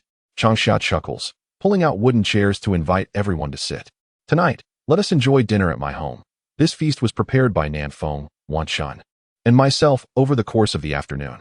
Upon learning that Kongshan and the others were coming, Changxia planned an elaborate spread. In truth, she hoped for more females from the tribe to join. This way, when the cave holds the hot pot feast in a few days, the females could lend a helping hand. The Halawa tribe, renowned as the most formidable beast clan within the Twilight Forest, boasts a population exceeding 1,000. Do not underestimate the significance of this number. The beast folk possess robust physiques and the ability to transform into their animal forms. As apex predators in the food chain, their daily sustenance requirements are substantial. The tribe's ambition for expansion hinges upon the increase of its members. Changxia seeks to alter the living conditions of the beast folk by cultivating a greater abundance of grains to satisfy their fundamental needs. With ample provisions, the tribe can nurture more offspring and sustain a larger population. How delightful! Ultimately, all discussions distilled into the simplest of sentiments. Without further ado, Chenrong took his seat first. Observing this, the others followed suit without hesitation. However, let us not rush to indulge in the roasted meat. First, we shall savor the soup. This bone broth has simmered for an entire afternoon, extracting even the marrow, garnished with a sprinkle of green onions. It is remarkably fragrant. Changxia served the soup to everyone, urging them to partake in it before delving into the meal. This evening's main fare is not roasted meat, but rather a medley of cold rice noodles, fruit pancakes, and steamed rice rolls, with yam fruit pancakes reserved as a dessert. The rice rolls, having been steamed last, are at their finest when drizzled with sauce immediately upon being served. Who knew bones could yield such a delectable broth? This soup is exquisite, surpassing any meat broth I have tasted before. Changxia, you are truly remarkable. The few individuals from Kongshan took turns extolling Changxia's virtues, some of their compliments making her feel rather bashful. Yet, their expressions radiated sincerity, devoid of any semblance of insincerity. Chenrong, how is progress on your end? Changxia inquired gently. Chenrong accepted the soup handed to her by Changxia, savoring the warmth of the bone broth as it glided down her throat. With the assistance of the four from Kongshan, they had simultaneously excavated the cave dwellings of both Nuanchun and Nanfeng in the afternoon. Tomorrow, they would proceed to the next phase of construction, removing the kiln and installing doors and windows in the earthen walls. She refrained from mentioning Yadong, who would also have his cave dwelling completed by tomorrow, had it not been for the time required for the earthen walls. All three cave dwellings could have been constructed by tomorrow. The adage that many hands make light work was, indeed, no mere platitude. How astonishing! Changxia exclaimed. Should she commend the beast tribe for their prowess, or should she simply marvel at their capabilities? Initially, she had anticipated the construction of the cave dwellings to take several months, yet to her surprise, the process had only consumed a matter of days. Indeed, she had underestimated the abilities of the beast tribe. Hee. Nanfeng could hardly contain her joy, laughing heartily. Soon, she too would reside in a spacious and well-lit cave dwelling, free from the worries of being drenched during the rainy season or the fear of suffering from the cold during winter. The members of Kongshan indulged in their merriment, casting glances at Changxia, seemingly hesitant to speak. Kongshan, if there is something to discuss, please do so, Changxia encouraged. She was perceptive enough to notice the anxious expressions on the faces of Kongshan and the others. Kongshan chuckled foolishly, whispering, Changxia, can we also construct cave dwellings? At this inquiry, the tension among his son and the others nearby heightened. Yes, you may construct them, as long as you are willing. You can begin at any time. However, the rainy season is not conducive for such endeavors, so if you wish to build, it would be prudent to act swiftly. Changxia advised earnestly. Applause erupted from Kongshan and the others in their excitement. Can we also build a cave by the White Lake? Luanmu squeezed past Kongshan, leaning closer to Changxia, his face alight with enthusiasm. Chenrong extended his hand to push aside Luanmu, coldly commanding, sit properly. Changxia remarked, the White Lake belongs to the tribe. What use is it for you to come here to build a kiln and seek the chief? She rolled her eyes, speechless. Nevertheless, she wholeheartedly supported the idea of her kin constructing kilns near the White Lake. The proximity to the water and the ease of fishing made it exceedingly convenient, and there was ample space for her tribe to establish kilns while simultaneously freeing up room for renovations within the tribe. The Hulawa tribe had developed in this locale for centuries, and their internal space had been nearly exhausted. To build new kilns, a significant portion of the beast dens would need to be dismantled, which would pose a challenge for the nostalgic beast folk. However, expanding towards the White Lake would resolve many issues. I shall also go. In an instant, the four from Kongshan were filled with excitement. With kiln caves, they could seek mates among the females. Their prospects would not be confined to their tribe. They could also venture to other beast tribes to court females. After all, compared to the Hulawa tribe, other beast tribes were still oblivious to the construction of kilns and remained in beast dens. A sense of inexplicable pride welled up within them. Unlike Nanfeng, who was reluctant to seek males for mating, most beast folk eagerly anticipated finding a mate, be it male or female, to bear a litter of offspring and lead a simple yet bustling life, day after day, year after year. The members of Kongshan were preoccupied with thoughts of constructing kilns. Their appetites diminished slightly. After discussing fried meat with Changxia, they hurriedly bid farewell and made their way back to the tribe. The once noisy beast den gradually returned to tranquility. Changxia, would you like to take a bath? Rong inquired. Sure, what should I do? Cleaning the stone pot and the beast bone pot, I ladled the fruit powder to steam it thoroughly, intending to use it alongside the paste to create a fermented dough. Beneath the tranquil night sky, the bonfire illuminated the exquisite faces of the two individuals. The occasional murmur of conversation added to the serene and peaceful ambience of the night. Chapter 42. The arrival of the sorceress under the luminous moon and sparse stars. Changxia carefully drained the 100 pounds of dough, wrapping it in leaves for fermentation. The hour had grown late, and after prolonged kneading, her hands ached, rendering her unable to lift them. I offered to assist her, but she stubbornly refused. Now, do you comprehend the pain? Rong gently chastised Changxia, bringing warm water to soothe her hands while delicately massaging them between his palms to alleviate her discomfort. Changxia squinted her eyes, relishing in Rong's attentiveness. It doesn't hurt, it's just extremely sore, Changxia pouted, retorting softly. The freshly ground rice flour differs from the rice noodles. In order to enjoy it, the dough must be fermented in advance. Naturally, if Rong and the others indulged freely, even 100 pounds of dough might not suffice, considering many tribespeople would be arriving the following day. She contemplated the possibility of directly kneading and pressing the dough if necessary. Perhaps the flavor would not match that of the fermented dough. Yet, given the tribe's adaptability to food, they might not discern the difference. Wait, Rong, be gentle, it hurts. Hiss, your strength is a bit too much. Hearing Changxia's cries of pain, Rong smiled and lifted his head, asking, now you understand the pain? Just a moment ago.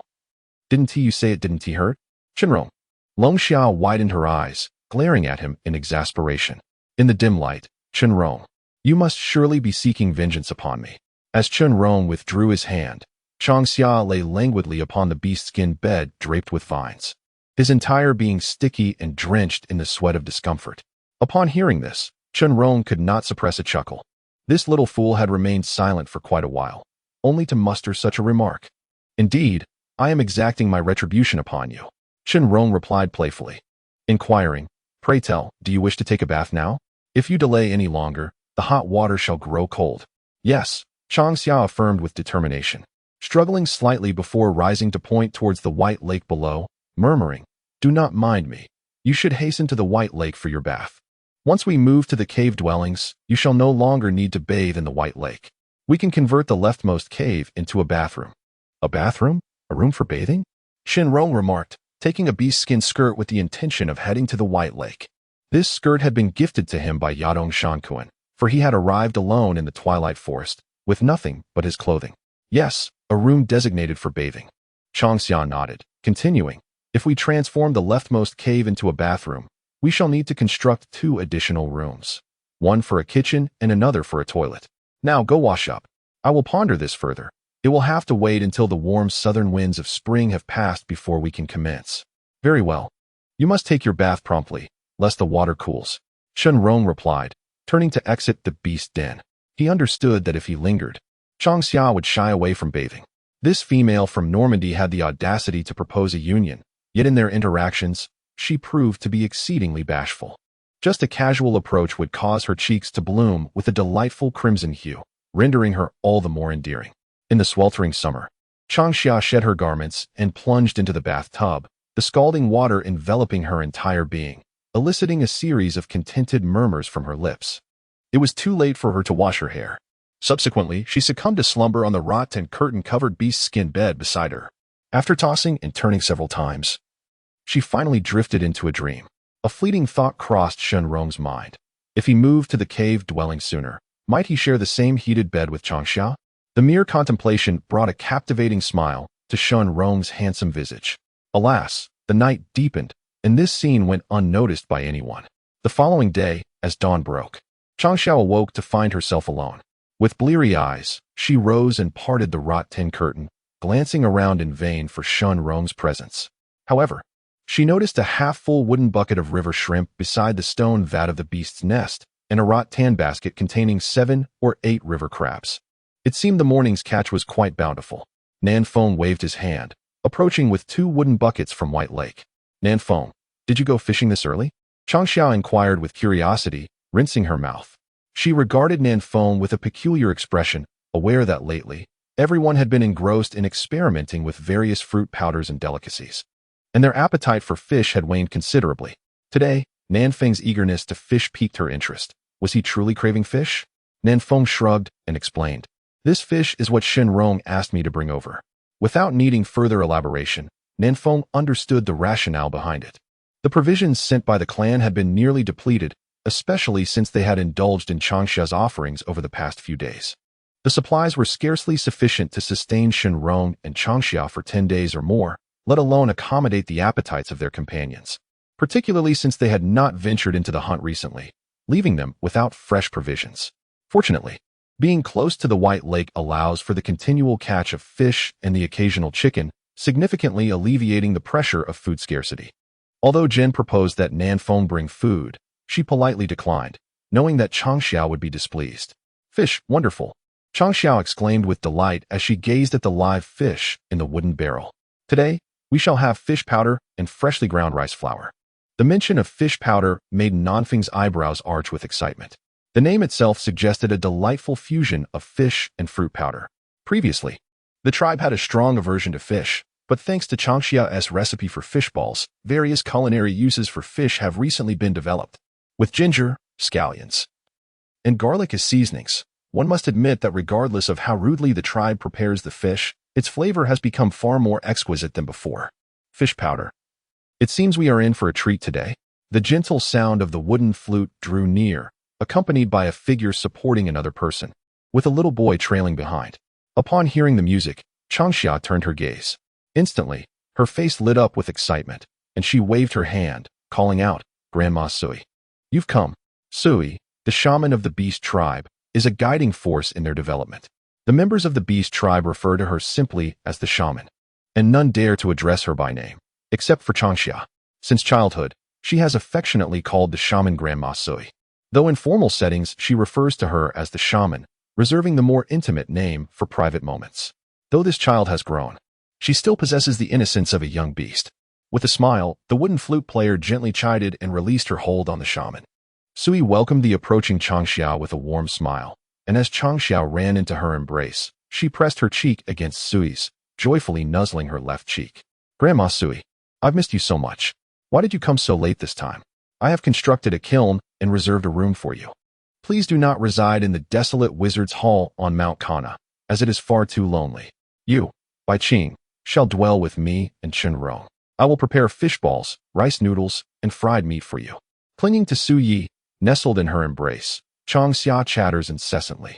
The onlookers smile at this scene, revering the shaman as a beastly deity. None dare to approach Su Yi in such an intimate manner except for Changxia, who remains undaunted, consistently seeking Su Yi's company. Su Yi regards Changxia with a special fondness, perhaps due to her unreserved affection and trust. Chapter 43. Grandmother Su Yi. You. Even as an adult, you still indulge in childish antics. It's quite amusing. Su Yi playfully poked Changxia's forehead and glanced towards the direction of the beast den, saying, "There is no rush for food. Take me to explore the kiln cave." She had heard Root boast about the kiln, which piqued Su Yi's curiosity. It is worth noting that Root has always been steady and honest. What enchantment lies within the kiln that could cause such a departure from Root's usual demeanor? Aside from Root, Su Yi also noticed a remarkable transformation in the overall atmosphere of the Halawa tribe during this visit. It has become more vibrant and lively than ever before, a quality unmatched by other tribes. After an unfortunate incident with the Bird clan, she had been invited to accompany Bai Qing to the Qinghai Plateau. In just a matter of days, the Halawa tribe had undergone such significant changes that Su Yi felt a profound sense of wonder. Bai Qing rolled her eyes skillfully and swatted away Changxia's playful interference. Before Su Yi and Bai Qing, Changxia appeared particularly childlike, especially enjoying teasing Bai Qing. She always referred to herself as an elder sister and delighted in pinching Bai Qing's cheeks. "Changxia, do not tease him. Nanfeng will take Bai Qing to your beast den for a rest," Su Yi instructed. They had journeyed directly from the Qinghai Plateau to the Halawa tribe, enduring a long trek. So you could manage, but Bai Qing, still young, was nearly falling asleep, his eyes resembling those of a raccoon. "All right," Nanfeng responded. Changxia, taken aback, inquired directly, "Grandma Su Yi, did you come straight from the Bird clan?" After speaking, her gaze flitted over the large bundle carried by Bai Qing and the musician. Accompanied by Changxia, they leisurely made their way towards the cave dwelling. The shaman of the bird clan? Changxia marveled. What could warrant an invitation for a beast clan shaman to the Qinghai Plateau?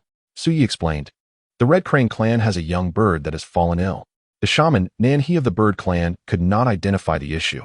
So they summoned me from the Miao AI forest to assist in the diagnosis.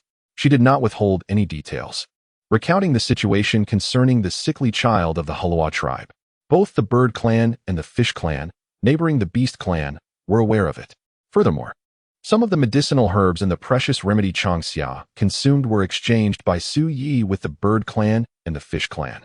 Consequently, Cuy's reputation as a healer had spread throughout the two clans. Is the young bird all right? Changxia asked anxiously. The reason for the prolonged journey was primarily due to the onset of the rainy season on the Qinghai Plateau, which caused some delays. That is reassuring. Changxia sighed in relief. Soon, the three arrived at the cave dwelling. No matter how many times one gazed upon it, it remained breathtaking and awe-inspiring. The musician murmured softly. Su Yi, equally astonished, looked at Changxia, reflecting on how that tiny beast child had grown into such an admirable figure. She was not particularly materialistic and did not express her astonishment as vividly as the musician did, following Changxia step by step to inspect the cave. Listening to the delineation of belonging to each cave by Changxia, Su Yi's smile remained unwavering. From the moment she found Changxia, Su Yi realized her uniqueness. An aura of desolation, solitude, and an overwhelming scent of death surrounded her.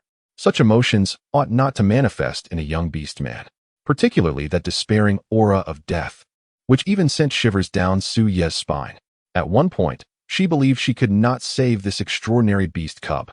Initially, Su Yi grappled with the decision to send Changxia to the Hulawa tribe. She yearned to nurture Changxia herself, yet her duties as a shaman compelled her to part ways. In hindsight, that choice proved to be wise. The Hulawa tribe did not betray her trust. The once despondent beast cub had now successfully reached adulthood and found a partner. Rather than probing into Changxia's secrets, Su Yi embraced her as a mentor, guiding her to restart her life and rediscover familial and friendly bonds, even finding love herself. Can beast men construct caves? Muqin inquired. Su Yi nodded, yet shook her head, leaving Muqin perplexed, unable to discern her true thoughts. Changxia, however, understood to some extent. Constructing caves necessitated external forces, with soil quality determining feasibility. If the soil was unsuitable, building a cave would be far more arduous than creating a nest. Changxia, what do you think? Can beast men construct caves? Su Yi asked, her smile warm and kind, gazing at Changxia. She had long sensed something unusual about Changxia's body, akin to Bai Qing, who was also suited to be a beastman shaman. However, considering Changxia's physical condition and temperament, Su Yi ultimately chose silence. This child, perhaps, was more suited for a free-range existence. The Hulawa tribe is capable of constructing caves. However, other tribes of the beast folk still needed to be informed. Changxia pressed her hand against the wall of the cave and spoke. The soil used for constructing the cave must possess a robust and sturdy quality. Other types of soil are prone to collapse or leakage, which is why the rainy season is unsuitable for building caves. Upon hearing this, Muqin fell silent. She felt a sense of joy that the Hello tribe could construct a cave, yet she was disheartened that such a fine dwelling could not be shared among all the beast folk. Muqin Amu, houses need not be limited to caves. Wooden houses and brick houses can be equally elegant and aesthetically pleasing, and in some respects, they resemble beast dens, albeit with a more spacious area. Changxia chose to build a cave solely because the terrain by the White Lake was conducive to such construction. If other tribes of the beast folk were unable to build caves, they could resort to wooden or brick houses. The only inconvenience would be that it might require a bit more effort, given the physical prowess of the beast folk. Changxia believed that such toil should not be deemed excessive. Which is superior, wooden houses or brick houses compared to caves? Muqin inquired with curiosity. Changxia smiled and replied, each has its own merits, depending on the terrain and surrounding environment. Subsequently, Changxia elaborated on the advantages and disadvantages of wooden and brick houses, while Muqin contemplated, meticulously noting down Changxia's insights. Changxia, could you prepare a few sets of furniture for my wizard hall? She exclaimed with delight. She did not pursue the topic of wooden or brick houses, but instead regarded the rosewood furniture placed within the cave with newfound admiration. These pieces of furniture had been crafted by Chunrong during his rest, the The beast den was too cramped, so they were relocated to the cave. At first glance, Sui was enamored with them. She did not hold back with Changxia and spoke directly. In the warmth of summer, Changxia clasped Sui's arm joyfully, exclaiming, "Sui, these furnishings are crafted especially for you. Look, I have meticulously selected exquisite rosewood. Indeed, the black wood grain is truly beautiful." Sui acknowledged Changxia's discerning taste with admiration.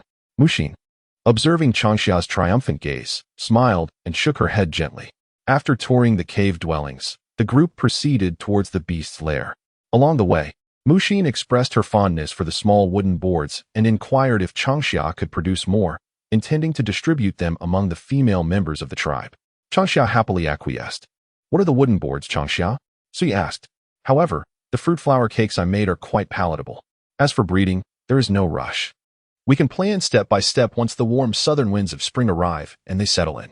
While speaking, Changxia gathered the remaining wooden boards and charcoal, then handed them to Sui. As Sui caressed the wooden boards and glanced at the charcoal, she proposed, "The Canisheng Mountains which hall possesses materials suitable for writing. If you desire, I can send Jin to Canisheng Mountain." Sui contemplated this, suggesting the intriguing notion of the white tree, a remarkable entity. It grows solely in proximity to the witch hall and can be regarded as the witch's symbiotic tree to some extent. The leaves of the white tree resemble thick, white parchment, and its branches can be snapped off to serve as writing instruments. Legend has it that the white tree was bestowed upon the continent's tribes by the beast god as a vessel for the transmission of knowledge. It flourishes near the witch hall, coexisting with the witches. Each witch possesses their own white tree, which is sacred and pure. What does it mean to write? Changxia's curiosity was piqued. The beast tribe's writing system leaned more towards pictographs, and few in the tribe were literate. During the lengthy summer, Changxia had studied under the shaman and had acquired the ability to read. However, she had always written on the ground and had never encountered the refined tools of writing such as paper, ink, brushes, and inkstones. At this moment, when Sui suddenly mentioned that the shaman's hall possessed tools for writing, how could she not be filled with curiosity? The leaves of the white tree were far more practical than wooden boards, and its branches were more convenient than charcoal for writing. The white tree served as a unique writing tool for the shaman, and only the chieftains of the beast tribes were deemed worthy to utilize the white leaves and branches. "There should be some left. If you are in urgent need, you may take his share, and I shall replenish it for him later," explained Sui. Ordinary beast tribesmen lacked the understanding of writing, thus, possessing the leaves and branches of the white tree would be of no use to them. Moreover, the white tree symbolized the shaman's identity and could not be used indiscriminately. However, if it were for the purpose of recording, as Changxia intended, it would be permissible. Paper and brushes? How wondrous! Upon hearing this, Changxia couldn't help but express her amazement. Sui glanced at her, refraining from commenting on her choice of terminology for the white leaves and branches. After all, paper and brushes sounded far more elegant than white leaves and branches. Meanwhile, Changxia was filled with joy, contemplating that perhaps one day she would encounter wondrous items again, allowing her to respond with greater composure. "If you like them, I shall provide you with more when the time comes," Sui promised. Her ancient white tree towered majestically, casting shade over a significant portion of the shaman's hall. Gathering some leaves and branches would not harm it. "Very well," Changxia nodded, her spirits soaring. "Nanfeng, where did you place the beast skin package from earlier?" Sui inquired gently. Nanfeng pointed towards the beast den and replied, "In the beast den. I placed it inside." "Shaman, should we take it out?" Muxin stepped forward to ask. "Yes. I have brought some unique specialties from the bird tribe for Changxia." With a smile, Sui welcomed the avian tribe, who had made a special journey to the twilight forest to seek her assistance. Initially, she had assumed that the birds were embroiled in some significant matter, only to discover that it was merely a case of a young beast succumbing to illness due to the chill. After tending to the ailing creature, the avian tribe rewarded her handsomely. Sui selected a few items for Changxia, yet afterward, she felt a twinge of regret. However, upon her arrival at the Heluo tribe and exploring Changxia's cave dwelling, her spirits lifted. The gifts she had second-guessed seemed remarkably suited to Changxia's abode. "Grandmother Suyi, have you brought me gifts?" Changxia exclaimed with uncontainable excitement. Hearing this, Nanfeng felt a pang of jealousy. "Which? Have you brought gifts for Changxia? What about me?" Nanfeng clamored, demanding a present from the witch. In the past, she would likely have remained silent, but recently, she had become somewhat more uninhibited. Before Suyi could respond, Mu Qin set down the beast skin bundle in her hands and playfully struck Ninfeng on the back of her head several times. The unexpected pain caused Ninfeng to wail in distress. Ninfeng? Su Yi exclaimed, surprised to see this lively side of the child. Has she always been this spirited? Mu Qin mused, her lips twitching with amusement. Which, pay no heed to Ninfeng, Mu Qin advised. What gift do you desire? I brought several luminous stones for Changxia, intending for her to play with them. Given that the cave is not conducive to lighting a fire, these stones are perfect for illumination. Su Yi unwrapped the beast skin bundle and extracted a small pouch, from which she poured out 7 or 8 luminous stones. These stones, unique to the avian tribe, were prized for their ability to be polished into decorative ornaments, seldom exchanged with outsiders. It was only after Su Yi rendered significant assistance to the avian tribe that they agreed to this exchange. Changxia joyfully accepted the luminous stones, which sparkled brilliantly in the sunlight, radiating a cheerful glow. Grandma Sui, you are simply marvelous. It's as if you are the worm in my belly. I was just thinking about asking you regarding the light stones. Changxia exclaimed, excitedly toying with the smooth, polished light stones. Each stone was round, translucent, and gleaming, resembling exquisite white jade gems. Sui remarked, give one to Ninfeng. All right. Ninfeng hurriedly stepped forward, extending a hand. Mu Qin sighed in exasperation, staring at Ninfeng in disbelief. Here, Ninfeng. Changxia generously selected a stone and handed it to her. Grandma Sui, can we exchange light stones with the bird tribe? In the future, when the tribe builds kills, using light stones for illumination would be much more convenient. The bird tribe is rather stingy to exchange light stones with them. We must possess something that truly captivates their interest, Sui replied calmly. The relationship between the bird tribe and the beast tribe is relatively amicable. The beast tribe often trades blue cloth with the bird tribe, while the bird tribe reciprocates with white fruits, furs, and various specialties from the twilight forest. For instance, Changxia has discovered a new way to utilize the fruit powder from the white fruits. I believe that this year's exchange with the bird tribe will go much smoother. Then I shall ponder this, Changxia responded earnestly. Sui continued to rummage through the animal skin pouch, revealing 5 or 6 pieces of blue cloth, along with some furs and food gifted by the bird tribe. These pieces of blue cloth were exchanged for you by Bai Qing. Keep them for making clothes. The furs and food are also yours to keep, as Canasate Mountain does not lack for supplies. Sui sifted through the items, selecting the clothing for herself and Bai Qing. The remainder was to be placed in the beast den by Changxia. Ninfeng, watching from the side, felt a pang of envy, her eyes glistening. Mu Qin glared at Ninfeng, finding her increasingly whimsical and childlike demeanor rather annoying of late. Which? Ninfeng called out softly, her voice elongated. Su Yi smiled gently and inquired, Ninfeng, what troubles you? This version of Ninfeng intrigued Su Yi. She found the beast tribe's young ones rather somber, with only a few lively males from the Hala tribe exhibiting cheerful dispositions. Today, however, Ninfeng seemed particularly vibrant. I'm fine. Ninfeng shook her head in dismay, feeling a profound sense of grievance within her heart. Faced with Su Yi's smiling visage, she found herself at a loss for words. Changxia couldn't help but chuckle, reaching out to touzle Ninfeng's hair. Ninfeng, do not feel aggrieved. The blue cloth that Elder Su Yi gave me, I will set aside a piece for you to make a new garment. I'll devise some new items, and when we trade with the bird tribe, we shall make a grand exchange. Chapter 45, Crystal Grass. Changxia, what new items do you intend to devise? Mukin asked with enthusiasm. Changxia shook her head, pondering deeply. I wish to create something that will delight the bird tribe, for only then can we barter for luminous stones and blue cloth. Moreover, the bird tribe possesses many other valuable goods beyond luminous stones and blue cloth. In truth, the beast tribe also had treasures of their own, such as the pottery from the Hala tribe, honey from the bear tribe, and green beans from the lion tribe. Changxia did not limit her vision to just the bird tribe.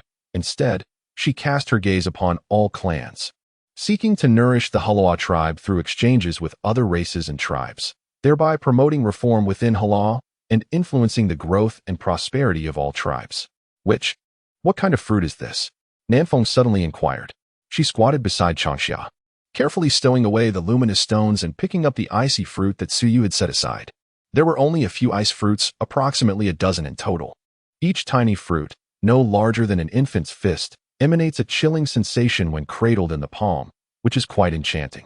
Suyi turned her head and replied, "This is the ice fruit, a unique wild fruit that flourishes on the Qinghai Plateau. It is the favorite among the avian tribe, with a tender and glutinous flesh that provides a refreshing respite during the sweltering rainy season.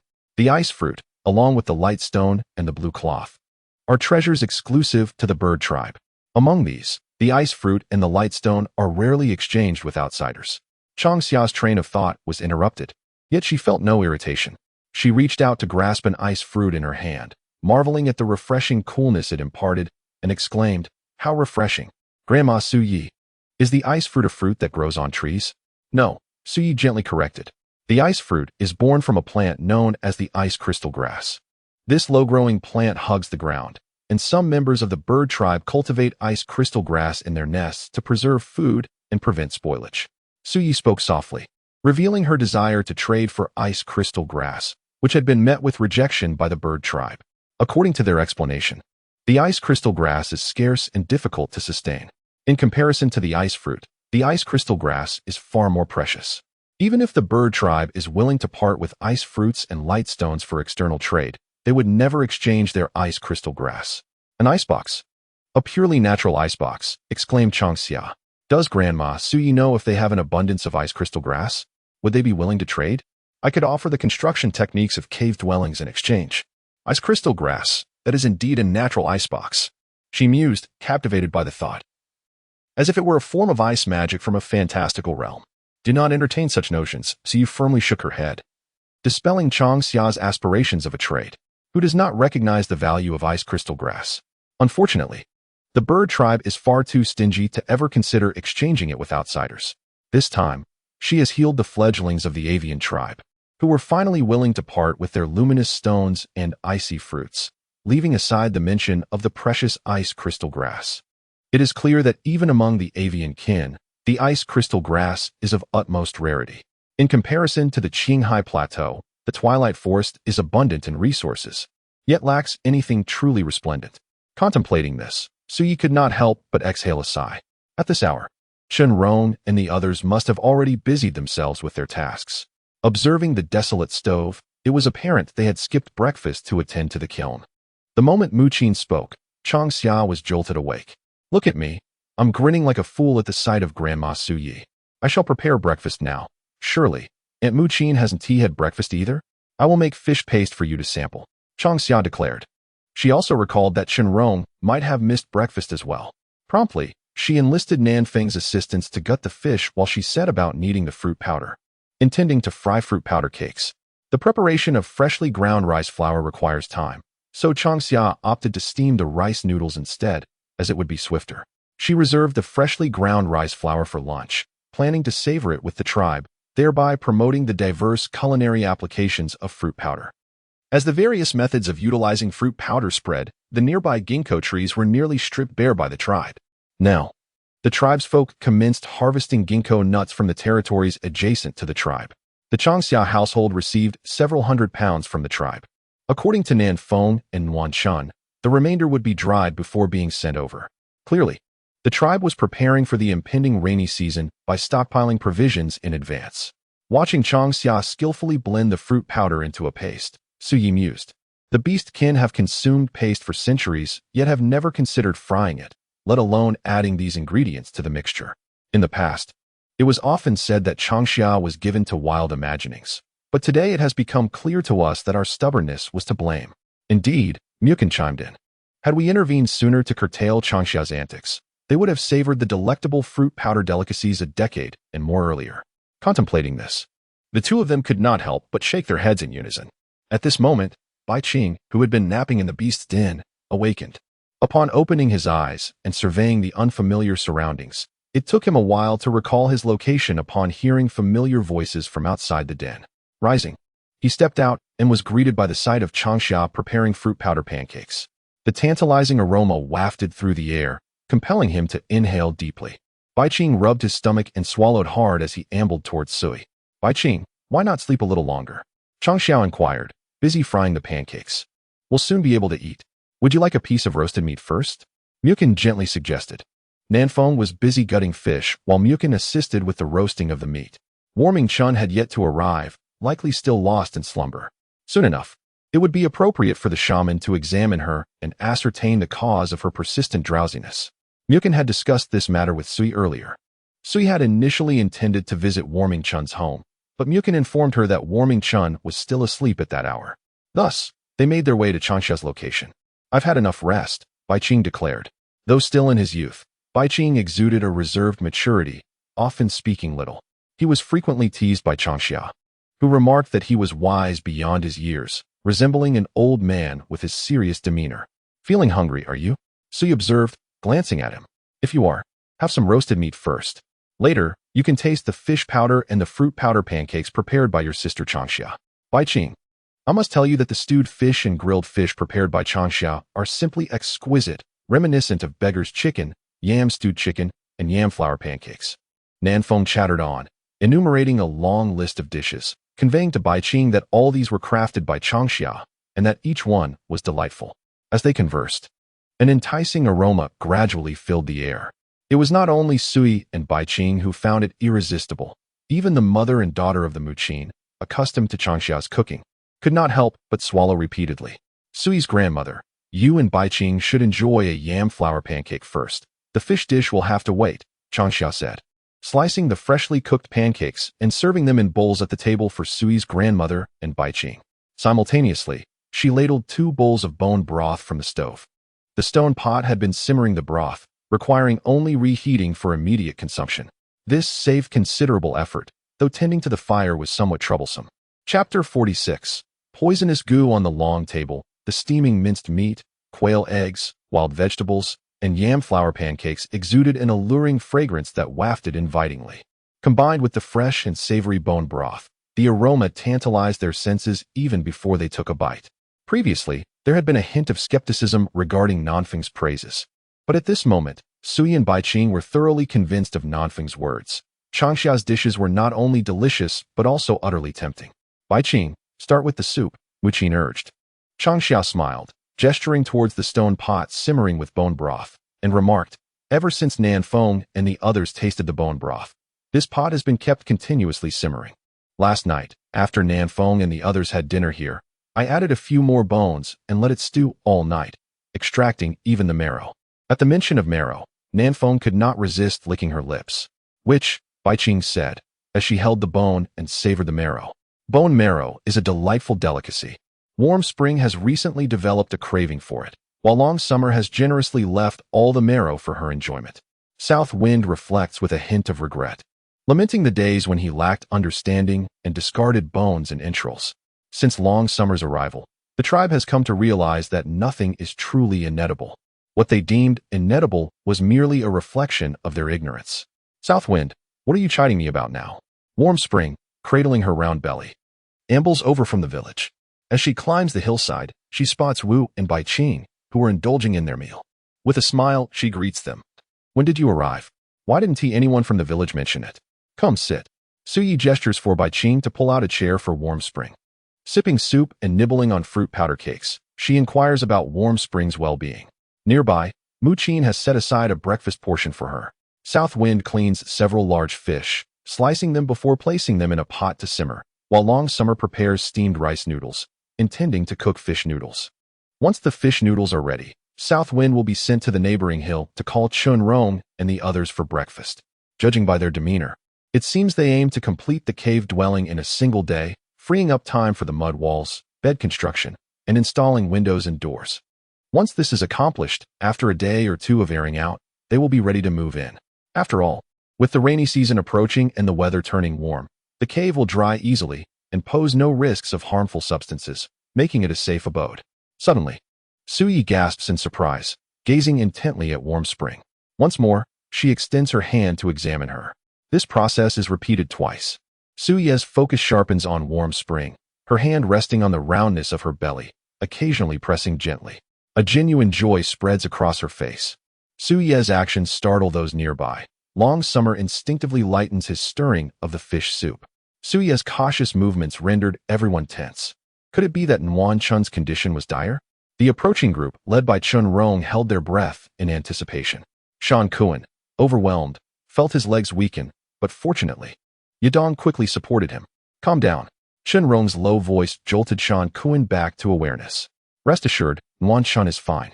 Hearing this, Su Yi lifted her gaze toward Shan Kuan. If my examination is accurate, Yuan Shun is expecting 2 cubs. A temporary lack of nutrition has caused her to feel lethargic. Encouraging her to eat more should suffice. Twins. The last occurrence of twins in the Mu Ai forest was a century ago, when they were born in the Tian Lang tribe, the Wolf Clan. The mere mention of the Wolf Clan caused Su Yi's deep gaze to rest upon Chen Rong, her emotions swirling into complexity. Chen Rong has encountered a shaman, he stated respectfully, producing a wolf tooth pendant that hung around his neck. Unlike the miraculous necklace, this wolf tooth pendant was a coming-of-age gift from the shaman to his mother.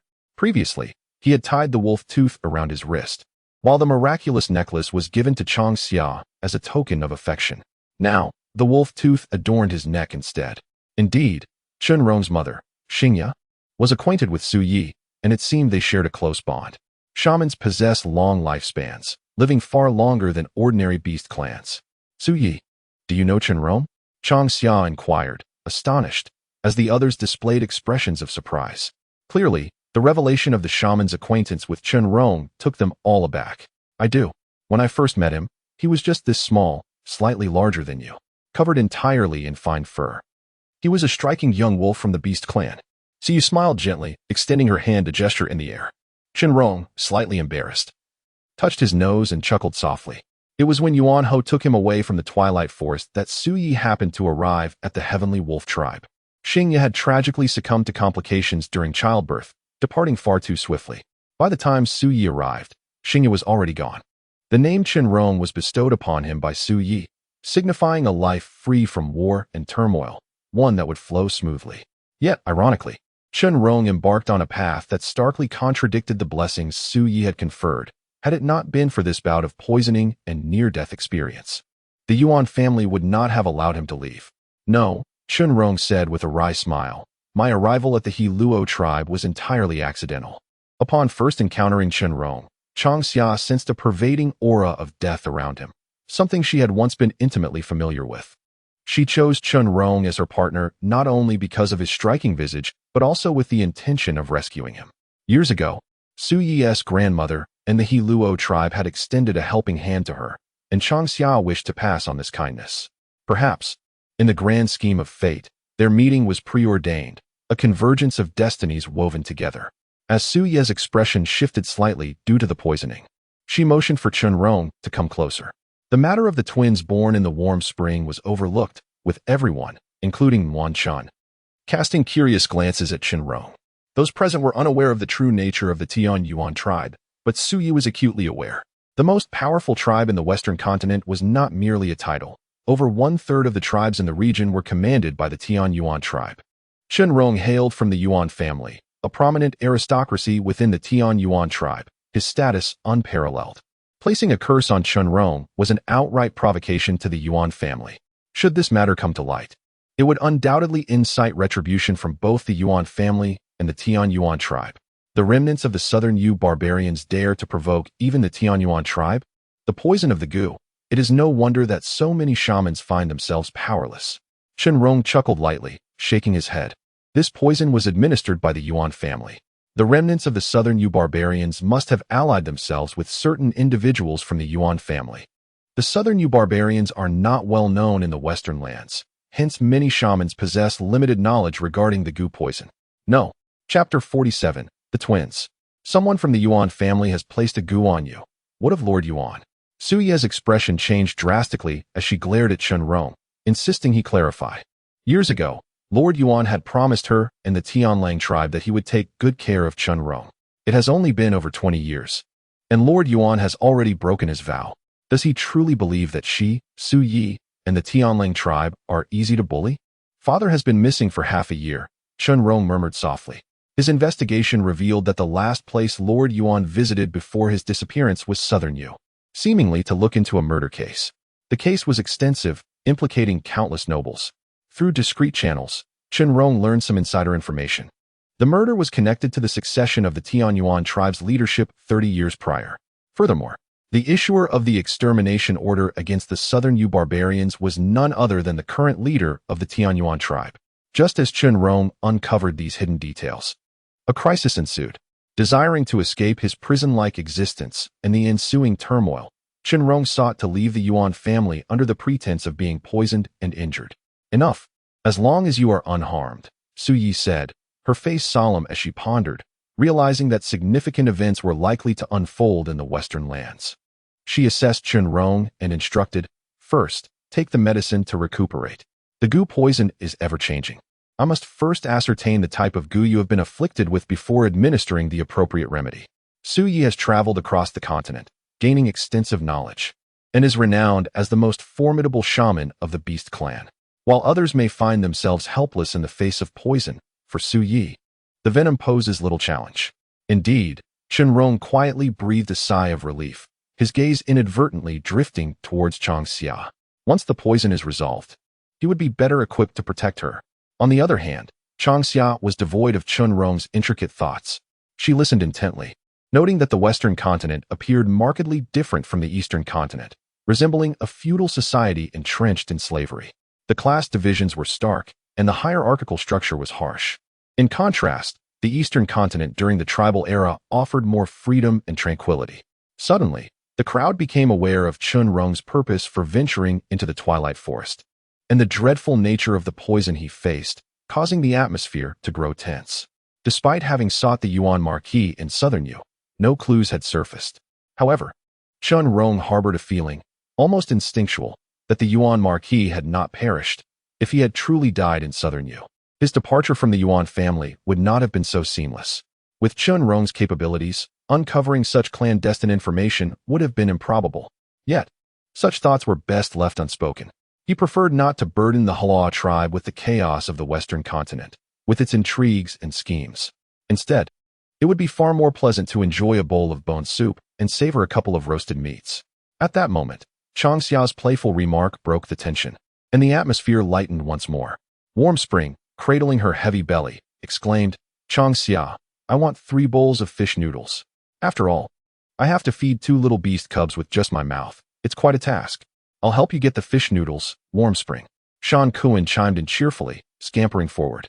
The shaman confirmed that Warm Spring's health was stable, allowing his lingering worries to dissipate. Upon learning that Warm Spring was expecting twins, Shan Kuan felt as though he had reached the pinnacle of life. Warm Spring, I shall assist you. Yadong playfully echoed, imitating Shan Kuan's enthusiastic shout. In that instant, a wave of laughter erupted from the crowd. Changxia, who was frail and often reliant on medication, frequently worried Su Yi with her health. Concerned that she might not be able to care for herself, Su Yi would visit the Haloa tribe from the sacred Mount Kana every so often.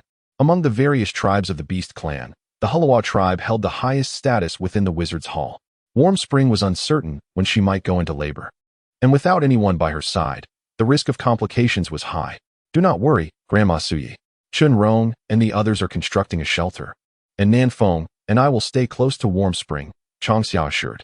After listening to Su Ye's explanations, she refrained from insisting anyone stay behind. It is only right, Su Yi nodded, advising, Changxia, please prepare some food for Warm Spring so she can eat whenever she feels hungry. It matters not how much she consumes, she should eat when hunger strikes. The growth of the cubs necessitates energy, and Warm Spring's excessive sleepiness is likely related to her impending delivery. During the warm season, the tribe did not lack for food, but had it been the cold season, Warm Spring would have likely suffered. The others understood the implications of Su Ye's words. The Beast clan was robust, and even the cubs had hearty appetites. Recently, Changxia had been experimenting with various foods, inadvertently saving Warm Spring's life in the process. Warm Spring beamed at Changxia with a grin, acknowledging her as the tribe's fortunate star. Cubs, remember to express your gratitude to Aunt Changxia in the future. All right, I shall steam some yam and prepare it as a snack, so Warm Spring can have it whenever she is hungry, Changxia replied. Warm Spring should not eat fried food. Although it tastes delightful, it can easily cause internal heat. Pregnant women are inherently prone to internal heat, and consuming in excess of fried foods can exacerbate this condition. Changxia, shall we fry the yam fruit powder cakes? Nanfeng exclaimed with enthusiasm. In the distance, Yadong, who was crouched down enjoying fish powder, jumped up and joyfully added, Changxia, please make extra yam fruit powder cakes. I would love to taste them too. At that moment, Kangshan and the others chimed in, eager for her assistance. They brought several baskets of meat, hoping that Changxia would help transform them into fried delicacies. They had not placed the meat in the beast den, but instead set it in a cool spot by the White Lake, intending to wait until Changxia finished her tasks before requesting her help. This time, the yam fruit powder cakes would be steamed rather than fried, as frying could lead to excessive internal heat. If you wish to fry them, I can prepare more, Changxia readily agreed. Even without the presence of her kin, she felt capable of managing with Nanfeng's assistance. Making a few yam fruit powder cakes was hardly a burden, and she was more than willing to lend a hand to her tribe within her capabilities. Moreover, as her kin grew accustomed to a variety of delectable flavors, they would naturally be inclined to seek even more exquisite culinary experiences. This would greatly aid in transforming their hunting mindset, after all. There is no comparison between hunting and cultivating or raising fragrant produce. Chapter 48. Freshly ground rice flour breakfast was enjoyed amidst a lively and boisterous atmosphere. Once it concluded, Jin arrived with a large group of tribe members, who greeted Sui first. Jin instructed the tribe to place down 10 baskets of dried ginkgo nuts, 5 jars of fried meat, and 3 baskets of yam that they had brought from the village. Additionally, there were various wild vegetables and fruits. Changxia, please do not refuse, he urged. With a raised hand, Jin halted Changxia from refusing, explaining, "You have imparted the method of constructing kills to the tribe.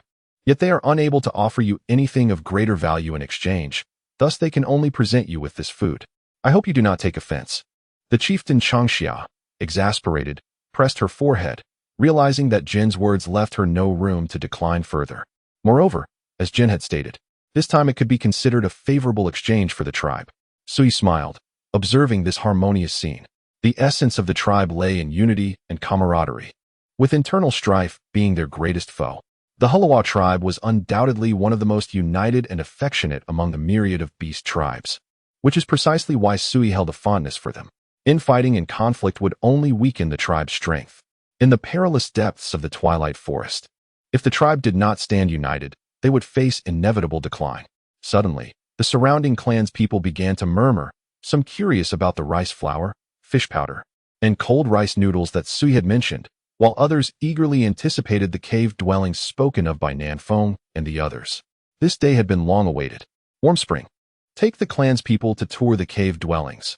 I shall remain here to prepare lunch, Changxia instructed, glancing at her expectant tribesmen before turning to Warm Spring. No one cared more about the cave dwellings than Warm Spring. Aside from Changxia, her knowledge of them was unparalleled. Furthermore, Warm Spring was nearing the time of her delivery, and it would be beneficial for her to be active. After all, Changxia did not dare to allow her to assist in the beast den. Muqi nodded in agreement with Changxia's decision, saying, "He-young, you and your companions go with Warm Spring to see Changxia's cave dwellings, and afterward, come back to help." They would assist in preparing lunch while also learning from Changxia how to make fruit-based dishes. Due to the prolonged summer, the tribe has nearly exhausted the nearby ginkgo harvest, even extending their foraging efforts to more distant locations.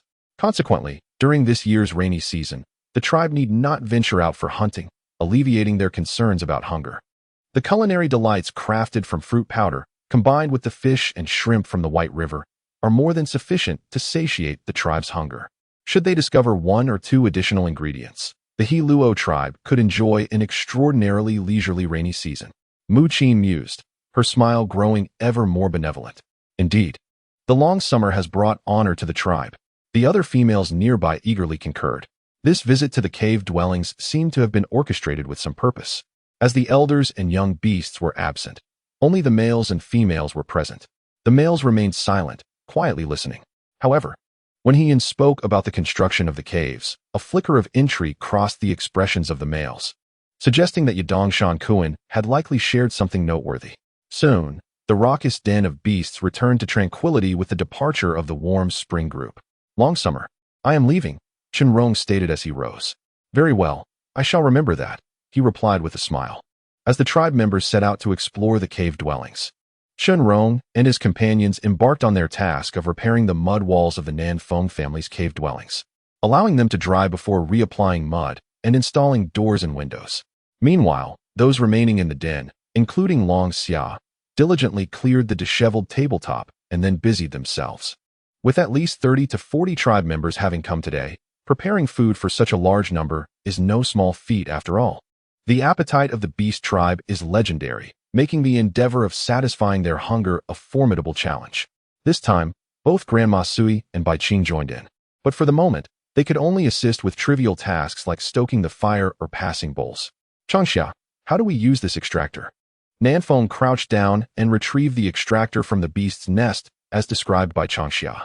The extractor was crafted by Shenrong from wood and animal bones, shaped according to Changxia's specifications. It looked rather peculiar. It was no surprise that Nanfeng did not know how to operate it. Changxia instructed Nanfeng to place the extractor above the stone pot, then put the fermented dough into the animal bone container, which had been meticulously drilled with numerous small holes. Following her directions, he pressed the dough firmly into the container, causing the dough to extrude into slender, round strands of rice noodles. The falling strands landed perfectly in the boiling water of the stone pot. After a brief simmer, they could be retrieved as freshly made rice noodles. If not for the fermentation process required for the dough, the preparation of these noodles would be quite simple. The challenge lay in creating both raw and cooked dough before fermentation. Changxia, you are truly clever. Muqin half-squatted, astonished as he watched the dough transform into delicate noodles that cascaded into the pot. Nanfeng, manipulating the extractor, was equally taken aback, listening to Muqin's praise. Sui nodded earnestly in agreement. Changxia, your mind is entirely focused on food. Changxia, are the fresh rice noodles delicious? Bai Qing, rarely displaying childlike curiosity, fixated on the swirling strands in the stone pot. The look of longing on his face mirrored Nanfeng's. No, rather, one could say that all food enthusiasts in this world shared the same expression. Changxia chuckled, unable to restrain herself, and playfully pinched Bai Qing's cheeks, explaining, "Did you not eat enough earlier? This is the freshly cooked fine rice noodle. To savor it, one must prepare broth and toppings. I am satiated, not hungry, merely inquiring." Bai Qing stepped back, evading the eager hand of the long summer that stirred once more. Although he claimed to be full, his eyes could not resist stealing glances at the stone pot, simmering with bone broth. Despite feeling satiated, the urge to indulge in another bowl of bone soup lingered. Long Xia mentioned that he had reserved a cave for him to dwell in this vicinity. Whether the shaman would acquiesce remains uncertain. Bai Qing's youthful innocence elicited laughter from the crowd. Ever since he was chosen as the successor to the next shaman, his demeanor had become unusually composed. Far too mature for one so young. Chapter 49. Savoring noodles and truth. Freshly pressed rice noodles possess their finest flavor at the very moment they are cooked. Alas, today there are too many tribesfolk present. Craving the freshly made rice noodles proves challenging, as there is but one pressing machine. Long Xia can only extract the cooked noodles, rinse them in cool water, and set them aside in a bamboo sieve. "Would you like to taste the freshly made rice noodles, Granny Suyi?" Long Xia inquired. The stone pot contained existing bone broth, though alas, there were no toppings. However, the broth included not only dragon bones and tubular bones, but also stewed ribs. A sprinkle of scallions would surely enhance the flavor of the bone broth rice noodles. Suyi glanced at Bai Qing, then at the eager expressions of Muqin and her daughter. "Let us all partake in the delightful taste of freshly made rice noodles. Hooray for the shaman." In an instant, Nanfeng released the pressing machine, bursting into cheers. Like Bai Qing, she too felt full yet could not resist the allure of the delicate white noodles. Believing she could manage to savor one more bowl, I finally chopped some scallions while Changxia, with a light step, strolls towards the nearby vegetable garden to gather more. Lacking a rich broth, we resort to using bone soup instead. The gentle breeze of early summer stirs an appetite within me. It is not merely hunger, but a desire to savor the taste of freshly made rice noodles. Bai Qing, quickly bring a bowl, Nanfeng commands. However, she hesitates to give orders to Wu. Taking advantage of Bai Qing's temporary reprieve from his duties, she seizes the moment to make her request.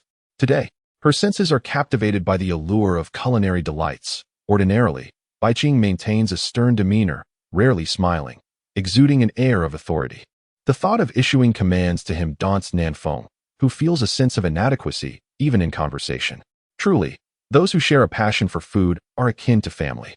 Before long, Changxia returns with fragrant scallions, cleanses and finally chops them, sprinkling them generously over the bowl of freshly made rice noodles prepared by Nanfeng. With swift and deft movements, Nanfeng carries the bowl to the long table, presenting the first bowl to Sui, the second to Muqin, and reluctantly handing the third to Bai Qing with a sigh. Finally, she and Changxia take their seats at the table, each with a bowl in hand. Sui and Muqin observe Nanfeng's playful antics with amusement, shaking their heads before bowing their heads to taste the rice noodles. The first mouthful prompts them all to sip the broth, fresh, sweet, with a hint of tartness. Sui and the others are puzzled by this sour note. But Changxia understands its origin. This tanginess arises from the fermentation of the rice dough, a characteristic flavor that distinguishes freshly made rice noodles from others. The taste of freshly made rice noodles is entirely different from that of cold rice sheets or fish noodles. Nefeng, savoring the dish, quickly discerns the difference. While Changxia smiles mysteriously, knowing that most people cannot appreciate the subtle nuances of freshly made rice noodles. The southern wind possesses a formidable tongue. She recalls that in the lush region of Nanning, China, freshly made rice noodles are often accompanied by perilla leaves. Longxia, however, finds the taste of perilla unpalatable. Yet she can accept it when it is used to grill fish or prepare seafood. Nevertheless, she cannot endure the combination of perilla with rice noodles. The flavor is simply too strange and awkward for her. Can the fine powder from freshly made rice noodles be preserved? Sui inquired. She had tasted rice sheets before, which are simple to make, but it is evident that they are difficult to preserve. If the fine powder from freshly made rice noodles can be stored, the ginkgo nuts would likely become even more significant. The dough for fresh rice noodles requires fermentation, which means the resulting fine powder cannot be kept for long, as it tends to spoil. However, fruit powder can indeed be transformed into a dry powder for storage, albeit the process is intricate. And I will need time to research it, Longxia replied solemnly. She understood Sui's inquiry. The Moya forest is abundant in resources, allowing the beast tribe to thrive for generations. Yet, it is both a blessing and a curse. Unlike the Qinghai Plateau and the East Sea, Moya forest offers no unique products beyond ginkgo nuts, providing little additional support for the beast tribe. In contrast, the Qinghai Plateau boasts luminous stones and ice crystal grass, while the East Sea is rich in various pearls, tourmaline, and coral, all of which are highly valued treasures. Any of these could be exchanged with foreign tribes for significant goods. Looking at Moya forest, the only tangible offerings are furs, bones, and an assortment of wild vegetables and fruits. These can sustain the vast beast tribe, but cannot facilitate exchanges with outsiders for greater resources. Currently, if Longxia could develop a method for producing dry powder, the situation would transform entirely. Food, within any race, is of paramount importance. Particularly, food that can be stored for extended periods without succumbing to decay holds even greater significance. Longxia, you mentioned, can fruit powder be processed into a dry form akin to ginkgo nuts for preservation? Not far away, Jen held a sturdy ironwood box, containing the items Sui had brought along, leaves and branches from the white tree. Simultaneously, it also included the paper and pen that Longxia desired. Following closely behind were several tribesmen, each carrying various items: ginkgo nuts, meat, wild vegetables, and unidentified root tubers. After Longxia confirmed that the yellow root mentioned by Nuan Chun was yam, and subsequently crafted numerous delectable dishes from it, the tribesmen became increasingly enthusiastic about foraging for tubers. Due to Longxia's recent preoccupation with kiln construction, the tribesmen had refrained from intruding. Today, Sui finally spoke up. Longxia turned to gaze at the quivering Jin, whose excitement was palpable, and nodded gently, stating earnestly, "Dry powder can indeed be preserved for a long time, though the production process is intricate. For instance, rice noodles and freshly milled rice flour simplify certain procedures, yielding a type of rice flour. The former is easy to make but lacks longevity, while the latter, though complex in its preparation, can be stored for years without spoiling." "Longxia, you may request anything you need from the tribe," Jen stated seriously. He exchanged a glance with Sui, their eyes brimming with excitement and anticipation. If Longxia could successfully develop dry powder, the Twilight Forest would be liberated from its awkward predicament. At next year's Normandy Grand Market, the exchanges among the beast, bird, and fish tribes would no longer find themselves at the bottom tier. As this thought crossed their minds, they looked at Longxia, their gazes radiant with fervor and expectation. Although she did not fully grasp the depth of Sui and Jin's excitement, she held her own speculations, regardless of the reason. Curiosity is futile before the dry powder is made. How delightful the aroma is! Muqin, what are you and Wu consuming? The clansfolk, unable to comprehend the silent riddle posed by the three, are more eager to discover what Wu and Changxia are partaking in. The scent wafts enticingly. It is freshly made rice noodles. Muqin picks up a slender noodle and slurps it into her mouth, emitting a delightful sound. According to Changxia, one must slurp noodles in such a manner. Muqin and the others give it a try, finding it quite agreeable. However, in the beginning, their lack of slurping technique results in splattering broth. With a few more attempts, they gradually learn the art of slurping. Indeed, it proves to be quite enjoyable. Is there more? A clansman, unable to resist the temptation, inquires.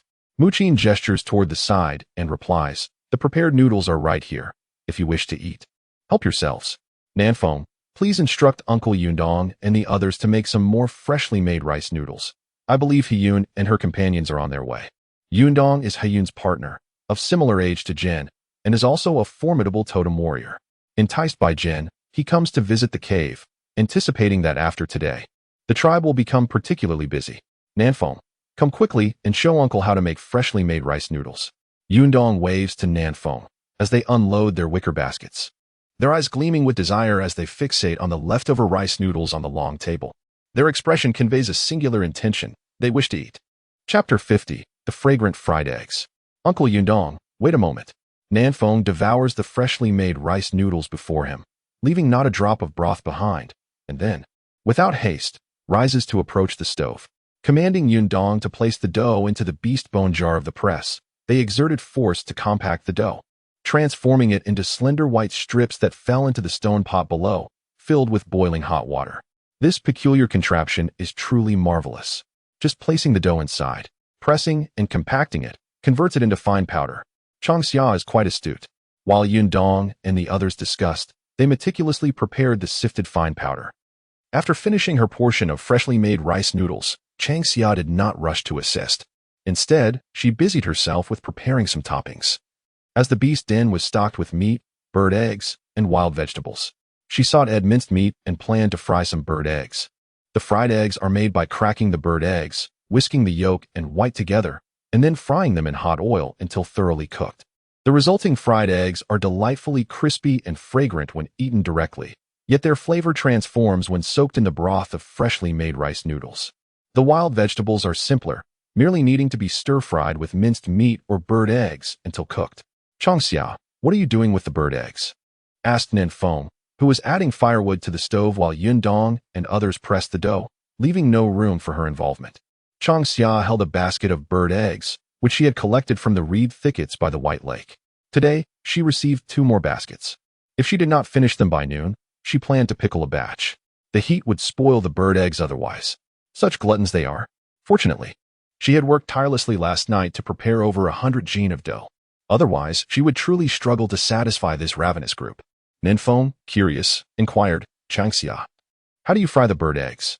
How else would one fry bird eggs? Crack them, whisk the egg whites and yolks together, and fry them in hot oil until cooked through. Of course, if you prefer fried eggs, you can simply crack the bird eggs and fry them directly in the pan. Changxia replied without looking up. Speaking of fried eggs, Changxia, feeling nostalgic, buried a bird's egg deep in the stove. Her craving was not merely for taste, but rather a longing for the past.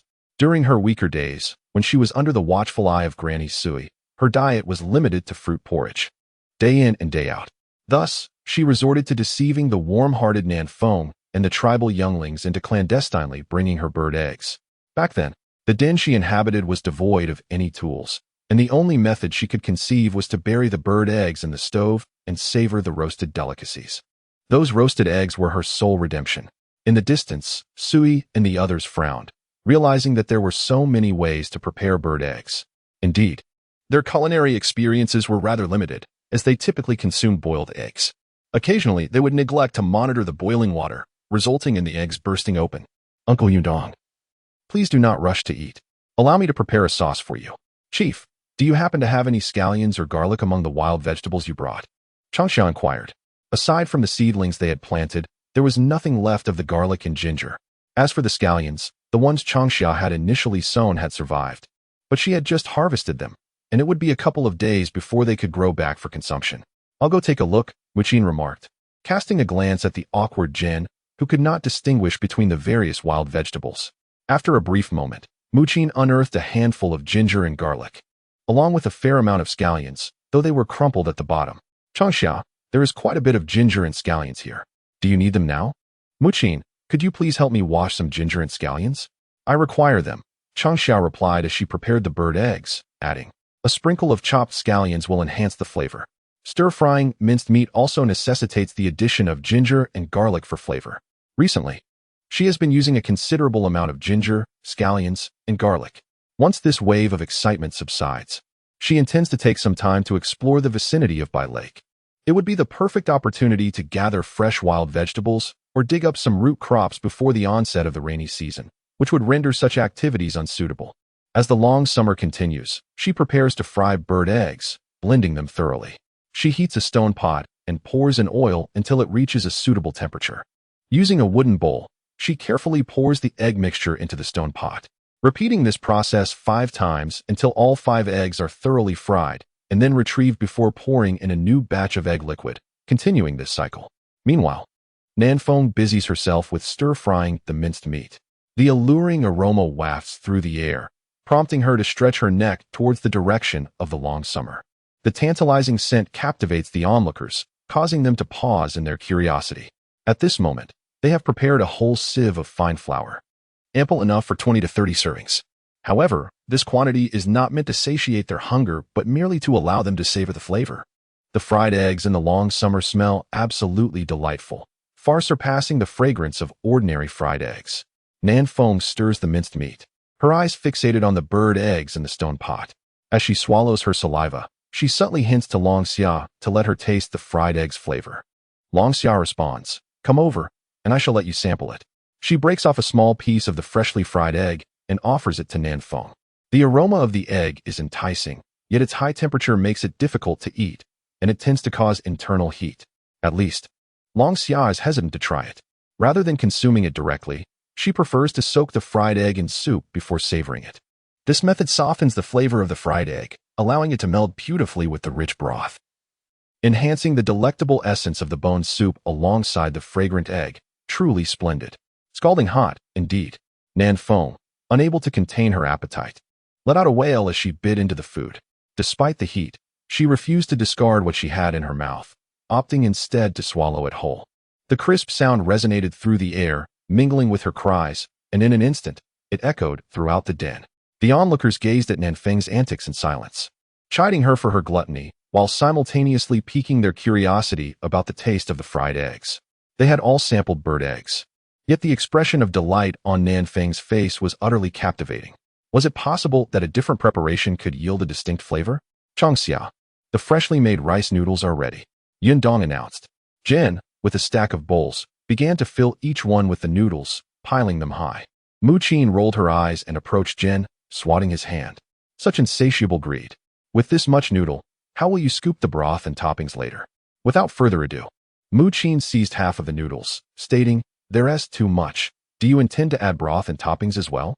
Do you still wish to savor Changxia's delectable fried eggs?" Jen fell silent, clearly desiring to indulge.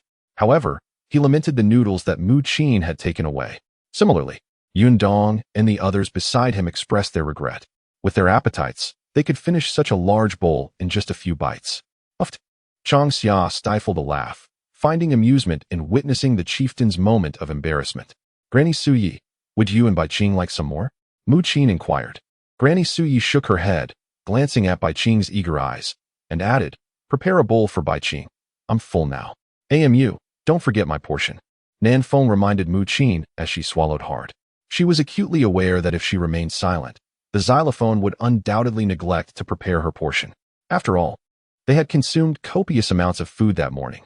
Though she felt satisfied, the tantalizing aroma beckoned her for yet another bowl. Changxia cast a speechless glance at Nanfeng, pondering how one could still desire more when on the brink of bursting. However, her gaze drifted towards the small mound within the stove. If it were roasted bird eggs, she mused that she could certainly indulge in another. Chapter 51. Stone Pot Stewed Goose Crack. Following that, a crisp sound resonated from all directions, accompanied by an intoxicating fragrance. The fried eggs were irresistibly delicious. They far surpassed the simplicity of boiled eggs. She had never tasted such exquisite bird eggs before. "Changxia, aren't you eating?" The group gathered around the table, engrossed in their hearty meal. Nanfeng glanced at the roasted bird eggs in Changxia's hand, recalling that they were quite delectable. Yet, compared to the fried eggs before her, they fell slightly short. Nanfeng could not fathom why Changxia took such delight in roasted bird eggs, her expression revealing a sense of reverence and gratitude. Could it be that the roasted bird eggs they were consuming differed? After all, weren't roasted bird eggs simply tossed into the stove to be cooked? I'm full. You may continue eating. Changxia waved her hand in response. She did not possess Nanfeng's insatiable appetite. After consuming so much food that morning, she felt as though she might vomit after just a few steps. What are you all eating? I could smell the aroma from afar. It's utterly tantalizing. How could you not call us when there is something delicious? The voice belonged to Nuan Chun and the others, who were approaching. The cave dwelling was not far from the beast den, so it was unsurprising that the enticing scent wafted over. Moreover, despite the aesthetic appeal of the cave dwellings, traversing them only takes a brief moment. He suggested that everyone sample a bowl to discern the flavor.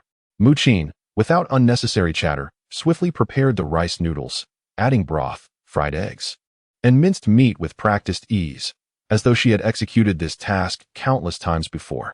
The women accompanying He Yun were equally decisive, not indulging in further conversation.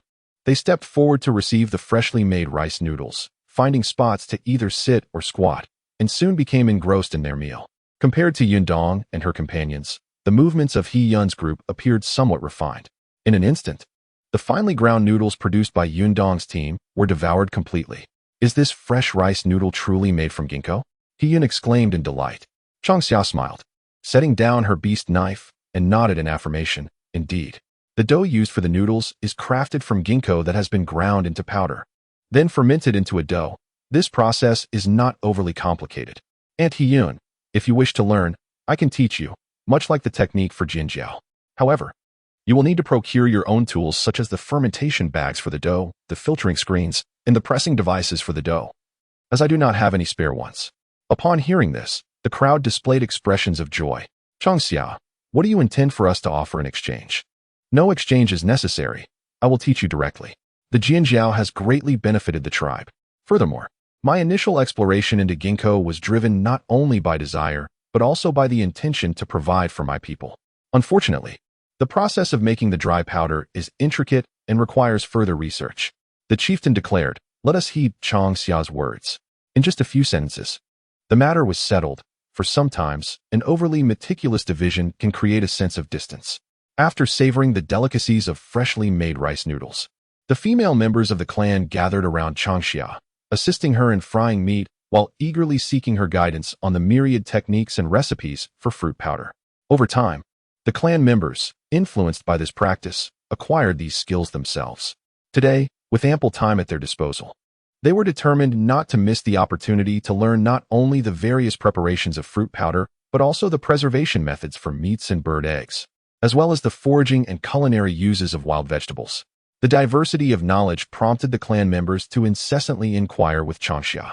Before noon, the bountiful catches brought by Kongshan were transformed into fried meat, carefully stored in ceramic pots to cool completely before being sealed with wooden lids for long-term preservation, ensuring convenience for future meals. While Changxia busied herself with frying the meat, Yundong and others took on the more labor-intensive tasks of kneading the dough. Once Changxia finished frying the meat, she processed over 100 pounds of dough into fine powder, which was then sifted and stored. As noon approached, Chun Rong returned triumphantly, each member bearing several pieces of game. Among them, Yadong proudly carried 2 large geese, resembling the familiar white goose that Changxia knew, yet significantly larger. Weighing approximately 40 to 50 pounds, a true giant among geese. Changxia, look what I have hunted for you, Yadong exclaimed, shaking the large white goose in his hands. Startled, the goose squawked loudly, pecking at Yadong's thigh in protest, causing him to wince in pain. Where did you catch this goose? Changxia inquired, her excitement evident. The sight of the goose sparked the culinary vision of a hearty stew in an iron pot. Though the beast's den lacked such cookware, a stone pot would suffice. 2 geese would perfectly fill 1 pot. I caught these 2 at a shallow area upstream of White Lake, similar to the White River Shoal. Alongside the geese, I found quite a few bird eggs, Chun Rong replied gently, releasing the 5 or 6 wild chickens tethered by their legs onto the ground. There was no concern of their escape. Changxia pondered whether these sharp-beaked creatures could be consumed. Heian stepped forward, assessing the situation. They are edible, Changxia affirmed. The larger ones were geese, white in color, while the smaller ones were ducks, both white and gray. indicating a substantial population of wild ducks inhabiting the White Lake. The most vividly colored were the chickens. These diminutive fowl could be raised if their wing feathers were clipped. Changxia contemplated constructing a shelter amidst the reeds by the lake to rear some chickens, ducks, and geese. Currently, the cave dwellings of Nanfeng and the others were completed. Today, numerous tribe members had gathered, prompting Changxia to openly share his aspirations for animal husbandry. Throughout his life, Changxia had always astounded others with his ideas. In the past, the tribe regarded such notions as fanciful musings concerning the offspring of beasts. However, as Changxia built the cave and utilized fruit powder to create various foods, the tribe gradually came to realize that his words were not mere whims. "Changxia, do you require assistance?" Jin inquired, this time not hindering, but directly asking if he could help. He was unfamiliar with the concept of raising animals, but understood that Changxia would not endanger the tribe. "No need, Chief," Changxia replied with delight. Nanfeng patted his chest and boldly declared, "Changxia, how many chickens, ducks, and geese do you wish to raise? I shall catch several more for you. Once you have them thriving, do remember to invite me for a meal." Haha. Instantly, cheerful laughter filled the air, clearly entertained by Nanfeng's audacity. While the tribe members did not overtly express their thoughts on Changxia's proposal, Heiyun and the other females kept their considerations close to their hearts. They would decide their course of action only after savoring the taste of the chickens, ducks, and geese. For the time being, there was no rush. In the long summer, South Wind rolled her eyes and turned her attention to Chenrong. "Chenrong, take Yudong and the others to Bai Lake to handle the chickens and ducks, and also take care of these 2 geese. We shall prepare a warm pot feast in advance to welcome our clansmen for a visit." She believed there was no form of communication more persuasive than sharing a meal. If one meal proved insufficient, then 2 would suffice. "Shall we have beggar's chicken for lunch?" South Wind inquired joyfully. Long Xia's eye roll went unnoticed by her. The mere mention of sending Chenrong to Bai Lake to process the poultry filled her with excitement. Alas, no flavor could rival that of Long Xia's cooking. "Very well," Long Xia nodded, adding, "in addition to beggar's chicken, we shall enjoy a stone pot stew of goose for lunch." Chapter 52. Chenrong. "You are amazing. Is the stone pot stew of goose similar to yam stew with chicken?" "Quite similar." In just a few brief exchanges, they quickly ignited the appetites of the so-called food enthusiasts among them. One after another, they asked Long Xia what they could do to assist. Long Xia pointed to the largest stone pot beside the beast den and instructed, "Aunt Heiyun, could you please help me clean that stone pot? I intend to use it for the goose stew shortly." These stone pots had been specially polished by Chenrong at Long Xia's request. The smaller stone pot was sufficient for both Long Xia and Chenrong, while the larger one could be chosen freely for more guests. With the stone pot available, Long Xia no longer felt anxious about cooking. Although she had managed with clay pots before, she always worried about them cracking or exploding when frying or sauteing. "Who polished this stone pot?" Heian asked, admiring it as she moved it. Unlike the stone pot of the tribal square, the stone pot crafted by Chenrong is exquisite, with every edge and corner polished to a smooth finish, reminiscent of warm jade in texture and of exceptional quality. Changxia proudly declared, "Chenrong, I had him refine it. His meticulousness has resulted in a stone pot of remarkable craftsmanship."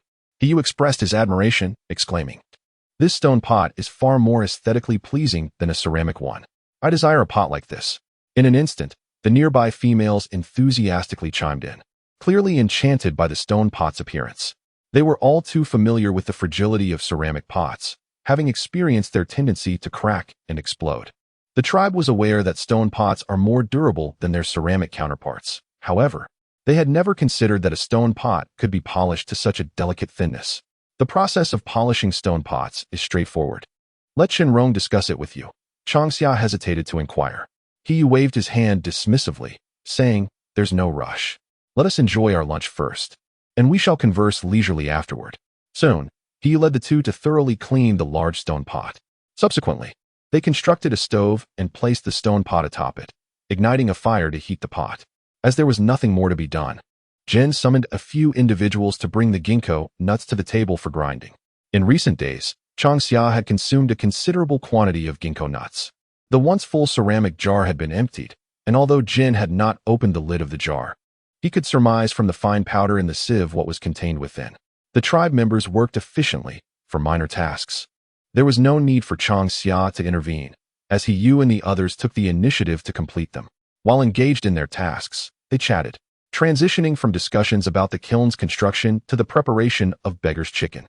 The air above the beast's den was never quiet, as inquiries flowed, culminating in the question of when Changxia would relocate.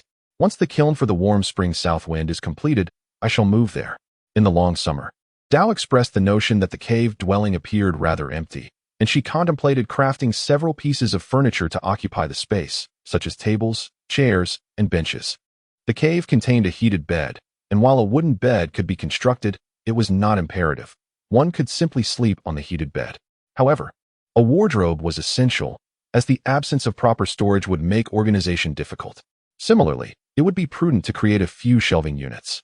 The quality of the tables and chairs was indeed commendable, ideally fashioned from ironwood for its sturdiness and resilience. Their collective opinion mirrored that of the wooden zither, unanimously deeming ironwood furniture to be the most aesthetically pleasing. In contrast, they deemed materials like rosewood impractical. This preference reflected the straightforward and utilitarian aesthetic of the beast tribe, where functionality took precedence. Upon visiting Changxia's cave dwelling, they observed the ironwood doors and windows, which garnered unanimous praise for their perceived ability to withstand the attacks of wild beasts, thus ensuring utmost safety. I believe that items such as bowls, chopsticks, and furniture should also be made from ironwood, a sentiment echoed by Muqin. In the end, she cast a sidelong glance at Changxia, reproaching her lack of discernment. Unfortunately, Sui endorsed Changxia's choice of rosewood for furniture, otherwise Muqin might have expressed further opinions. Why admire such peculiar and gaudy patterns? No matter how attractive, could they surpass the practicality and durability of ironwood? AMU, please, do not persuade her, Muqin interjected. Changxia would never agree to use ironwood for her tables and chairs. She finds them unappealing. Nanfeng laughed heartily in rebuttal, while Changxia merely shrugged, neither affirming nor denying the statement. Were it not for the suitability of the Hala tribe for cave construction, she would have preferred to build a wooden house from rosewood. Contemplating this, Changxia gazed at the cave's ceiling, pondering whether it might be delightful to construct a small wooden house there. Certainly, this is something to contemplate during leisure time. The likes of Muqin and others shook their heads in bewilderment at the perspective of the younger generation, yet they did not engage in any debate. After all, following the construction of the kiln, most families opted for ironwood furniture. The thick hides and robust physiques of the beast folk made ironwood furniture resilient to their wear and tear. As they conversed, the ingredients for the midday meal were all prepared, awaiting the cue from Changxia to commence the cooking. Nanfeng, you shall oversee the preparation of the beggar's chicken. As for the roasted meat, let Chenrong assist with marinating and grilling, Changxia instructed with composure. Muqin AMU, you are responsible for stir-frying. With a methodical approach, Changxia directed everyone into action, then took the cleaned goose, chopping it into smaller pieces before blanching them in cold water to remove any impurities. After draining, she set aside the prepared ginger and garlic, heating oil in a stone pot before adding the chopped goose pieces to stir-fry. Once they began to change color, she added seasonings to salt until fragrant. Subsequently, she poured in clear water, adding a touch of sour fruit and scallions, bringing it to a boil over high heat before letting it simmer gently. While Changxia busied herself, the tribe members, having completed their tasks, stood nearby, quietly observing and learning. The fluidity of Changxia's movements left them in a thoughtful silence. It became evident that cooking was indeed an art. Without Changxia's guidance, they would likely find it challenging to grasp the nuances. The secret to braising the goose in the stone pot lay in the duration of the cooking. The longer it simmered, the more aromatic and delectable the meat became. Akin to the process of making bone broth. Changxia smiled, noting the absence of soy sauce or cooking wine to eliminate the gamey taste. Instead, she relied on the sour fruit and scallions, both of which were effective in neutralizing odors. Finally, a pinch of shrimp powder was added, enriching the dish with a delightful taste and tender texture. The goose has yet to be thoroughly stewed to perfection, but the aroma alone suggests that this stone pot stew of goose is bound to be exquisite. Soon, the tantalizing scent of roasted meat wafted from Chenrong's direction, its rich, savory essence enticingly distinct from that of the stewed goose, making one's mouth water. In that moment, it felt as though everyone's sense of smell was overwhelmed. Chenrong, we lack sufficient seating, whispered Changxia. The beast's nest had gathered around 50 individuals, yet the available tables and chairs could accommodate no more than 20. This inevitably meant that some would have to stand or squat while dining. Upon hearing this, Changxia's face lit up with joy as she gave Chunrong a thumbs up, exclaiming, "Chunrong, you are truly remarkable. No wonder you are the male I have chosen. Your meticulous nature shines through in your actions." To be honest, had it not been mealtime, Changxia might not have even noticed the inadequacy of the long table. Likewise, the same applied to the bowls and chopsticks. "The bowls and chopsticks are ready, Chief." Chunrong, seemingly attuned to Changxia's thoughts, gestured with a smile towards the entrance. Chapter 53. "Chief, are we building a kiln?" As expected, a moment later, Yadong Kongshan arrived from the tribe, carrying newly crafted tables and chairs. The ironwood furniture was smoothly polished, and upon closer inspection, one could detect a subtle fragrance of grass and wood, reminiscent of bamboo leaves. This distinctive scent of ironwood was known to repel insects and serpents. "Yadong, your craftsmanship is impressive. I have a few pieces of timber stashed away. Would you be willing to make matching tables and chairs in exchange for some meat?" An eager tribesman could no longer contain his excitement and inquired. "Absolutely." Yadong readily agreed, having been busy up by lake recently and not accompanying the hunting team. Although food was plentiful, who would ever turn down meat? The cave dwelling has been completed, and Yadong is contemplating gathering provisions at home, much like Changxia. With the rainy season approaching, it is prudent to make preparations. The tables and chairs are simple to craft, and he calls upon Kongshan and others for assistance. In a single day, they can easily produce a dozen sets. Shankuan must Tintin Wanshuan and organize the newly constructed cave dwelling. So Yadong naturally does not ask him for help. "Yadong, my family also wishes to build a set," someone suggests. "Why the haste? With such limited space in the beast den, have you even considered where to place the tables and chairs?" Jin responds, feeling utterly speechless. Surely, he understands the utility of tables and chairs, but even if the beast den connects several nests, it remains confined. On a regular basis, various pots and jars already occupy half the den's space. If they were to add a stove, where would the tables and chairs go? Moreover, where would one sleep? "Chief, my family wants to construct a cave," another voice interjects. Indeed, building a cave is most suitable. Once the cave is established, 2 or 3 sets of tables and chairs can be accommodated. Instantly, a flurry of discussions about constructing caves ensues. Jin and Muqin exchange glances, a flicker of joy passing between them, although Jin refrains from immediately voicing his agreement. The tribe's space is limited. Any construction of cave dwellings necessitates expansion. Expansion implies the growth of the tribe, which in turn requires an increase in the number of patrolling members. This ripple effect is significant. Even as the chief, Jin would not gamble with the lives of his people. This matter undoubtedly requires collective discussion among the tribe members before deciding how to proceed with the construction of the caves. However, there exists a hesitance to challenge the authority of the shaman. Within the Hulawa tribe, even Jin does not dare engage in casual conversation with Sui. This issue affects the entire tribe, and I must wait for everyone to voice their opinions before a decision can be made. The limited space within the tribe necessitates an outward expansion for the construction of new dwellings. However, with such expansion, an increase in patrolling personnel becomes imperative. Analyzing the pros and cons with a calm demeanor, one gradually elucidates the merits and demerits of the situation. Slowly, the tribe members quiet down. After some contemplation, Hayun speaks up. "Chief, I am willing to relocate to the vicinity of White Lake." Prior to her declaration, she exchanged glances with Muqin. The younger generation, such as Nanfeng and his peers, understands the importance of making choices. It is unreasonable for the elders to remain oblivious to the situation.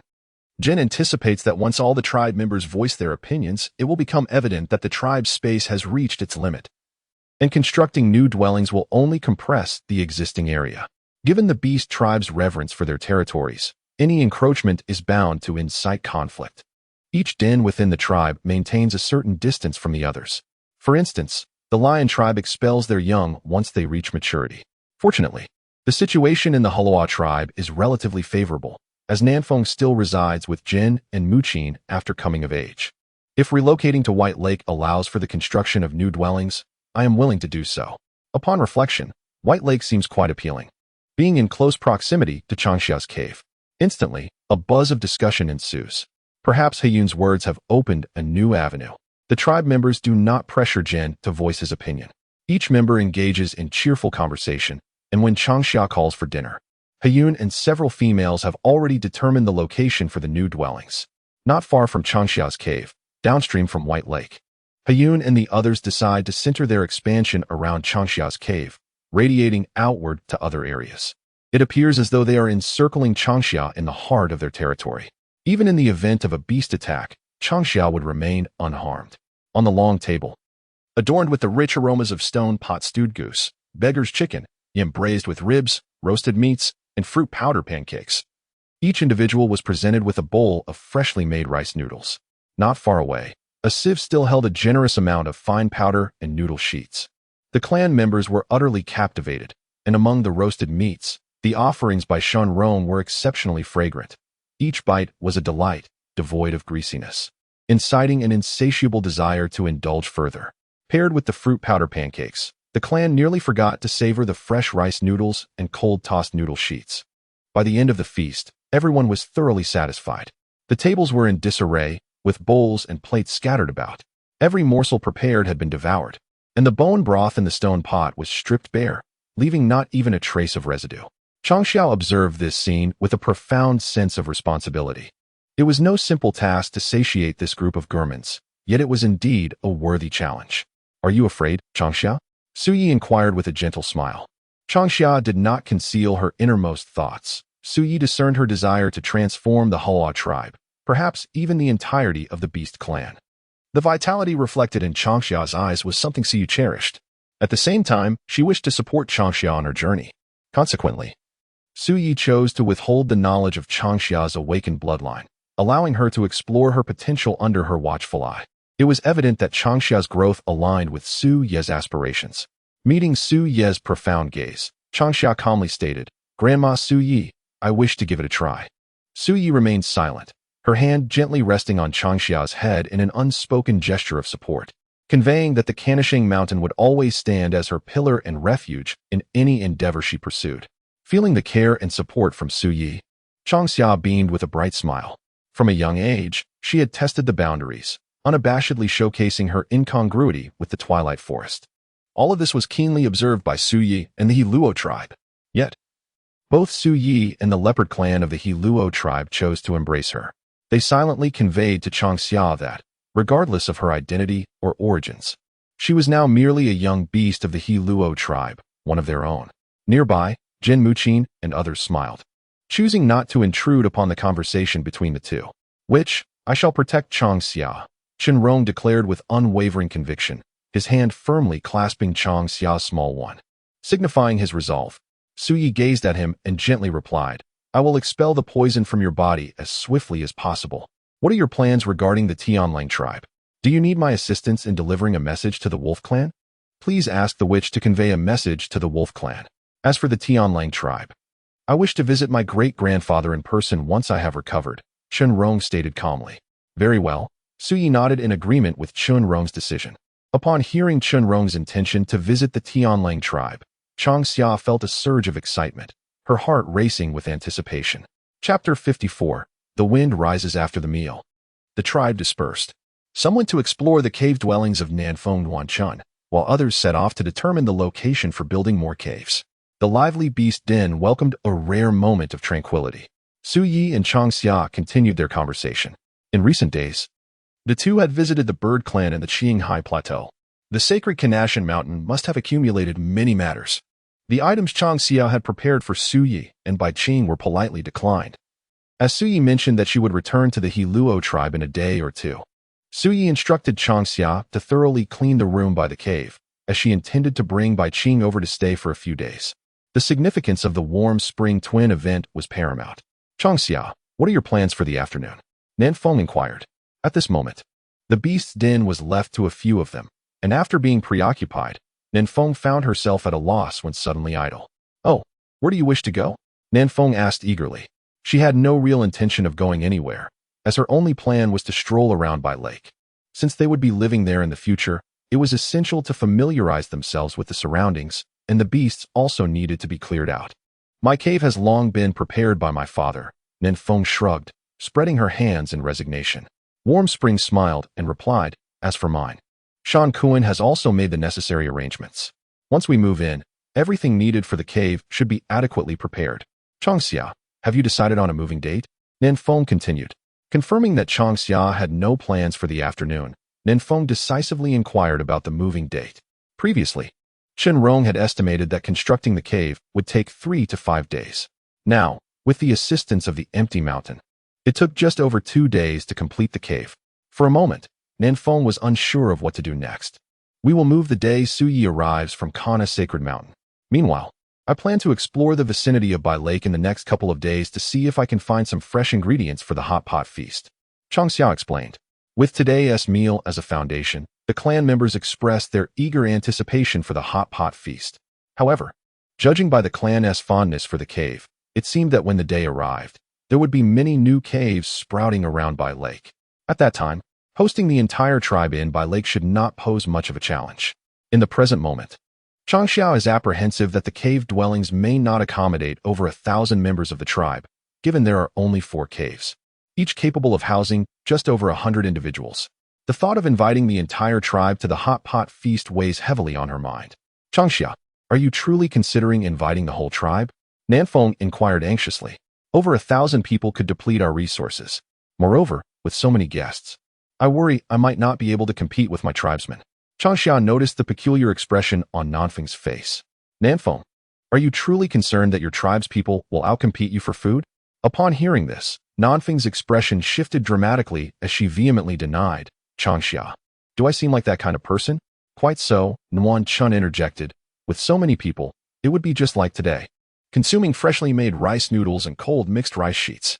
If we add some grilled meat, fish balls, and other dishes, it should be significantly easier. In truth, the invitation to the entire tribe for the hot pot feast was merely a guise for Changxia to bring them together under the pretext of moving into the cave dwellings. Of course, besides Changxia, both Ninfeng and Nuan Chun would also be relocating to the new caves. Nuan Chun was not mistaken. This was indeed Changxia's plan. We simply need to prepare the food in advance, and on the day of the feast, the tribe's people will naturally assist with the preparations. I never suggested that it would be just the 3 of us organizing a feast for over 1,000. Ninfeng pondered the absurdity of a few individuals attempting to prepare a feast for such a multitude. Even the totem warriors would find it intolerable. Oh, so that is how it is, Ninfeng thought, quietly releasing a sigh of relief. Immediately, the footsteps of Ninfeng, Nuan Chun, and the others departed, filled with excitement and exhilaration. Are you tired? Rong inquired gently. He had tidied up the beast den thoroughly, and, noticing Changxia's drowsy state, could not help but ask. In the languorous summer, stifled yawns and gentle breezes create an ideal atmosphere for slumber. Exhausted, I yearn for a brief respite. Changxia murmurs. Rong, why not indulge in a nap as well? Upon awakening, we could meander near the White Lake. That sounds delightful, Rong replies with a smile and a nod, with Sui promising to assist him in detoxification. Rong feels that soon he shall be able to hunt once more. At that time, the burdens weighing upon Changxia will be significantly alleviated. Although he does not comprehend the source of her anxiety, he desires to ease her distress, even contemplating shouldering it himself. As they converse, the two enter the beast den, ready to take a midday nap. The vicinity of White Lake gradually falls into a tranquil silence. Many tribesfolk, without waiting for an invitation, gather in clusters at the tribal square, animatedly discussing the cave dwellings and the delectable dishes crafted by Changxia. Before long, the Halawa tribe resolves to construct a kiln. They first determine the number of tribespeople who will contribute to the project near White Lake, then plan to relocate the beast dens of those moving away from the tribe. Throughout the afternoon, the renovations of the Halawa tribe proceed smoothly. White Lake transforms from a peripheral area into the very heart of the tribe. The new Halawa tribe expands outward from White Lake, tripling its previous size. Although this expansion increases the burden of patrolling the tribe, everyone feels it is a worthy endeavor. Jen, holding the newly devised geomantic map of the Halawa tribe, contemplates discussing the plans with Changxia. She mentions that if the tribe is truly committed to expansion, a comprehensive reevaluation is essential. Road construction must be prioritized, alongside the establishment of drainage systems and restrooms. Chapter 55. Planning the tribe in the early morning. A veil of mist envelopes the landscape. The sun has yet to rise above the horizon, while the early birds chirp and call to one another in a lively symphony. This morning, instead of indulging in roasted meats, Changxia opted for something simpler, a refreshing dish of cold rice noodles. Following this, she decided to take a stroll nearby lake. both to forage for wild vegetables and tubers, and to familiarize herself with the surroundings, as she would soon be residing there. "Shinrong, you are up early," she remarked, noticing him. He waved with a smile, bringing along the newly revised topographical map of the tribe, eager to discuss with Changxia the plans for road construction, drainage systems, and latrines. At dawn, tribespeople gathered in front of his animal den, awaiting confirmation from Changxia before commencing the construction of the kiln. The weather had been growing increasingly warm, and the air was beginning to carry moisture, indicating that the rainy season was not far off, perhaps within 10 days at most, or as soon as 5 or 6. With the various culinary methods provided by Changxia for fruit powders, along with preparations for chicken, duck, and fish, the tribe's hunting team felt assured that they would not go hungry, even if they refrained from venturing out to hunt. Though chicken, duck, and fish were somewhat less abundant and required more effort to prepare, the delicious recipes taught by Changxia had greatly enhanced their appeal. This newfound culinary enthusiasm significantly boosted the tribe's morale. They shifted their focus from large game, enhancing the safety of the hunting team while ensuring a steady food supply, a remarkable achievement on multiple fronts. Changxia's reputation within the tribe was rapidly eclipsing that of Jin, the chieftain. "Chieftain, what brings you here so early?" she inquired with curiosity. The tribe's people had begun to appreciate the convenience and safety offered by the newly constructed cave dwellings. She had assumed Jin would be busy, so she was surprised to see him at by lake at this hour. Without a word, Jin placed a wicker basket on the long table. "Changxia, come take a look."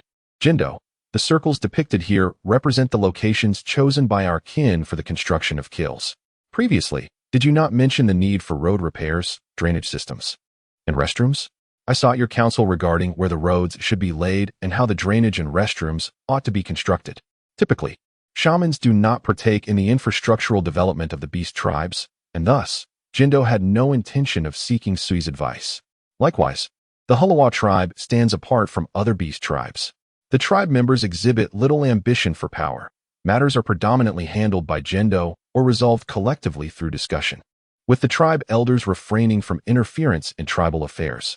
Decisions regarding significant undertakings, such as the expansion of the tribe, were deliberated just yesterday. Each of them, having relinquished their responsibilities, executed their tasks with remarkable efficiency. Jindo, running his fingers through his increasingly sparse hair, harbored concerns about the possibility of baldness in the future. If the tribe is to expand, then let it be so. As for patrolling, they would naturally not refuse. Other matters could be set aside. Changxia exclaimed in surprise, saying, "Chief, is it appropriate for you to consult me instead of the tribe elders regarding this matter?" At that moment, Changxia found herself torn between laughter and tears. The expansion of the tribe is certainly no trivial affair. Do the tribe elders truly remain indifferent? Although Changxia understood the unity and camaraderie of the Hulawa tribe, it was indeed peculiar for such formidable totem warriors to exhibit such indifference towards significant matters. "Changxia, do you believe the elders will intervene?" Jindo inquired softly. The Hulawa tribe, the mightiest beast tribe in the Twilight Forest, boasts a multitude of totem warriors, hundreds, at least, visible to the eye. While the depth of their strength remains largely unknown even to Jindo, their chief. Like other beast tribes, the totem warriors of the Hulawa tribe possess strength that reaches a certain level. They automatically assume the role of tribal elders, capable of intervening in every aspect of tribal governance. However, the elders of the Hulawa tribe are quite peculiar. They remain uninvolved in matters beyond overseeing their own patrols of the hunting grounds. Each one is content to leave the affairs of the tribe entirely to the chieftain. A decade ago, a catastrophic flood ravaged the Mwai forest, nearly affecting the Hulawa tribe. Muchin proposed sending the tribe's young beasts to the sacred Mount Kana, with Changxia among them. That event saw many elders emerge from their shadows, and it was then that Changxia discovered the multitude of totem warriors concealed within the tribe. On ordinary days, these individuals are elusive, often appearing disheveled or engaging in mischievous antics with the young beasts, neglecting serious matters. Little did anyone realize that they were the backbone of the tribe. In merely 10 days, these elders united with other beast tribes to quell the flood. Regrettably, Changxia had yet to recover her strength at that time and missed the opportunity to connect with the other beast tribes. Changxia smiled, refraining from further comment. At that moment, Jen appeared rather perilous, prompting Changxia to wisely shift the conversation, saying, "Chieftain, let us discuss the road construction." Her hesitation was not born of fear, but from an instinctual understanding. In Changxia's memory, the elders' fists were profoundly intimidating. As a child, Nanfeng Yadong had often endured the affectionate blows of the elders. A seemingly light punch would leave a considerable bump on one's head. This scene reminded her of an anime she had watched long ago, where an elderly man expressed his love with a fist, leaving bumps in his wake. "Chieftain, let us converse while we dine." Chenrong brought forth the prepared cold noodles and placed them before Jin and Changxia. In the long summer, she smiled as she accepted the chopsticks handed to her by Chenrong. "Chenrong, come over and take a look. Do you think my plans are feasible?" After Chenrong's identity was revealed, the gaze of the Heluo tribe upon him sparkled with curiosity. Many males sought to engage him in conversation yesterday, inquiring about the Western Land and the Tianyuan tribe. Unlike the Western Land, where conflict rages, the Eastern Land sees a harmonious coexistence among the beastmen, fishfolk, and avians. Occasional frictions occur, yet they remain confined to private matters. Large-scale wars, akin to those in the West, have yet to unfold in the East, inciting considerable intrigue among the tribespeople. However, upon hearing Chenrong recount the harrowing toll of war, the tribe members fell into despondency, their faces etched with horror. Clearly, they had developed a profound fear of the madness that plagued the Western Land. The notion of turning against one's kin was something they found difficult to comprehend and accept. "Do you intend to structure the tribe's layout like a grid, resembling wooden windows?" Chenrong asked, astonished.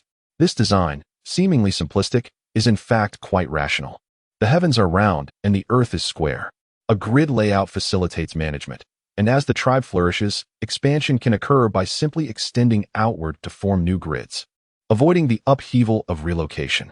Chapter 56. The mischievous beast cub Changxia. How wide should the road be? Changxia, how should the toilets be constructed? What about the sewer system? What is this pipe for? While the elders may not take direct responsibility, they must still be respected. Moreover, for the tribe's construction efforts, the support and assistance of the elders are essential. 6 meters, given the size of the beastmen. This road is meant for traversing. If it is too narrow, it will be inconvenient. Public toilets should be established in all directions, northeast, southeast, northwest, and southwest, within the tribe to accommodate visitors from other clans. In the lingering summer, Changxia pondered quietly, engaging in hushed conversation with Chenrong to confirm the inquiries at hand. The issue lay with the sewer pipes, and Changxia found herself in a quandary. Uncertain of the appropriate course of action, Chenrong suggested, perhaps we could attempt to bond the ironwood boards with resin? In the vicinity of the Hulua tribe, there was an absence of green bamboo and similar flora. The usual hollow plants were mostly unsuitable, and Changxia's household lacked buried pipes, opting instead for a simple trench that had yet to be filled. With the rainy season approaching, excavating the trench became imperative, otherwise, the risk of flooding could jeopardize the cave dwellings, potentially leading to their collapse. Even in the absence of a collapse, the caves would undoubtedly be left in disarray by the rainwater. Changxia mused, stroking her chin, hesitating before nodding in agreement. Let us give it a try. Ultimately, Jin departed with a sense of satisfaction. Changxia, will you be wandering to Baihu as well? Chenrong inquired softly. Yes, replied Changxia. The south wind has not arrived today. He is likely out hunting or foraging. Yet, I wonder about Warm Spring's circumstances. The shaman mentioned that Warm Spring should not be left alone. I also promised to take care of her. However, neither the south wind nor Warm Spring has come today. Shall we wait for Warm Spring then? As Chenrong began to tidy the long table, Changxia sketched with the remaining paper and brush, illustrating whatever came to mind. The flora and fauna from the two realms bore similarities yet diverged in distinct ways. The drawings served merely to encourage the tribe to consciously seek out resources. Naturally, if anything were truly discovered, it would be all the more delightful. Chenrong, what are you waiting for Warm Spring for? Just as the south wind was mentioned, he arrived, accompanied by Warm Spring. However, Shan Kuan had not joined them, likely having followed the hunting party on their expedition. The tribe plans to construct a kiln, and this outing for hunting may be the last before the onset of the rainy season, after which the tribe will likely gather to build the kiln. We intend to meander around White Lake and await your company. Changxia set down her pen and waved to the duo, Nanfeng. Nanfeng replied, rest assured, we can depart at any moment. Very well, let us be off. Changxia tucked away her writing materials, seized the prepared backpack from Chenrong, and made her way towards White Lake, situated down the hillside. Mindful of Nuanchuan, the group ambled slowly, their pace reminiscent of a leisurely spring outing rather than a foraging trip. Where could Shankuan and the others have gone? Sister Changxia, Nuanshuan said, strolling along and engaging in casual conversation. Upon reaching White Lake, the group intended to follow the river upstream through the reeds. At that moment, several youthful voices echoed from afar, drawing closer. Startled, Changxia froze. Shake, Wulyo. Nefeng gaped in astonishment at the young beast rushing toward them. Changxia's expression shifted, and she glanced behind the trio of younglings. Shanke, why have you ventured out of the tribe alone? What did I instruct you? Without adult supervision, you must never leave the tribe. The three young beasts halted, their faces betraying a hint of guilt. With a stern countenance, Changxia pointed at the eldest girl, Shanke. You speak. Changxia stiffened, her face flushed with embarrassment. Recently preoccupied with kiln construction and studying fruit powder, she had indeed forgotten her promise to Shanke and the others. Clearing her throat, she softly said, Shanke, I apologize.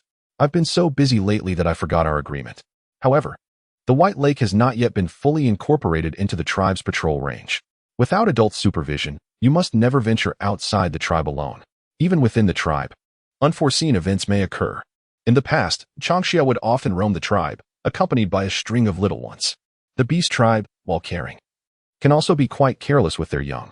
Changxia, discontented with this, would periodically take it upon herself to instill a sense of awareness regarding potential dangers in the tribe's offspring, thus earning the title of the head of children. Shanke is the eldest among the tribe's young, a female who is 8 years old this year. Wulyo and Luyu are a year younger than her and are male. Typically, beast cubs who reach the age of 10 are led by the tribe's elders to begin learning various hunting skills. Only those under the age of 10 are left to wander aimlessly throughout the tribe. Of course, this aimlessness is relative. Most beast cubs begin their training at the age of 5. However, this training usually lasts only half a day and is not mandatory. The focus is primarily on learning to switch between their human and beast forms, as well as mastering some basic hunting techniques. Changxia, we understand. After a heartfelt lecture, Shanke and her companions obediently acknowledged their missteps.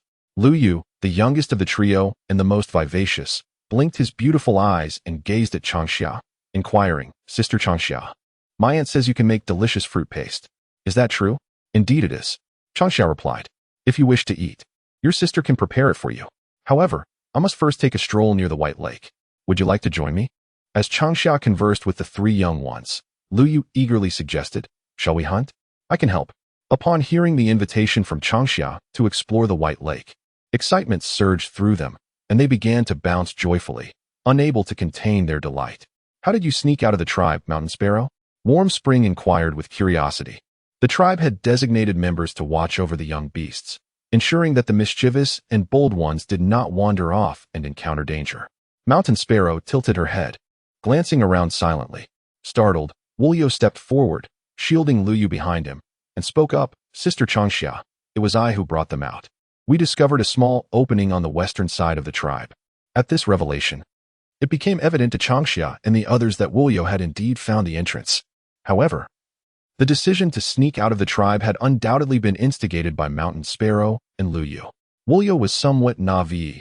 Mountain Sparrow merely possessed a bold spirit, while Luyu was undeniably the cleverest among the tribe's young beasts, often present during any mischief.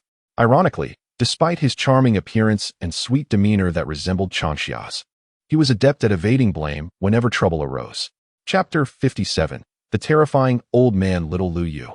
Changxia squinted, her gaze fixated on Luyu. This little creature had just learned to transform, but dared to coax the slightly older young beasts into sneaking out of their den. As he grew bolder, he encouraged Mountain Sparrow and the others to venture beyond the tribe to play by the riverside. Each time their escapades were uncovered, it was always Mountain Sparrow and Wulyo who faced the consequences. Luyu, being the youngest, would charm his way out of trouble with his sweet words and innocent nature. Unfortunately for him, his usual tactics were ineffective against Changxia. In the tribe, apart from the chieftain and a few elders, the person Luyu feared the most was Changxia.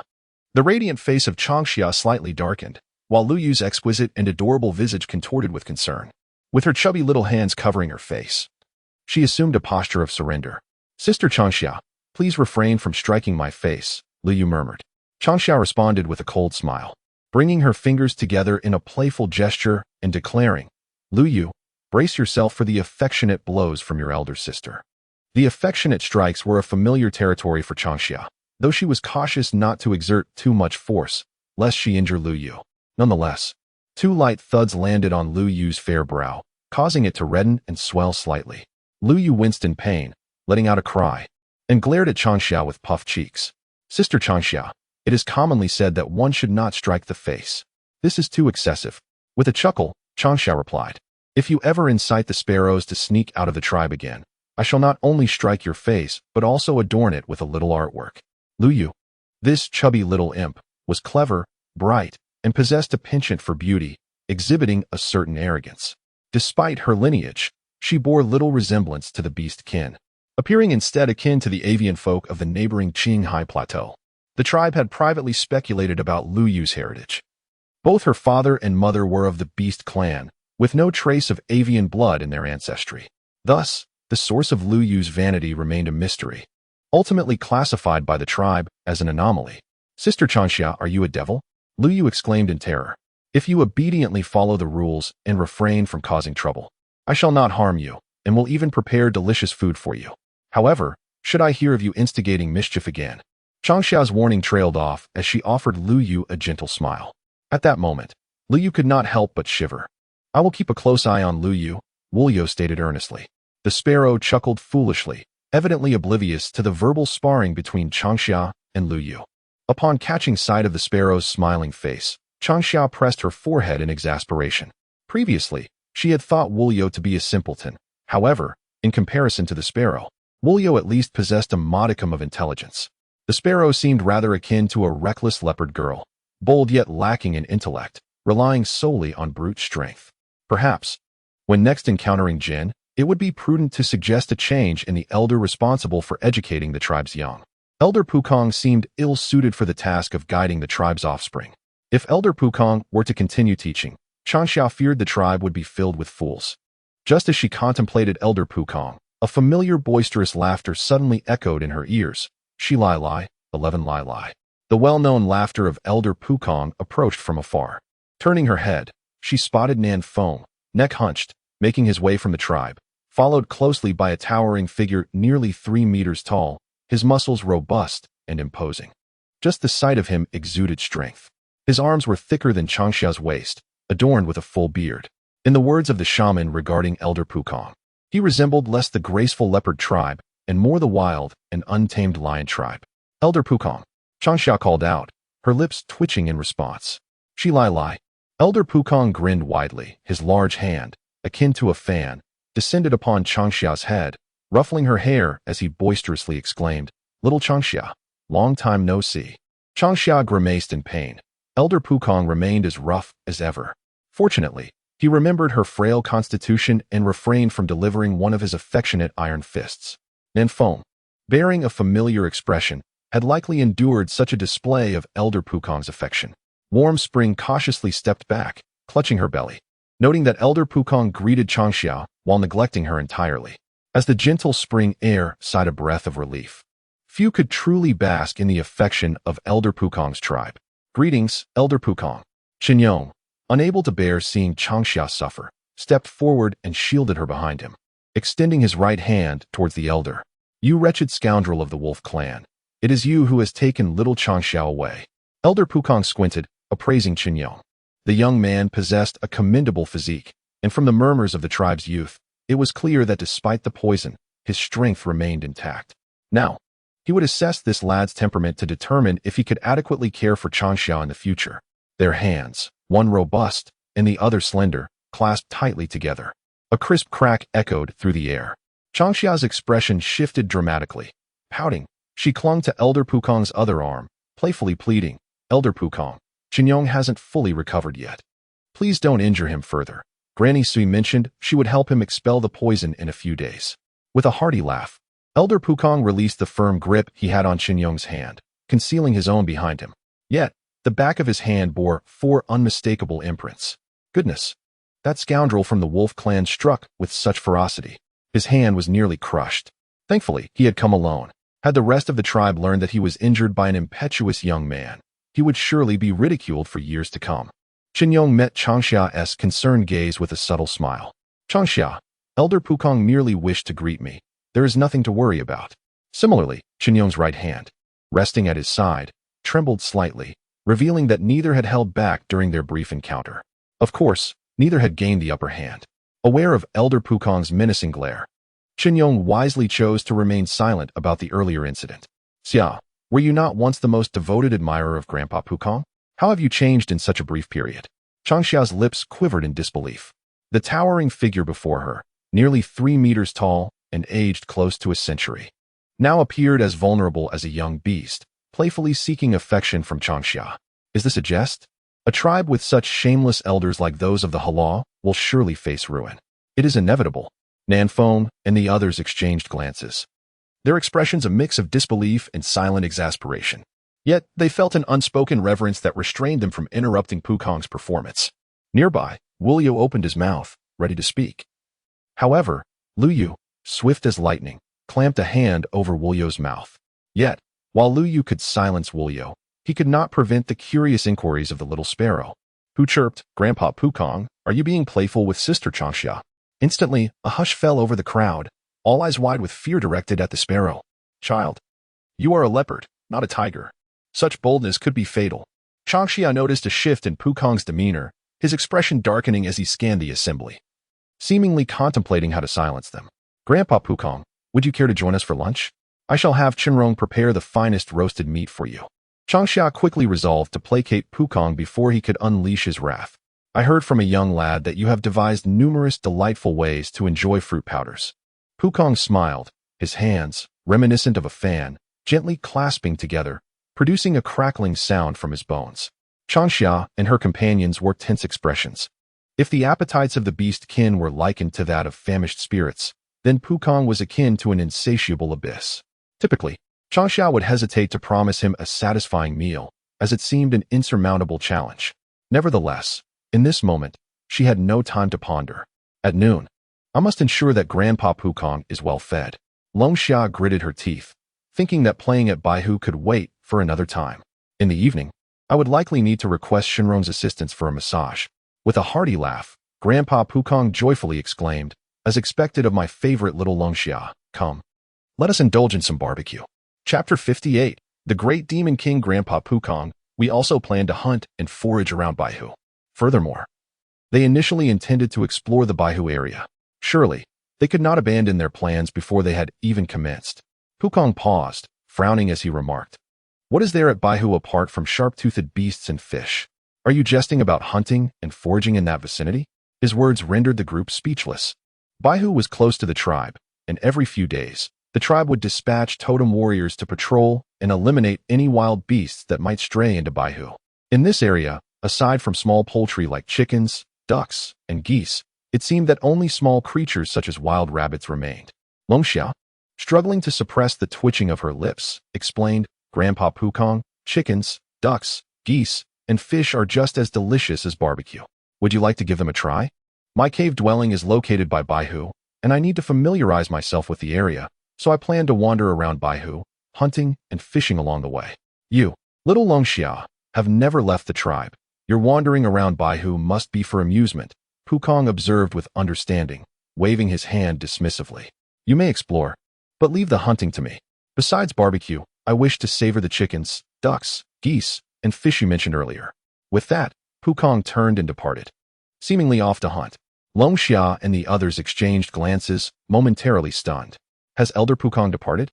Nanfeng murmured softly as he lowered his hands from his face, glancing around to confirm whether Elder Pukong had truly left. Having just endured a fierce reprimand from Elder Pukong, he felt a pervasive ache throughout his body, with several areas still swollen, particularly on the left side of his face. He cautiously withdrew his hand from Wulyo's face, his eyes reflecting lingering fear. Indeed, Elder Pukong was among the individuals that Luyu dreaded. Changxia, appearing bewildered, innocently inquired, "Sister Changxia, what has happened to them?" Upon hearing this, Changxia gradually relaxed her tense posture, a smile gracing her features as she half-squatted down. "Changxia, you ought to consume more fish to nourish your mind and avoid being so foolish." Fortunately, she had reacted swiftly, using roasted meat to quell Elder Pukong's surging fury. Otherwise, given Elder Pukong's penchant for holding grudges, all three of them, including her and Changxia, would have suffered his wrath, with only Nuanchuan likely escaping unscathed. It was inconceivable for Shenrong to remain unscathed. He turned his head, trembling hands quickly wiping the beads of sweat from his forehead. Ahem. The Hulua tribe truly deserves its reputation as the mightiest beast clan within the Twilight Forest. Just a random old man from their ranks proves exceedingly formidable. During our earlier encounter, the old man may have gone easy on us. Sister Changxia, is fish brain delicious? Changke exclaimed joyfully, evidently oblivious to the implications of Changxia's words. Meanwhile, Lu Yu, with his pudgy hands covering his face, wore an expression of shame. Sister Changxia, your words are incomprehensible to Changke. I believe it would be safest to let Changke speak less in the future. He had nearly been frightened out of his wits just moments ago. Indeed, I have borne burdens that are not fitting for my age. With a weary hand resting on my forehead, I gazed upon two innocent, youthful faces, and then turned my attention to the whimsical Lu Yu. The He Luo tribe is a profound mystery. Little Lu Yu, silence yourself, Changxia remarked. Nanfeng, with a mischievous smile, stifled a laugh. The sprightly Lu Yu reminded me so much of the Changxia from my childhood. Observing the playful banter between the elder and the younger was truly delightful. Changxia, shall we go fishing? Shenrong asked, taking Changxia's hand and lifting the little Lu Yu to present him before Nanfeng. This impudent child steals the spotlight the moment he appears. How bothersome. Changxia nodded and replied, let us catch a few fish. We should also gather some shrimp and crabs, for Elder Pukong has quite an appetite. We must strive to hunt several chickens, ducks, and geese. Luck with the geese, but we should aim to catch more chickens and ducks. As for meat, Elder Pukong shall see to that. We can also forage for fresh wild vegetables by the White Lake, as the ones from the beast den have dwindled in freshness. Is all this truly necessary, Changxia? Shenrong inquired, taken aback. It is, replied Changxia, joined by Nanfeng and Lu Yu in agreement. Elder Pukong's appetite is well known throughout the Moai Forest.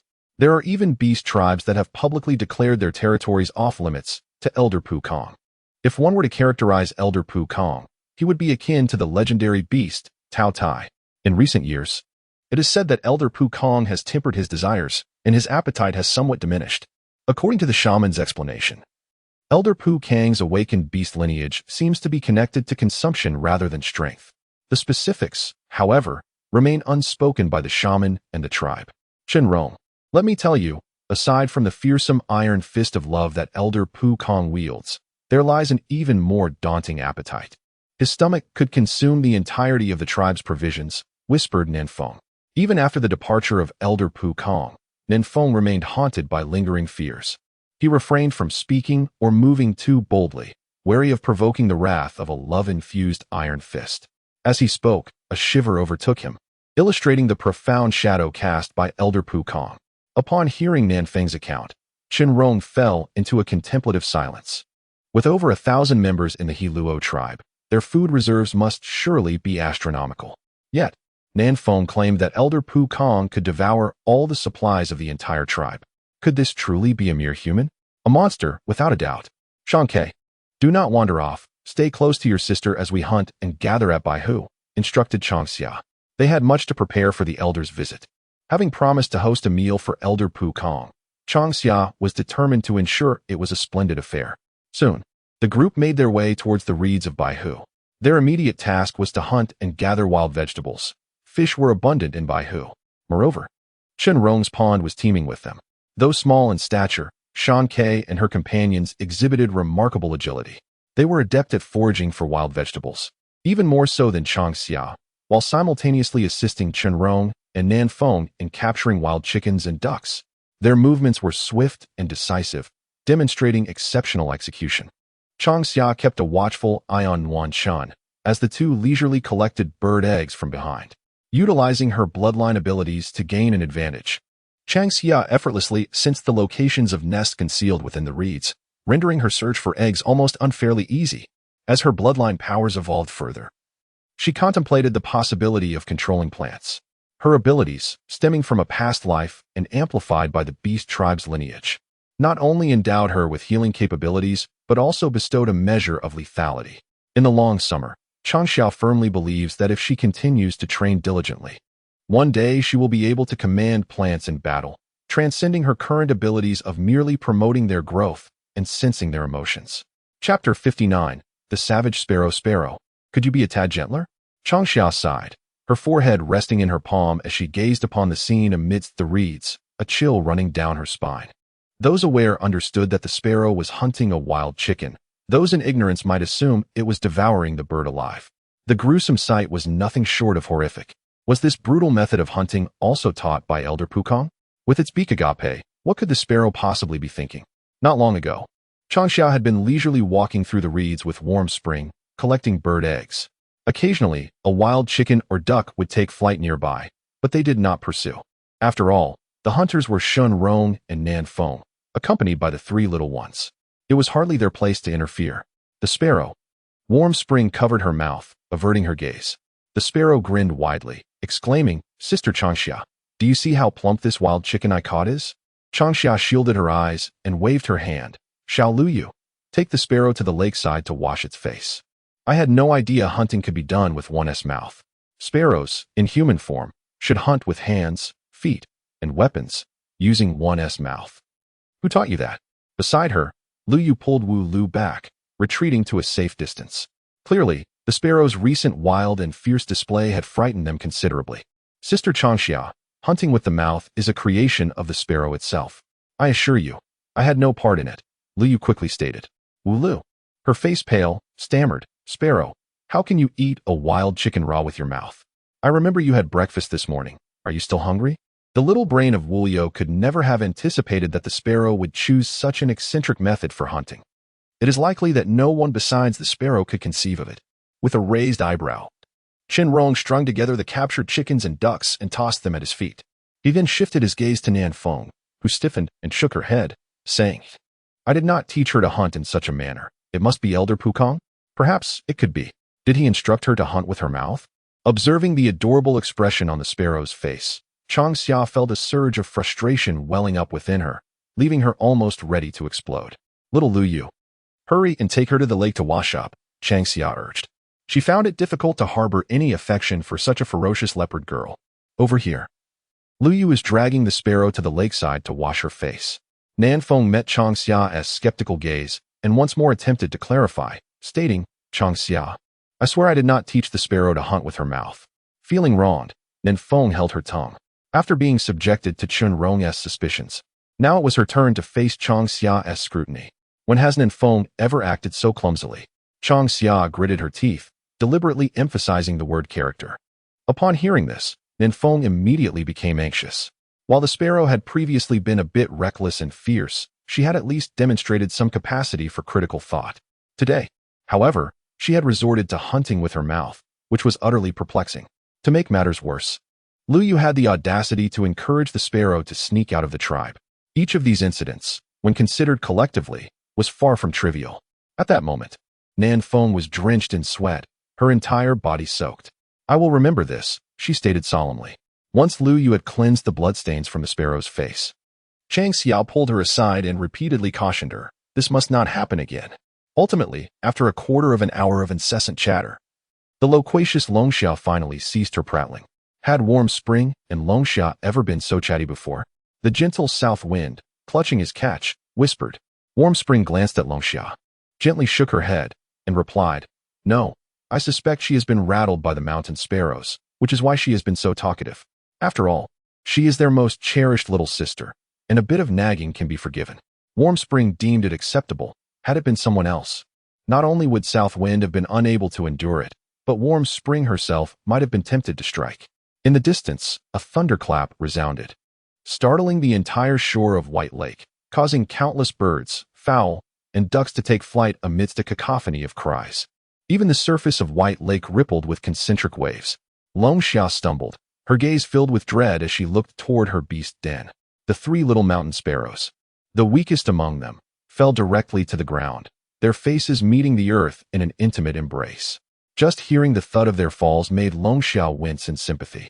Quick-witted Warm Spring and South Wind swiftly discarded their catch to shield Warm Spring from the impending disaster, preventing her from making contact with the ground. Warm Spring cradled her belly, her expression one of relief after the close call. "Is everyone all right?" murmured Chenro. "Yes, we are fine," the bewildered mountain sparrows replied as they clumsily got back on their feet. Just as the cheerful cries subsided, the familiar laughter echoed once more. followed closely by the fierce visage of Elder Pukong coming into view. Little Longxia, what have you caught all these sharp-beaked creatures for? Elder Pukong, these are chickens and ducks. Meant for our lunch, Longxia explained.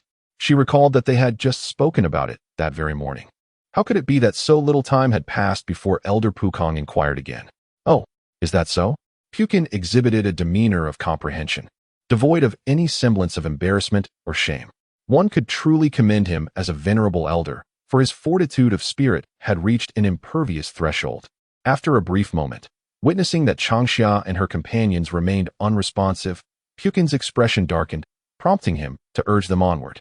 Changxia and her companions, their faces rigid, could not help but mutter silently in discontent, yet dared not cast aspersions upon the shameless individual in question. They roused the frightened few and proceeded towards the beast den.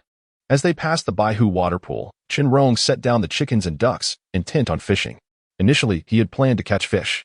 But observing the anxious demeanor of Elder Pukin, he realized there was no time for that. Thus, he plunged directly into the pool to scoop them out.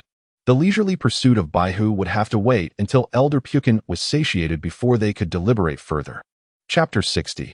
The misfortunes of Pukin. Elder Pukin's familiar laughter echoed throughout the expanse of Baihu. Changxia and her companions hastened their pace towards the beast den. The sound of laughter hinted at Elder Pukin's unease. Could it be that he was famished? The mere thought of hunger caused their expressions to shift in unison. An insatiate Elder Pukin was exceedingly perilous, a scenario they were keen to avoid. Quickly, let us move, commanded Changxia. Warm Spring, you shall assist in steaming the rice noodles. Nanfeng and Fanhohu will prepare the fruit pancakes. Chenrong, however, needed to marinate the meat before attending to other matters.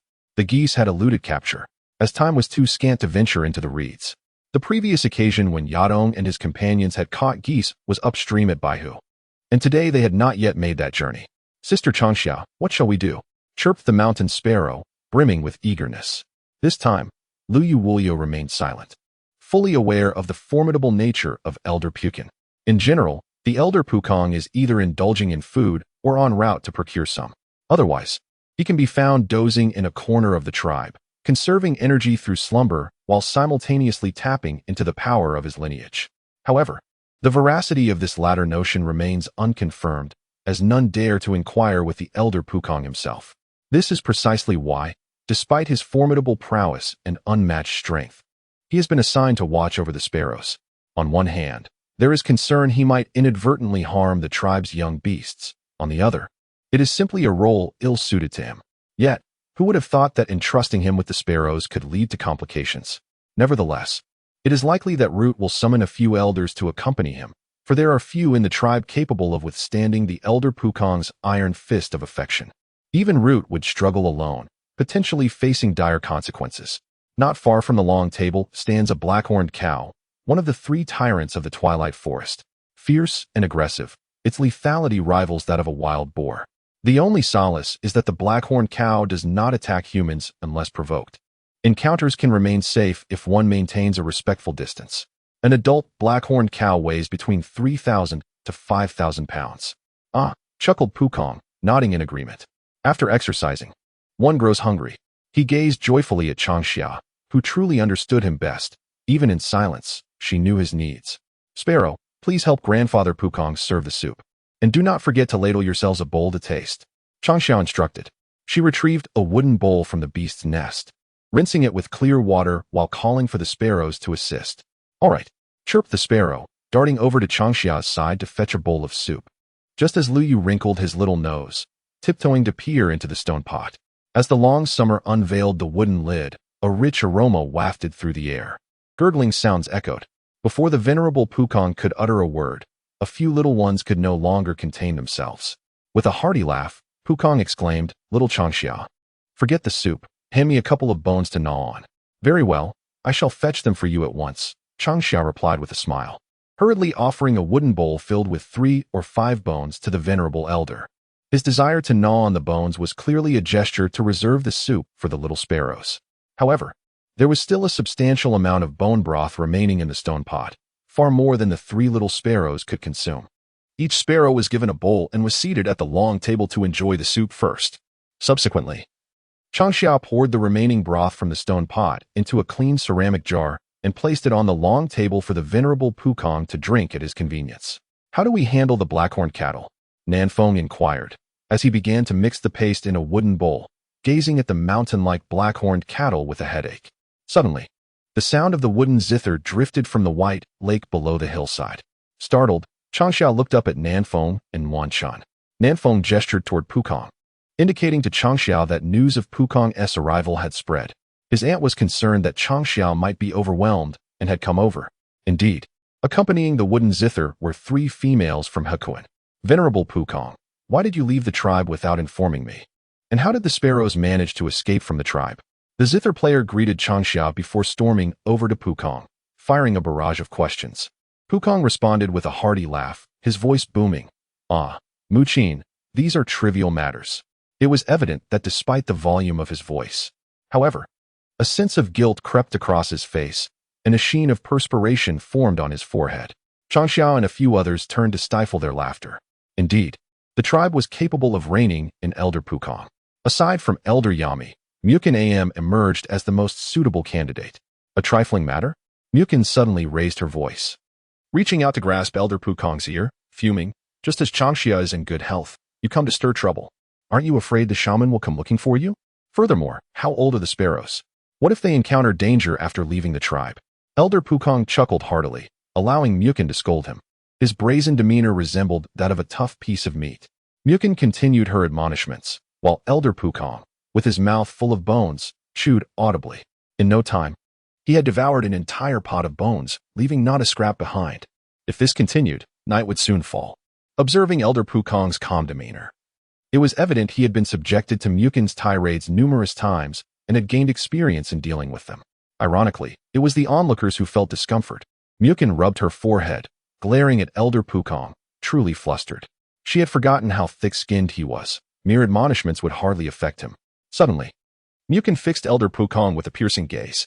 "Elder Pukong, if you misbehave again, your food rations will be halved." No sooner had she spoken than Elder Pukong's laughter ceased. His sharp gaze locked onto Muqin, and he replied earnestly, "Muqin, please continue to scold me. Reducing food rations is absolutely out of the question.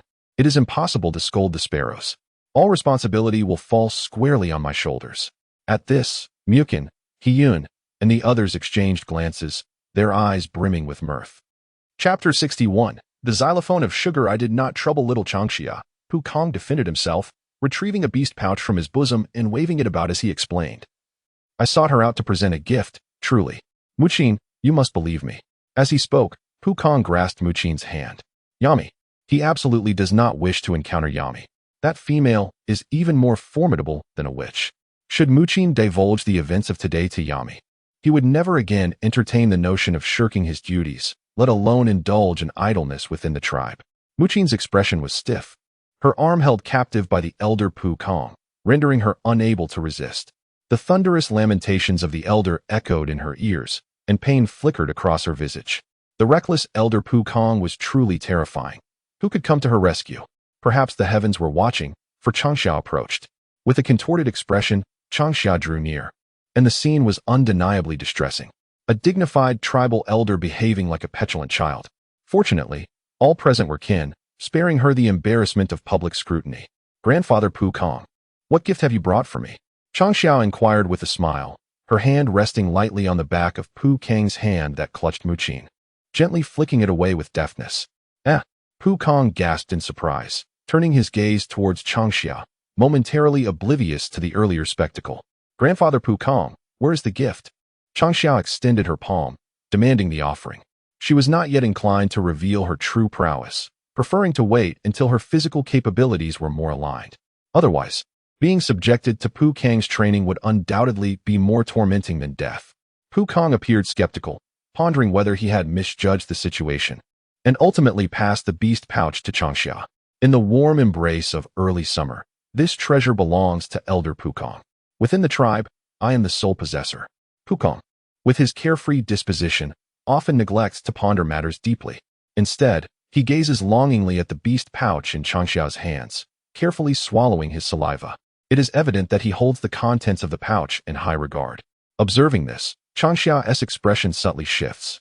She does not hasten to unveil the pouch. Instead, she inhales the fragrance wafting from it, A faintly sweet aroma emanates from within. Sweetness, perhaps sugar? Changxia, do open it and take a look, urged Nanfeng, who had approached with curiosity. Very well, Changxia replied.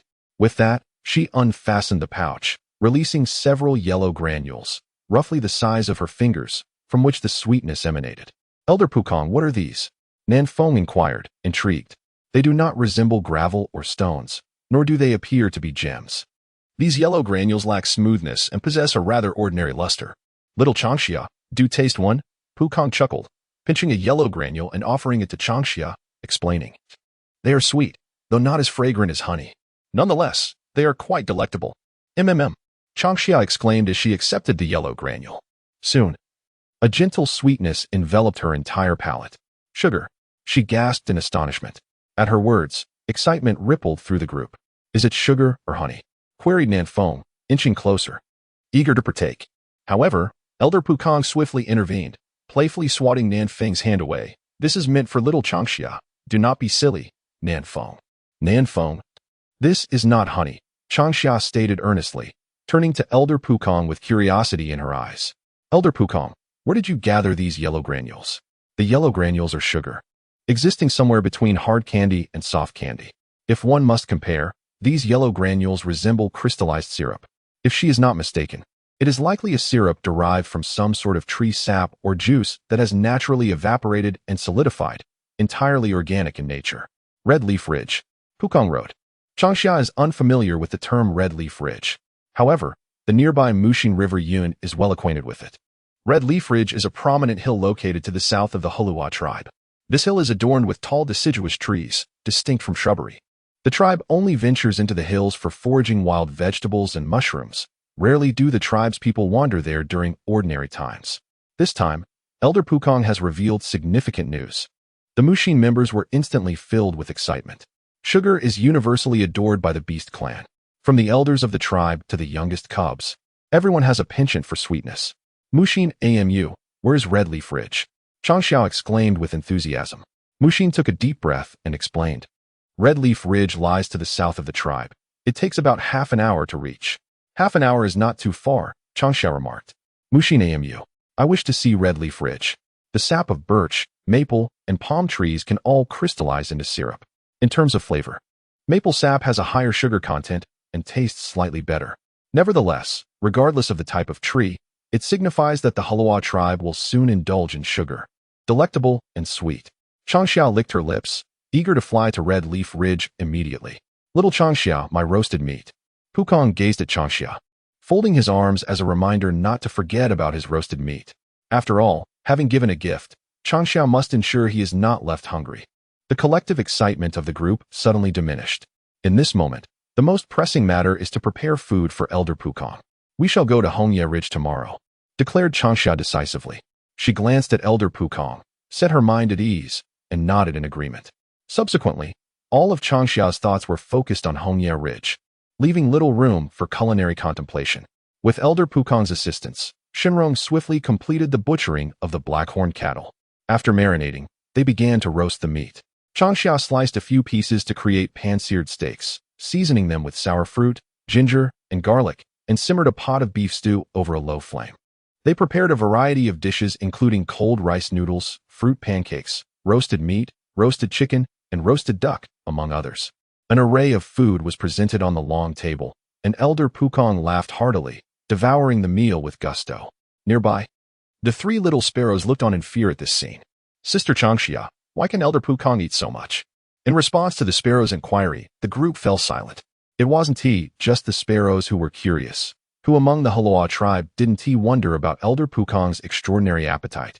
With a hearty laugh, Elder Pukong explained. A powerful totem warrior must first learn to eat well and eat abundantly. Only by consuming enough can one grow stronger.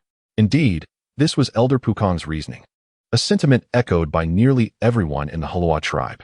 Elder Pukong was undeniably strong, though the extent of his strength remained a mystery to all.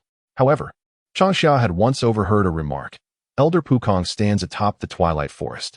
Sister Changxia, I want more to eat, called Wulio loudly. Changxia's gaze fell upon his round, bulging belly, and she approached to give it a gentle pat, exclaiming in exasperation, Wulio, if you eat any more, Her belly felt as if it were about to burst. She stood up and took a few steps to aid her digestion. With the assistance of Qin Rong and the others, Changxia was not completely exhausted. When her arms ached and felt too heavy to lift, they had prepared an array of ingredients, which they transformed into a feast laid out on a long table before Elder Pu Kong. Overwhelmed by fatigue and hunger, Changxia felt utterly drained, with not a drop of energy left.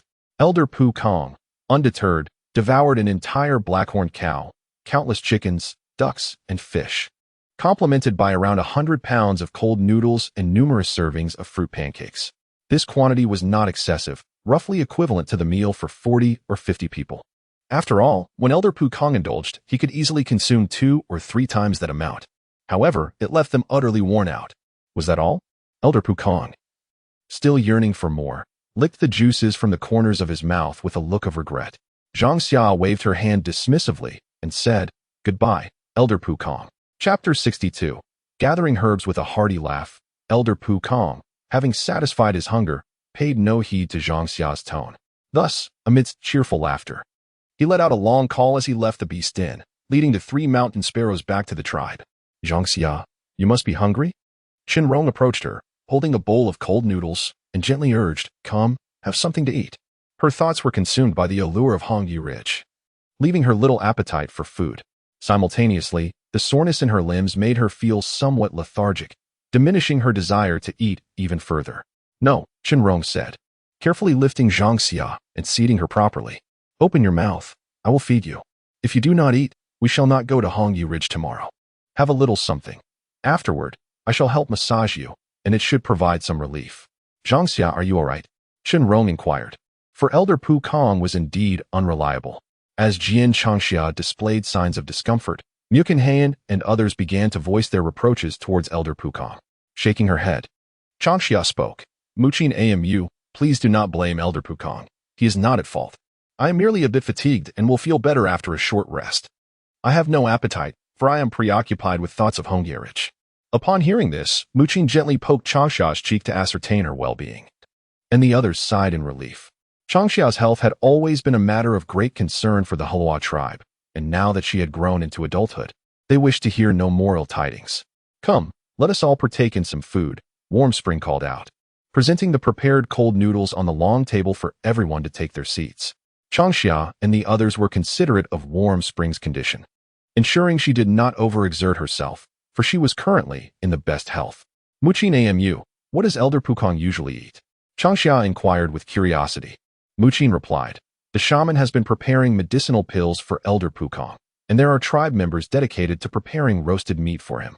After all, aside from sleeping, Elder Pu Kong spends most of his time eating. However, in the past 2 years, his condition has begun to improve. According to the shaman, Elder Pu Kong is now able to control his bloodline abilities and no longer needs to consume food to store energy."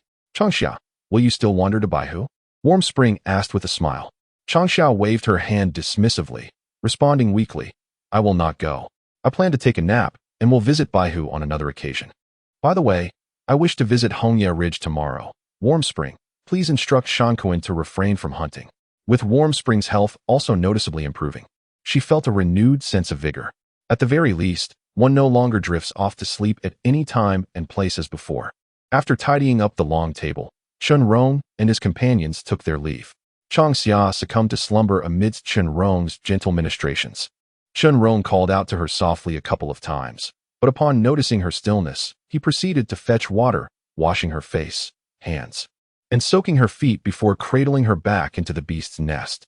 He draped a fur blanket over her, providing warmth. At this moment, the day was still young. Qin Rong picked up his backpack and descended the hillside, intending to explore the vicinity of the White Lake to familiarize himself with the area. He also aimed to gather some herbs for concocting ointments, considering which remedies he could prepare based on the herbs he could find. Undoubtedly, herbal balm would be the most desirable, yet its ingredients were the most intricate to procure. Qin Rong understood that it would be challenging to gather all the necessary herbs in a short span. If the herbal balm proved unattainable, he would resort to crafting other ointments. Fortunately, with the rainy season approaching, he would have ample time to ponder his concoctions. The following day, Changxia expressed her desire to visit Red Leaf Ridge, likely seeking to comprehend the significance of the yellow granules bestowed upon her by Elder Pu Kong. There were only a few granules, and Changxia generously shared them, with each person receiving one. The sweet taste was delightful, capturing not only Changxia's attention but also lingering in the minds of Chunrong and the tribesmen. Following the banks of White Lake, they ascended. By the time they reached the upper stretches of the lake, Chunrong's backpack was brimming with various herbs. Gazing at the sun drifting westward, he decided against proceeding further. Back at the beast's nest, Changxia awoke, yawning and scanning the surroundings, yet failing to spot Chunrong. She speculated that he had gone to wander around White Lake. Rising, she stretched her back and limbs, relishing the comfort of her rest. Youth, indeed, brings a remarkable resilience. Despite her previously fatigued limbs, a single slumber restored her vigor. Red Leaf Ridge was adorned with towering broadleaf trees, embodying the characteristics of maples and other similar species. If it truly is a maple tree, the Hulawa tribe shall not lack for sugar in the days to come. The long summer did not delay. She contemplated what provisions to prepare for Red Leaf Ridge. She recalled having set aside a piece of beef while simmering it at noon. As she stepped out of the beast's den, Long Xia lifted the lid of the stone pot, discovering that indeed, a chunk of beef remained, weighing approximately 5 or 6 pounds. Long Xia extracted the cooked beef, adding water to the pot, intending to utilize the remaining broth to simmer another batch of meat. Although the flavor could not compare to that of braised meat, it was not far off. It was more savory than ordinary stews. This type of stew was particularly suited for hunting expeditions, as it could be consumed directly without reheating and still tasted delightful. Simultaneously, she had also prepared provisions for tomorrow's outing. What are these? Long Xia inquired as she placed the dishes on the table. Medicinal herbs, replied Chunrong. Chunrong, you recognize medicinal herbs? Long Xia exclaimed in surprise, approaching to crouch down and examine one or two of the herbs, all of which were the most common Chinese medicinal plants. I do recognize them. The herbs are incomplete. Once I gather the full set, I will concoct a few jars of ointment for you to apply on your face and hands, Chunrong explained. Upon hearing this, Long Xia was genuinely thrilled. Ointment? You mean a balm that can be applied to the face and hands? Long Xia exclaimed with excitement. In truth, she was familiar with the preparation of ointments, but had been too occupied. Moreover, with her basic needs still unmet, she had little time to focus on such matters. Today, however, Chunrong had unexpectedly offered her a delightful surprise. Chunrong, you are simply marvelous. Long Xia leaped onto Chunrong, wrapping her arms around his neck, laughing joyfully. With Chunrong and Wu providing cover, she could now bring forth even more treasures. Although she had never concealed her feelings before, Long Xia could not help but feel elated. Chapter 63, Red Leaf Ridge. Chunrong, it's time to rise. As dawn broke, Changxia yawned while calling out for Chunrong to wake. Having spent an entire restless night preoccupied with thoughts of Red Leaf Ridge, she had tossed and turned, unable to find solace in sleep. Even before daylight had fully arrived, Changxia found herself awake. Changxia, it's still early, Chunrong sighed, gazing at the dimly lit horizon. Throughout the night, Changxia had been restless, and despite his attempts to comfort her, nothing seemed to work. Several times, Chunrong pondered whether to physically assist her in falling asleep. But I wish to go to Red Leaf Ridge early. Changxia's eyes sparkled with a glimmer of determination. Though she had not rested well, her spirit was undeniably high. All right, let us get up, Chunrong conceded. It was rare for Changxia to exhibit such a playful demeanor, and he found it difficult to refuse her. After all, who could bear to see those glistening eyes of hers filled with disappointment? They rose, dressed, brushed their teeth, and rinsed their mouths. With the braised meat prepared the previous evening, Changxia deftly made a dozen or so fruit pancakes, and the two sat down at the long table to enjoy their meal. Just as they finished, they spotted someone approaching from the tribe. From the sound, it should be Nanfeng, Changxia remarked. Wait a moment, it will be ready shortly. After all, there were only a few days left until the rainy season. Even the usually oblivious Changxia could faintly detect the subtle moisture in the air, hinting that the first rain of the season was not far off. Nanfeng, are you alone? Changxia inquired, surprised. Given the excitement from Mu Qin and the others yesterday, she had anticipated more company. The fact that it was only Nanfeng who arrived caught her off guard. Is it such a rush? Changxia asked, astonished. You mentioned that the rainy season is not suitable for building kilns. The tribe must be quite anxious. At this moment, the rainy season could arrive at any time, and the sooner the kiln is constructed, the quicker it can be completed. Nanfeng elucidated that the tribe intended to ensure all its members were settled into secure and tidy cave dwellings before the onset of the rains. This rainy season, it was imperative for the tribe to remain unaffected by the deluge. Contemplating this, Nanfeng realized that his visit to Changxia Ridge was of little significance. Changxia nodded in agreement, stating that the chieftain's decision was indeed prudent. I shall accompany Chenrong to Changxia Ridge to ascertain whether the yellow granules provided by Elder Pukong are syrup. If they are, I may require assistance from the tribe to collect the tree sap. As for the kiln construction, I fear I may not be of much help. The tribe does not need your assistance in building the kiln, Nanfeng replied earnestly. After all, your generous provision of the kiln construction method is already the greatest assistance. The members of the tribe expressed their gratitude towards Changxia, had it not been for her early insistence on not allowing the tribe to send offerings. Her home would surely be overflowing with gifts from the clansmen. Even in the absence of material offerings, this sentiment was etched in the hearts of all tribe members. This matter is not urgent. Let us discuss it further after I confirm the details at Changxia Ridge, Changxia suggested. With only herself and Chenrong to rely on, they were incapable of collecting a greater quantity of tree sap. Therefore, they would undoubtedly require the tribe's aid in due course.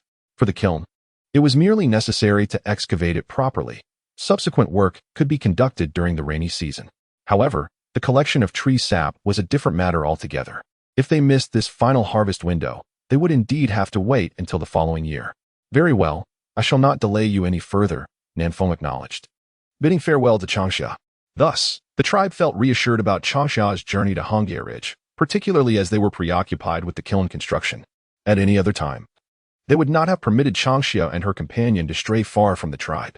It can only be said that this moment is exceedingly delicate. Furthermore, the allure of sugar is immense for the Beast clan, to the extent that even a mere root holds some temptation. Suddenly, Chenrong spoke, calling back the departing Nanfeng. Nanfeng paused, filled with suspicion. Chenrong, do you have something to discuss? Changxia blinked, clearly intrigued by Chenrong's desire to summon Nanfeng. Changxia, do you know where Hong Yiling is? Chenrong inquired helplessly, normally meticulous and cautious. Changxia occasionally revealed a more careless side. Having been frail since childhood, Changxia had long been sheltered within the tribe. Last time, they took a detour while heading to Kana's sacred mountain. The destination was clear, yet they nearly lost their way. As for Hong Yiling, Changxia only knew it was located to the south of the tribe, but the distinction between south and south is vast. Hee. Changxia chuckled foolishly. Nanfeng slapped her forehead, feeling guilty. Look at me. I completely forgot that Changxia has never been to Hong Yiling.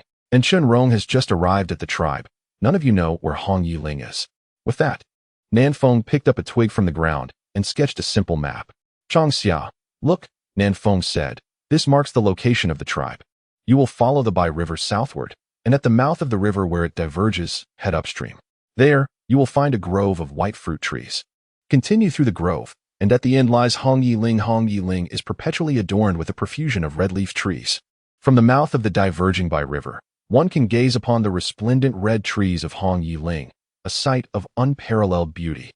Nanfeng once contemplated establishing the Beast Inn at Hong Yiling, so she could revel in the splendor of the red trees at all times. However, before she could utter this thought, she was soundly thrashed by the duet of Jin and Mu Qin.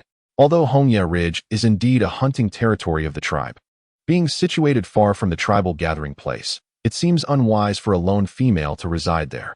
At this moment, Changxia's eyes sparkled as he initially speculated that Changxia Ridge might be home to maple, ash, or palm trees. However, upon hearing Nanfeng's description, he became almost certain that the tree in question was indeed a red maple. He felt exhilarated. This discovery could lead to prosperity. The sap of the maple tree is used to produce maple syrup, which boasts an exquisite flavor. Changxia had tasted it in his previous life and found it to be flawless, albeit slightly pricey. The more affordable maple syrup could be utilized to create a variety of snacks. Chenrong, let us set forth, Changxia declared with enthusiasm. This journey to Changxia Ridge saw the two of them travel light, as their primary objective was to ascertain the existence of sugar-producing tree sap rather than to hunt or gather. Each carried a basket, eagerly making their way toward Changxia Ridge.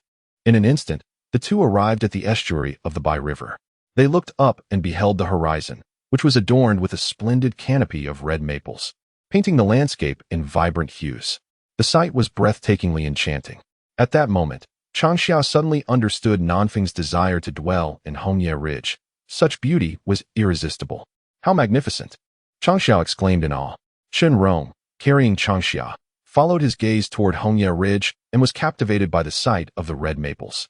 Ascending along the estuary, they passed through a ginkgo grove, where the ginkgo trees stood sparsely, likely having been recently harvested by the tribe. The ginkgo nuts had become a staple for the beast folk. No longer merely an option. However, Sui had yet to disclose this information to the other beast folk. Yet, if Changxia were to indeed produce dry powder, the status of the ginkgo tree within the beast clan is poised to ascend once more. At that time, Sui will reveal the significance of the ginkgo to the numerous tribes of the beast clan in the Twilight Forest. Naturally, each tribe must offer the Heluo tribe a measure of compensation, which is imperative. The tribes have indeed exhausted the nearby ginkgo resources. Changxia sighed, noting that once Su Ye's grandmother arrives at the tribe, the warm pot feast will be on the agenda. The root has dispatched a hunting team, likely harboring the intention to gather provisions. After all, it is quite unrealistic to expect Changxia and the others to prepare food for over 1,000 individuals. The majority of the ingredients will have to be provided by the tribe. Chen Rong interjected, stating, there exists a small grove of ginkgo trees upstream of Bai Lake, which has yet to be harvested.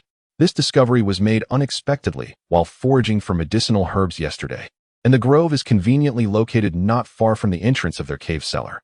Chen Rong counted approximately 17 or 18 trees, laden with ginkgo. Is that truly the case? Changxia exclaimed with delight. The grove is situated in a hollow to the right of the cave cellar entrance, consisting of a modest number of trees, roughly a dozen. Chen Rong elaborated that aside from the ginkgo trees, there is a plethora of shrubs growing in the hollow. He had not examined them closely yesterday due to the haste of their journey. However, he felt an immense sense of relief regarding the location selected by Changxia for the cave. The hollow's concealed position renders it exceptionally suitable for both cultivation and husbandry. Further up lies the upper reaches of Bai Lake, where vast reeds flourish, providing habitat for various fowl. The expansion of the Heluo tribe towards Bai Lake is undoubtedly an excellent choice. A dozen trees will suffice. In the warmth of late summer, Changxia smiled gently, playfully tugging at the fine, velvety fur of Chenrong, resting her face against his back as she gestured, let us go to Hongye Ridge.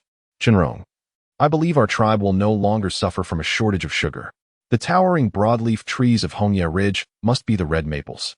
Typically, the sap of the red maple is harvested starting in March, with early April being the optimal time for collection.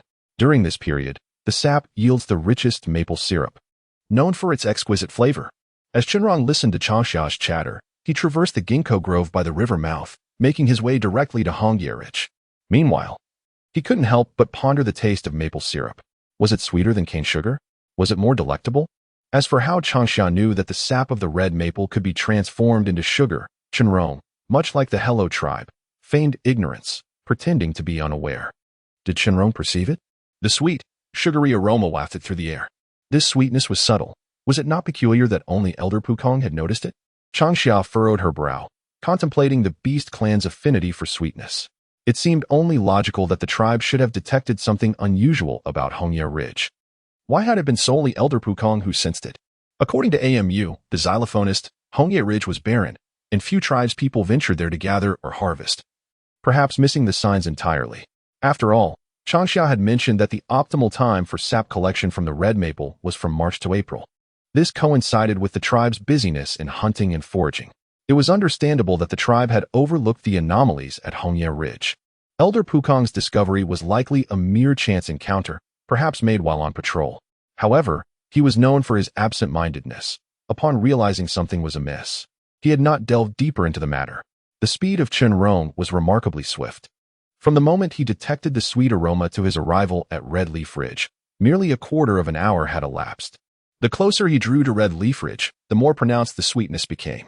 It was as if even the air around Red Leaf Ridge was imbued with a sugary essence, resembling a dreamlike fantasy. Upon landing, Chenrong set down Changxia. Chenrong, we have struck gold, Changxia exclaimed, placing his hands on his hips and laughing boisterously. Red Leaf Ridge was adorned with maples that boasted centuries of age, some even reaching a millennium. Towering ancient trees, each maple stood at an impressive height of 70 to 80 meters, with diameters exceeding 100 centimeters. This vast expanse of maple forest had the potential to transform the Halawa tribe into a kingdom of maple syrup. The trunks of these trees were rich in starch, which converted into cane sugar during winter, and as the weather warmed, the sugar transformed into a delectable sap. By simply boring a hole into the trunk, the sap would flow forth in abundance. After boiling down the sap, it could be crafted into maple syrup, with thousands of maples gracing Red Leaf Ridge, many of which were ancient trees boasting over 1,000 years of age, and countless others exceeding a century. Changxia's assertion that the Halawa tribe could become a kingdom of maple syrup was no mere jest. As Changxia regained his composure, 2 incense sticks worth of time had passed. "Chenrong, why don't you try boring a hole into one of the red maples? Let us see if there's any sap," he suggested. Chenrong set down his backpack and picked up a bone knife. He casually selected the nearest red maple, found a suitable branch, and plunged the knife into it. In no time, he created a hole the size of 2 fingers. Moments later, a rich brown sap began to ooze from the opening. Changxia stepped forward, dipped his fingers into the sap, and brought it to his lips for a taste. The aroma, reminiscent of caramel, wafted enticingly through the air. "Chenrong, you should give it a try," he encouraged, as Chenrong leaned in and enveloped Changxia's hand with his mouth. In the sweltering summer, Changxia's cheeks instantly flushed crimson. Her intention was to have Chenrong dip his hand into the sap of the red maple tree for a taste. However, he unexpectedly launched a sudden ambush. She nearly kicked him away. Yet, she surmised that even if she did strike, he wouldn't budge. Chenrong pressed his lips together, chuckling lightly. "Sweet, exceedingly sweet." Changxia cleared her throat, at that moment reluctant to discern whether Chenrong was referring to the sweetness of the maple sap or the sweetness of her hands. And did this count as an indirect kiss? By the way, she seemed to have neglected washing her hands. Suddenly, her thoughts wandered further afield. "Chenrong, could you fetch a wooden bucket?" Changxia regained her composure and inquired. When they arrived, they only brought 2 baskets, with nothing to contain the maple sap. She gazed at the continuously dripping tree juice, feeling a pang of regret. Chenrong replied, "Wait a moment." Shortly after, he gathered materials from the surroundings. Chapter 65. The sweet sap of the tree. The sun had reached its zenith. The blazing heat enveloped the forest, though a gentle breeze occasionally grazed their faces. Still imbued with warmth, Changxia gently leaped down from the red maple tree, chewing and swallowing the morsels of stewed meat in her mouth, brushing off the tree debris clinging to her hands. She accepted the red maple sap that Chenrong offered and took a delicate sip. "Refreshing," Changxia exclaimed. The rich caramel sweetness spread from her mouth to her very heart, a delightful sensation that was utterly invigorating. The 2 of them hung a wooden bucket on the tree and then meandered through the area of the red leaves. After several hours of wandering, Changxia calculated that there were a total of 187 red maple trees in the region. Among them, there were 108 ancient trees over 1,000 years old, while more than 3,000 were over 500 years old. The remaining trees were all over 100 years old, and upon closer inspection, those with only a few decades of age turned out to be the rarest. Initially, Changxia found herself perplexed, but after completing a circuit around Hongyea Ridge, enlightenment dawned upon her. This space was dominated by the red maple trees. The ancient trees remained vibrant, while the newly sprouted saplings lacked adequate room for growth and would inevitably wither away. Perhaps, seeking opportunities to transplant the red maples elsewhere would prove to be a commendable choice, provided the conditions were conducive to their flourishing. Upon departing from Hongyea Ridge, Changxia successfully gathered a half-basket of wild vegetables. Subsequently, Chenrong transformed into his beast form and galloped towards the tribe. Changxia gently caressed the silky fur of Chenrong, a tactile experience that was utterly enchanting. Compared to the Black Panther clan's beast forms, Chenrong's wolf form was more robust and aesthetically pleasing. Particularly, the plush texture of his fur made one long to bury themselves within it. Alas, Chenrong was constrained by the poison of the goo, rendering him unable to maintain his beast form for prolonged periods or engage in combat. Nevertheless, this still incited deep envy within Changxia. After all, the Long Out clan's beast form was limited to adorableness, and Changxia had yet to discover a suitable combat approach. Perhaps, a little more patience was required? As Chenrong ran, he reveled in the sensation of Changxia's gentle touch, his heart brimming with joy. The affection bestowed upon his beast form by Changxia filled him with elation. Once upon a time, he resented his inheritance of the bloodline of the Fighting Wolf clan. which ingrained combat into the very essence of his being. For him, fighting was as fundamental as eating or drinking. Naturally gentle, he abhorred bloodshed. Yet, burdened with the lineage of the Fighting Wolf clan and the title of a noble from the Yuan family, Chen Rong could not escape the inevitability of conflict and slaughter. If the goo poison liberated Chen Rong from a fate of confinement, it was Changxia who granted him a rebirth, affording him the opportunity to lead a simple and ordinary life, akin to that of an average person. In the long summer, Changxia exited the ginkgo forest at the estuary. Chen Rong followed the White River downstream, arriving at the confluence where it meets the Baihe River, gazing into the distance towards the direction of the Luoluo tribe. Various beastly roars faintly reached his ears. Changxia's brows twitched slightly, and she chuckled softly. "It's nothing. I surmise that the sounds are related to the tribe. The emotions of the beast clan are easily revealed, and the roots are likely expanding their settlement. Most of the tribe's people must have begun constructing the caves. With more people, the noise is bound to be considerable." "You mean constructing caves?"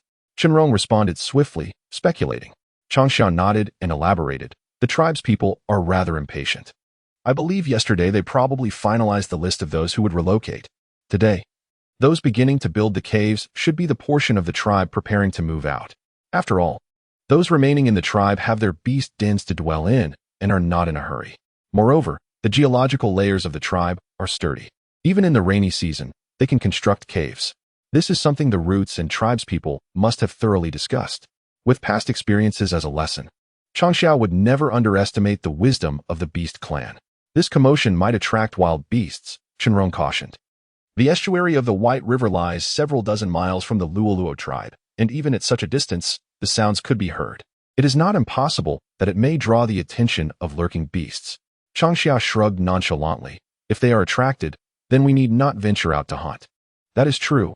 Chen Rong fell silent for a moment, tacitly agreeing with Changxia's assertion.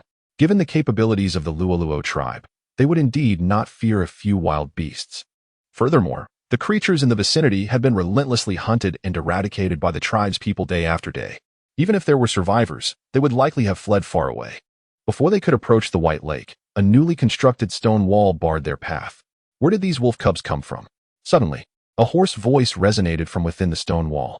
The wall loomed over 10 meters high, still under construction, obstructing the flattened path that stretched towards the surrounding mountains, reminiscent of the fortifications near the tribe. However, the tribe had only recently resolved to expand, hastily erecting a wall on the side of White Lake. Was this not a rather precipitous action? "Elder Dalai, this is Chen Rong, my companion."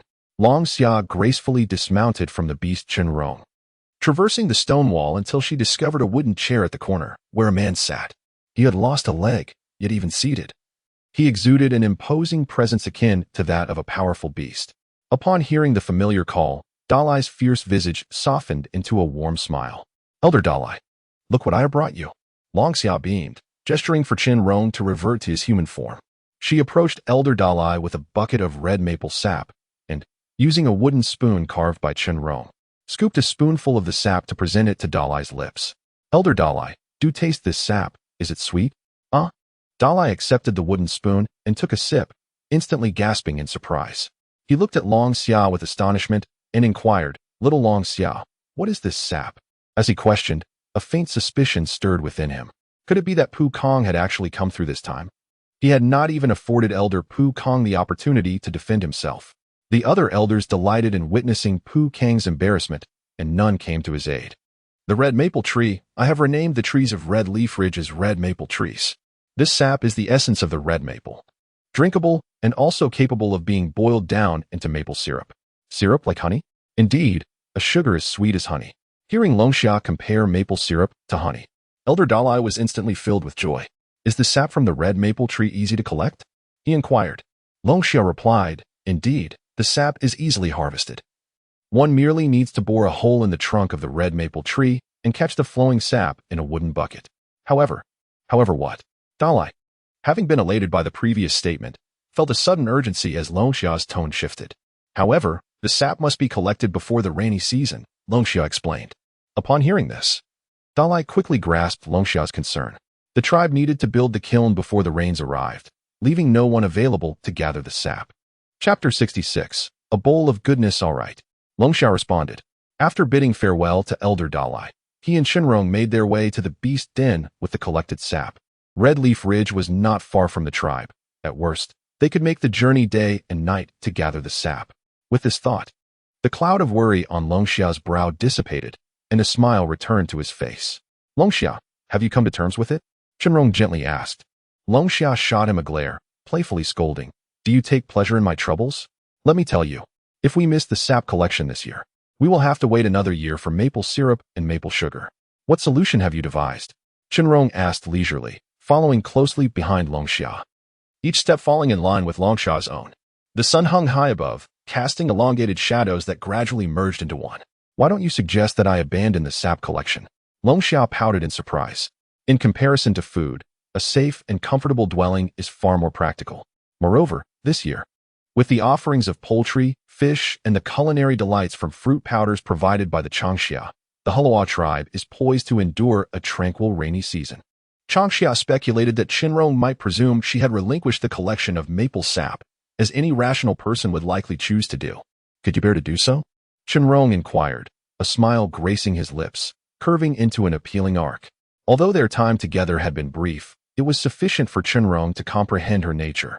A person who is passionate about food would not easily forsake the delicacies at hand. With a smile, Changxia nodded affirmatively. Indeed, I cannot bear to part with it. Thus, Shinrong resolved to exert effort, suggesting they craft more wooden barrels and venture to Hongye Ridge to harvest maple sap by night. They needed to seize the moment and gather as much as possible. Apart from storing maple syrup, they would attempt to boil some maple sugar. The humidity carried by the wind grew denser, signaling the imminent arrival of the rainy season. The tribe must hasten to construct the kiln, Shinrong stated solemnly. The two of us cannot possibly gather enough maple sap alone. Additionally, with the limited time at night, we cannot harvest all the sap from the red maples of Hongye Ridge. Shinrong objectively assessed the situation. The red maples of Hongye Ridge had never been tapped for sap before, and each tree was laden with ample sucrose. To fully harvest the red maples in just a few days seemed utterly implausible. Changxia waved her hand dismissively, responding calmly, I did not suggest we must collect it all. We shall gather what we can. If need be, we can wait until next year to harvest. The twilight forest is indeed enchanting. Despite the persistent rainfall during the rainy season, which typically leads to flooding, Changxia recalled that instances of flooding in the twilight forest were exceedingly rare. With such a significant volume of rainfall, where does all the accumulated water flow? Despite the frequent rainfall during the rainy season, the air should be moist, yet the twilight forest remains unaffected. The He Luo tribe, nestled beside the White River, experiences abundant precipitation, and the waters of the river maintain a steady flow, which is quite astonishing. In the long summer, should one wish to harvest the sap from the red maple trees, ample wooden barrels must first be prepared. Longxia, would you care for a bowl of red maple sap? Shinrong inquired gently. After a moment of respite, the heat in their hearts began to dissipate. Noticing the lingering blush on Longxia's cheeks, Shinrong couldn't help but ask, sitting quietly before the beast's den, each with a bowl in hand. The sky above was a brilliant blue, with clouds drifting lazily. As they savored the red maple sap, both emitted satisfied sighs in unison, exchanging smiles. Shinrong then set down his bowl and stood up, saying, Wait here, I shall fetch some ice fruit. Soon, Shinrong returned from the den with the ice fruit. Unlike ordinary wild berries, the ice fruit felt pleasantly cool to the touch. Peeling and slicing it revealed the pristine, translucent flesh, which emanated a refreshing chill upon contact. When gently pressed, the flesh was resilient and bouncy. Shinrong took Longxia's bowl and added several spoonfuls of red maple sap, followed by half a spoonful of the ice fruit flesh. Upon mingling, the combination produced a delightful sizzling sound. Shinrong, look! Longxia exclaimed, pointing at the wooden bowl. To their amazement, beads of water began to form on the exterior of the bowl. They exchanged glances and simultaneously exclaimed, Ice crystal grass. Indeed, ice crystal grass. Longxia's eyes sparkled with excitement as she declared, Shinrong, we must seek out the bird tribe to exchange for ice crystal grass. With it, we shall no longer fear the sweltering rainy season. Ice crystal grass, our natural refrigerator. Refrigerators, popsicles, ice cream, and slushies. One cannot help but salivate at the thought of summer's embrace. No matter the circumstances, one must seek the avian clan to exchange for the crystalline grass. This task is firmly etched in Changxia's memory. Soon, the two will partake in the sap of the red maple, infused with the essence of frosty fruits, leaving them with an insatiable yearning. Alas, the quantity of these frozen delights is limited. Changxia wishes to reserve some for the arrival of Granny Sui and Bai Qing, to savor together with her kin.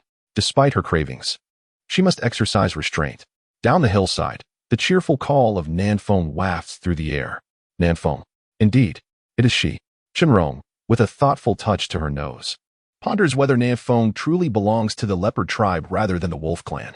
Just as they procure some delectable treats, Nanfeng seems to be aware of it. Is her sense of smell not a tad too acute?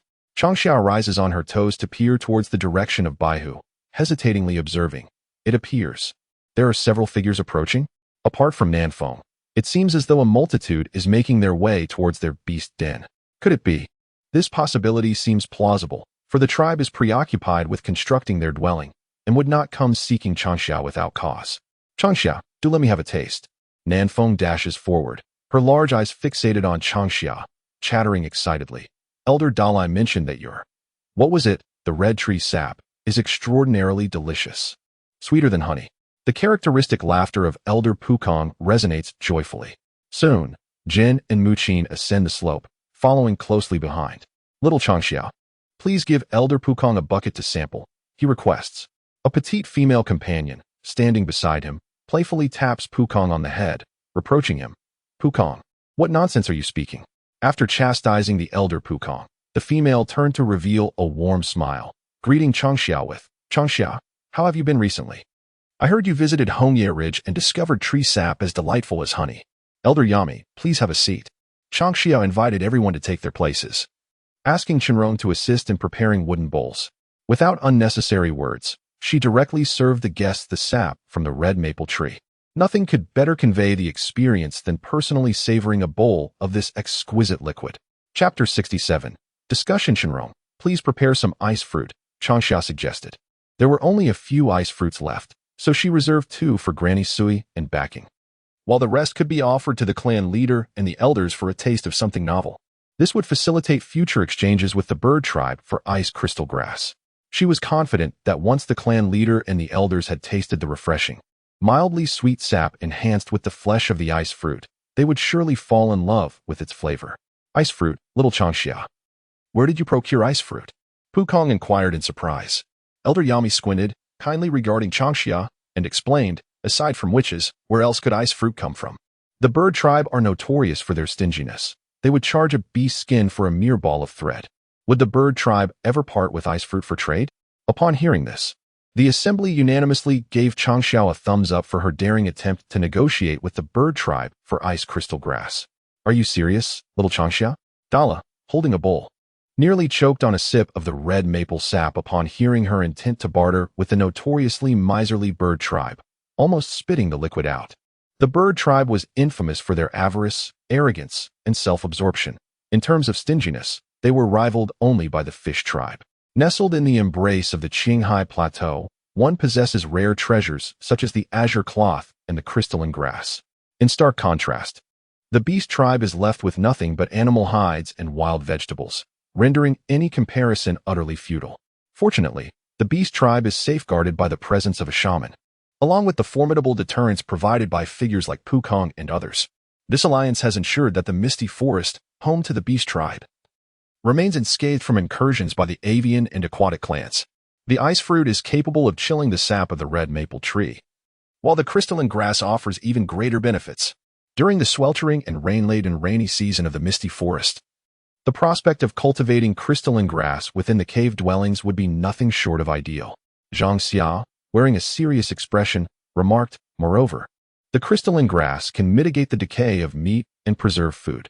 The taste of the ice fruit holds little significance for Zhang Xia. It is solely the preservation quality of the crystalline grass that captivates her interest. She is determined to strive for an exchange with the avian tribe to procure the crystalline grass. Yami smiled, exchanging a knowing glance with Elder Pukong and Elder Dalai, silently contemplating the possibility of sending Pukong to the Qinghai Plateau if all else fails.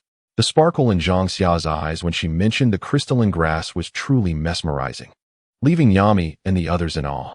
As Chun Rong aptly stated, who would wish to disappoint such a radiant Zhang Xia?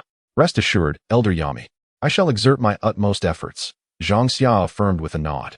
The avian tribe's reluctance stems merely from their lack of encounter with items that could truly move them, be it exquisite garments, unique jewelry, or irresistible delicacies.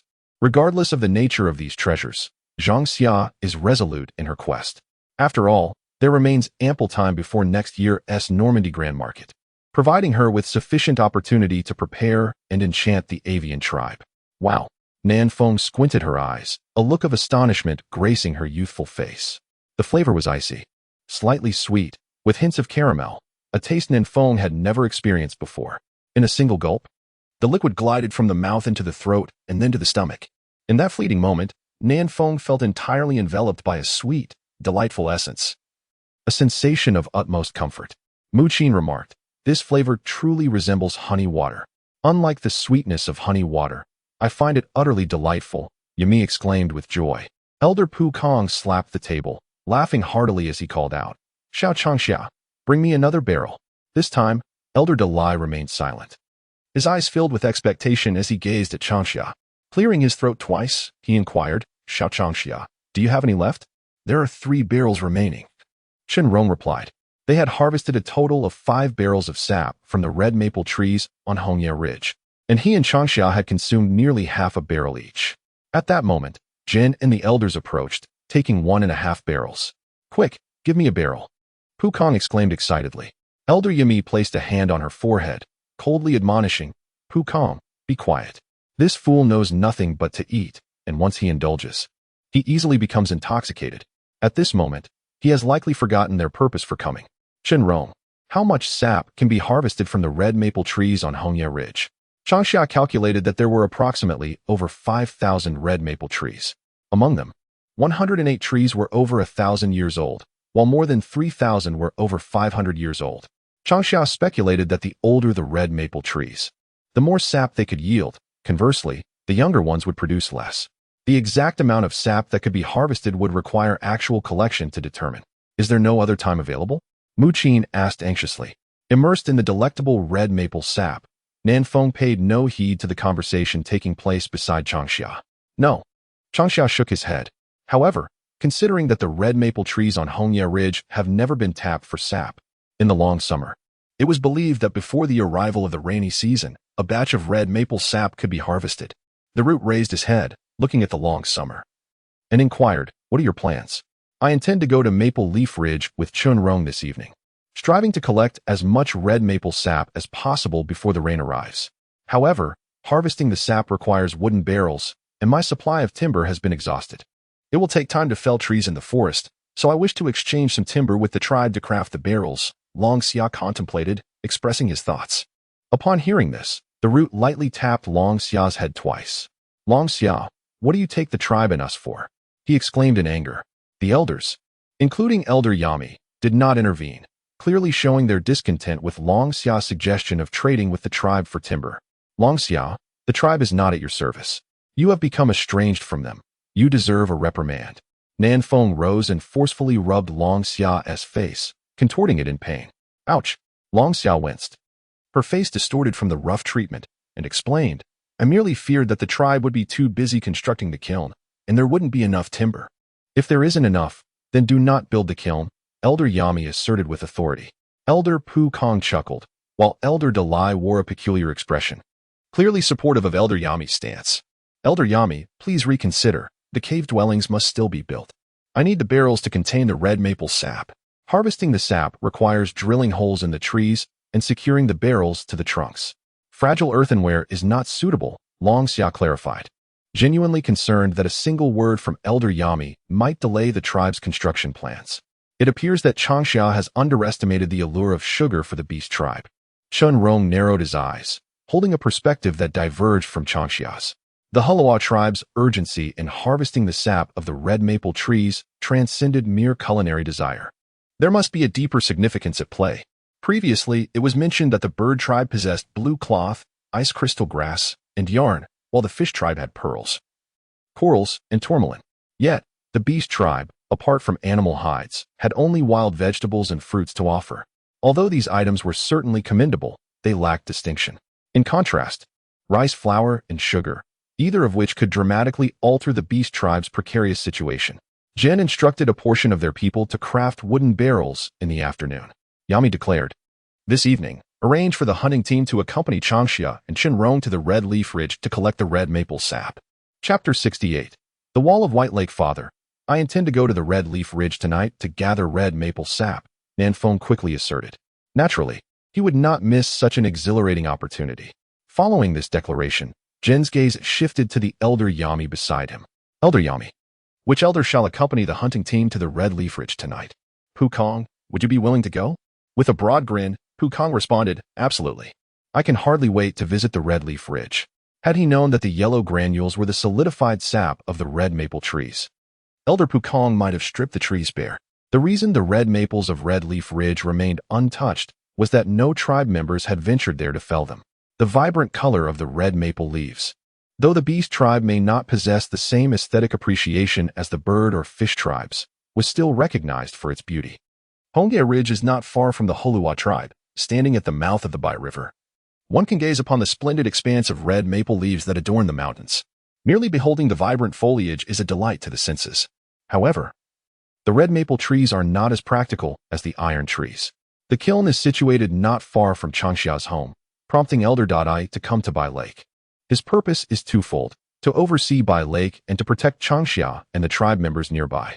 As the Holua tribe expands, Bai Lake is destined to become a new sanctuary. Dispatching an elder for its defense is indeed essential. The incident involving the 3 sparrows who stealthily ventured to Bai Lake is already known to the tribe. This time, encountering Changxia posed no danger, yet one cannot guarantee that there won't be other wildlings escaping from the tribe in the future. To avert unforeseen mishaps, the Holua tribe decisively erected a tall wall along Bai Lake, serving as both a barrier and a fortification. From Changxia's perspective, the Holua tribe has undeniably begun to take on the semblance of a town. Elder Dai, with a cheerful demeanor, waved at Changxia and expressed, "Little Changxia, I look forward to your guidance in the future." Dai's politeness was met with a warm smile from Changxia. The elder's presence signifies a message from the Holua tribe, indicating that Bai Lake will henceforth be incorporated into the tribe's habitat, marking a significant advancement for the Holua people. The expansion of the tribe's living space signifies an ability to accommodate more members. After thorough deliberation, there was no delay among the group. Only Elder Pukong remained behind. "Little Changxia, could you bring me some more sap from the red maple trees?" Pukong implored with a twinkle in his eye. Changxia's lips twitched at the thought. If only the cute little wildlings, like the sparrow Luyu, were to charm him with their adorableness, perhaps he might relent and procure more. However, the rugged Elder Pukong, with his thick brows and bright eyes, playfully gazes at you with a pair of fierce tiger-like eyes. Is this a display of affection or a threat? Elder Pukong, it won't do. Changxia declined. Pukong smacked his lips, a look of regret on his face, saying, "Little Changxia, you have changed. You used to call me grandfather, but now you only refer to me as Elder Pukong." Changxia sighed, exasperated, and replied, "Even if I were to call you grandfather Pukong, the sap from the red maple trees can no longer be given to you. Today, the shaman may very well come by. Some of this red maple sap needs to be reserved for the shaman, and Warm Spring and the others should have a taste as well. When I have the time, I shall assess the capabilities of Qinrong. He is not someone who can be trifled with. If I were to lay a hand on Changxia, the Yami clan would surely not let me off easily. However, gauging Qinrong, that little wolf cub, is something that Yami and his companions would certainly not obstruct." Changxia felt a lump in her throat, clearly understanding the perilous thoughts hidden within Elder Pukong's gaze. Yet, she had no intention of intervening. Once Granny Sui had alleviated Qinrong's poison, with his strength, engaging in a dialogue and sparring with Elder Pukong should pose no issue. The beast tribe is combative and does not shy away from battle. If Qinrong wishes to establish himself in the Holua tribe, he must showcase his strength. In the near future, hunting and foraging deep within the Twilight Forest will be a reality. Changxia rose, approaching Warm Spring for support. Warm Spring remarked, "I heard from Nanfeng that she had some sweet tree sap at your home, and, feeling tempted, came over with the mountain sparrows." Changxia laughed heartily and assured, "Rest assured, I saved some for you." With that, she beckoned Warm Spring and the others to take their seats, fetching wooden bowls to serve each of them a portion. However, this time she did not add the ice fruit flesh. The remaining 2 ice fruits were reserved by Changxia for Granny Sui and Bai Ching. Furthermore, Warm Spring is with child, while the mountain sparrows are merely young beasts. Consuming cold items is detrimental to their health. Oh, how sweet it is, truly delightful. It is so sugary and refreshing. Soon, the chattering of the mountain sparrows echoed nearby. At this moment, upon noticing warm spring and the mountain sparrows approaching, it seemed more prudent to depart rather than sit idly watching them enjoy the sap from the red maple tree. Why did Elder Pukong leave? Warm Spring inquired, perplexed. Is he in such a hurry? She continued, astonished. Indeed, it is quite urgent, Changxia responded. Once the rainy season arrives, harvesting will no longer be feasible. With a sigh of resignation, Changxia lamented her predicament. If only her body would cooperate and recover more swiftly, these trivial matters would not feel so overwhelming. Alas, my body. It seems incapable of being of any assistance, Warm Spring expressed with self-reproach. Changxia playfully pinched Warm Spring's cheek. Recently, with ample nourishment and rest, Warm Spring had become rounder, her complexion rosy and vibrant, quite unlike her previous pallor and fatigue. Dear, simply focus on giving birth to the young ones. That is a tremendous blessing, Changxia encouraged. Warm Spring, why not move to Baihu first? The cave there is more spacious, and your delivery will be considerably more comfortable. I've spoken with Shankuan. He will gradually transport the items from the tribal den to the Baihu cave. Now we await the shaman's arrival and their willingness to come forth.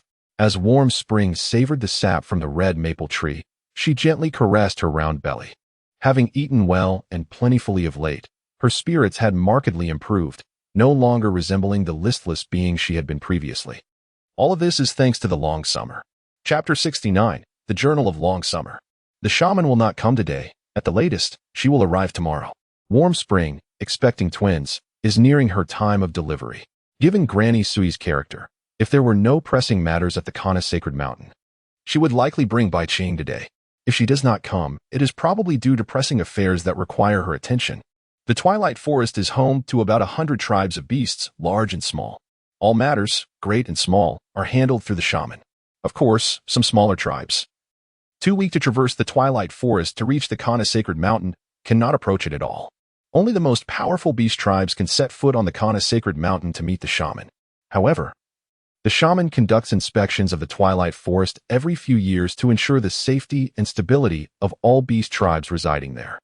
The daily life of the shaman is not an easy one. How fortunate it is that our tribe is adjacent to the Kana Sacred Mountain, Warm Spring remarked. Long Summer gently shook her head and smiled, saying, Warm Spring, you are mistaken. In what way am I mistaken? Warm Spring asked, puzzled and skeptical. The leopard tribe's ability to reside near the Kana Sacred Mountain and live alongside the shaman is not mere luck. It stems from the formidable strength of the leopard tribe. Long Summer asserted confidently. In the beast realm, strength is paramount. The shaman governs all beast tribes. Power, wisdom, and capability must be of the highest caliber, otherwise, how could one maintain order among the unruly beast tribes? The leopard tribe has established itself in the Hoa tribe, close to the Kana Sacred Mountain, evidently bearing the responsibility of guarding the sacred site and serving the shaman. Though this has not been explicitly stated by the elders, Long Summer senses it nonetheless. Setting aside these matters, a mere examination of the tribes bordering the Hoa tribe reveals a clear hierarchy of strength. The closer one approaches the sacred Mount Kana, the more formidable the beast tribes become. Conversely, those farther afield exhibit a decline in power. The various beast tribes within the Twilight Forest may appear disorganized. However, they actually radiate outward from the center of Mount Kana. The Holoak tribe occupies this pivotal point. Warm Spring, taken aback, inquired, Elder Changxia, please elaborate. There is little to elaborate upon, Changxia replied casually. Warm Spring, remember this. As long as the Holoa tribe continues to grow in strength, no one can threaten the position of the leopard tribe. Changxia refrained from delving deeper, for some matters do not require exhaustive explanation. The fundamental direction is firmly held by the clan elders, leaving the tribesmen to focus on their daily lives. Warm Spring squinted, contemplating Changxia's words, grasping them only partially, yet refraining from further inquiries. Nearby, the little Eurasian tree sparrow, Wulyo, delightedly sipped the sap of the red maple, brimming with joy. Only the youngest, Luyo, furrowed his brow, attentively listening to the dialogue between Changxia and Warm Spring. Sister Changxia, the leopard tribe will undoubtedly be the strongest. When I come of age, I will become the mightiest totem warrior of our tribe, Luyo declared with a soft yet resolute voice, brimming with confidence. The lion, tiger, wolf, snake, and bear tribes stand as the formidable clans within the Twilight Forest, all sharing borders with the Halawa tribe. Among the beast tribes, the leopard tribe subtly leads alongside these 5 clans. The 6 major tribes assist the shaman in governing the Twilight Forest, allowing the various beast clans to thrive and lead simple, tranquil lives. Upon hearing this, Changxia's expression shifted to one of surprise. Luyo seemed to grasp the deeper implications of her words. How intriguing. In the sweltering summer, Changxia squinted and fell silent, gently patting Lu Yu's head with her hand. "Tsk," chirped the mountain sparrow. "Lu Yu, you can't even defeat me. Do you really think you can become the mightiest totem warrior of the tribe? Dream on." Lu Yu pouted, glaring at the mountain sparrow in indignation, wishing to retort. Yet, upon witnessing the sparrow's clenched fist, he opted for silence. The mountain sparrow successfully subdued Lu Yu, and with a triumphant motion, it waved its tiny fist and burst into a melodious laughter. After drinking the sap of the red maple tree, Changxia cleaned the wooden bucket and bowl. Accompanied by others, she proceeded to the cave dwelling. The elders and Jianya were already busy, leaving no need for Changxia's intervention. Merely half a day had passed. As Changxia stood before her own cave dwelling, she vaguely noticed an increase in the number of nearby caves. Among them, the abodes of Neifeng and Wanchuan were particularly prominent, as their structures had already been completed, the smooth cliff faces gleaming vividly under the sun. She could even see the white fruits drying in front of Wanchuan's cave. The hearth, carefully built, was ablaze with a bonfire, and wisps of smoke danced upwards, dissipating into the sky. "Changxia, what do you intend to do with all this rosewood?" Wanchuan inquired, her curiosity piqued. Indeed, the flat yard in front of the cave was piled high with an abundance of rosewood, numbering in the dozens, enough to craft about 100 sets of tables and chairs. Although Changxia's cave was spacious, such a quantity seemed excessive. Changxia beamed at the sight of the rosewood, which she had specially sought out Adong to help chop down. Each piece was roughly uniform in size, creating a harmonious collection. "I plan to construct a corridor along the cliff face of the cave and build eaves atop the dwelling. In such a manner, regardless of whether it rains or winds, one can comfortably sit or recline in the corridor, listening to the rain and watching the snow." Indeed, clay could suffice for this purpose. However, during the long summer, it is preferable to infuse a touch of antiquity and a hint of artistic flair. Long summer. You might consider constructing the corridor and eaves with ironwood, which would be more suitable. Using rosewood seems rather extravagant. Moreover, ironwood possesses the ability to repel pests and withstand beastly incursions. Warm Spring offered her counsel, stating that while rosewood is splendid, exposure to sun and rain would inevitably cause Long Summer to feel disheartened. As anticipated, upon hearing these words, a shadow swiftly crossed Long Summer's bright visage. "I truly had not considered this aspect." Long Summer caressed the rosewood, sighed, and lamented. "It appears that my extravagant aspirations must be curtailed. It is indeed more prudent to construct the corridor and eaves from ironwood. I shall reserve this batch of rosewood for crafting furniture.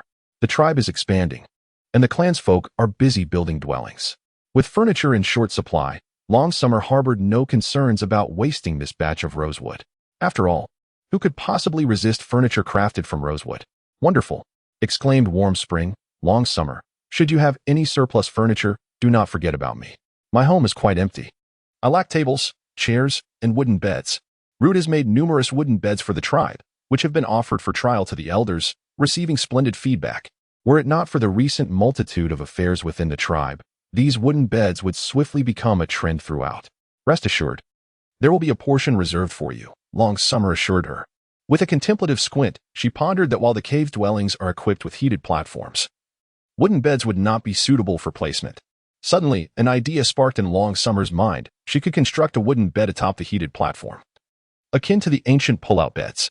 Upon reflection, Changxia could not help but commend her own intelligence. She swiftly jotted down the matter of the raised bed in her notebook, along with plans to expand the cellar and construct a covered corridor, preparing to take action when the rainy season arrived. For the time being, the 2 adults and 3 children began grinding the ginkgo nuts. The tribe had graciously supplied Changxia's family with an abundance of ginkgo nuts, all meticulously dried. In a few days, Changxia envisioned hosting a warm pot banquet, necessitating a diverse array of ingredients. Naturally, she knew that the tribe would have to bear the costs, for otherwise, she could never afford to feed over 1,000 mouths. Chapter 70. The Wooden Tub, a Gentle Warm breeze caressed the skin as she sat before the kiln cave in the west, grinding ginkgo nuts while engaging in light-hearted conversation. Changxia, what is that pile beside the rosewood? Duck feathers. Duck feathers? What do you intend to do with them? Changxia smiled enigmatically, her expression one of profound mystery. She had her own plans for the duck feathers, but now was not the time to reveal them. Besides, the quantity was still insufficient for her needs. You will know in due time. Warm Chun, if you happen to see anyone in the tribe who has caught wild ducks or large white geese, please inform the clan's folk to save the duck and goose feathers, as they will be of great use to me. Warm Chun, somewhat bewildered, nodded in understanding. What about chicken feathers? Chicken feathers can be used to make dusters or shuttlecocks. When the rainy season becomes tedious, the shuttlecocks can serve as a delightful pastime. However, Changxia had already filled her rainy season schedule to the brim, leaving little time for such games. Perhaps, when time permits, she would craft a few chicken feather shuttlecocks to occupy the energetic tribe's younglings, preventing them from causing chaos throughout the village. The elders and Jin have reached a consensus to expand the tribe, likely due to the perception that it has become too small. Daily tormented by the antics of the young beasts, the expansion would provide a welcome respite, allowing the ruckus to be out of sight and out of mind. Before long, Changxiao and her companions had ground 2 large baskets of ginkgo nuts. As for the number of tribespeople heading to the Red Leaf Ridge tonight, Changxiao remained unaware, as it depended on the elders' decision. Given her understanding of the beast tribe, she anticipated a substantial turnout, for the beasts were full of vigor after laboring throughout the day. They still possessed the energy to frolic at night. Moreover, the delectable sap of the red maple was a temptation too enticing for them to resist. To savor the maple syrup as soon as possible, the entire tribe might well be mobilized. With this thought, Changxia's steps toward the beast den grew increasingly buoyant. United in purpose, how could the tribe not thrive? Sister Changxia, can we go to the Red Leaf Ridge? Chirped the mountain sparrow, bounding eagerly on tiny feet. Her head held high as she inquired whether she could accompany Changxia. Beside her, Wulyo Luyo remained silent, yet his longing gaze spoke volumes. Changxia and Wanchan, having once been young beasts themselves, could easily discern the little one's desires. A collective sigh of youthful yearning echoed, prompting hearty laughter from Changxia and Wanchan. You are still so young. Just wait until you grow up. Not only will you visit the Red Leaf Ridge, but you can also journey to the Qinghai Plateau and even the Eastern Sea.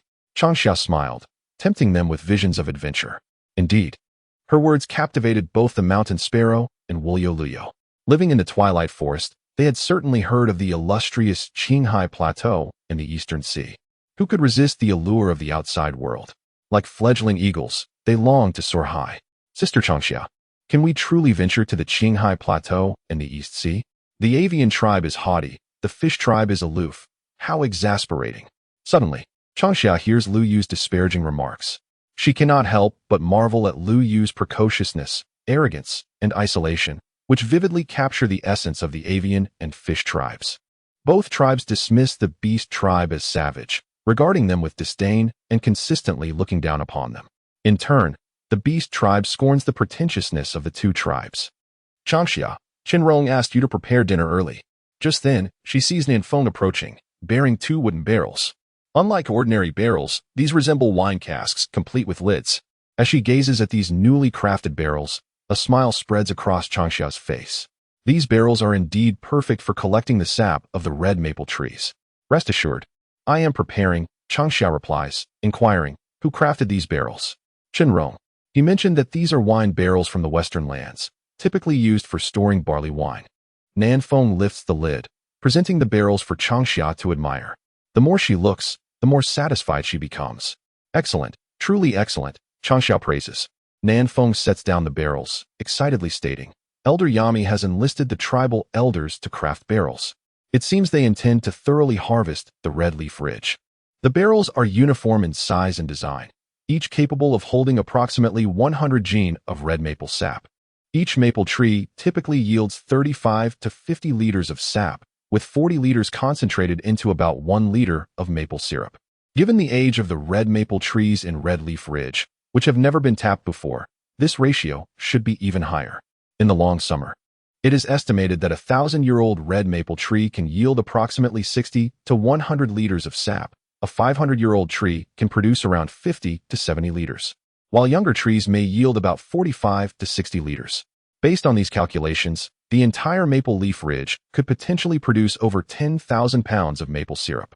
With over 1,000 members in the Hala tribe, this would mean an average distribution of about 10 pounds per person. The thought filled Changxia with exhilaration. Although 10 pounds per person may not seem substantial, it represents a significant fortune for the Hala tribe. After all, this is merely Changxia's estimation. The true capacity of the red maples will only be determined at the time of harvest. Nanfeng, how many wooden barrels has the tribe prepared? Changxia inquired. There are currently several hundred, Nanfeng replied. Upon hearing this, Changxia was taken aback. So many? How many tribespeople did Elder Yami summon?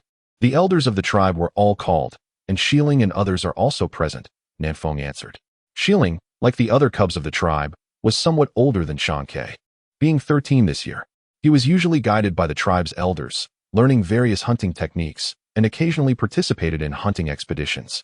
Elder Yami is formidable, Changxia thought to himself. Nanfeng mentioned that the tribe aimed to thoroughly harvest Maple Leaf Ridge, and this notion was not unfounded.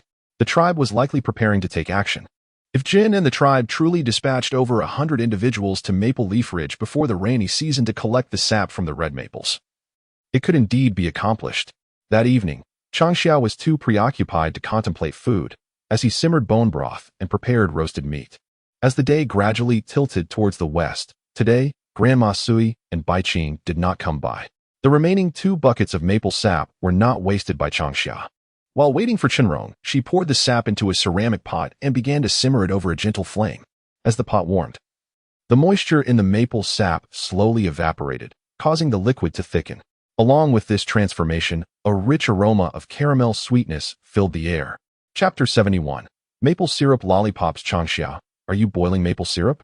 Chenrong's deep voice approached from a distance. With his back to the setting sun, he walked steadily towards the beast's den.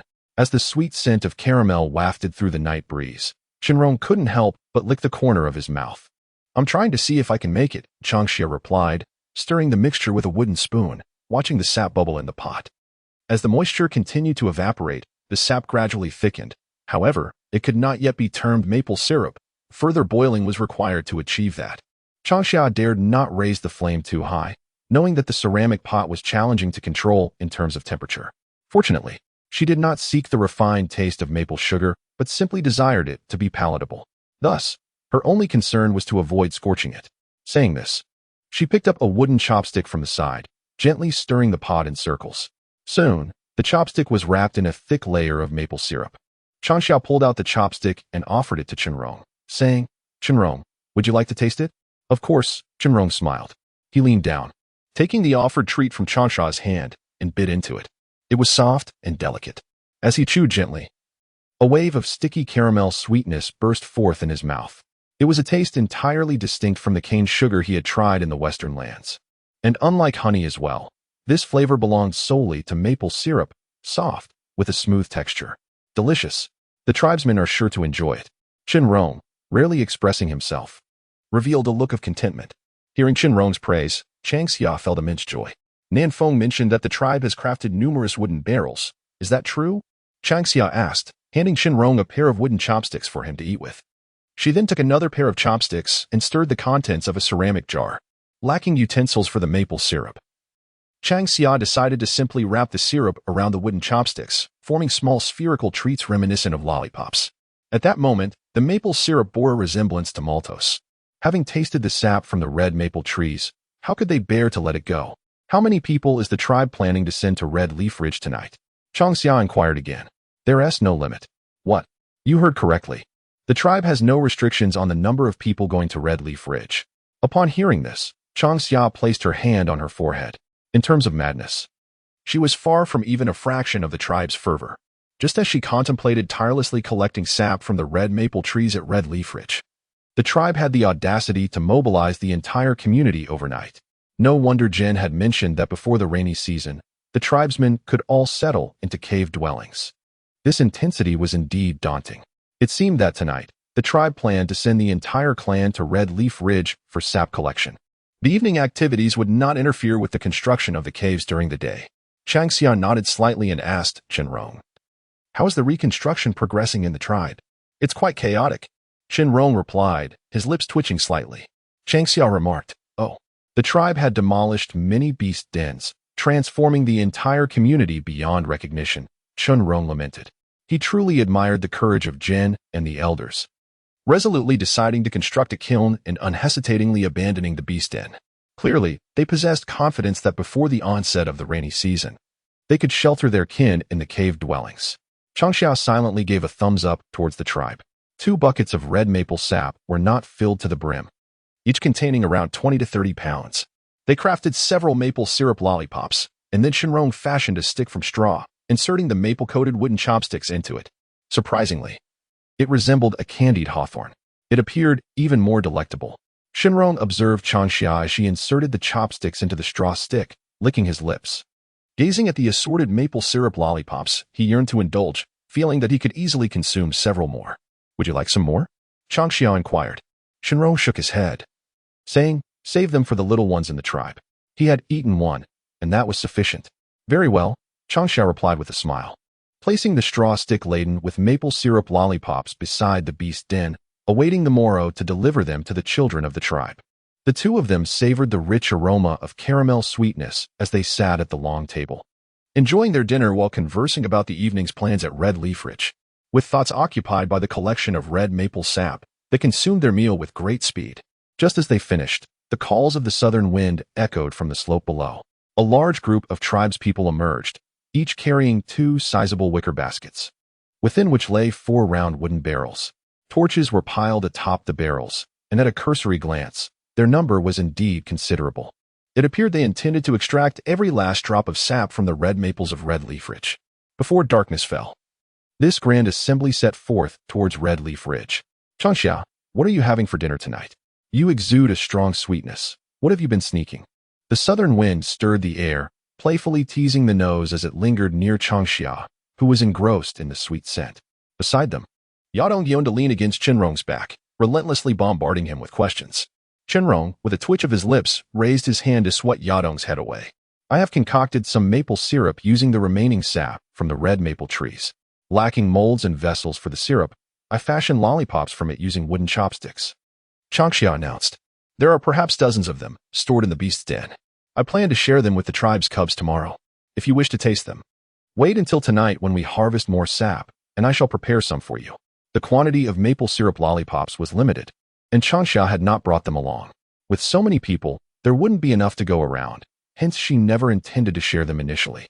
Nearby, the tribespeople perked up their ears, captivated by Changxia's mention of the maple syrup lollipops, each one swallowing hard in anticipation. Yet, no one dared to ask Changxia for a sample, as she had already declared that the lollipops were reserved for the tribe's young ones. They eagerly envisioned the moment they could dive into the sweet delights once the sap was harvested tonight, knowing that Changxia would teach them the art of syrup making. With these thoughts in mind, the tribespeople could hardly contain their excitement, wishing they could rush to the Red Leaf Ridge and partake in the bounty. Changxia, do not forget. There is also me. Indeed, there were others as well. In an instant, Yadong, Kongshan, and the others approached. Whatever Changxia produced was bound to be of the highest quality. Recently, with a plethora of culinary recipes provided by her, the tribe's meals had reached new heights, and each member was drawing closer to plumpness. Before nightfall, a group of several hundred successfully arrived at Red Leaf Ridge. Jin divided the group into teams of 20, assigning one person from each to keep watch. To ensure safety from potential beastly ambushes, the collection of sap from the red maple trees is paramount, as is the well-being of individuals. Each group designates one member to learn from Changxia Chenrong the art of sap extraction. They are instructed to disperse and proceed to their assigned red maple trees to commence the collection process. Remarkably, this arrangement unfolds with remarkable efficiency. Hundreds of individuals embark on their tasks in an orderly manner, swiftly spreading across the various corners of Hongye Ridge. As night falls, torches illuminate the entire area as brightly as day. In Chapter 72, The Loquacious Elder, the process begins with a bone knife to bore a hole approximately 5 centimeters deep into the red maple. A wooden piece is inserted, and a bucket for sap collection is hung. Failing to find a conduit, Changxia instructs Chenrong to carve a suitable wooden piece. This wooden piece serves as a substitute conduit, allowing the sap to flow from the drilled hole into the bucket. Typically, a red maple tree with a diameter of 25 centimeters can only sustain a single hole to avoid damage. However, The red maples of Hongye Ridge have never been tapped for sap before, and due to their advanced age, each tree can accommodate 3 to 4 holes. Trees over 500 years old may withstand 6 holes, while the venerable 108 red maples, aged over 1,000 years, can endure up to 10 holes without compromising their vitality, ensuring their continued growth and restoration. Careful attention is paid to the spacing between the trunks when drilling. The hung buckets must be securely fastened to prevent any falls, and the torches are positioned with care to avoid sparks. Changxia's reminders echo through Hongye Ridge, as her kin and Shenrong express concern for her well-being, wary of her climbing and drilling efforts. Instead, Changxia held a torch, traversing through the various corners of Hongye Ridge, promptly alerting the clan members to refrain from erroneous actions while harvesting the sap of the red maple trees. Throughout Hongye Ridge, apart from Changxia, the elders who had arrived had all climbed the trees, drilled holes, inserted wooden plugs, and secured wooden barrels. After completing the entire process, they gazed with satisfaction as the sweet sap flowed down the wooden plugs into the barrels hanging from the tree trunks. How delightful! I feel I could consume an entire barrel of sap. Do not indulge. All of you must focus on your work. The clamor of various discussions and conversations roused the entire Hongye Ridge. The nocturnal beasts lurking in the shadows sensed the commotion and swiftly vanished into the darkness. They dared not even approach, let alone launch a surprise attack. To prevent any unforeseen incidents, the clan members released their respective auras, fierce and bloodthirsty. If the night were to bear a hue, it would surely be crimson over Hongye Ridge tonight. Pukong reclined against a millennial-old red maple tree, eagerly drinking the sap without a care for dignity or shame, for he had long abandoned any pretense of modesty. Boldly, he would proclaim his love for the Iron Fist. This evening, Elder Yami did not attend. After all, the tribe required someone to oversee matters, and should anything go awry at Hongye Ridge, it would escalate into a significant problem. Jen, with a head full of dark thoughts, silently observed the embarrassing scene of Elder Pukong illuminated by the firelight. He raised his hand to shield his eyes. If he could not see it, he would remain oblivious to what was unfolding. While Jen feigned deafness, the other clan members trembled in fear, not daring to utter a sound. Suddenly, a roar filled with fury pierced the heavens. Pukong froze, his entire being stiffening. Damn! He was so preoccupied with the fact that Yami had not followed that he forgot about Shimu. Pukin, you scoundrel! Shimu bellowed, appearing suddenly on the trunk of the red maple tree with a stomp of his foot. He raised his hand and delivered a furious trio of blows directed at Pukin. If you do not collect 100 buckets of red maple sap tonight, you shall not partake in the syrup crafted by Changxia. The tribe sustains you alone, which is sufficient to support a small clan. Pukin, your audacity knows no bounds. Changxia had mentioned that 40 liters of red maple sap could yield 1 liter of syrup. The sheer amount you consume is nothing short of wasteful. If you must eat, resort to gnawing on tree bark. Immediately, Shimu, with a sharp mind, continued to articulate his thoughts in rapid succession. Whether Pukin was dazed or not remained a mystery to Changxia, but she found herself feeling somewhat bewildered. Thus, she discreetly retreated. Shimu, known for his stoic demeanor and few words, could transform into a loquacious individual when provoked. Strangely enough, when he spoke, his discourse was methodical, capable of lasting from dawn until the next day's first light. As far as Changxia was aware, Shimu's most remarkable feat was a relentless 3-day monologue aimed at Pukin. Within the entire tribe, aside from Pukin, no one could elicit a change in Shimu's expression. Consequently, tribe members often kept the two apart, for whenever they encountered one another, it was as if thunder clashed with lightning. Not far away, a tribe member swayed precariously, signaling for help from a nearby root. Heavens! How could Elder Yami allow Shimu to come to Maple Leaf Ridge tonight? Is she unaware that Elder Pukin would be present? The root, with a pallid visage and trembling legs, clung desperately to the branch of the red maple tree, barely managing to refrain from tumbling down. Let us proceed, the root murmured, riddled with trepidation. Among the two engaged in a standoff, only the shaman and Elder Yami could offer counsel. Others remained powerless to intervene. Fear consumed him, a palpable terror. With that, the root took flight, prompting the nearby tribespeople, who were busy harvesting the sap from the red maple, to scurry away with great haste. What transpired? Chun Rong inquired, descending from the red maple and seizing the visibly shaken Changxia by the arm, speaking softly. He glanced around, but found no signs of danger in the vicinity. Changxia quickly placed a hand over Chun Rong's mouth, raising a finger to indicate silence. Observing this, The nearby tribespeople turned their gazes toward them. I have heard that you allowed a few beast cubs to escape the tribe yesterday. I think a 3-day food penalty should suffice, lest you forget your lesson. The serene red leaf ridge was abruptly interrupted by the measured, yet insistent, mutterings of Elder Shimu, resonating in the ears of all the tribespeople. In an instant, both Chunrong and the others comprehended the situation. Chunrong blinked in surprise, casting a dubious look at Changxia. That is Elder Shimu, Changxia replied, patting her chest, her head throbbing. Elder Pukong provoked his ire, and he is now reprimanding Elder Pukong. Normally, Elder Shimu is quite amiable, but once angered, he becomes exceedingly fearsome. Indeed, an enraged Elder Shimu is more daunting than the shaman. What has Elder Pukong done? We shall have no peace tonight. Without Elder Yami, what shall we do? In this moment, Changxia elaborated on Elder Shimu's wrathful demeanor to Chunrong, her forehead creasing in distress as she longed for cotton to ease her worries. Chunrong could not help but twitch his lips once more.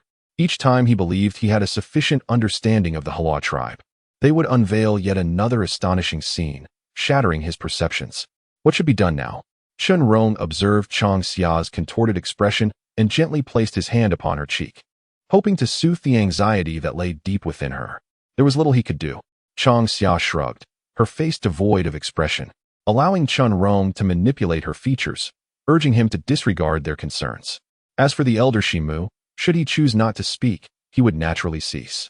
However, with Elder Shimu keeping a watchful eye on Elder Pukong, the collection of sap from the red maple trees would progress much more swiftly. Elder Pukong appeared unreliable, yet when he took matters seriously, he proved to be quite formidable. Otherwise, the tribe would not allow him to indulge in frivolities all day long. Chapter 73. The collection of sap as night deepened. Apart from the rhythmic dripping of sap from the red maple trees into wooden barrels, there was the monotonous drone of Elder Shimu's incessant chatter. Elder Pukong, perhaps vexed by the constant nagging, would occasionally retort, but was swiftly silenced by Elder Shimu's unwavering persistence.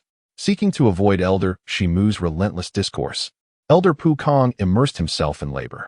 In that moment, even his signature boisterous laughter bore hints of grievance and powerlessness. The tribespeople, concealed among the red maple groves, stifled their laughter, enduring Elder Shimu's dulcet tones while mocking Elder Pukong for his misdeeds. After all, who in the tribe had not felt the weight of Elder Pukong's affectionate iron fist?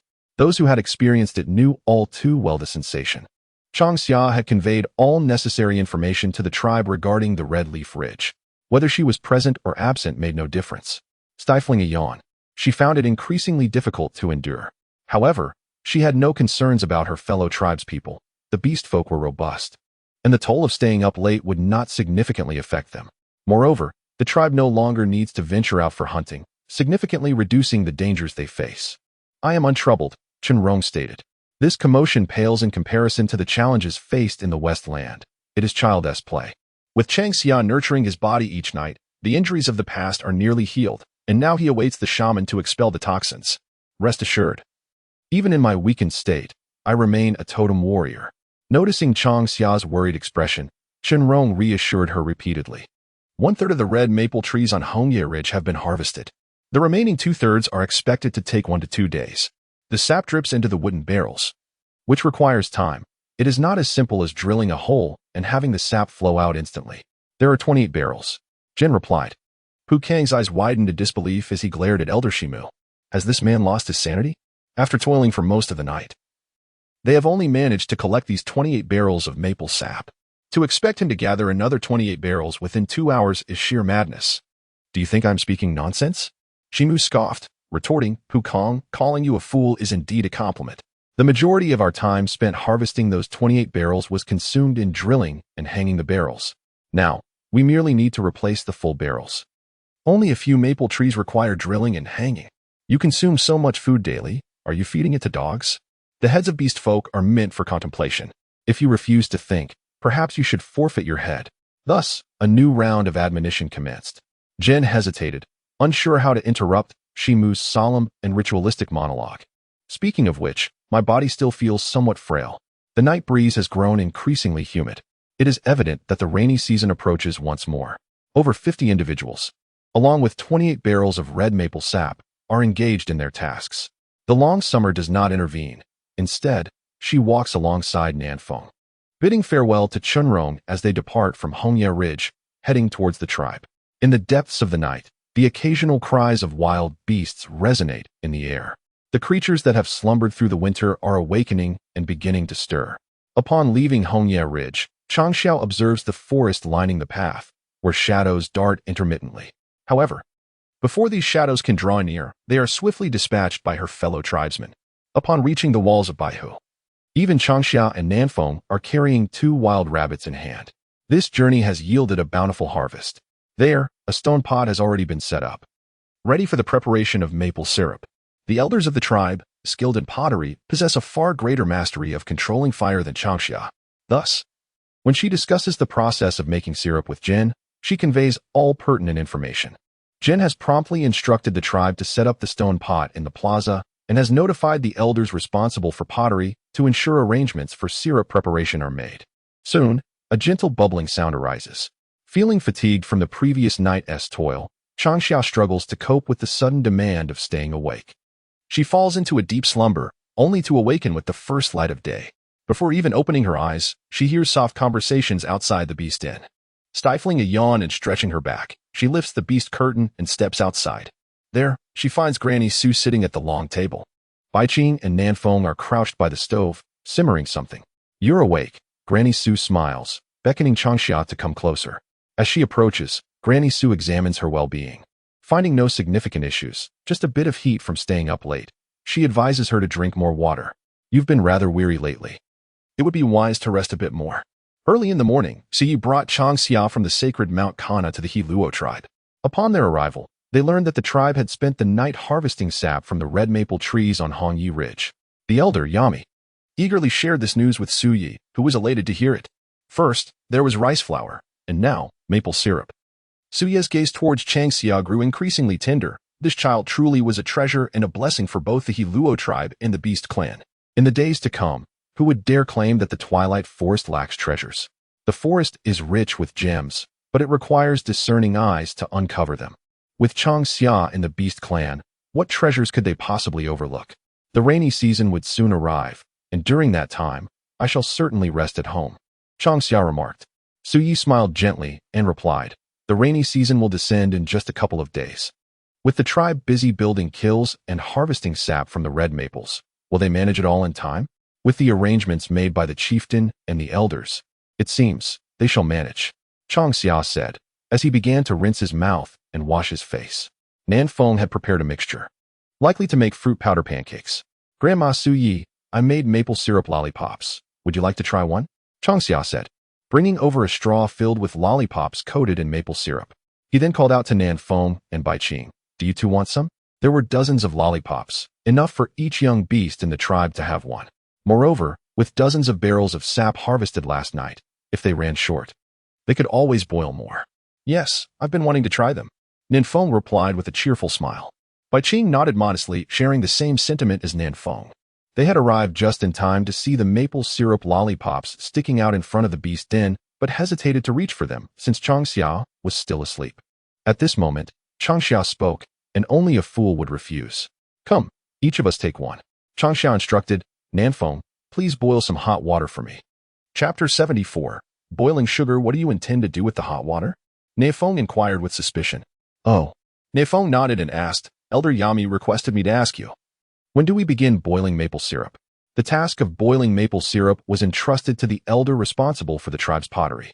No one in the tribe possessed a better understanding of controlling the fire than they. Last night, they had rested in the tribe and could ignite a fire at any moment to boil the syrup, Nanfeng explained. The tribe had designated individuals in charge of pottery making, predominantly elder members. Additionally, some injured or disabled tribesmen were exempt from hunting and gathering, solely responsible for pottery production, supported by the tribe. "Please prepare breakfast quickly. After we eat, I will freshen up and head to the tribe," Changxia said. "Nanfeng, do you know how many pottery jars the tribe has stored?" "There should be quite a few jars." Nanfeng hesitated before responding. Pottery was the tribe's most treasured possession, and the kiln area was off-limits to the tribe's people. Even Nanfeng, being the chief's daughter, was prohibited from approaching the kiln. The finished maple syrup was to be stored in pottery jars, Changxia reminded her. Changxia planned to boil 2/3 of the sap from the red maple trees into maple sugar, reserving the remaining third for syrup. The maple sugar could be taken to the Normandy Grand Market to trade with the bird tribe and fish tribe, while the syrup was for personal use. Changxia, can maple syrup be stored for an extended period? Sun inquired softly. It tastes delightful, Bai Qing suddenly remarked. He licked the maple syrup lollipop, his mouth filled with the rich caramel aroma of maple syrup. Initially, he felt a tinge of regret that it would soon be gone. However, upon hearing Changxia's words, he couldn't help but exclaim how delicious it was. Nanfeng, crunching the lollipop in his mouth, nodded in agreement, stating, "You have good taste. This maple syrup lollipop is indeed delightful. Delicious indeed. I'll make sure to save you some more." Sui smiled as she spoke. She had slightly better self-control than Nanfeng and savored the flavor of the lollipop slowly. The various tribes of the beast folk would send honey to Canishing Mountain whenever they harvested it. However, Sui used most of the honey for medicinal purposes, consuming it very rarely. This did not imply that she did not enjoy sweets. Like all beast folk, she had a fondness for the sweet taste. In the past, there had been no sugar available. But now that Changxia had discovered how to boil the sap from the red maple trees into sugar, she would no longer be deprived of sweetness. The thought brought a gentle and benevolent expression to Sui's face. The Hulawa tribe was thriving, and it would soon uplift the entire beast folk community. As a shaman, how could Sui not feel overjoyed? Rest assured, backing, I will certainly leave you enough maple syrup and maple sugar, Changxia promised with a smile. It was a rare occasion to see backing display such childlike innocence, and she was more than willing to share the delightful treats. Once the hot water was ready, Changxia instructed Sui and the others to eat first. She carried the water into the beast den, intending to take a bath before her meal. In a hurry, Changxia did not linger in the bath for long. After a quick wash and dressing neatly, she joined them at the long table for breakfast. Sui, will you accompany me to the tribe after the meal? Changxia inquired after they had finished eating. Sui pondered for a moment before shaking her head and saying, I will go and check on Wanshan. She is likely to give birth within the next day or two, so I must keep an eye on her. Upon hearing this, Changxia recalled that Nuanshan had not come with Nanfeng today. Nanfeng, has Nuanshan not yet risen? She inquired. At this early hour. She may still be asleep, Nanfeng replied. By the way, does Nuanshan reside in the tribe or over here by Baihu? Changxia suddenly remembered to ask. If Nuanshan had moved to Baihu, then Sui would not need to go to the tribe. She could simply head over from Changxia's home. It seems she has moved to Baihu, Nanfeng responded.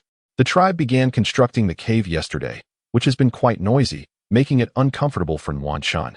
Shan Kuan has moved their belongings to the cave in Baihu, and they should be staying there now. It's fine. I will go take a look. If she is not in the cave, I will then head to the tribe, Su Yi said, with Bai Qing accompanying her. She felt well acquainted with every corner of the He Luo tribe. She preferred not to have anyone accompany her at the moment, as the tribe was bustling with activity. And Su Yi did not wish to add to the chaos. Furthermore, she was eager to obtain maple syrup and maple sugar, which were crucial for the future of the beast tribe. Very well, I must pay a visit to the tribe, Changxia declared, rising without hesitation and making her way towards the tribe with Nanfeng, seizing the opportunity before the rain fell. It was imperative to quickly boil the sap from the red maple trees into syrup and sugar, though it could also be done indoors during the rainy season. Large-scale boiling was better suited for the outdoors. After a short while, Elder Yami directed the tribe members to set up the cauldron and prepare firewood. The shaman has gone to find Nuanshan, expressing concern for her, Changxia remarked. The beast cubs in Nuanshan's family are indeed fortunate, Yami smiled and said. In the past, Nuanshan did not have it this easy. With the abundance of various delicacies provided by the long summer, the tribe no longer worries about food scarcity. Simultaneously, the increase in available sustenance enriches the tribe's diet, offering the members more choices, and everything is progressing towards a brighter future. What is this, long summer? I detect a peculiar sweetness. This is maple syrup lollipop made from the sap of red maple trees, specially prepared for the little ones to taste. Upon hearing this, the surrounding tribespeople gathered, captivated by the unique sweet aroma emanating from the red maple sap. Long Summer presented a straw adorned with maple syrup lollipops to Elder Yami, inviting the tribe to admire and observe. This was a gift for the beast cubs, and the tribe would not indulge excessively. Moreover, they would also have their chance to savor it shortly. The arrival of Long Summer signified that they could commence the boiling of red maple sap at any moment. They were willing to wait, for after all, it was sugar, not only in the Twilight Forest, but also in the Qinghai Plateau and East Sea. It was a rare treasure. Unless one ventured to the western lands, where sugar was available, the eastern lands remained primitive, lacking the techniques for boiling or refining sugar. After extensive discussion, Elder Yami instructed the tribe to kindle a fire and begin boiling the red maple sap. Chapter 75, Tasting the tribe's square was ablaze with a roaring bonfire. They set up a pot and poured the red maple sap into a stone cauldron. Long Summer and Elder Yami stepped back, relinquishing space for the tribe members engaged in syrup making. In the first batch, the tribe's people were not in haste. They followed Long Summer's instructions and combined them with their own understanding to begin the syrup-making process.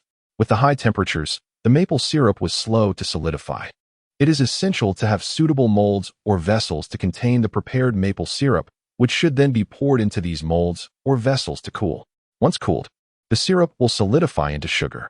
Naturally, if subjected to vigorous stirring or spinning, the maple syrup may transform into a powdered form akin to brown sugar. However, such stirring and spinning are exceedingly laborious, and Changxia found no desire to engage in such troublesome activity. She merely wished to create some maple syrup or maple sugar, leaving the more elaborate endeavors for another time. The stone pot began to heat, and the sap from the red maple trees commenced to boil, emitting a series of delightful sounds. Simultaneously, a tantalizing aroma of caramel wafted through the morning breeze. Elder Yami smiled and remarked, "This scent will soon draw the little ones from the tribe." Aside from those engaged in the production of maple syrup and sugar, only the beast cubs under the age of 10 remained in the tribe. The others, even those over 10, had been assigned tasks by Jin to assist in kiln construction.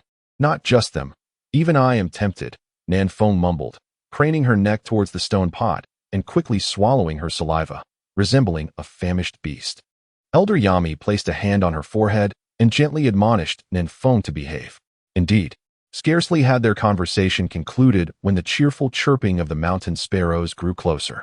Accompanying them were other lively cubs from the tribe, running energetically from the depths of the village. "Sister Changxia, it smells so sweet. Can we have some sap to drink? Is this the tree sap you mentioned, mountain sparrow?" Instantly, a chorus of soft, melodic voices erupted. Changxia covered her ears and retreated several steps in haste. The enchanting melody echoed, instilling a sense of apprehension.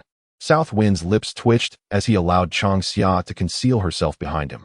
Elder Yami, visibly exasperated, raised his hand to quell the rowdy group of mischievous beastlings, proclaiming loudly, "Silence! If you wish to taste the sap of the red maple tree, you must refrain from speaking.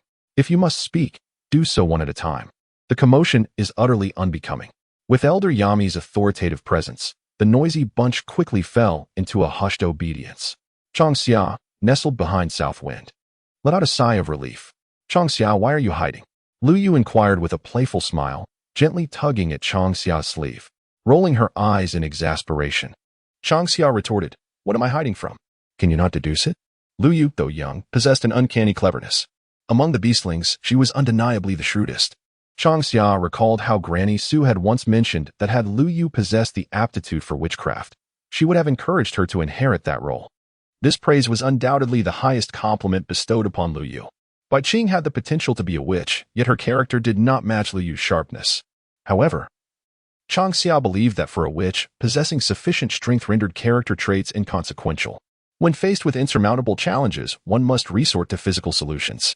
With a playful grin, Lu Yu exclaimed, "Sister Changxia, is that for us?" Upon hearing this, it was confirmed that the maple syrup lollipops were indeed intended for them. With a gleeful smile, Lu Yu scampered toward the mountain sparrow. It remained unknown what she whispered in the sparrow's ear, but it swiftly darted to Elder Yami's side. Nodding in acknowledgement, Elder Yami handed the reed stick to the mountain sparrow, which then led the group of beastlings away. They arrived swiftly and departed just as quickly, and remarkably, this time the mountain sparrow did not linger around Changxia. It is estimated that the tribe has recently been busy, and Changxia has not had the leisure to entertain them. Having benefited, the beast cubs obediently departed. Upon returning to the designated area prepared for them, they either played or engaged in training. "Elder Yami, has Elder Shimu gone to Red Leaf Ridge?" Changxia watched as the sparrows took their leave, and before departing, Lu Yu waved to her. Yami replied, "In the early morning, he took the clansmen over." At this moment, as expected, a cacophony of footsteps could be heard from a distance. Turning around, she saw a contingent entering the tribe. This time, the leader was Jin. The red maple trees at Red Leaf Ridge had already been drilled and wooden plugs inserted. They merely needed to await the harvesting of the maple sap, requiring fewer clansmen for that task. Moreover, the tribe needed hands for kiln construction. Although the female beast folk were robust, they could not compare to the male's prowess. Such tasks were more efficiently executed by the males. The first batch would serve as a practice run. Elder Yami, Changxia, Jin greeted them and approached. Tribe leader, how's the progress at Red Leaf Ridge? Changxia inquired. As temperatures began to rise, the maple sap would settle into sucrose, making it impossible to harvest thereafter. If the tribe wished to gather more maple sap, it had to be done within the next couple of days. The progress is quite smooth. Before the rainy season arrives, the tribe will be able to stockpile a batch of maple sap, Jin happily responded. With this batch of maple sap as a foundation, even if Changxia does not produce dry powder, the tribe will still astonish at next year's Normandy Grand Market.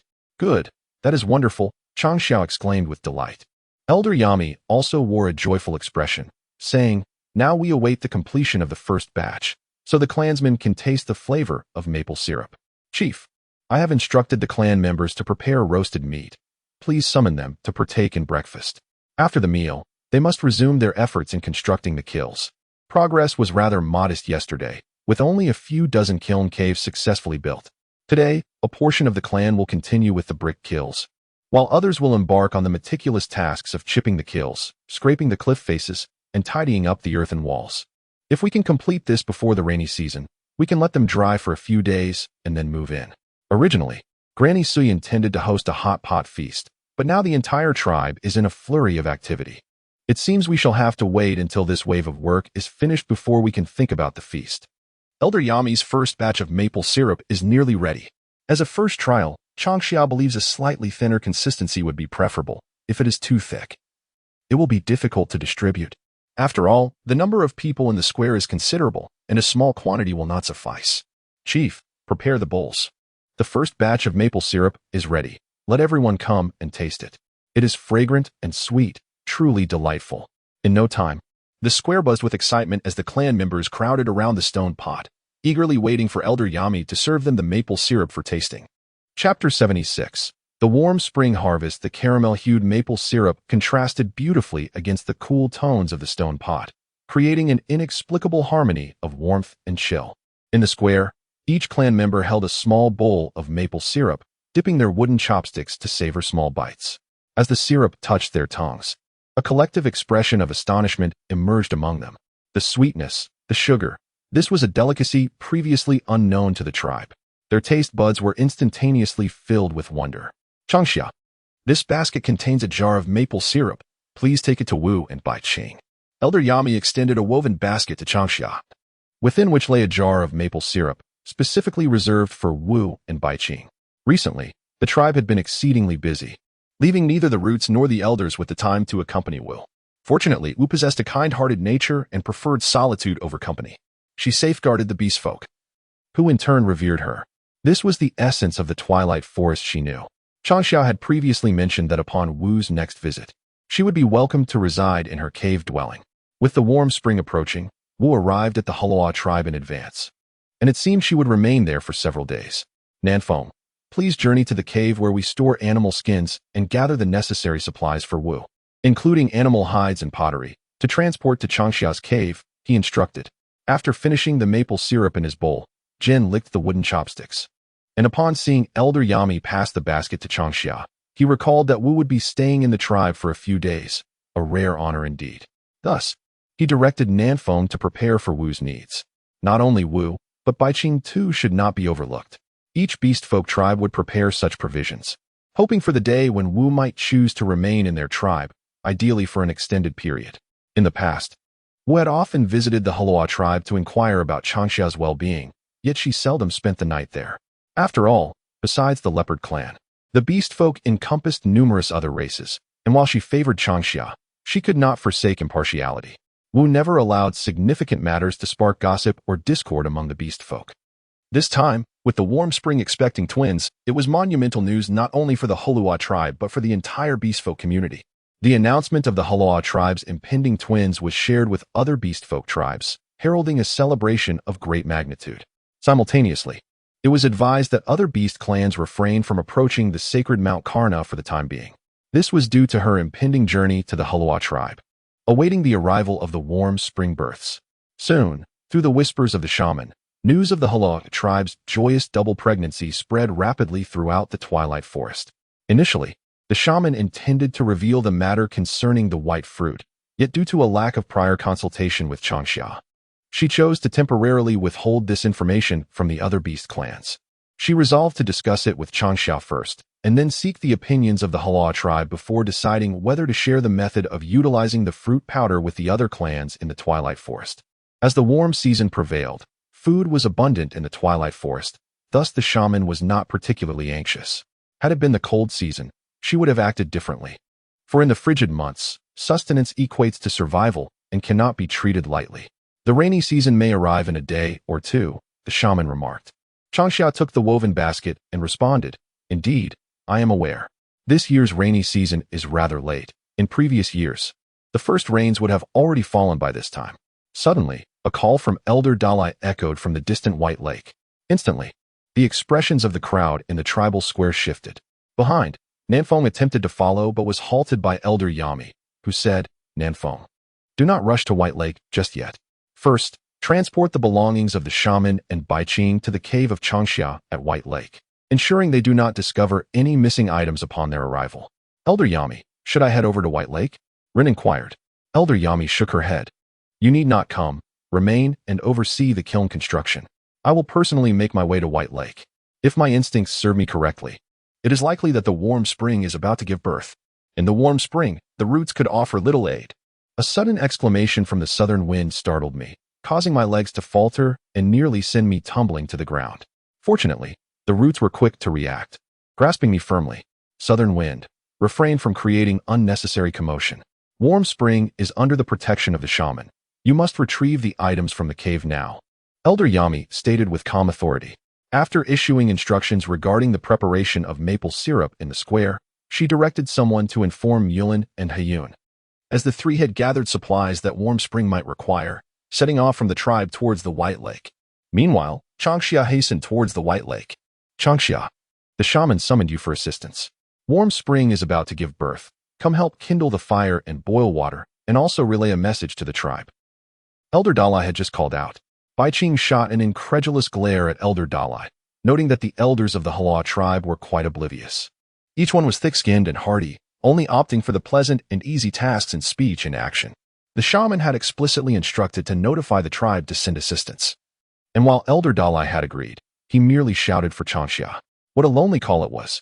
From a distance, Elder Dalai, stationed at the White Lake's perimeter, sensed Baiqing's ire.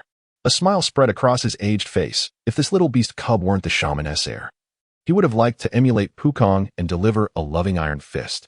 Alas, he could not match Pukong's audacity. Did Baiqing truly believe he had only summoned Changxia? With Yami's prowess, could she really be oblivious to the unfolding events of Warm Spring's labor? Indeed, too much cleverness can lead to solitude. Reflecting on this, Elder Dalai retrieved a small jar, removed its wooden lid, and took a sip. The sweet essence of the red maple sap cascaded smoothly down his throat, bringing a sense of comfort. With narrowed eyes, he leaned comfortably against the wooden chair. Baiqing, bewildered, gazed at the approaching Changxia. Upon hearing this, a look of embarrassment swiftly crossed Baiqing's youthful face, as he had misunderstood the elder. He resolved to seek an opportunity to apologize. "How is Granny Sui and Warm Spring faring?" Changxia inquired, handing Baiqing a woven basket filled with maple syrup, encouraging him to partake if he desired. Sui responded, "The contractions have begun, but there is still some time before the actual delivery. Please help by kindling a fire and boiling water, and prepare some food for Warm Spring." "Understood," Changxia replied, then asked, "Is Shankuan not home?"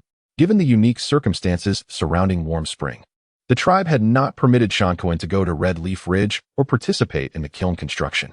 He could only visit when Warm Spring had someone to accompany her, as he and Yadong were among the first to assist Changxia in building the kiln. In terms of experience, Shankuan possessed more than others. Chapter 77. The birth of the twins. When I arrived, he was summoned by the clansfolk to assist, Sui remarked. Baiqing added, "It seems the kiln construction has encountered difficulties, and they called Shankuan to resolve them. He was present earlier and overheard their conversation." "Indeed," Changxia nodded. rising to start the fire and boil the water. She was concerned that Warm Spring's contractions might prompt her to seek Changxia, which is why she inquired about his whereabouts. Knowing Changxia was at White Lake, Changxia refrained from asking further. Finding someone was merely a matter of raising one's voice. Warm Spring's cave dwelling featured 3 chambers, with an additional room on the left serving as the kitchen. Inside, a stove was constructed, upon which 2 stone pots and a ceramic pot were arranged. In the corner of the kitchen stood a ceramic jar filled with fruit powder and a pottery jar for storing fried meat. Wild vegetables and quail eggs were neatly arranged in a wicker basket, showcasing an immaculate tidiness. It was evident that Warm Spring had a deep affection for the cave dwellings, as she made every effort to keep them pristine, both inside and out. Additionally, a patch of open space was reserved near the cave, though regrettably, the flowers and plants rarely thrived. Previously, Warm Spring had been astounded at how Long Summer easily nurtured ginger, scallions, and garlic. The tribespeople had attempted to transplant and cultivate them, but the survival rates were dismally low. Over time, they ceased to invest their efforts in this endeavor. The dusky forest was rich in resources, and aside from the cold season, the beast tribe lacked for food. Thus, transplantation and cultivation were not necessities. Warm Spring, is there anything you wish to eat? Long Summer inquired. The shaman had mentioned that walking more before giving birth could aid in the process. Warm Spring ambled about, pausing frequently due to the intense pain, yet she did not find it bothersome. Rather, she felt a touch of embarrassment for being a burden to the shaman. She hoped that some tribespeople would come from the village, as the thought of having the shaman attend to her was something she could hardly fathom. It felt rather presumptuous. Freshly ground rice flour, she mused, licking her lips as she uttered the 4 words. Long Summer covered her face with her hands and exclaimed, Warm Spring. The fine flour for freshly ground rice flour needs to be fermented in advance. What do I have to make it for you now? Would rice noodles suffice? I can prepare it like the soup noodles of freshly ground rice flour. That would be wonderful. Warm Spring nodded enthusiastically, intrigued by the idea of soup noodles, which she had never heard of before. Surely they would be delicious. As she contemplated the meal, her hunger intensified, despite having just eaten breakfast when the shaman arrived. The mere thought of food alleviated the pangs in her stomach significantly. The shaman, observing Warm Spring's eager expression, could not help but chuckle. Since the onset of adulthood, Changxia's health has improved, and the atmosphere within the Hala tribe has become increasingly harmonious. Everything is progressing towards a brighter future, much to Wu's delight. Wu and Yami arrived with the wooden xylophone, first greeting Wu before turning their attention to Nwanchuan, who was asked gently about her well-being. How is your health, Nwanchuan? Are you managing? Nwanchuan replied affirmatively, I'm holding up. Changxia, noticing the wooden xylophone's curiosity, explained, Wu asked me to prepare some food for Nwanchuan, but I haven't started yet. Nwanchuan felt a pang of hunger. It's just a craving, not real hunger, she retorted shyly. Wu encouraged, let me handle this. The wooden xylophone stepped forward to assist Nwanchuan, guiding her to take a leisurely stroll in the courtyard. Hsian lent a hand to Changxia and the xylophone. As Nwanchuan's home lacked a beast bone pot, necessitating the use of a ceramic pot for steaming rice noodles, concerned about sticking, Changxia applied a layer of oil before pouring in the fruit puree. Fortunately, it was only a soup for Nwanchuan, or else the task of steaming rice noodles would have left Changxia's hands sore. With the cumbersome kitchenware, there was little that could be done. Changxia carried the prepared soup into the cave, serving Nwanchuan a generous bowl. After satisfying her hunger, Nwanchuan lay down to rest. Suddenly, she gasped in pain, looking up at Wu and Elder Yami, who both nodded in unison. Nearby, the wooden xylophone pushed Changxia out of the cave, while Hsian helped Wu and Elder Yami to attend to various tasks. Why does Nwanchuan sound so distressed? Nefeng panted as he arrived, startled by Nwanchuan's sharp cry. Changxia replied, She is about to give birth. Is she giving birth? Nanfeng asked, her expression twisted in surprise. Not yet, but she is about to, Changxia clarified. As they approached Warm Spring's home and unexpectedly encountered Changxia, who appeared to be instructing his kin on kiln operations. Hurry up, Changxia urged with a nod. Nanfeng sighed inwardly, realizing her relentless life allowed her no moment of respite. Turning swiftly, she made her way directly to Yadong's residence, simultaneously calling out Changxia's name with a raised voice. This call reverberated throughout the entirety of Baihu. Hearing the commotion, Changxia lifted his gaze toward the entrance of his kiln. What does Nanfeng want? He pondered, suddenly recalling something. Without a moment's hesitation, He dropped the wooden pieces he was preparing for the kiln and dashed towards his home. Ah, Elder Yami, it hurts so much. I am in great pain. Warm Spring cried out from within the kiln. Beads of sweat rolled down her forehead, soaking the animal skin cover beneath her, and even the dry straw beneath her bed was beginning to dampen. Warm Spring, breathe deeply with me, Sui advised gently, placing a hand on Warm Spring's abdomen and massaging it softly to assist her in labor. Concurrently, an invisible force emanated from Sui's hand, gradually permeating Warm Spring's body to alleviate her suffering. As she listened to Sui's soothing voice, Warm Spring's cries began to wane. Elder Yami, with a piece of blue cloth, carefully wiped the perspiration from Warm Spring's face. Meanwhile, Muqin and Hiyun sanitized the items brought by Sui with boiling water, placing them nearby for her convenience. The sound of Warm Spring's anguished cries unsettled her heart as time slipped away slowly. Within the cave, the faint cries of the Warm Spring echoed subtly, leaving Shan Kuan feeling weak, causing him to stumble and fall several times. Eventually, the summer south wind, unable to bear the sight, extended a hand to drag Shan Kuan aside and pressed him into a chair. At midday, two innocent roars suddenly shattered the silence, drowning out the cries of Warm Spring. In an instant, the entire White Lake and its tribe fell into a hushed stillness.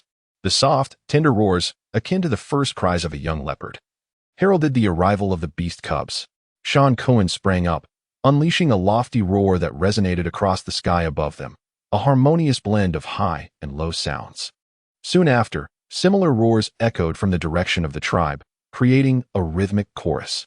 This was the jubilant celebration of the clansmen welcoming the newborn beast cubs into their midst. Chapter 78, The Beastly State of Summer They Have Been Born. The few of them exchanged glances, whispering in awe.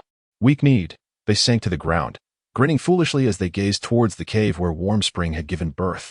At this moment, they were in no rush to enter and see the cubs. They needed a moment to catch their breath, their hearts racing too fast to endure. They have been born, they have been born. Shan Kuan, slightly unsteady, rose to his feet and tiptoed to the ironwood door at the entrance of the cave, peering inside.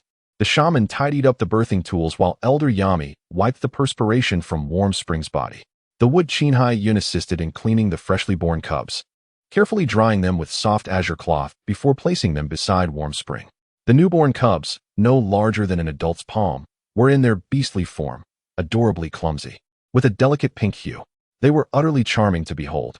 Shan Kuan, go inside. In a fleeting moment, Wu and Elder Yami emerged from the cave, opening the door to allow Shan Kuan to enter.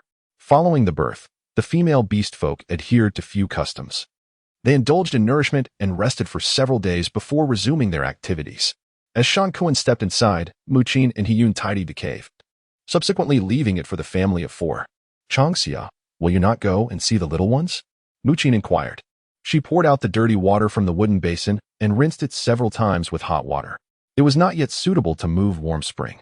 The soiled animal skin bedding on the Kong would be tended to by Shan Kuan once Warm Spring regained her strength, a task that did not fall to Muqin and the others. Changxia cast a few anxious glances towards the cave, her voice trembling. I shall wait a little longer. The fragile, feeble little ones evoked a shadow of fear in her heart. The very source of her psychological turmoil was herself, an endless abyss of pain that left her incapable of even biting her tongue to escape. Changxia harbored a deep-seated resentment towards her past self. Nearby, Nanfeng darted into the cave, scrutinizing the twins born to Warm Spring. Moments later, she was unceremoniously ushered out by the cold-faced Shan Kuan. Why are you pushing me out, Shan Kuan? I spoke the truth. Your little ones are rather unappealing, resembling little rats, small and ugly. I remember Changxia was exceptionally beautiful back then. Nanfeng grumbled, displeased with Shan Kuan's actions. Not far off, the others listened to her complaints, bemused. A wave of disbelief washed over them. How could Nanfeng utter such nonsense? No wonder Shan Kuan had expelled her from the cave. Nanfeng, what absurdity are you spouting? The little ones are utterly adorable. Why liken them to rats? Muqin stared in exasperation at her own daughter, who seemed increasingly thoughtless in her remarks, all while frequently criticizing Yadong's intelligence. The xylophone observed that the southern wind was hardly better than the eastern wind. The southern wind, feeling disgruntled, approached Su Yi and inquired, do you think that Changxia was particularly adorable in her youth? Soft and white, she was so comforting to hold. Indeed, Changxia possessed a remarkably appealing beastly form. Suyi agreed. The Longmao clan typically displayed a tricolor pattern of gray, black, and white, with few individuals exhibiting a solid color. Changxia, however, was among the rare few of the Longmao clan who bore a uniform hue. Although, to call her purely colored might be a misnomer, her beastly body was entirely white, adorned with streaks of gold on the tips of her ears, between her brows, and at the end of her tail. In a sense, Changxia could be classified as an atypical Longmao. When the witch first discovered Changxia, she was utterly astonished. The Longmao clan was abundant in the Twilight Forest, cohabiting with the Serpent and Fox clans, residing on the western edge of the forest. However, the location where the witch found Changxia was on the outskirts of the Twilight Forest, a place seldom frequented by others, devoid of any signs of human activity. The witch had ventured there to gather medicinal herbs, and had she delayed even a moment longer, Changxia would have perished. After rescuing her, the witch sent someone westward to seek out members of the Longmao clan. The investigation revealed that no clan members were reported missing, suggesting that Changxia did not originate from the west. Yet, if she did not come from the west, whence did she arrive? Changxia rolled her eyes in silence, recalling her childhood when she could not transform into her human form. She was often held by others, each one delighting in pinching and kissing her. Despite her aversion to close contact, there was an undeniable joy that surged within her whenever she was embraced or kissed. The sensation was so profound that it lingered in her memory, leading her to question whether she was experiencing a fracture in her personality. She outwardly expressed disdain, yet inwardly reveled in the affection. Sundara or not, she could never embody such traits. Suddenly, the distant call of Chun Rong echoed through the air. Bai Qing had been quietly seated by the stove, tending to the fire. With a stoic expression, she ambled forward.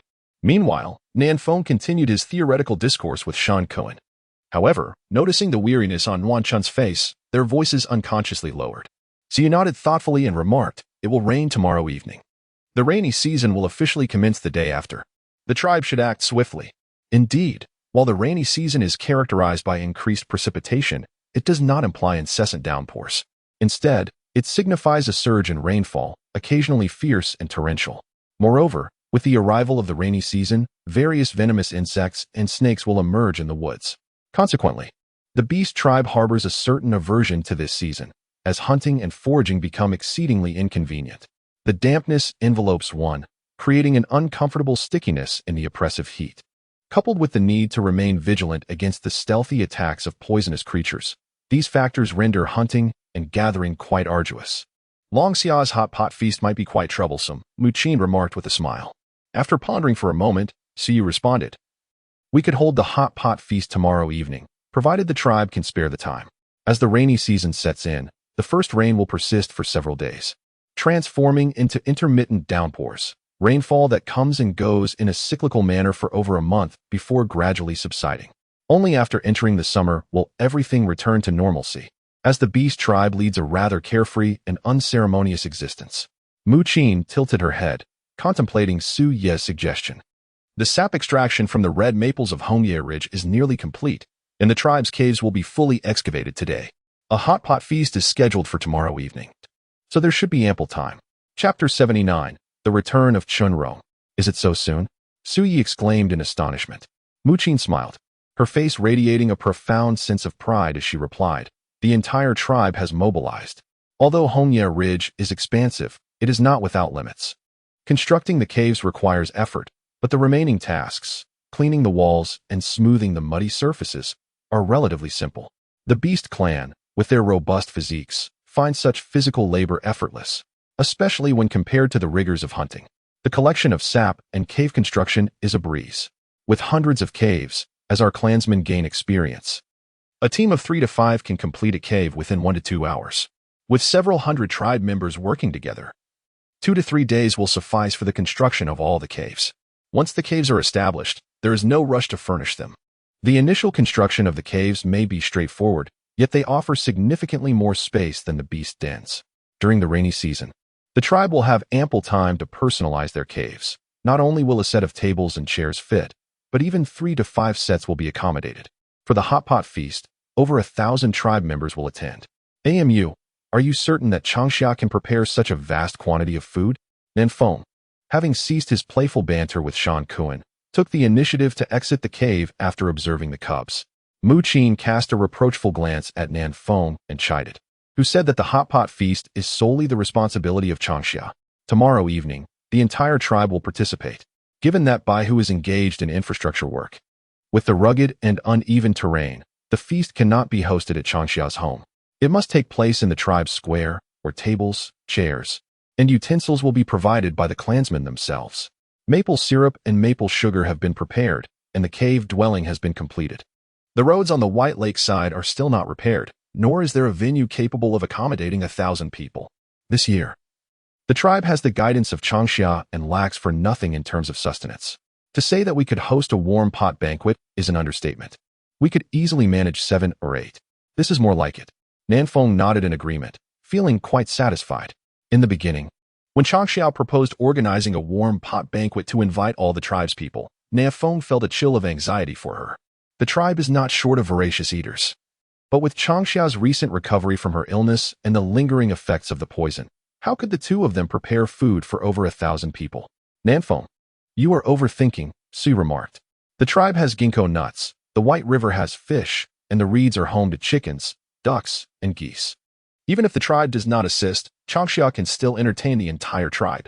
The challenge lies merely in the process of preparing food for such a large gathering. Ah, indeed. Nanfeng pondered and quickly grasped Sui's explanation. This calculation illuminated why the shaman and the tribe placed such importance on Changxia. One Changxia is equivalent to an entire beast tribe. Such value cannot be underestimated. As the few of them deliberated over the warm pot banquet, the beast den was in close proximity to the cave dwelling. Besides moving pots and pans into the cave, Changxia had left other items in the beast den for the time being. Chenrong, what would you like to eat? I shall prepare it for you. By the way, Muanchun gave birth to 2 male cubs at noon. I did not dare to enter the cave to see them. I will wait until the cubs are a bit older before I visit. Changxia expertly added firewood to the stove and lifted the lid. The stone pot still contained a remaining half pot of bone broth. Just watch me. I can manage everything, she said. Chenrong responded affirmatively and soon emerged from behind the grass shed after taking a quick shower. Upon seeing Bai Qing, he understood that the shaman had come today. I shall prepare you a bowl of soup noodles, and we shall dine on them at noon. Long Xia, while gently brushing her hair, inquired, has Nuan Chun given birth? The pace of events is swift. I had anticipated she would wait for the rainy season before bringing forth her young. Upon learning that Nuan Chun had indeed delivered 2 male offspring, Chenrong felt a surge of joy. All races regard the arrival of newborns as a blessing and a beacon of hope, for they symbolize new beginnings and the continuation of their lineage. At midday, Nuan Chun successfully gave birth to her 2 male cubs. Granny Suyi and Elder Yumi both remarked on the smoothness of Nuan Chun's labor. Chenrong listened with a smile as Long Xia recounted the happenings within the tribe, seated beside Bai Qing at the stove, tending to the fire, while simultaneously preparing the rice flour for steaming the noodles for the soup. Once Long Xia had finished narrating the events occurring in the tribe, she spoke of the swift progress at Hongyi Ridge, noting that in the afternoon, only 20 to 30 individuals would be needed. Chenrong mentioned that when they first began to harvest the sap from the red maple trees, the flow was remarkably brisk, filling a barrel in no time. However, as time passed, the rate of sap extraction diminished significantly. Chenrong speculated that by tomorrow, the amount of red maple sap collected would likely be minimal, a regrettable turn of events. Long Xia sighed, acknowledging the warming weather, which caused the red maple sap to settle. To harvest it, they would have to wait until the following year. Nevertheless, this year, the discovery made by Elder Pu Kong had captured Long Xia's attention, as the yield of over 10,000 pounds of maple syrup was an unexpected delight. With this thought, the sigh that lingered in Long Xia's heart transformed into joy. One must learn to embrace contentment and find happiness in what one possesses. The harvest from Hongyi Ridge this time was indeed substantial, and one should not indulge in greed for more, lest it lead to excess. Before Chenrong could utter a word to console Changxia, she beamed with a smile and remarked, over 10,000 pounds of maple syrup is ample for our tribe to make a grand appearance at next year's Normandy Fair. We mustn't be overly greedy. Furthermore, during the upcoming Normandy Fair, we shall have the opportunity to gather sap from the red maples at Maple Ridge to brew more syrup and sugar. Changxia, are there any other trees whose sap can be converted into sugar? Bai Qing inquired with curiosity. Changxia shot her a reproachful glance and retorted, you should call me elder sister, not just Changxia. Do you understand? Elder sister. Both birch and maple trees yield sap that can also be processed into sugar. Chunrong shook his head gently and said, "The twilight forest is vast. Encountering red maples is already a delightful surprise. Perhaps we could consult the shaman and speak with other beast clans. At the very least, the territory of the Holua tribe lacks similar trees." When Changxia confirmed that the sap from red maples could indeed be transformed into sugar, Jin and other elders had previously sought out Elder Pukong, reaffirming their findings and even inquiring among the clan's folk about the existence of trees akin to the red maple. The responses they received were all negative. Chunrong pondered that rather than hoping to locate birch and maple trees, it would be wiser to explore the possibility of sugarcane, or perhaps the beets and reed roots that Changxia mentioned. All three are plants, and the twilight forest is abundant with flora and fauna. It seems plausible that sugarcane and beets could thrive there, while reed roots are ubiquitous. The only challenge lies in the laborious process of extraction, as the procedure for sugar production is quite involved. The tribe remained unaware of the reed roots. Changxia had suggested to Chunrong that perhaps in their spare time, they could experiment with them. Should they succeed in producing sugar, the tribe would gain yet another delightful addition to their culinary repertoire. Chapter 80. Marrow-bone rice noodles. I endeavored to sketch the likenesses of birch and maple trees, seeking assistance from Granny Su Yi. However, as you rightly pointed out, Chunrong, it is prudent not to be overly ambitious. Indeed, Changxia concurred earnestly. Beyond the search for trees, we might explore the possibilities of sugarcane and sugar beets. Compared to birch and maple, sugarcane and sugar beets are better suited for sugar production. Moreover, the latter can be cultivated extensively, and the process of extracting sugar is more convenient. I, too, can lend a hand, Bai Qing interjected, as the heir to the position of which. Bai Qing possesses the same authority as Su Yi. Excellent. We shall enlist Bai Qing's assistance as well, Changxia responded with a cheerful tone. Soon, the rice sheets in the bone broth pot were steamed to perfection. Changxia removed the steamed rice sheets and poured in more batter to continue steaming. The topping consisted of shredded meat from the bone broth, garnished with chopped scallions, resulting in a delectable and fragrant marrow-bone rice noodle dish. In terms of flavor, it surpassed the rice noodles prepared earlier for Nuanchan. The key was the prolonged simmering of the marrow bones, which had fully extracted their essence. Changxia sliced the rice sheets and allowed Chunrong to ladle the broth and add the shredded meat himself. She washed and finally chopped the harvested scallions, sprinkling them into the bowl. Chunrong did not hesitate, taking a sip of the soup first. The warmth of the broth enveloped him, bringing a sense of comfort. After a day and night of exertion, although not physically exhausted, he felt mentally weary. At this moment, a bowl of steaming hot marrow-bone rice noodles was incredibly gratifying. Observing the scene, Bai Qing could not help but swallow his saliva. Seeing this, Changxia chuckled and reassured him. Bai Qing, do not fret. Once the rice sheets are steamed, I will slice them for you, and you can ladle the soup yourself. Originally, she had considered inviting Granny Su Yi to partake in the rice noodles. However, upon further reflection, she abandoned the idea. Aunt Sui has mostly chosen to remain with Warm Spring, tending to her and the little ones.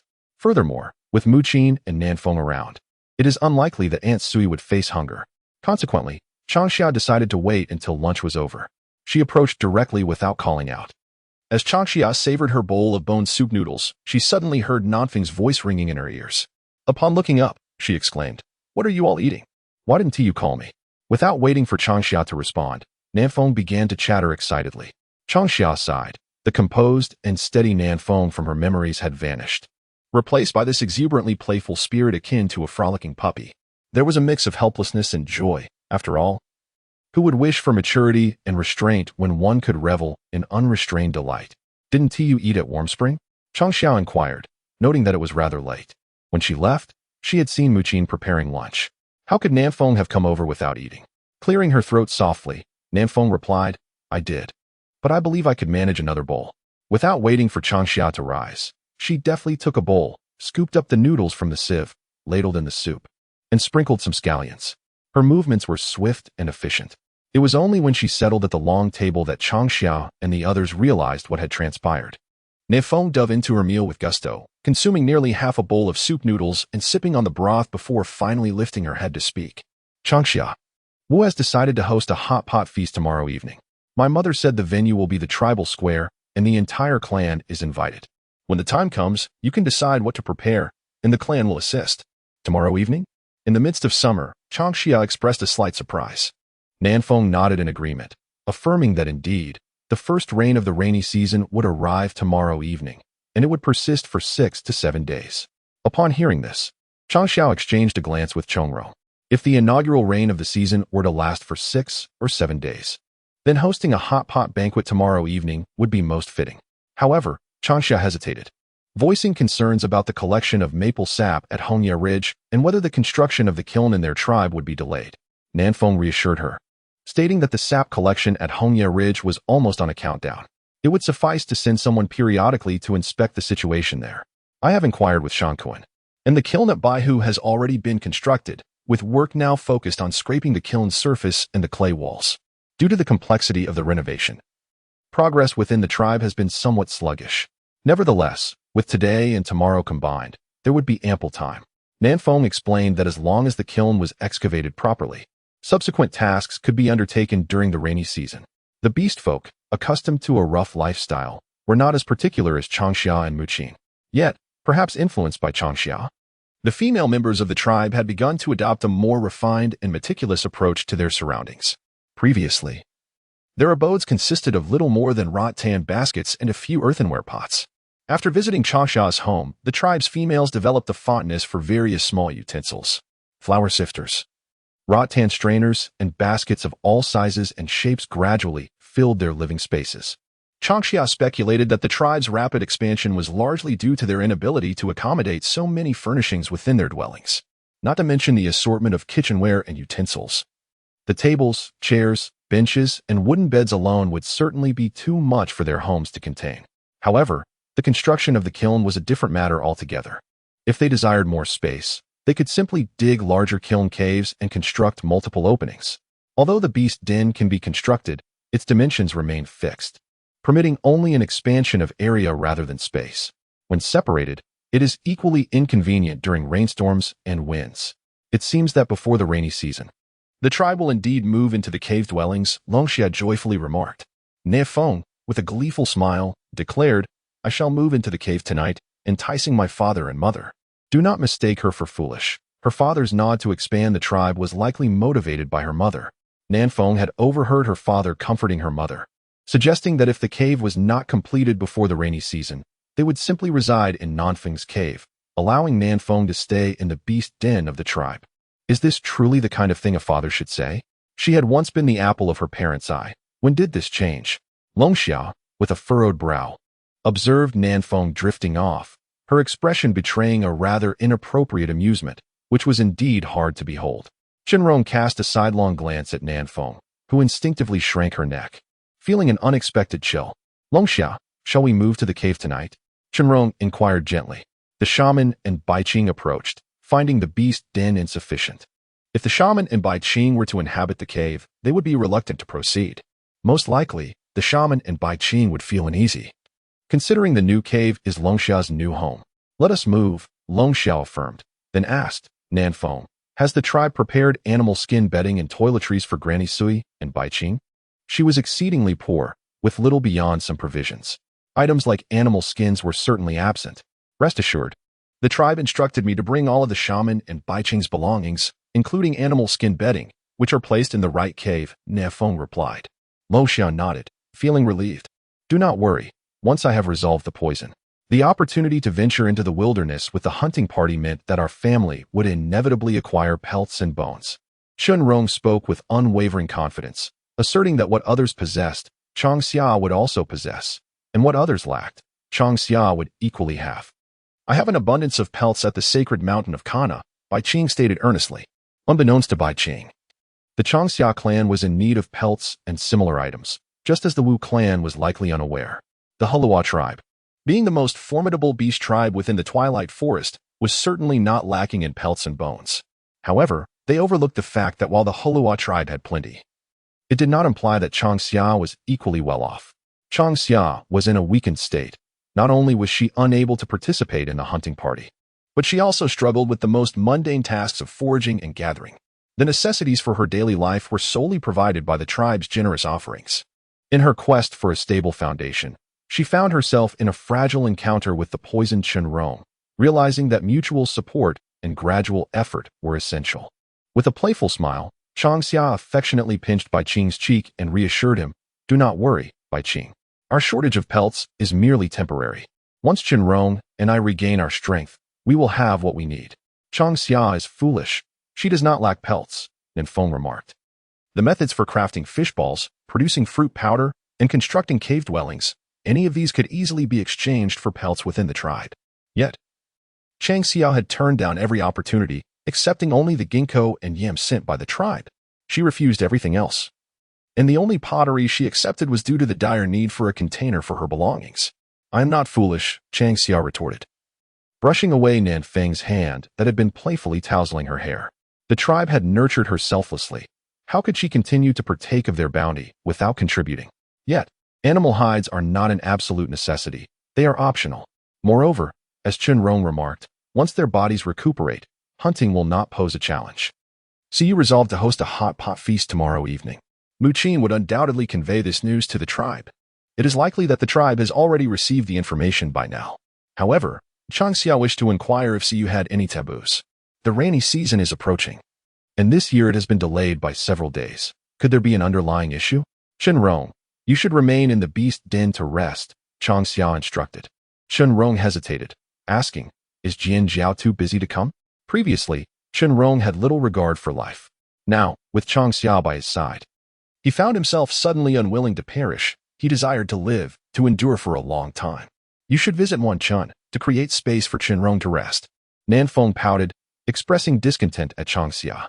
The cabbage he had nurtured was now being trampled by a pig. What a predicament! He felt a surge of frustration, wishing to unleash his anger. Bai Qing remained remarkably composed, trailing behind the two, indifferent to the destination. Compared to the serene and silent Kana sacred mountain, the Luo tribe was bustling with activity, which Bai Qing found quite agreeable. Indeed, Changxia did not refute, simply nodding in acknowledgement. Ninfeng scoffed, remarking, "You have males, but no females." With a huff, he playfully ruffled Changxia's face, exclaiming, "I am not Qinrong. This little fatigue is nothing." Changxia smiled, concealing Nanfeng's stubbornness with understanding. The trio laughed merrily as they made their way to Wanchun's home. "Ah, why are you back again?" Siyu exclaimed in surprise.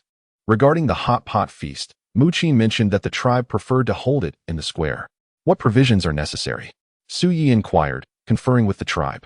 As the shaman of the beast folk, she refrained from excessive interference in tribal affairs. Unless explicitly consulted, Su Yi generally avoided interjecting or meddling. "Changxia," Mu Qin began, "could you perhaps devise a bill of fare?" "Yes, a menu. If you could furnish a menu, I shall inform the tribe to procure the ingredients." Given the ongoing construction at Baihu, there's no venue to accommodate a banquet for over 1,000 individuals. Would the tribal square be a viable option, in your estimation? Mu Qin broached the subject with Changxia, seeking her counsel. As Changxia had proposed the hot pot feast, Mu Qin naturally wished to prioritize her input. Commencing this year, she continued, "No member of the tribe shall endure hunger or suffer from the cold." The mere thought caused a perceptible quickening of breath among those present. The hot pot feast was imperative. It must be held. "Very well, I shall prepare the menu," Changxia responded. It was essential to utilize the tribe's resources to their fullest potential. Given the tribe's predilections, roasted meat was undeniably an indispensable dish. Furthermore, several delicacies crafted from fruit flour were also essential, as were chicken, duck, and fish, though goose would depend on availability. "Changxia," Su Yi interjected, "could we include the freshly squeezed rice noodles we sampled previously, along with the cold-dressed mung bean sheets and today's noodle soup?" Upon hearing this, Mu Qin and Nanfeng were visibly enthralled. "Affirmative," Changxia assented. However, the thin noodles for the freshly squeezed rice noodles require prior fermentation of the dough. To prepare a quantity sufficient for the entire tribe, we'll need at least several hundred caddies of fruit flour. I cannot accomplish this single-handedly. Assistance will be required. Previously, preparing enough freshly squeezed rice noodles for a few dozen individuals had left Changxia's arms aching severely. This time, with over 1,000 people to cater to, Changxia would be utterly incapacitated if she attempted to do it all alone. In the evening, Mu Qin suggested, "Tonight, come to the tribal square. I will invite Hiyun and the others to assist." "Sure," Changxia replied. "After dinner, we shall head to the tribal square together." Ninfeng added, "The hot pot banquet will be held tomorrow night. It is essential to prepare the dough for fermentation tonight, as well as arrange tables and benches." We should transport them to the tribal square early so that tomorrow night will be more manageable.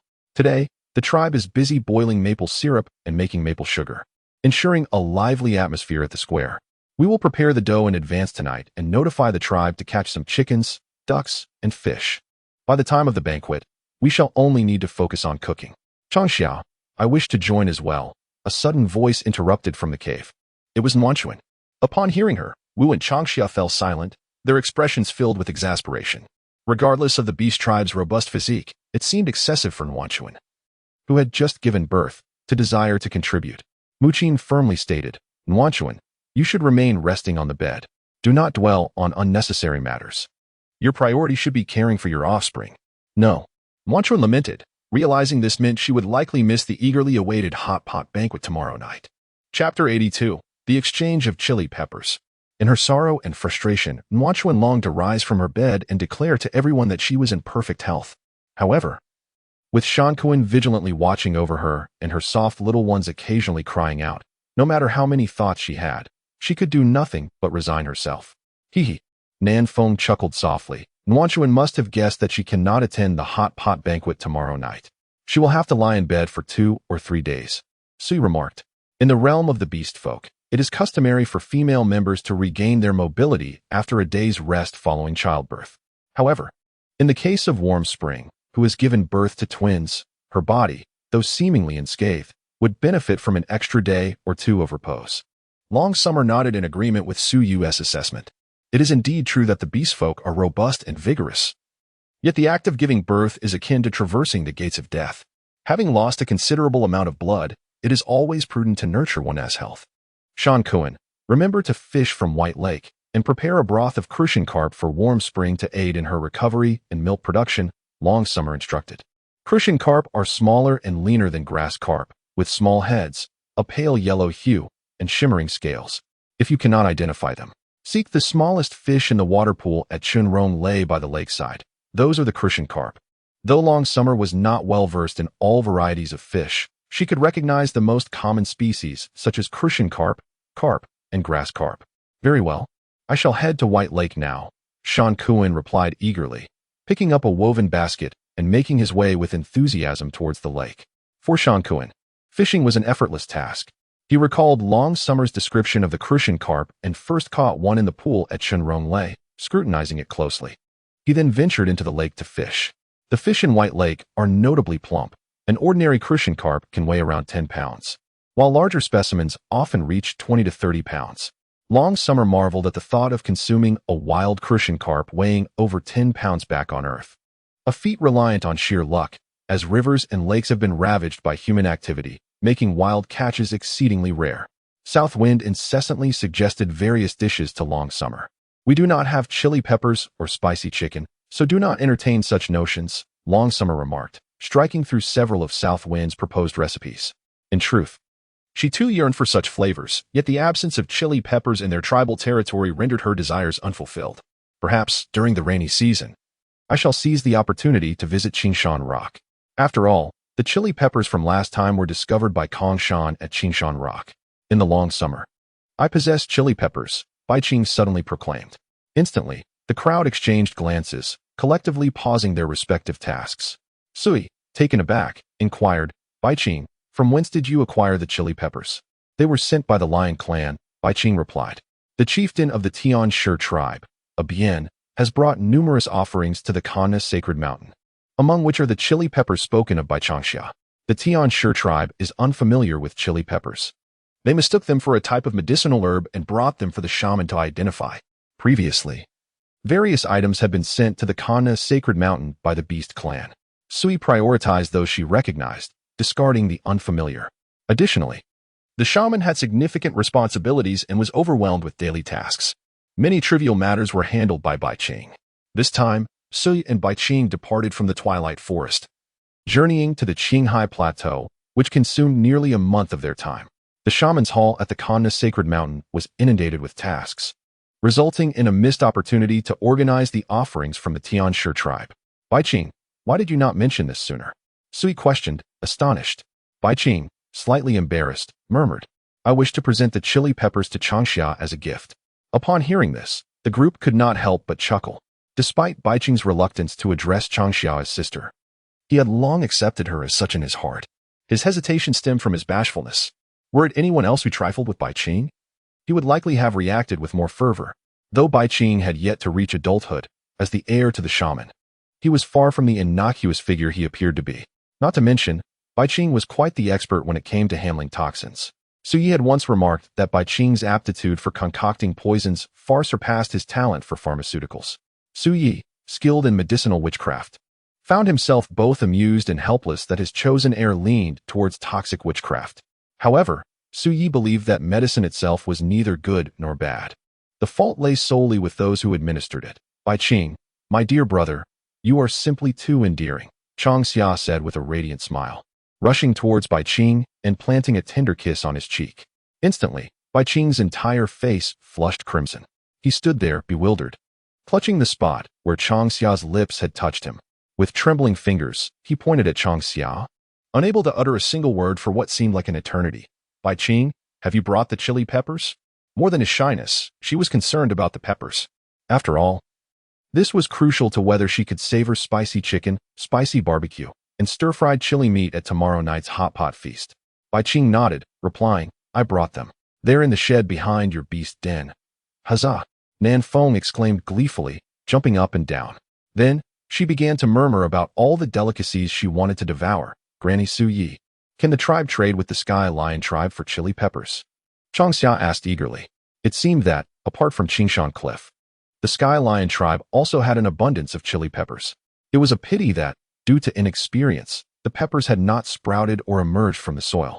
Now that Baiqing had confirmed the existence of a large quantity of chili peppers in the Sky Lion tribe, how could Changxia not be tempted? Xia nodded, inquiring, Changxia, what do you propose to trade with the Sky Lion tribe? The Sky Lion tribe was also a formidable beast tribe within the Twilight Forest. Their territory was no smaller than that of the Hulua tribe, and it was rich in resources.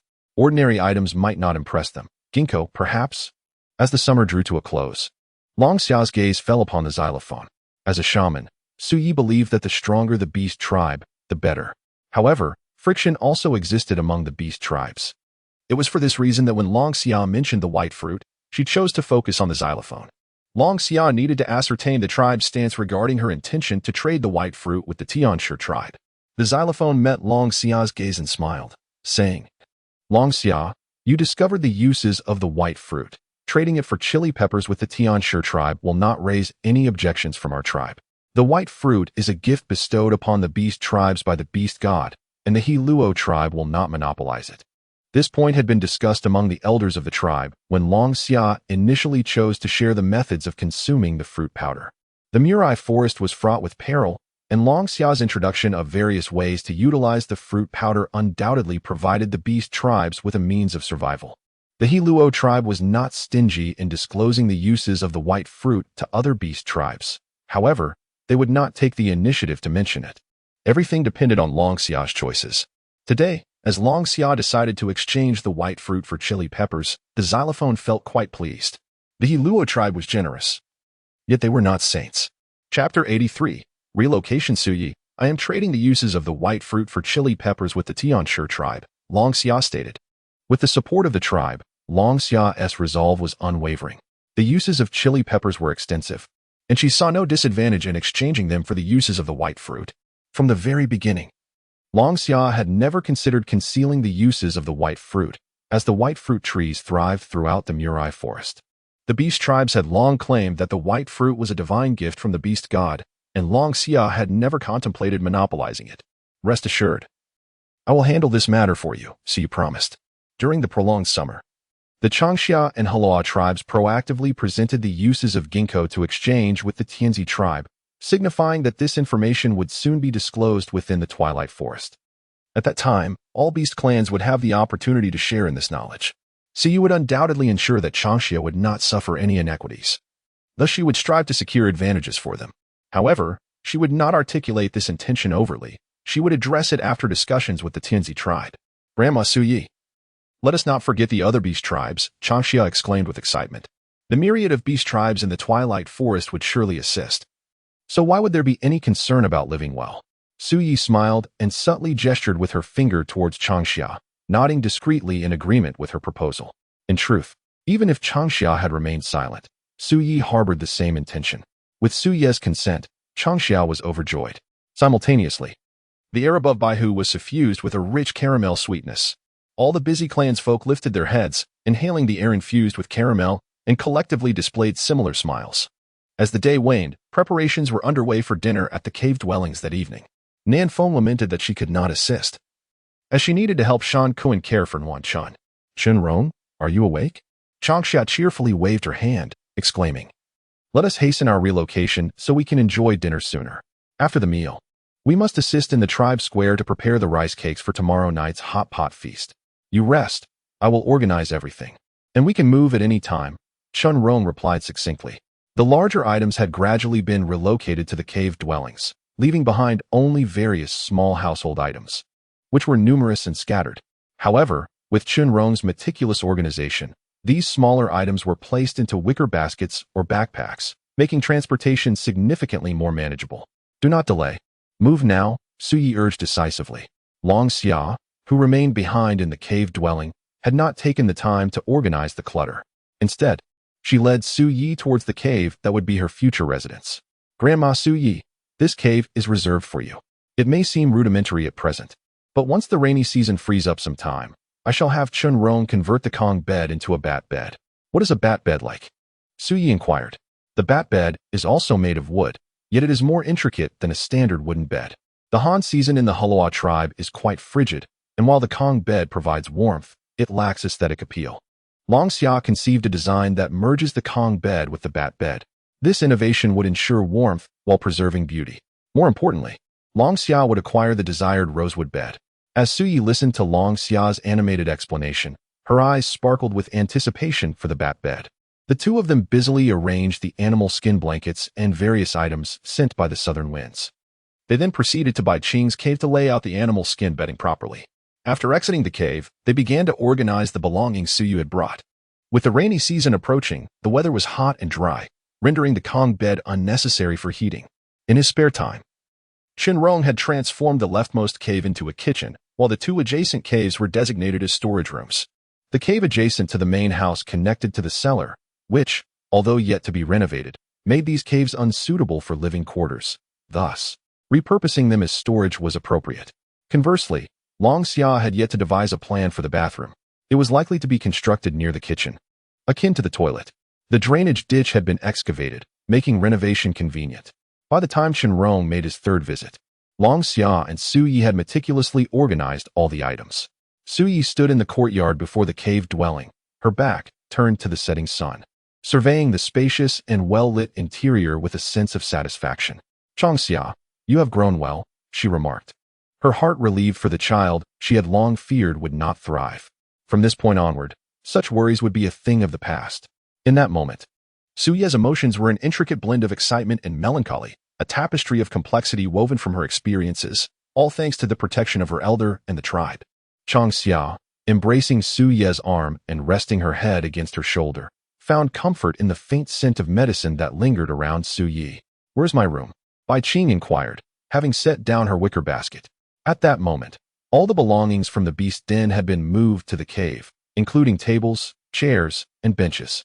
These had been placed in the storeroom adjacent to the kitchen, where they would dine in the future. With the rainy season approaching, it was impractical to keep them in the courtyard, which would soon be enveloped by torrential downpours. "The first room on the right is ready for you." With furs and bedding laid out, Changxia pointed to the right cave. "The other two rooms are vacant for you to use as storage. With so few family members, we have ample space." Changxia generously offered Bai Qing the freedom to utilize the rooms as she pleased. The cellar was quite spacious, providing enough room for Changxia to stockpile various items. Moreover, there were still two empty caves on the left side should the need arise. "I'll go take a look," Bai Qing exclaimed, her youthful exuberance shining through as she joyfully dashed towards her designated cave. Su Yi smiled at the scene, choosing to remain silent. What would you like to eat tonight?" Chen Rong inquired. As night approached the tribal square, despite the lingering daylight, Chen Rong busied himself with preparing dinner. Su Yi casually remarked, "I'm not picky. You and Changxia can decide what to prepare." "I desire your grilled meat," replied Changxia. "I shall handle the chicken. Perhaps stir-fry some spicy chicken." Suddenly recalling Bai Qing's mention of chilies, she had initially planned to make chicken soup, but quickly altered her intention to spicy chicken. With that, she dashed off to rummage through the chilies Bai Qing had brought. Observing Changxia's energetic hustle, Su Yi and Qin Rong exchanged a knowing glance. The rainy season is indeed fitting, Qin Rong stated. In agreement, Su Yi nodded, wholeheartedly endorsing his choice. However, deep within, she couldn't help but marvel at how the beast gods seemed to be watching over them. It was truly wonderful. Chapter 84. The evening at the square as dusk fell, the witching hour approached. Changxia brought forth the stir-fried spicy chicken to the table, accompanied by Qin Rong's grilled meat, fruit pancakes, and cold noodles. Ahem. The moment the spicy chicken was set down, Su Yi and Bai Qing simultaneously succumbed to sneezes and coughs. Qin Rong, unfazed, fixed his gaze upon the spicy chicken, his expression brimming with anticipation. How pungent! Exclaimed Su Yi. Bai Qing covered her mouth and nose, gazing at the bowl of spicy chicken in horror. Changxia, slightly embarrassed, explained. I may have overcooked it a tad, which made it a bit overpowering. Her longing for chilies led her to unwittingly add too many while stir-frying. Moreover, the deliberate high heat intensified the flavor. As the pungent aroma enveloped the air, Changxia eagerly took her seat. She served herself a bowl of cold noodles, calling out to Su Yi and Qin Rong to join her, and eagerly picked up her chopsticks to grab a chili. The heat made her mouth tremble. Yet she couldn't bring herself to stop. Spicy, truly spicy. Delicious. Indeed, dishes enhanced with chili are far more delectable, Changxia remarked while savoring the meal, her lips swelling from the spice.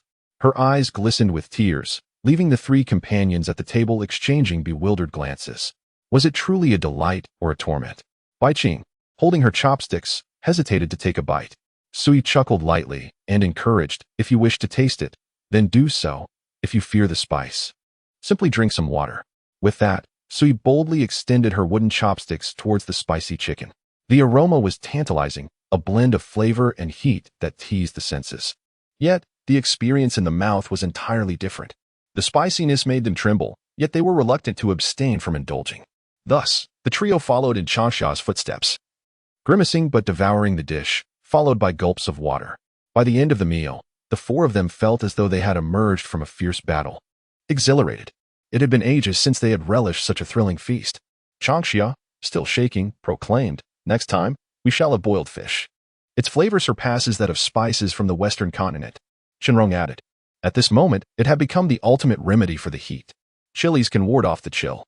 Once we exchange for them with the Tianshi tribe, I shall have our tribe cultivate them, Changxia exclaimed joyfully. Chilies are not drought-resistant nor flood-tolerant. Yet they are adaptable to a variety of regions, thriving almost anywhere, merely differing in climate timing. Indeed, we must cultivate these chilies, Sui agreed with Changxia's proposition. Not only should the Haloa tribe grow chilies, but other beast tribes in the Mi forest should also consider it. Alongside ginger, scallions, garlic, and yam, chilies had become an essential crop for the Haloa tribe. Changxia smiled, taking another step closer to ushering her tribe into the agricultural era. In the distance, the evening breeze carried the call of the southern winds. Evidently, Nanfeng had already dined at Nguan Chun's residence, and she summoned Changxia to the tribal plaza to prepare the fermentation of the flour dumplings. Let's go? We'll head over together. Suyi rose, intending to accompany Changxia and Qin Rong to the tribal plaza and to discuss the matter of chili peppers with Jin and Yami. Naturally, the promotion of ginkgo would also be discussed in greater detail.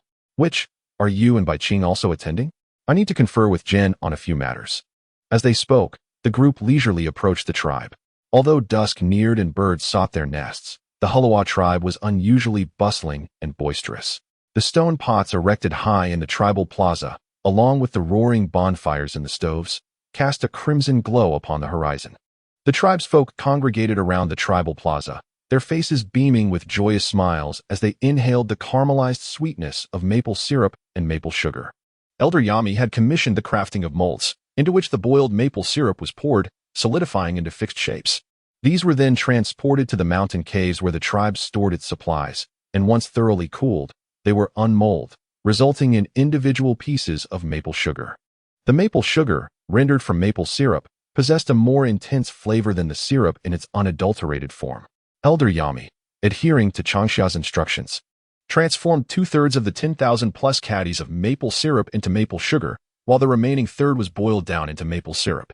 The maple sugar was to be stored by the tribe, while the maple syrup was to be distributed to the tribesfolk for consumption. As Changxia and the others arrived, the final pot of maple syrup was being boiled. Subsequently, the tribe would cease sugar making from the harvested red maple tree sap, opting instead to distribute it to the tribesfolk for direct consumption, given its equally exquisite taste. The ambrosial and delectable sap of the red maple tree was akin to nectar for the beverage-deprived Hulua tribe. Remarkably swift, Longxia exclaimed. Elder Yami responded with a gentle smile. Acceptable. Despite her understated words, a palpable sense of pride radiated from Elder Yami's countenance. She, too, had not anticipated such alacrity in rendering the abundant red maple sap into maple syrup and maple sugar. According to the initial projections, the entire process was slated to conclude by noon the following day. However, she and Changxia had underestimated the resilience of their kin. With over a dozen stone cauldrons in continuous operation, they had effectively halved the anticipated duration. This feat was, in part, attributable to the heightened proficiency of the tribesfolk. Chieftain, what is the advancement on the construction of the cave dwellings? Changxia inquired further. The Baihu cave dwellings have been entirely excavated, with only the final mud walls and the installation of doors and windows remaining. These tasks can be resolved by tomorrow morning. Currently, the expansion of the tribe's side is all that remains, Jin replied, his visage brimming with contentment and assurance. The mud walls necessitate thorough desiccation before proceeding to the subsequent phase. Otherwise, completion could have been achieved today. Nevertheless, he recognized that the mud walls demanded meticulousness and could not be executed carelessly. In recent days, the entire tribe had been tirelessly engaged, yielding remarkable results. The outcome justified their assiduous endeavors. Splendid. Changxia conveyed her approbation with a thumbs-up gesture directed at General. All of this is attributable to your selfless dedication. This rainy season, we need no longer fret about leaks in our beast dens, nor fear the dampness that renders them uninhabitable, Jin reflected. Prior to the rainy season, the tribe invariably undertook the inspection of beast dens. However, irrespective of the extent of the inspection, leaks were inevitable. Furthermore, the occasional collapse of beast dens during the frigid season presented numerous challenges. The cave dwellings constructed by Changxia had definitively brought an end to the long-standing predicament of the beast tribe. During their leisurely conversation, Muqin Heiyun instructed the tribesmen to transport barrels of fruit powder from the cave. Subsequently, they mixed it into a paste and kneaded dough balls. Regrettably, the fruit powder sacks required crafting from cyan cloth. Apart from the sacks brought by Changxia, the tribe grudgingly sewed an additional 5, resulting in a total of 6 fruit powder sacks. This marginally decelerated the filtration rate. As night descended, the tribesmen discussed the menu Changxia had prepared for the hot pot feast, deliberating which ingredients to prepare for the morrow. Simultaneously, they learned to knead dough balls from Changxia, their laughter and joyous chatter permeating throughout the Hulua tribe. Many hands make light work. Thousands of pounds of dough were prepared with the united efforts of the tribesmen. They were then placed on rattan sieves, covered with animal hides, and moved into the cave for fermentation. While the females were engaged in crafting dough balls, Jin, along with the males, did not rest. Emulating the press in Changxia's home, they fashioned similar presses. They produced a substantial quantity, stating that it would be best for each household to possess one, thus facilitating the future consumption of freshly pressed rice noodles. Chapter 85. Soap pod. As the night deepened, the matters concerning the hot pot feast were settled.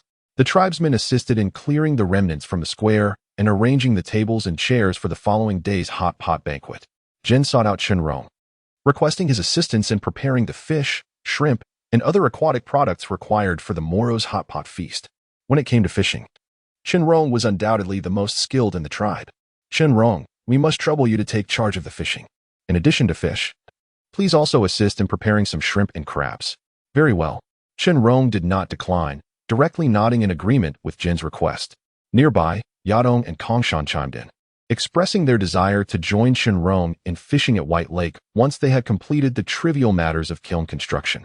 You're not genuinely offering assistance with fishing. Your intentions are clearly driven by a desire to immerse yourselves in the lake, he remarked. Ever since discovering the delectable flavors of fish and shrimp, the tribesmen have been eagerly seeking opportunities to venture into the lakes and rivers. However, given that the warmer season has not yet arrived and temperatures remain generally low, the tribe, concerned that the young ones might emulate their actions, has restricted the tribesmen from entering the lakes and rivers without permission. It appears I must find someone to keep a close watch on the little ones tomorrow, Root murmured. Mountain Finch and his cohort possess audacious spirits. On a previous occasion, they surreptitiously absconded from the tribe. Should they become aware of the fishing expedition to the lake, it is highly improbable that those rascals will remain peacefully within the confines of the tribe. After bidding farewell to the tribesmen, Changxia and her companions set off towards White Lake. Accompanying them were Nanfeng, Yadong, and others, who had also relocated to the White Lake cave dwellings. Nanfeng, good evening. Upon reaching the fork in the road, the group parted ways. Granny Su Yi, allow me to assist you with drawing water. You may proceed to bathe first. Changxia offered. The water in the kitchen pot retained a gentle warmth, suitable for bathing.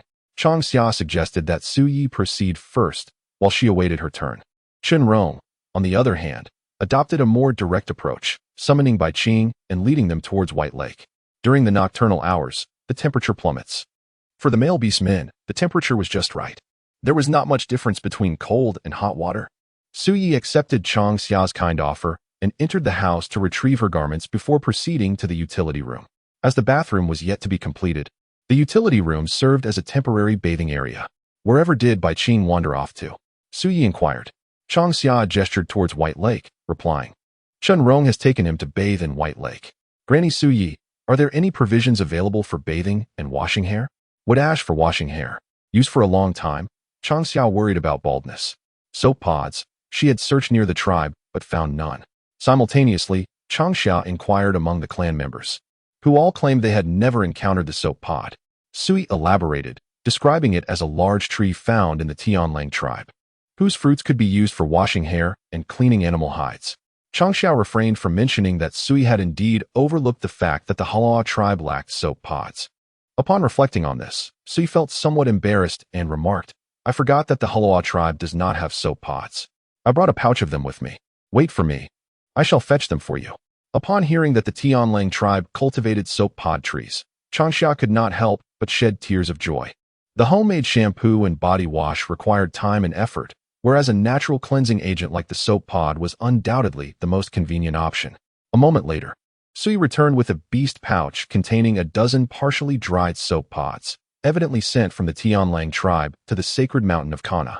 The pods needed to be crushed, mixed with water, and boiled down to create a thick, black liquid, which could then be strained if one preferred a finer consistency. If one was less particular, they could simply wet their hair and apply the soap pod liquid directly for washing. Sui explained. Very well. Changxia, with light-hearted steps, accepted the beast pouch and poured out the soap pods. She utilized an ironwood knife to chop them into smaller pieces, and then, using the handle of the knife, she gradually crushed them. Next, she retrieved the smallest ceramic pot to add water and commenced the boiling process. These dozen soap pods would yield several hundred milliliters of soap pod liquid, sufficient for 1 or 2 months of use. Sui went to the storage room to bathe, while Changxia carefully boiled the soap pod liquid. As she tended to the concoction, she rummaged through the neighboring storage room to find a small ceramic jar for later use. Soon, Sui emerged from her bath. Next time, I shall assist you in trading for some soap pods from the Tianlang tribe. Sui assented. Ingshi nodded, then demurred, suggesting, Sui Granny, let the tribe barter for some soap beans with the Sky Wolf tribe. Lye is not ideal for frequent use in washing hair and bathing.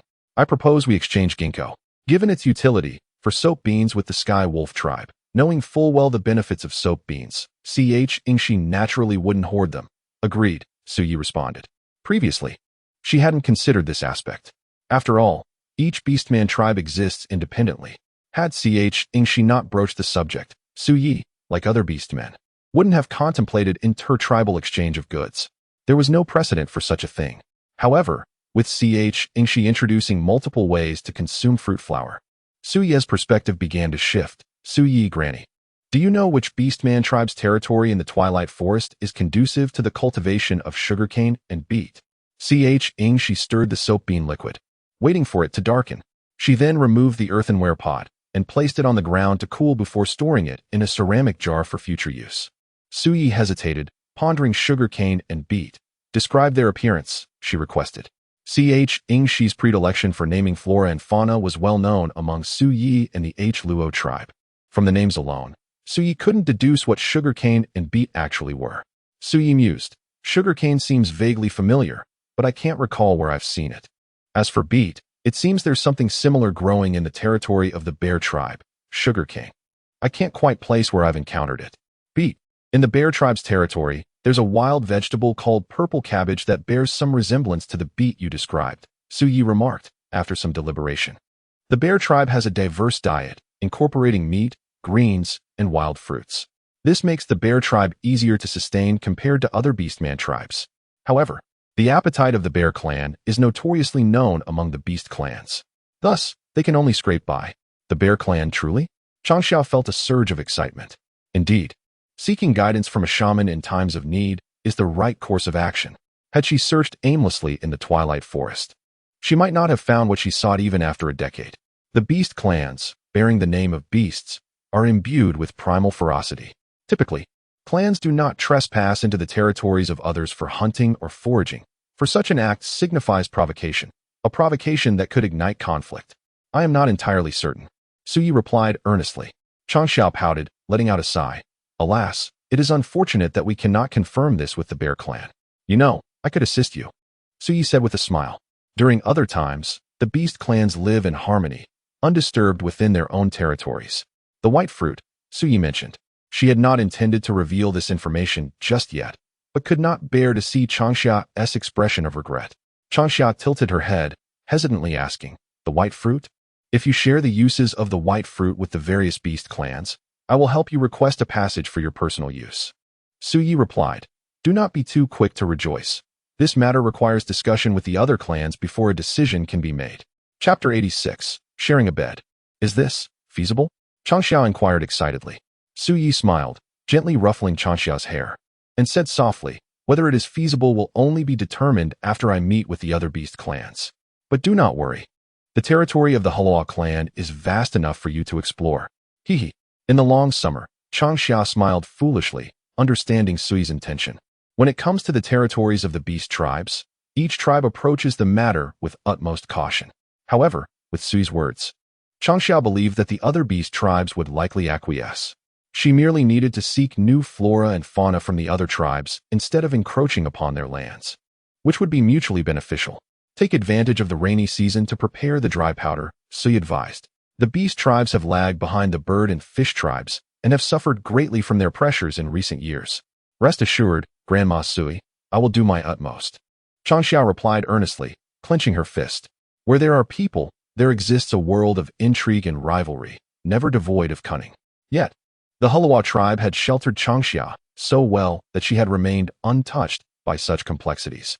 Upon catching a whiff of the pungent soapberry liquid, the two of them instinctively covered their noses and stepped back in unison, gazing in horror at the two individuals inside, silently questioning what had transpired. Changxia, observing their actions, smiled slightly and responded, just idle chatter.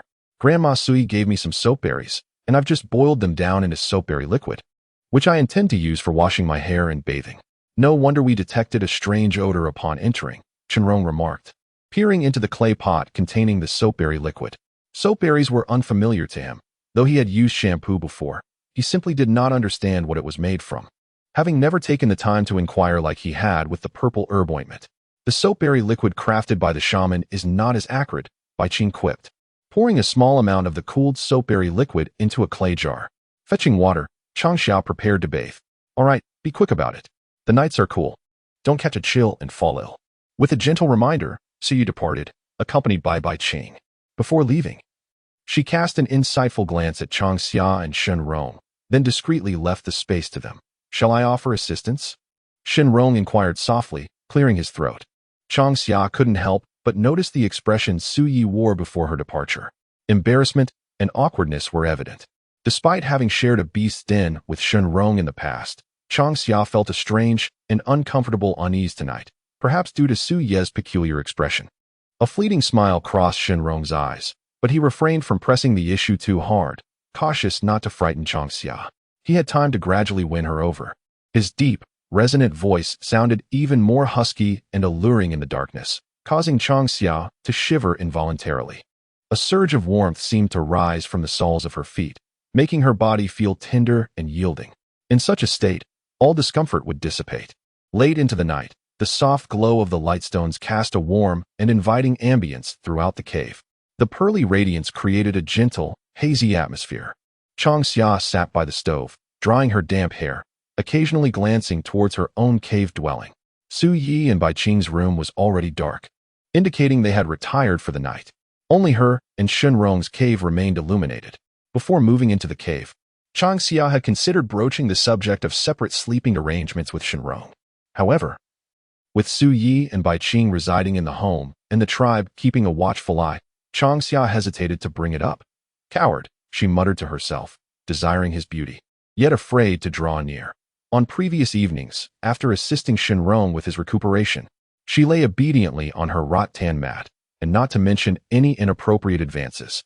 Even the proximity to Shenrong made her heart race. She was beyond saving. While brushing her hair, Changxia silently lamented what she should do. Before long, her hair was half dry. Changxia yawned repeatedly, feeling quite drowsy. Thus, she encouraged herself for another 2 minutes. Extinguishing the fire in the stove, she took a luminous stone and made her way to the cave dwelling. To sleep or not to sleep? Murmuring to herself, Changxia arrived at the entrance of the cave where she and Shenrong would rest. She pressed her hand against the ironwood door and gently pushed it open. Peering inside, she spotted Shenrong lying on the kong, utterly silent. Oh, was he truly asleep? At that moment, Changxia felt a twinge of regret. Why regret? She could not articulate. She stepped inside the cave. After glancing at the kong once more to confirm that Shenrong was indeed asleep, she let out a quiet sigh of relief. Carefully, she removed the luminous stone from the cave and placed it, along with the stone in her hand, into a wooden box. Then she approached the kong, hesitantly making her way to the bedside, kicked off her rattan shoes, nimbly climbed onto the bed, and swiftly lay down, falling into slumber in an instant. Thump, thump. At that moment, Changxia felt her heart racing exceptionally fast, nearly ready to burst. Why was her heart racing when nothing had even happened? In the tranquil night, Changxia closed her eyes and lay still. She increasingly became aware of the potent masculine scent emanating from Shenrong beside her, distinctly different from the scent she had encountered in the beast's den. Biting her lip, Changxia sought to remain calm. It must be the enchanting moonlight tonight that stirred her thoughts. Continuously reassuring herself, she finally succumbed to sleep amidst her drowsiness. As she finally steadied her breath, Shenrong abruptly opened his eyes. A smile graced his lips, and in the pitch-black night, his profound and restrained gaze fixated unabashedly on Changxia's face, radiating a wild and domineering aggression. Shenrong turned slightly to examine Changxia's features, extending his finger to trace her cheek in the air again and again. He then leaned closer, lingering for a few seconds on her lips. "Good night," he whispered softly, emulating Changxia's farewells to Nanfeng and the others. Perhaps out of shyness, Changxia refrained from grooming Shenrong's body that evening. However, the previous preparations had borne fruit. Shenrong's internal injuries had healed. Now, only Su Ye's assistance in detoxification remained, for once the poison was expelled, Shenrong could be deemed truly restored. At that point, whether hunting or foraging, they would no longer be confined to the periphery of White Lake. The night deepened, with only the sound of insects breaking the silence. Two hearts gradually drew closer, ultimately merging into a singular rhythm. Chapter 87. The Romance of the Masculine Shenrong. Are you awake? The following day, as dawn broke, a grayish hue began to adorn the horizon. Immersed in slumber, Changxia was suddenly jolted awake by a resounding noise. "Ah, was that an earthquake?" she exclaimed, her eyes wide with fear as she glanced around, momentarily disoriented. Quick as a flash, Shenrong pulled her into his embrace. "Changxia, it's all right," he reassured her gently, patting her back to soothe her panic. "It's so noisy. Is someone here?" Changxia inquired softly. With the comforting presence of Shenrong, Changxia gradually recovered from her earlier apprehensions. Stifling a yawn, she lingered in Shenrong's embrace for a moment, mumbling softly. "Yadong," Shenrong remarked, presumably calling him to join in fishing at the White Lake. Yet, was it not a tad too early for such an endeavor? Indeed, she lamented agreeing to go fishing last night. Sighing, she resolved to rise. Pouting slightly, she recalled having fermented the dough the previous night and needed to prepare other ingredients today. Chickens, ducks, and fish were easy to procure, while the availability of other game depended on whether the tribe ventured out to hunt or relied on the provisions stored in the cave. "There's still time. You may rest a while longer," Shenrong offered. Feeling the lingering warmth of his palm, Changxia was captivated by the depth and restraint in his gaze, which, despite the smile on his face, imparted an unsettling aura. "Never mind," she replied with a gentle shake of her head, resting her hand on his wrist. "How are you feeling?" "Last night, I was so exhausted that I fell asleep as soon as I lay down." At this, Changxia's cheeks flushed faintly. "It's nothing. We shall wait for the shaman to assist with the detoxification." Chun Rong relished Changxia's closeness, feigning ignorance of her discomfort. After a thorough examination, he confirmed he had not spoken falsely. His recovery was progressing well. Changxia exhaled in relief, her spirits lifted. Once Chun Rong fully healed, she could venture into the tribe's territory to hunt and gather freely. The constraints imposed by joining the tribe's hunting party were onerous. When she and Chun Rong went out alone, she could choose the time and place at her leisure. "Chun Rong, get up and go fishing." In the cave, Chun Rong was engrossed in conversation with Changxia, oblivious to Yadong's escalating shouts from outside. Little did they know, Yadong and his companions grew increasingly boisterous. "Those mischievous boys," Su Yi murmured to herself, aware that Chun Rong was not as gentle as he appeared. Yadong and his companions sought to provoke Chun Rong and Changxia, eagerly anticipating the ensuing spectacle. She cautioned against the potential repercussions that Chun Rong might exact later. With a furious thump on the bed, Changxia sprang up, determined to confront Yadong. However, Chun Rong intercepted her, patiently gathering her hair, and soothingly said, "Do not be angry. Leave this matter to me." "Are you certain?" "Yadong and his crew are notorious troublemakers, each one more formidable than the last," Changxia replied. The beast tribe was not lacking in headstrong individuals, and Yadong and his companions, as the most distinguished totem warriors of the Hala tribe, were far superior in their capacity for mischief compared to the likes of the mountain sparrows. "Do you doubt me?" Chun Rong raised an eyebrow, a mischievous grin playing on his lips. Changxia froze momentarily, an involuntary shiver coursing through her. This version of Chun Rong seemed quite formidable, leaving her feeling a chill at the nape of her neck, making her hesitant to meet his gaze. "I shall rise first. You may choose to sleep a while longer or get up," Chun Rong said, playfully pinching Changxia's cheek before elegantly striding past her and descending from the bed. After dressing, he opened the door to confront Yadong and his companions. The boisterous Yadong and his friends fell silent upon locking eyes with Chun Rong, instantly subdued. They transformed into quivering quails, trailing behind him as they made their way towards Baihu. Among them was the slight figure of Bai Qing. "Changxia, have you risen?" It was too noisy. It was impossible to remain asleep. "Bai Qing, has he gone to Baihu with Chun Rong? Is fishing in the lake truly that enjoyable?" Changxia pondered, feeling perplexed. Su Yi smiled and remarked, "The romance of males." This statement evoked in Changxia a reminiscent phrase from Earth: "A man remains a boy until death." "Su Yi, are we having fish porridge for breakfast?" With a shift in topic, Changxia no longer concerned herself with Chun Rong's affairs and inquired about the morning meal. "Certainly," Su Yi nodded, adding, "Let us fry some fruit pancakes to accompany the roasted meat and fish porridge." "Sounds good." Changxia quickly freshened up and proceeded to the kitchen to prepare breakfast. In the wooden tub of the kitchen, 2 fish were being nurtured, alongside chickens and ducks. These had been prepared by Chun Rong beforehand. In terms of meticulousness, Changxia could not compete with him. Soon, wisps of smoke began to rise above the Baihu Lake, and the aroma of the food gradually wafted through the air. "Nanfeng, hurry up. I can smell the fruit pancakes," she exclaimed, even though the scent was clearly that of roasted meat. A lively chatter echoed from the hillside of Baihu, as Nanfeng, accompanied by a flock of sparrows and a string of radishes, dashed over from the tribe. Initially, they wished to observe Chun Rong and his fishing endeavors, even eager to join in the fun at the lake. However, Nanfeng had to intervene, persuading them to leave. "This is fish porridge," Nanfeng chirped joyfully, abandoning a few of the smaller sparrows as he raced towards Changxia's cave home. Without hesitation, the sparrows followed suit. Lu Yu covered his face, speechless at the scene unfolding before him. "Changxia, Changxia!" Nanfeng waved his hand, calling out. In the courtyard, Su Yi looked up at Nanfeng and the group of radishes trailing behind him. "We want to watch the fishing. Ayong and the others are fishing in the lake, and I saw so many large fish. They wouldn't allow us to approach the lake, so we came to find you." The chirping responses echoed, rising and falling in a delightful cacophony. Suddenly, Changxia felt a wave of dizziness wash over her. "Stop, Lu Yu, you speak," she said, pressing her forehead. Lu Yu approached from behind and remarked, "The sparrows have awakened everyone early this morning. expressing a desire to go to Bai Lake to watch people fish. However, when we arrived at Bai Lake, Chun Rong and the others forbade us from coming closer. Have you had breakfast? Changxia inquired further.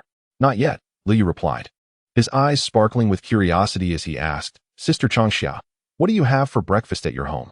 Fish powder, fruit powder pancakes, and roasted meat, Changxia answered. Sister Changxia, may we have breakfast at your house? Shan Ke asked directly, clutching his stomach to convey his hunger. After all, they had been bouncing around all morning, naturally leading to their hunger.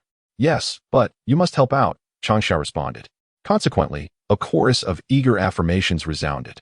Changxia, refusing to indulge the little ones, led a group of them into the kitchen. Su Yi, concerned about potential mishaps, followed her into the kitchen. The once orderly kitchen soon descended into chaos. A flurry of curious questions and joyful laughter filled the air. Chapter 88. The Fear of Marriage Pressure. Changxia, Shan Kuan wants you to help him make a fish soup. Nanfeng suddenly recalled their encounter with Shan Kuan by Bai Lake. With numerous matters to attend to in the tribe today, Mu Qin and Yun were unable to assist Shan Kuan in caring for Nuan Shan. Last night, Shan Kuan had prepared a pot of fish soup for Nuan Shan, which she took a sip of but then showed no further interest. Is Shan Kuan's soup really that bad? Changxia questioned skeptically. Nanfeng covered her mouth, stifling laughter as she explained, last night, when Nuan Shan felt hungry, Shan Kuan took the initiative to make a pot of crucian carp soup. After taking a sip, Nuan Shan expressed her disinterest in drinking more. Grilling meat or frying a fruit pancake, South Wind is indeed quite helpful. However, when it comes to simmering fish soup, South Wind expressed her helplessness. Changxia, please assist Nuan Shan in preparing a crucian carp soup. We can enjoy it later without any delay, Su Yi suggested. Nearby, Lu Yu inquired, Sister Changxia, may we visit Sister Nuan Shan's home to see the little ones? Upon hearing South Wind mention Nuan Shan, Lu Yu and the others were immediately filled with curiosity. In the tribe, he was the youngest beast cub. Naturally, he was intrigued by those even smaller than himself. Certainly, Changxia replied. Once I have finished the crucian carp soup, you may help me deliver it to Sister Nuan Shan's home, and in turn, you can visit the little cubs there. Yes, I want to see the little cubs, exclaimed one cub. I also wish to see the little cubs, chimed in several others, eager to express their desire to visit. Changxia and Su Yi did not refuse. Rather, they showed great support. The spirit of unity among the beast tribe is passed down through generations, and such values must be cultivated from a young age. Thus, Changxia requested South Wind's assistance with grilling the meat while she began to prepare the crucian carp soup. In the kitchen, there were two fish, a bluefish and a crucian carp. The bluefish was already prepared, leaving the crucian carp just right for Nuan Shan's soup. Sister Changxia's soup looks truly exquisite, chirped the mountain sparrow, standing on tiptoe, captivated by the milky white fish soup in the stone pot. She recalled that her own mother's fish soup was white as well, appearing quite refreshing, yet the taste was rather mediocre. Even with the addition of ginger, scallions, and garlic, it was nothing remarkable. However, the soup prepared by Sister Changxia looked utterly delectable at first glance. In the long summer, the fish soup you prepared. Why is its color so exquisite?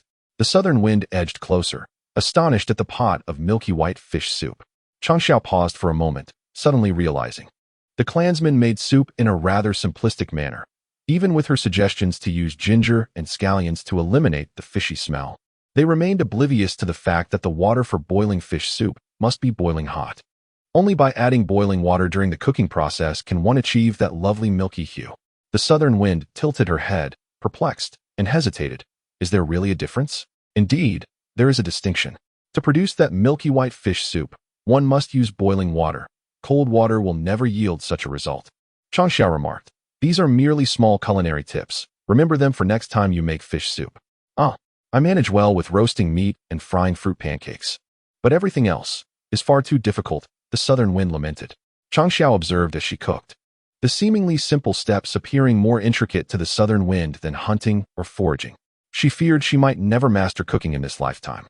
Building a cave dwelling near Changxia's home was merely a ploy to ensure she could drop by for meals at any time. Changxia was at a loss for words. The southern wind had extinguished the conversation.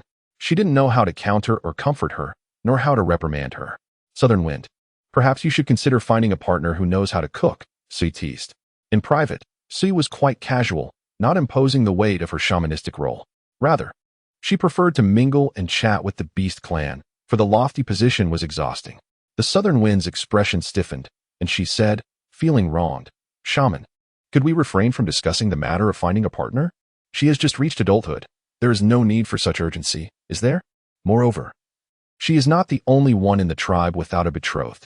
There are many single males and females. Is it truly appropriate for the tribe's people to continually take advantage of her?" Changxia shrugged, displaying an expression of helplessness. Shangquan opened her mouth, intending to say something, but Lu Yu quickly covered it. It was perilous. The last incident where Shangquan angered Elder Pukong was still fresh in memory.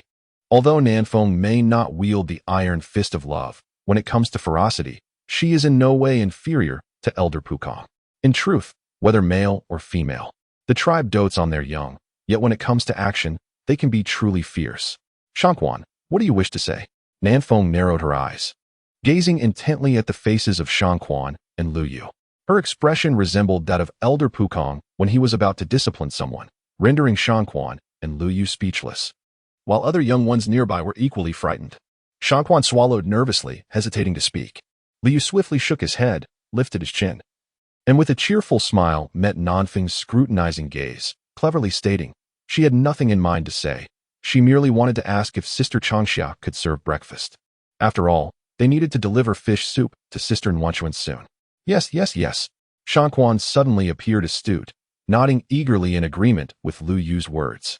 The other young ones, following Lu Yu's lead, began to inquire with Changxia if they could commence breakfast. In the distance, Changxia Cus smiled softly, quietly observing this harmonious scene. "Nanfeng, stop teasing them. Quickly, bring the roasted meat and fruit powder cakes to the long table. I will slice the noodles and ladle the fish soup." Seeing that the situation was nearly settled, Changxia finally spoke. She was acutely aware that if Nanfeng continued to provoke Lu Yu, the latter would soon become anxious. With Lu Yu's temperament, one could only speculate what unforeseen consequences might arise in a moment of desperation. Never underestimate a child's ability to instigate trouble. They possess the capacity to engender lifelong regret. She instructed a group of young ones to gather at the long table and directed Nanfeng to distribute the food among them. Additionally, she had Su Ye's fish powder brought to the table, inviting her to take a seat. After her meal, Su Ye intended to stroll through the reeds by White Lake. The last encounter with Elder Pukong had prevented her from leisurely wandering around the lake, and Changxia resolved to seize this opportunity. Even during the rainy season, venturing to White Lake would likely hinder access to the reeds. At that time, the water level of the lake would rise, submerging a significant portion of the reed beds. Although it was possible to go, it would not be particularly convenient. Chapter 89. Abnormal Shrimp After the Meal. Changxia poured the prepared crucian carp soup into a ceramic pot, covered it with a wooden lid, and placed it in a wicker basket for Nanfeng to deliver to Warm Spring, accompanied by a flock of sparrows. She watched as Nanfeng and the others departed. Changxia retrieved a backpack from the storage room, intending to venture into the reeds by White Lake. "Changxia, I shall join you," Su Yi declared, as she too grabbed a backpack from the storage room, eager to accompany her in exploring the reed beds. In the early morning, there was considerable commotion near White Lake. Su Yi surmised that many members of the tribe had come to the lake. Aside from Yudong and the others fishing, Mu Qin might have taken some people into the reeds. It could be for hunting or foraging. In any case, individuals were undoubtedly present at White Lake. In terms of distance, White Lake was somewhat nearer than White River Beach. Simultaneously, the tribe was expanding towards White Lake, necessitating a thorough cleaning of the reed beds. Combining hunting with foraging could eliminate unforeseen complications, thus achieving multiple objectives with a single endeavor. "Granny Su Yi, won't you visit Nuan Chun's home?" Changxia inquired, her voice tinged with surprise. Su Yi demurred. "Shan Kuan hasn't mentioned anything to Nanfeng, so Nuan Chun is likely fine. I'm going to wander around by Hu. And while I'm there, I'll gather some herbs to prepare for you. I noticed some processed herbs piled up in the storage room. Did Shenrong gather those?" The tribe's elder, Yami, can identify herbs and enlists the help of the tribesmen to gather them. However, Elder Yami doesn't know how to process herbs. The herbs stockpiled in Changxia's storage room were clearly meticulously prepared. Although they were all very common herbs, the ability to categorize them distinctly indicated someone with specialized knowledge. Su Yi surmised that Changxia likely recognized some herbs, but not many. Similarly, she, like Elder Yami, did not know how to process them. At least, Su Yi had never witnessed Changxia doing so. Shenrong is different. He hails from the Tianyuan tribe in Westland. As a member of the nobility, his knowledge and experience are unparalleled. Furthermore, Shunrong is a formidable Dolong bloodline awakener. Those herbs were indeed gathered by Shunrong. He mentioned wanting to create medicinal creams for hands and face. Changxia revealed Shunrong's background without reservation. Beasts are not given to machinations. Strength garners respect and affection. If Shunrong intends to live a long and fulfilling life with Changxia in the Hulua tribe, some things will inevitably come to light. Changxia preferred to maintain control rather than be passively exposed. An affinity for beauty is innate. If Shunrong can indeed develop medicinal creams, the likelihood of exchanging them for lightstones and ice crystal grass with the bird tribe would increase considerably. After all, what female could resist skincare and cosmetics? He was truly thoughtful in crafting balms for her hands and face. Su Yi smiled, her gaze sweeping over Changxia's slender hands, calloused from insect cocoons. Changxia was frail and cherished by the tribe. Before adulthood, she hadn't fully familiarized herself with the tribe. Activities like hunting and gathering were entirely foreign to her. Apart from a slight yellowish tinge to her skin due to her weak health, it wouldn't be an exaggeration to describe her as delicate. After adulthood, Changxia's health gradually improved. Being strong-willed, she actively participated in the tribe's gathering and collecting activities. Her once smooth hands and feet began to roughen, gradually bearing scars. Siyi and the tribe members witnessed this, feeling a mix of heartache, pride, and comfort. In truth, Su Yi and the tribe couldn't help but worry if their pampering of Changxia would lead her astray. Fortunately, Changxia didn't betray their trust and protection. Granny Su Yi, rest assured, I will diligently manage my future life with Shunrong, and I'm waiting for Bai Qing to succeed you as the tribe's witch. So you can come to the Hulua tribe for a life of ease, and I'll take care of you then, Changxia said confidently. As she spoke, her face radiated confidence and sincerity. Ziyu raised her to adulthood, and she wanted to support Suyi in her later years. Of course, she hadn't forgotten the lovable members of the Hulua tribe.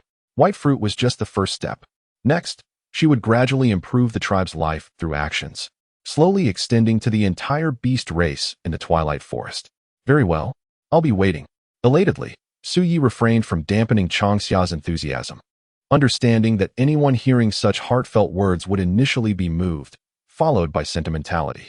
Even the composed and collected Su Yi was not immune. She had invested profound personal affection in Changxia, regarding her as her own offspring. Now, Changxia's words assured Su Yi that her dedication had not been in vain. With buoyant steps, they strolled out of the cave dwelling together. By the shore of White Lake, several pools had been constructed, each containing a different species of fish. Judging by the numbers, there were quite a few. Changxia, with a furrowed brow, watched Shunrong and the others frolicking in White Lake. There were, without exaggeration, tens of thousands of pounds of fish in the pools. Fish, unlike other prey, perish easily out of water, although the pools would keep them alive for a while. The tribe resided near White Lake and White River. They could catch fish whenever they desired. These individuals were feigning fishing while genuinely reveling in the water. How could they, all adults, be as unfixed as the miner, Bai Qing? Once in the water, they forgot themselves entirely. They were moving farther and farther from the shore. If she didn't raise her voice, they might not hear her. Hearing her, Shunrong leaped from the lake's surface, cradling a large fish. Roughly estimated, the fish in his arms weighed no less than 100 pounds. If that weight were placed on Changxia, she would most likely be dragged into the lake by the fish. Changxia, where do you intend to go? Shunrong paused slightly, recalling the events of that morning. He had intended to retaliate against Yadin and the others, but upon entering the water, he had forgotten all about it, completely immersed in the excitement of catching fish. In the past, at the Yuan family and the Tianyuan tribe, Shunrong had always been under immense mental strain. In the past, the idea of wading into the lake to catch fish would have been utterly unthinkable for Shunrong. Changxia couldn't help but express her disbelief. Yadong chuckled, remarking, "The lake is wonderfully cool. I've lost track of how many fish we've caught. Is it enough? Let's head back to shore. We still need to work on the mud walls and install the doors and windows." Changxia's reminder jolted Yadong and the others back to reality. The construction of the cave dwellings near White Lake was far from complete, and there was still much to be done. This was no time for frivolous amusement. If they delayed the completion of the cave dwellings, the tribal chief and elders would not be pleased. With this in mind, the group swiftly swam towards the shore. Bai Qing, being the youngest, had caught a sizable shrimp, as thick as his arm. He eagerly dashed ashore, presenting his prize to Changxia and Su Yi, exclaiming, "Priestess! Changxia, look what I caught! Such a large shrimp! You're amazing, Bai Qing!"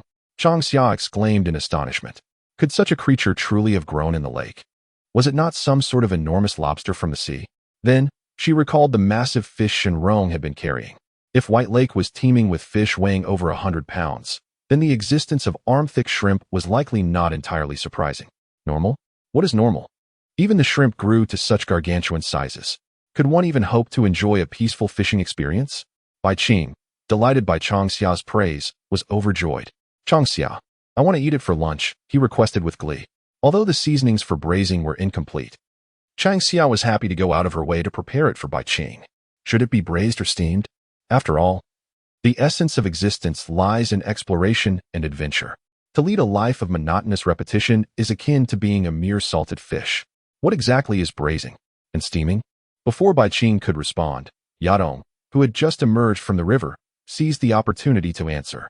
Subsequently, Kongshan and the others came ashore one after another. In unison, they cast similar gazes towards Changxia. Clearly, they too had overheard Bai Qing and Changxia's conversation and were equally intrigued by the distinctions between braising and steaming. Changxia's culinary skills were renowned throughout the Hulua tribe. Now, upon hearing these new terms, Yadong and his companions were once again filled with excitement. Did this imply the prospect of more delectable dishes to savor? Braising involves the use of seasonings to impart color, resulting in a vibrant, reddish-brown hue with a savory sweet taste, tender and succulent texture, and a rich, aromatic sauce. Steaming, on the other hand, simply requires the combination of seasonings and accompaniments, followed by steaming until cooked through. The two methods differ in preparation and offer distinct flavors. There is no definitive best method, only variations of excellence. Changxia was impartial, appreciating both braised and steamed dishes. After all, the majority of dishes prepared using these techniques were meat-based, and Changxia had no aversion to meat of any kind. Grumble as Changxia concluded her explanation. Yadong and the others emitted audible stomach rumbles. Each of them fixed their gaze upon Changxia, their eyes intense, as if they wished to devour her whole, in order to quell the hunger pangs emanating from their mouths. "Steaming? I'd like to try steaming," Bai Qing declared. Braising sounded like a complex process, and Bai Qing was eager to taste the prawns as quickly as possible. Steaming was undoubtedly the fastest method. Furthermore, Changxia had previously prepared steamed river shrimp and crabs, both of which were incredibly delicious. Now, having heard Changxia's description of steaming inevitably, Bai Qing's words sparked anticipation. Changxia nodded in agreement, replying, "I'll prepare steamed prawns for you at noon." A braised dish would lack the proper flavor without the right sauce. Soybeans are essential for making sauce, but Changxia hasn't located any. Soy sauce remains a distant prospect, so the craving for braised pork will have to wait. Bai Qing's choice reveals his practical nature, setting him apart from many. "Changxia, what about us?" Yadong pouted, brandishing the large fish in his hand. This fish was no smaller than the one Shenrong had been carrying, though Changxia couldn't identify the specific species. Changxia retorted, "If you want to eat it, prepare it yourselves." With that, she assisted Su Yi towards the reeds, completely ignoring the wails of Yadong and the others behind her. These individuals were becoming increasingly mischievous, their antics only escalating with attention, each one seemingly a reincarnated thespian. "Shenrong, Shenrong, you must intervene and help us." Yadong and the others quickly surrounded Shenrong, demanding justice from Changxia. Little did they know, Shenrong's smile grew even gentler. He placed a hand on Yadong's shoulder, applying slight pressure to restrain him. Then, feigning ignorance, he extended his left foot, resulting in a resounding splash as Yadong tumbled into the water. Before Kongshan and the others could react, he employed the same tactic on them, their captured fish joining them in the lake. "Ouch!" someone cried out, realizing that upon falling into the lake, they had been nudged by the fish they were holding, and in a rather sensitive spot. "Yadong, is everything all right?" Shenrong inquired with a smile. He tossed the fish he had been carrying into a nearby pool, turning back with an air of gentle refinement. Unbeknownst to them, Yadong and his companions witnessed this scene, prompting them to shake their heads in unison, their doubts momentarily forgotten. Only after Shenrong led Bai Qing away did they dare to breathe freely again. What had just transpired? Shenrong's smile was terrifying, more so than Elder Pukong's iron fist. Having clambered ashore, Kongshan hugged himself tightly, muttering under his breath. He dared not let Shenrong hear him this time. lest he inexplicably find himself back in the lake. Was Chun Rong responsible? Yadong shuddered, feeling a chill despite the water's warmth.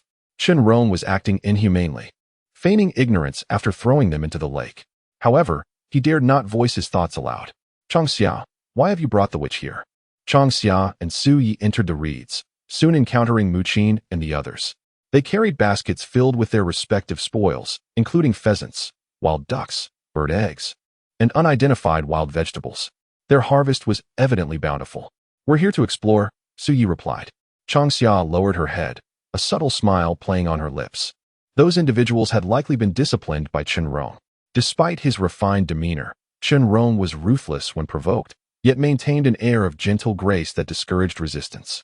In a word, he was a refined beast, a term of endearment. As they conversed, their pace remained steady, venturing deeper into the reeds and slowly approaching the upper reaches of White Lake. Su Yi gradually separated from the group, her focus shifting from hunting to gathering herbs. Strolling leisurely through the weeds, taking one step at a time, occasionally squatting to dig up a medicinal herb, she embodied a sense of serene contentment. Changxia embarked on her hunting journey alongside Muqin.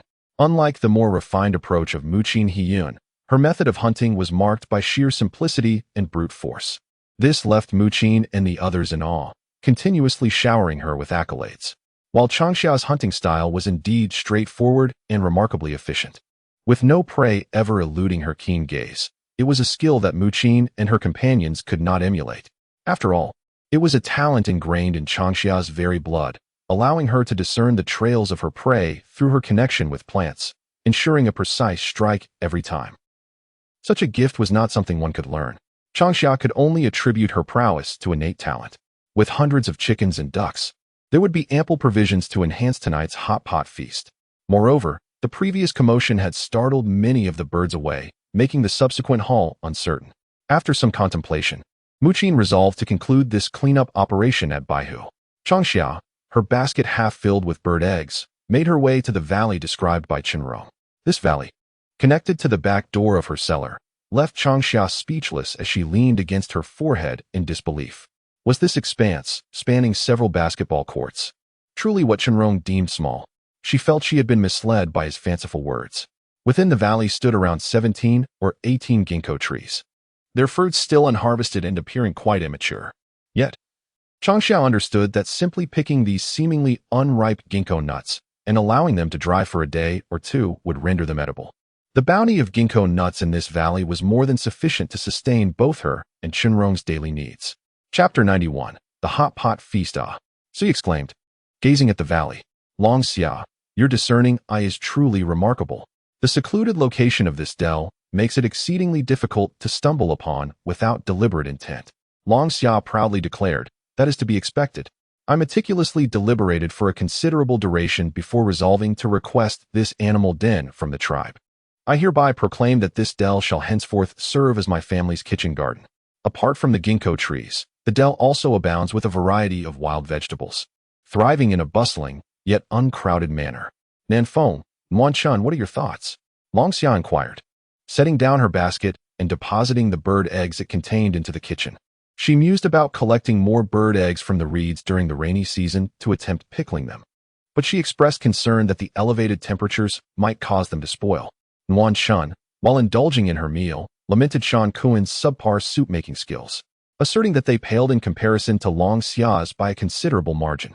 Simultaneously, she diligently urged Shan Kuen to improve his culinary abilities. After a few more sighs, she voiced her desire to get out of bed. Alas, the moment this notion arose, Shan Kuen promptly dismissed it, candidly informing Nuanchun that she would not have the opportunity to partake in the hot pot feast that evening. At most, he would provide her with a takeout order. Yes, a takeout order, as Long Xia had phrased it. If she is pleased, then so am I, Long Xia responded with a gentle smile. As they engaged in conversation, members of the tribe approached, delivering a barrel of red maple sap to Long Xia's residence. The 100-pound wooden barrel was brimming with the precious liquid. The previous night, the tribe had transformed all the red maple sap harvested from Red Leaf Ridge into maple syrup and maple sugar.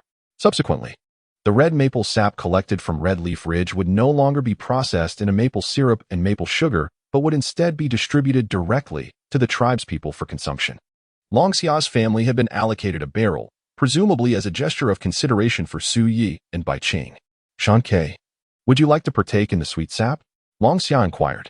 The titmice and others shook their heads in unison, chiming, we desire steamed prawns.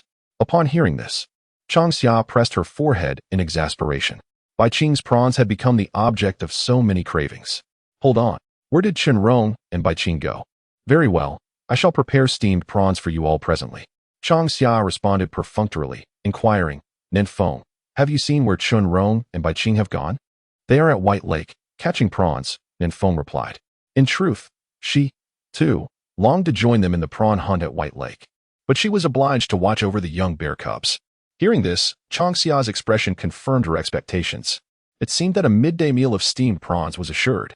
However, Changxia worried that the ginger, scallions, and garlic in her garden might not suffice. Oh my, Bai Qing, that lad, has quite the luck. Could it be that he has captured all the prawns in White Lake? Bai Qing, did you also catch this prawn? Changxia asked in delighted surprise, gazing at the large prawn in Bai Qing's arms. White Lake was indeed full of surprises. Bai Qing nodded gleefully, exclaiming, indeed. Changxia, we shall have steamed prawns for lunch, and this one is for you. Hearing this, Rong, who was dragging a large basket, paused. Then he lifted his gaze, casting a subtle glance at Bai Qing. Bai Qing swiftly noticed Rong's gaze. So, Bai Qing wished to care for Changxia, which was permissible. However, upon meeting Bai Qing's eyes, Rong's eyes narrowed slightly. TSK, a wolf in sheep's clothing, indeed. My Changxia is truly the best. Since arriving at the Hulua tribe, he had been targeted by many. In private, he had engaged in dozens of fights. The most absurd instance was when he and Changxia were asleep, only to be startled awake. In the dead of night, he was dragged into the deep mountains for a brawl. He wasn't merely tired, but rather enervated. No matter how resilient one may be, enduring a day filled with brawls is simply untenable. Thank you, Bai Qing. Changxia joyfully accepted the large shrimp, leaning in to plant a gentle kiss on Bai Qing's cheek. Meanwhile, Rong revealed a refined smile, while Bai Qing, typically expressionless, mirrored Rong's amiable demeanor. One was tall, the other short. One was big, the other small. As the sunlight shifted, their faces gradually merged into a single image. What are you two dawdling for? Come over and help me devein the shrimp. We're about to steam them, Changxia called out, rousing the two lost in their gaze. A large basket of shrimp, likely numbering in the thousands, awaited processing, which would consume considerable time, prompting Changxia to take action immediately. Sister Changxia, we'll help too, exclaimed Shan Ke and Lu Yu in quick agreement, rushing towards Changxia. Indeed, it was far more enjoyable and entertaining here than lingering in the tribe.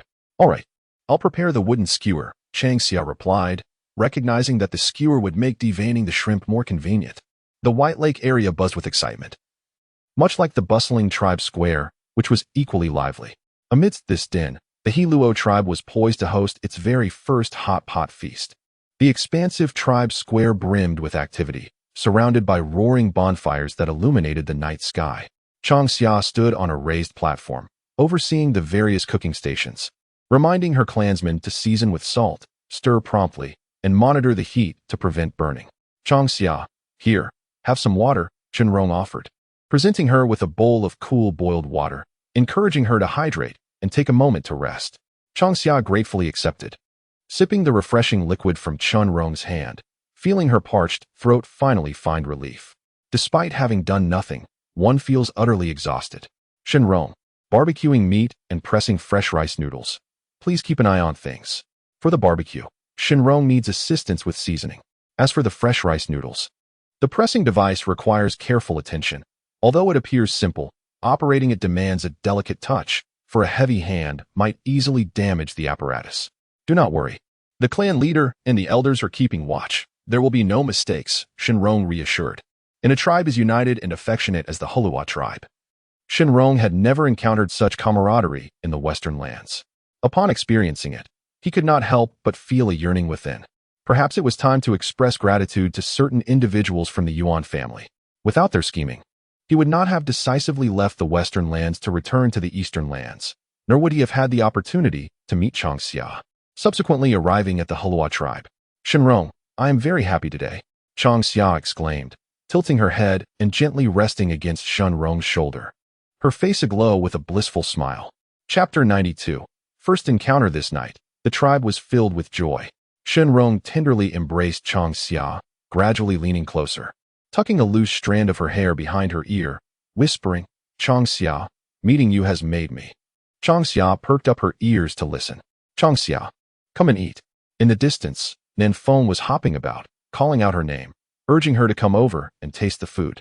Simultaneously, the little sparrows, Lu Yu and others, rushed over with barbecued meat, surrounding Changxia with jubilant songs and laughter. In this delightful atmosphere, Changxia and Shun Rong exchanged a glance, sharing a smile. Hand in hand, they led the little sparrows towards Nanfeng and the rest of the tribe. Tonight, the Hulua tribe danced and sang, welcoming new beginnings. Devoid of wine, the tribe's people brandished skewers of roasted meat and gathered around the bonfire to perform the most primal of blessing dances, reveling in the moment. Suddenly, with a gentle plop, the first raindrop descended. Su Yi, with a smile gracing her lips, proclaimed, "May the first rain of the season bless us. May the He Luo tribe flourish, and may the twilight forest once again welcome twins after many years." As her blessings echoed into the air, thunder rumbled above, and rain began to fall. The tribe's people in the village square did not retreat. Instead, they joyously embraced the moment, welcoming the first rain of spring. In the twilight forest, there exists a tradition. Each year, the first rain at the cusp of spring and early summer is deemed the initial rain. This rain, a divine gift from the beast god, is believed to cleanse the spirit, granting the fortunate a year free from pain and affliction. Like the long summer that knows no adulthood, the tribe's people partake in the initial rain ceremony, supported by their kin, even when plagued by illness. Longxia, though she had privately grumbled about the initial rain, never truly declined participation. In truth, she found joy in such communal activities. After all, who among the ordinary could endure being confined within a beast's den for 7 or 8 days out of 10? Bathed in the initial rain, everyone feasted upon roasted meat, engaging in animated discussions. Life in the Western Beast clan unfolds with urgency, driven by the will to survive and ascend the ranks of power. Unlike their Eastern counterparts, who indulge in the repetitive rhythms of hunting and gathering, living a leisurely existence day by day, the Westerners thrive in a world of relentless pace. Indeed, Shun Rong harbored a fondness for the simplicity and tranquility of the Eastern tribes, devoid of warfare and the brutality of bloodshed. If only in the West. I wish not for you to be entangled. If the twilight forest is likened to a paradise, then the lands of the West resemble a hellish realm.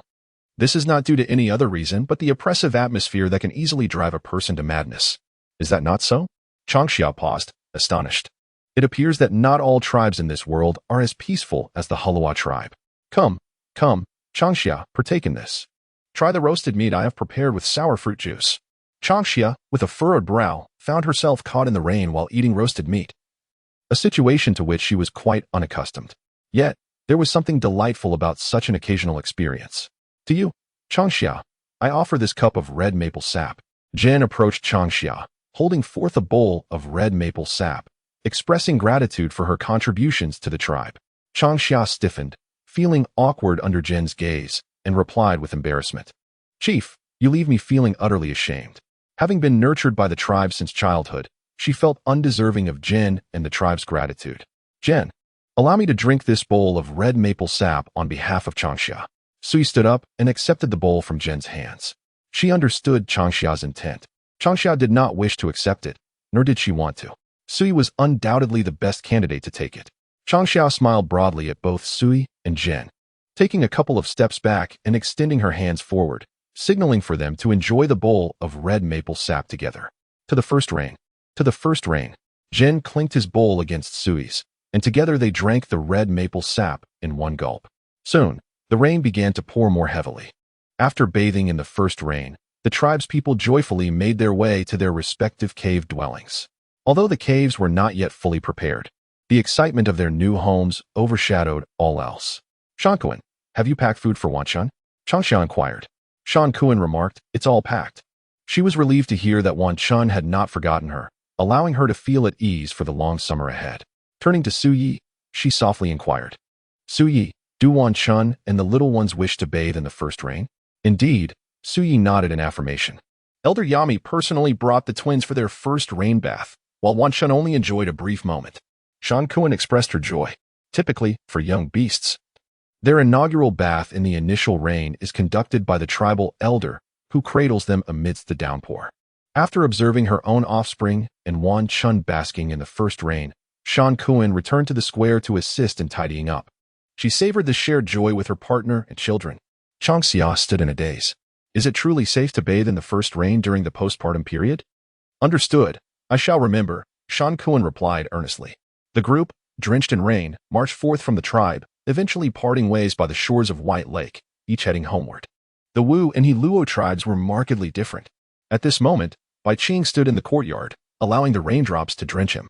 Through the curtain of rain, he quietly gazed at the misty White Lake, unable to refrain from sharing his thoughts with Wu. Su Yi, slightly startled, smiled and remarked, in the future, the other tribes in Twilight Mist Forest will resemble the He Luo tribe. Changxia, right? Indeed, Changxia. Once they concluded their quiet exchange, they walked in unison to the storeroom to retrieve towels for drying their hair. Changxia, the hot water is ready, Chen Rong called from the kitchen, beckoning Changxia to come and bathe. All right, I shall be there shortly. Wu, you will need to wait a bit longer for your bath. Chen Rong explained to Su Yi as she entered the kitchen.